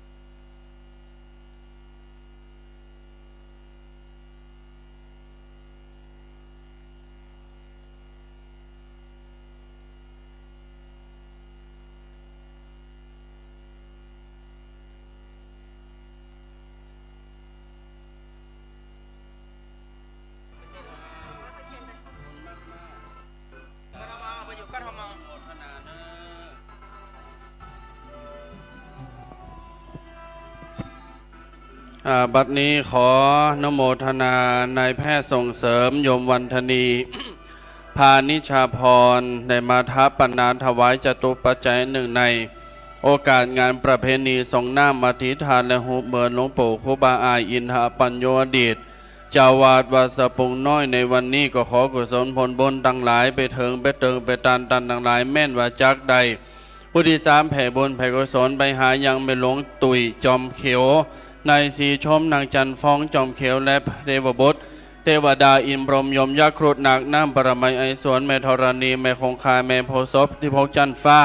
15 จันดิน14 จันบาดาลก็ขอกุศลผลบุญไปเถิงไปเติงไปตันแม่นว่าเถิงเติงแล้วถ้าต้อนย้อนมาปกปักรักษาในแพทย์ส่งเสริมยมวันธนีพานิชาพรและครอบครัวคืออยู่ดีมีความสุขทุกติภาราติการอยู่ดีหึงมีใจจักไปไหนมีโจกลับว่าสนั้นแต่ดีหลียะถาวาริวหาปุราปริปุเรนติสาครังเอวะเมวะอิโตทินังเปตานังอุปกัปปติอิชิตังปฏิตังตุมหังคิปะเมวะสมิจโตสัพเพปุเรนโตสังกปาจันโทปนะระโสยถามณีโจติระโสยถาภวะอภิวาทนาสีลิสานิจังวุธาปจายโนจตารโรธรรมาวัฏันติอายุวันโนสุขังบาลังอุติสาตานังยาวะนิปปานังปะระมังสุขังโมทนาเนอตรงน้ำทานครูบาหรือยัง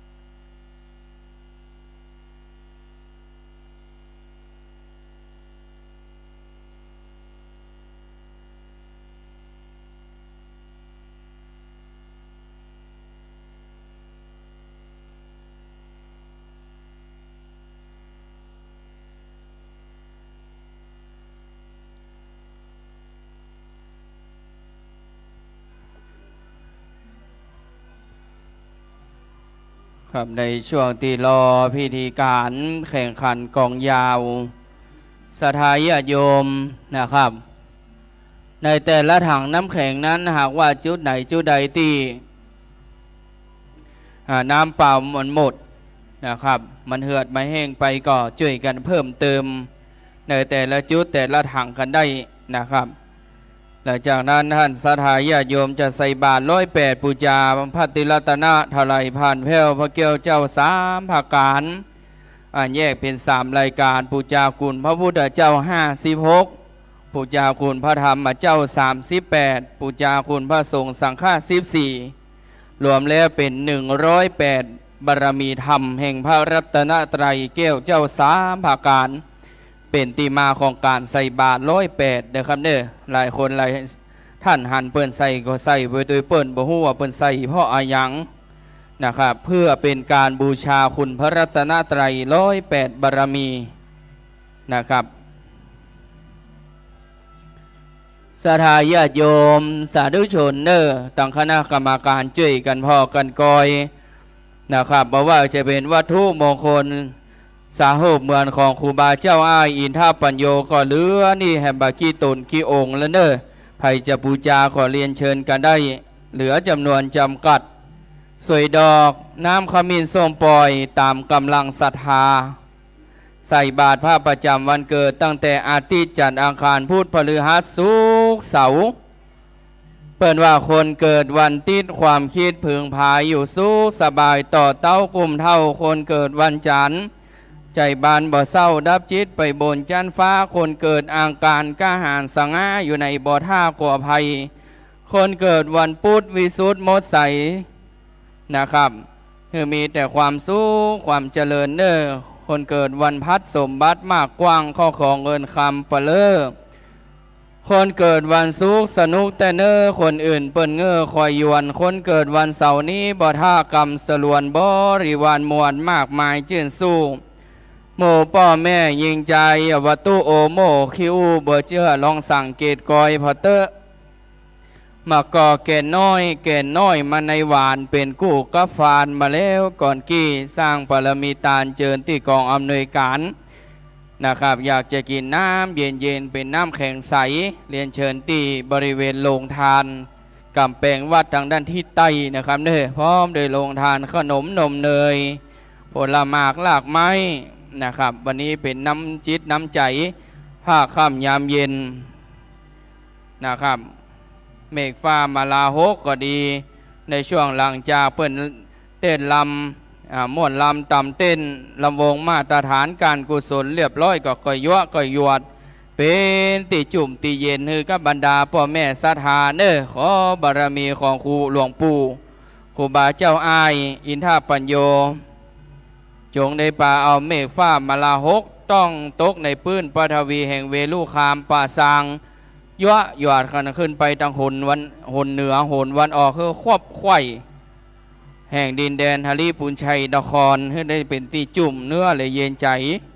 นะครับ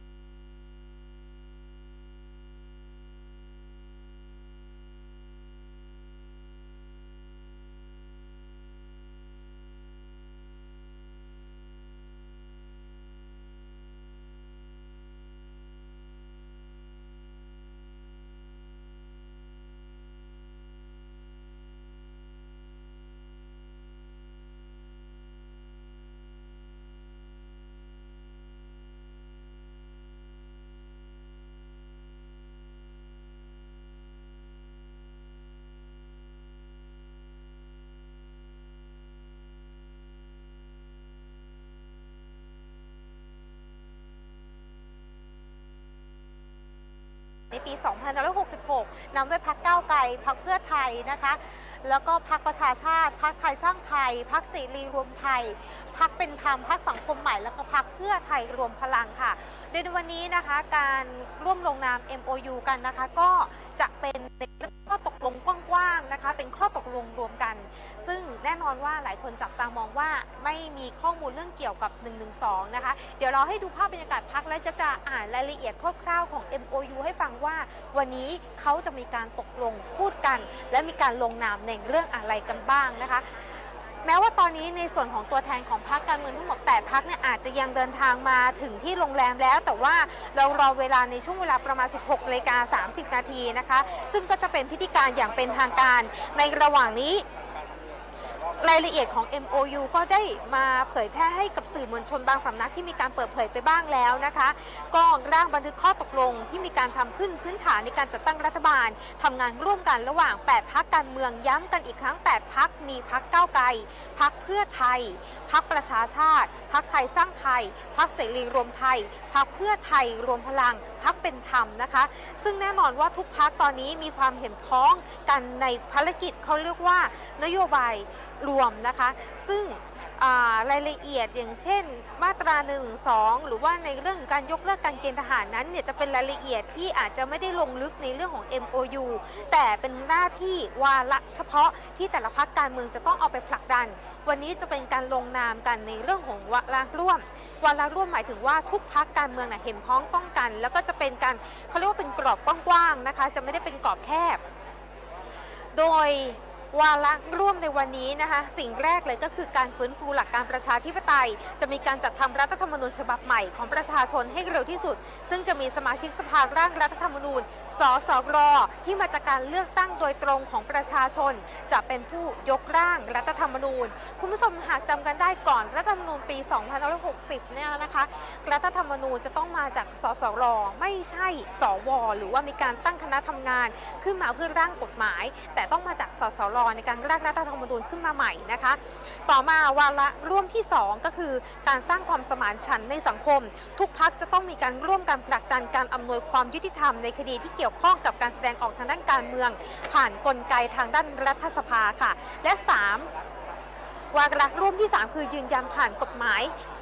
สมรสเท่าเทียมกันเพื่อรับประกันสิทธิสมรสสำหรับคู่รักทุกเพศโดยจะไม่บังคับให้ประชาชนที่เห็นว่าขัดแย้งกับหลักการของศาสนาที่ตนเองนับถือด้วยซึ่งข้อนี้ก็ยังมีการนำเสนอข่าวออกมาเรื่อยๆว่าพรรคประชาชาติซึ่งมีฐานเสียงอยู่ในพื้นที่3จังหวัดชายแดนภาคใต้และส่วนใหญ่เป็นมุสลิมหรือว่าเป็นอิสลามเนี่ยนะคะอาจจะไม่พอใจในส่วนของข้อตกลงนี้เนื่องจากขัดต่อหลักศาสนาอิสลามนะคะแต่เบื้องต้นเดี๋ยววันนี้เราอาจจะต้องมีการถามความคืบหน้ากันด้วยว่าจะรับหลักการวาระร่วมนี้ได้หรือไม่นะคะต่อมาค่ะวาระร่วมต่อไปก็คือการผลักดันการปฏิรูประบบราชการตำรวจกองทัพกระบวนการยุติธรรมให้สอดคล้องกับหลักการประชาธิปไตยโดยยึดหลักความโปร่งใสทันสมัยมีประสิทธิภาพและผลประโยชน์สูงสุดของประชาชนนะคะต่อมานะคะวาระร่วมอีกหนึ่งอันที่หลายคนจับตามองก็คือเปลี่ยนการเกณฑ์ทหารแบบบังคับให้เป็นแบบสมัครใจค่ะวาระร่วมต่อไปคือร่วมการผลักดันกระบวนการสร้างสันติภาพอย่างยั่งยืนในพื้นที่3จังหวัดชายแดนภาคใต้โดยคำนึงถึงหลักทางด้านสิทธิมนุษยชนการอยู่ร่วมกันในสังคมพหุวัฒนธรรมการมีส่วนร่วมของทุกฝ่าย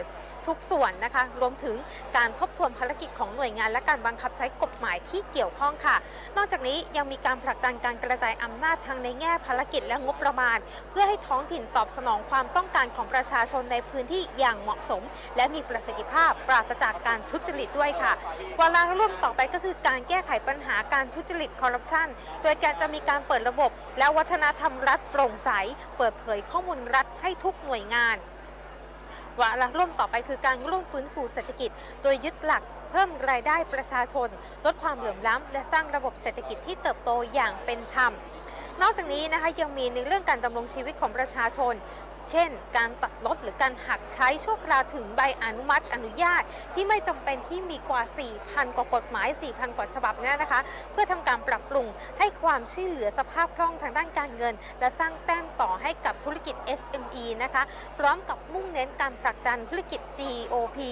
ให้เติบโตทางด้าน GDP และธุรกิจ SME นะคะสนับสนุนอุตสาหกรรมและสินค้าไทยให้มีความเข้มแข็งมากยิ่งขึ้นยกเลิกการผูกขาดและส่งเสริมการแข่งขันทางด้านการค้าที่เป็นธรรมในทุกอุตสาหกรรมเช่นเครื่องดื่มแอลกอฮอล์อย่างเช่นที่ทางพรรคก้าวไกลมีการชูนโยบายก็คือในส่วนของสุราเสรีเนี่ยนะคะก็จะมีการผลักดันในเรื่องของคราฟต์เบียร์ซึ่งในหลักการนี้กลายเป็นวาระร่วมด้วยนะคะปฏิรูปที่ดินทั้งระบบด้วยการผลักดันกฎหมายปฏิรูปที่ดินกระจายการถือครองที่ดินอย่างเป็นธรรมแก้ปัญหาแนวเขตป่าไม้และที่ดินของรัฐที่ทับซ้อนกับที่ดินของประชาชนรวมถึงทบทวนคดีที่เป็นผลจากนโยบายการทวงคืนผืนป่าค่ะวาระร่วมอีกอันก็คือการปรับปรุงโครงสร้างการผลิตไฟฟ้าและการคำนวณราคาการกำลังการผลิตที่เหมาะสมเพื่อลดค่าครองชีพของประชาชนและสร้างความมั่นคงทางด้านพลังงานวาระร่วมต่อไปในเรื่องการทำงบประมาณแบบใหม่โดยจะใช้วิธีการจัดทำงบประมาณแบบฐานศูนย์หรือว่า zero based budgeting นะคะวาระร่วมในเรื่องของระบบสวัสดิการดูแลประชาชนตั้งแต่แรกเกิดจนถึงผู้สูงวัยคำนึงถึงความเหมาะสมและภาระทางการระยะยาวค่ะและแก้ไขปัญหายาเสพติดอย่างเร่งด่วนสุดท้ายเรื่องกัญชานะคะเพราะว่าในข้อที่ 17 คุณชูวิทย์ กมลวิสิทธิ์วันนี้ก็เดินทางมาร่วมติดตามการแถลงการข้อตกลงร่วมกัน MOU ซึ่งใน MOU มีการระบุถึงการนำกัญชากลับไปอยู่ในบัญชีรายชื่อยาเสพติดให้โทษซึ่งจะมีกฎหมายควบคุมและรองรับการใช้ประโยชน์จากกัญชาอีกครั้งหนึ่งค่ะส่วนวาระร่วมในเรื่องทางด้านการเกษตรก็จะมีการส่งเสริมปศุสัตว์ปลอดภัยคุ้มครองรักษาผลประโยชน์ของเกษตรกรลดต้นทุนการผลิตส่งเสริมการตลาดส่งเสริมการเข้าถึงเทคโนโลยีและแหล่งน้ำส่งเสริมการรวมกลุ่มของเกษตรกรเพื่อวางผลผลิตการรักษาผลประโยชน์และนอกจากนี้ยังมีการส่งเสริมอุตสาหกรรมแปรรูปผลผลิตทางการเกษตรเพื่อให้เกิดมูลค่าทางเศรษฐกิจด้วยนอกจากนี้ยังมีการแก้ไขปัญหาประมงนะคะการขจัดอุปสรรคเยียวยาฟื้นฟูและพัฒนาอาชีพค่ะแล้วก็ในเรื่องของวางแรงร่วมในเรื่องของแรงงานจะมีการยกระดับสิทธิแรงงานทุกอาชีพให้มีการจ้างงานอย่างเป็นธรรมได้รับค่าแรงที่เป็นธรรมสอดคล้องกับค่าครองชีพและอัตราการเติบโตทางด้านเศรษฐกิจในปัจจุบันส่วนวาระร่วมในเรื่องของการศึกษาจะมีการปฏิรูประบบการศึกษาเพื่อยกระดับคุณภาพและลดความเหลื่อมล้ำและส่งเสริมการเรียนรู้ตลอดชีวิตค่ะส่วนปัญหาเรื่องฝุ่น PM 2.5 เป็นการสร้างความร่วมมือกลไกภายในระหว่างประเทศเพื่อแก้ปัญหาฝุ่นพิษรวมถึงการลดการปล่อยก๊าซเรือนกระจกให้เป็น Net Zero โดยเร็วที่สุดและวาระร่วมสุดท้ายคือการดำเนินนโยบายการต่างประเทศโดยให้การฟื้นฟูบทบาทผู้นำของไทยในอาเซียนและรักษาสมดุลทางด้านการเมืองระหว่างประเทศของประเทศไทยและประเทศมหาอำนาจค่ะ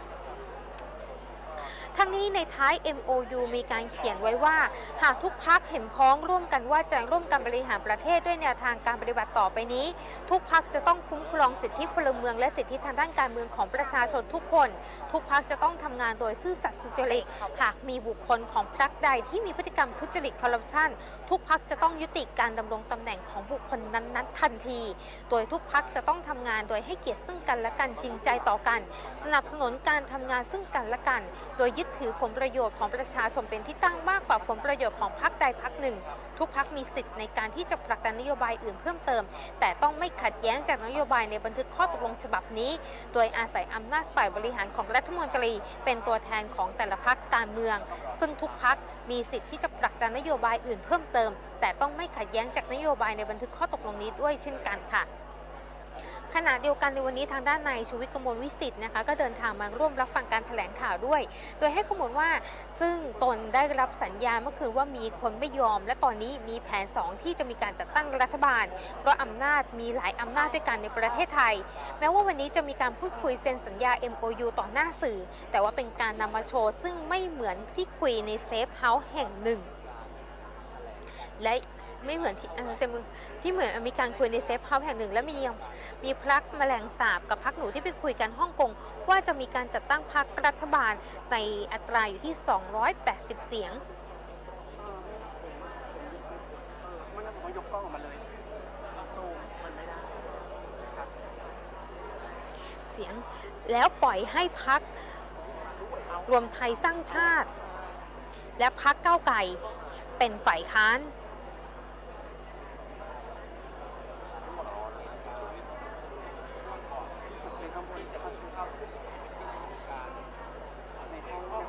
น นอกจากนี้นะคะก็มีการชี้ข้อสังเกตว่ามีความพยายามที่จะเล่นงานนายพิธาลิ้มเจริญรัตน์ในเรื่องของการถือหุ้น ITV ค่ะเพราะว่าพรรคก้าวไกลมีการเสนอชื่อแคนดิเดตนายกรัฐมนตรีเพียงแค่คนเดียวเรื่องนี้สวอาจจะไม่ต้องจำเป็นในการโหวตหรือว่าออกตัวก็ได้นะคะส่วนกรณีที่มีข่าวหรือว่าพลเอกประวิตรวงษ์สุวรรณหัวหน้าพรรคพลังประชารัฐจะมีการลาออกจากพรรคแล้วอาจจะทำให้สสเนี่ยค่ะย้ายกลับไปที่พรรคเพื่อไทยเพราะส่วนใหญ่มาจากพรรคเพื่อไทยนะคะนายชูวิทย์บอกว่าก็อาจจะเป็นส่วนหนึ่งแต่วันนี้ที่มาก็เพื่อที่จะมายินดีเพราะว่า MOU ในข้อ 17 มีการกำหนดในเรื่องของกัญชากลับไปเป็นรายชื่อบัญชียาเสพติดนะคะส่วนตนยืนยันว่าหากพรรคภูมิใจไทยเป็นรัฐบาลยังไงก็จะไม่ยอมค่ะเพราะว่ายังมีร้านขายกัญชาสารพัดอยู่ที่หน้าโรงเรียนแล้วก็จะเดินหน้าคัดค้านให้ถึงที่สุดค่ะ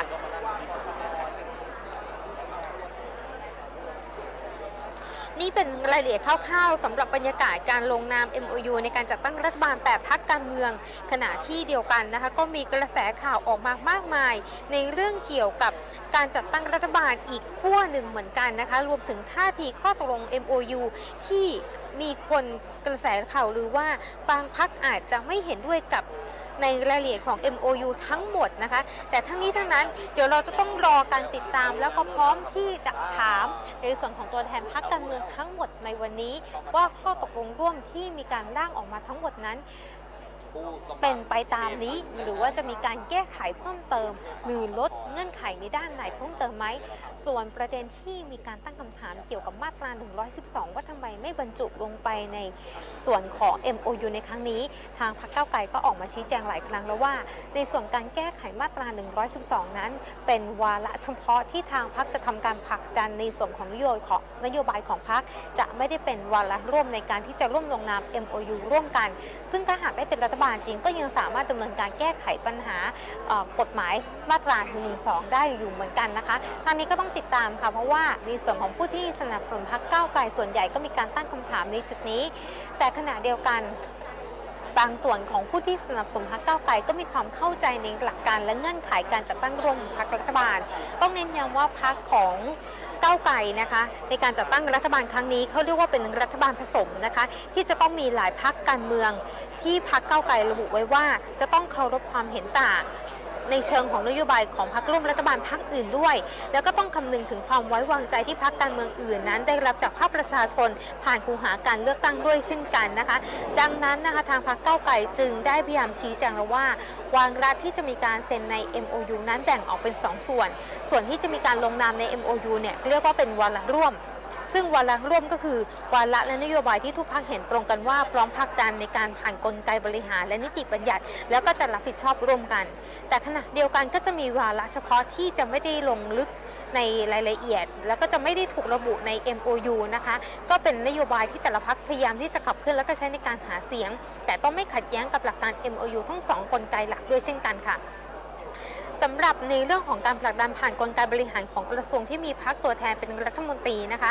ซึ่งมีการยกตัวอย่างว่าหากพรรคก้าวไกลบริหารกระทรวงศึกษาธิการนั้นนโยบายการศึกษานอกจากใน MOU นั้นก็ยังอยู่ในขอบเขตอำนาจที่กระทำได้ของรัฐมนตรีว่าการกระทรวงศึกษาธิการด้วยนะคะอย่างเช่นกฎหมาย45ฉบับนั้นจะมีการแก้ไขทันทีหากอยู่ในสภานะคะเมื่อใดที่สภาเปิดก็จะมีการแก้ไขไม่ว่าจะอยู่ใน MOU หรือไม่อันนี้ก็ทำได้นะคะทางด้านพรรคก้าวไกลก็ยืนยันว่าที่ผ่านมาได้เดินหน้าผลักดัน300นโยบายที่พรรคก้าวไกลได้สื่อสารกับประชาชนในการหาเสียงจนเป็นที่รับไว้วางใจ14ล้านเสียงในการเลือกตั้งในครั้งนี้ก็ยืนยันว่าจะพยายามบรรจุนโยบายเข้าไปในวาระร่วม MOU ให้ได้มากที่สุดเท่าที่จะมากได้ส่วนที่ไม่ได้นั้นก็จะเป็นวาระเฉพาะที่เป็นหน้าที่ของพรรคก้าวไกลหรือว่าส.ส.พรรคก้าวไกลจะต้องไปผลักดันแต่งกันในสภาอีกครั้งหนึ่งค่ะเอาละค่ะคุณผู้ชมค่ะก็ใกล้ถึงเวลาที่จะแถลงข่าวแล้วตอนนี้ 16:42 นาทีแล้วนะคะเบื้องต้นในขณะนี้ตัวแทนของพรรคการเมืองน่าจะเดินทางมาถึงครบแล้วโดยเมื่อตอนที่หลายคนได้ยังไม่ได้ติดตามรับชมนะคะคุณทิมพิธาได้เดินทางมาถึงที่โรงแรมคอนหลาดแล้วนะคะก่อน 4 โมงด้วยซ้ำไปนะคะแต่ว่าทั้งตัวแทนพรรคหลายๆท่านเนี่ยก็เดินทางมาถึงแล้วเช่นกันตอนนี้น่าจะมีการพูดคุยหารือกันอยู่นะคะแล้วก็เตรียมตัวที่จะออกมาแถลงข่าวกับสื่อมวลชนพร้อมๆกันค่ะ บื้องต้นในขณะนี้เดี๋ยวเรารอติดตามไปพร้อมๆกันนะคะอดใจรอกันสักครู่หนึ่งแล้วการแถลงข่าวก็จะเริ่มขึ้นการจัดตั้งรัฐบาลในวันนี้ยังไม่เสร็จสิ้นวันนี้เป็นการแค่ร่วมกันลงนามเท่านั้นนะคะทั้งนี้จะต้องมีการต้องมีการแต่งตั้งในส่วนของประธานสภาจากจากสสนะคะที่ได้รับการเลือกตั้งเพื่อดำเนินการประชุมการเปิดประชุมสภานะคะแล้วก็มีการรอคะแนนจากกกต.ในการรับรองคะแนนการเลือกตั้งก่อนที่จะมีการโหวตชื่อคุณพิธาลิ้มเจริญรัตน์เป็นนายกรัฐมนตรีจากสภาบนและก็สภาล่างค่ะ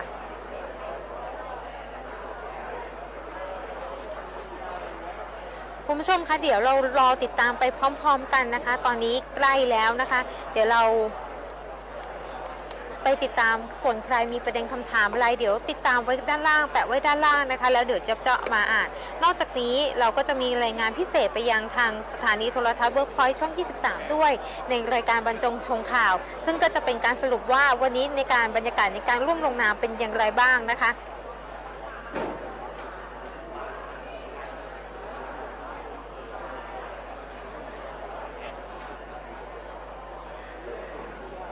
รอกันสักครู่นะคะ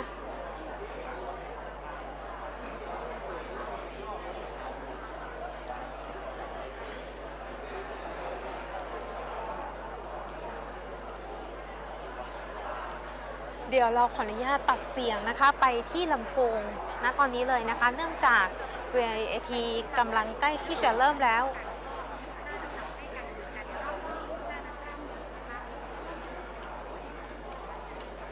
เขามีไมค์ถามป่ะไม่ใช่นะไม่เห็น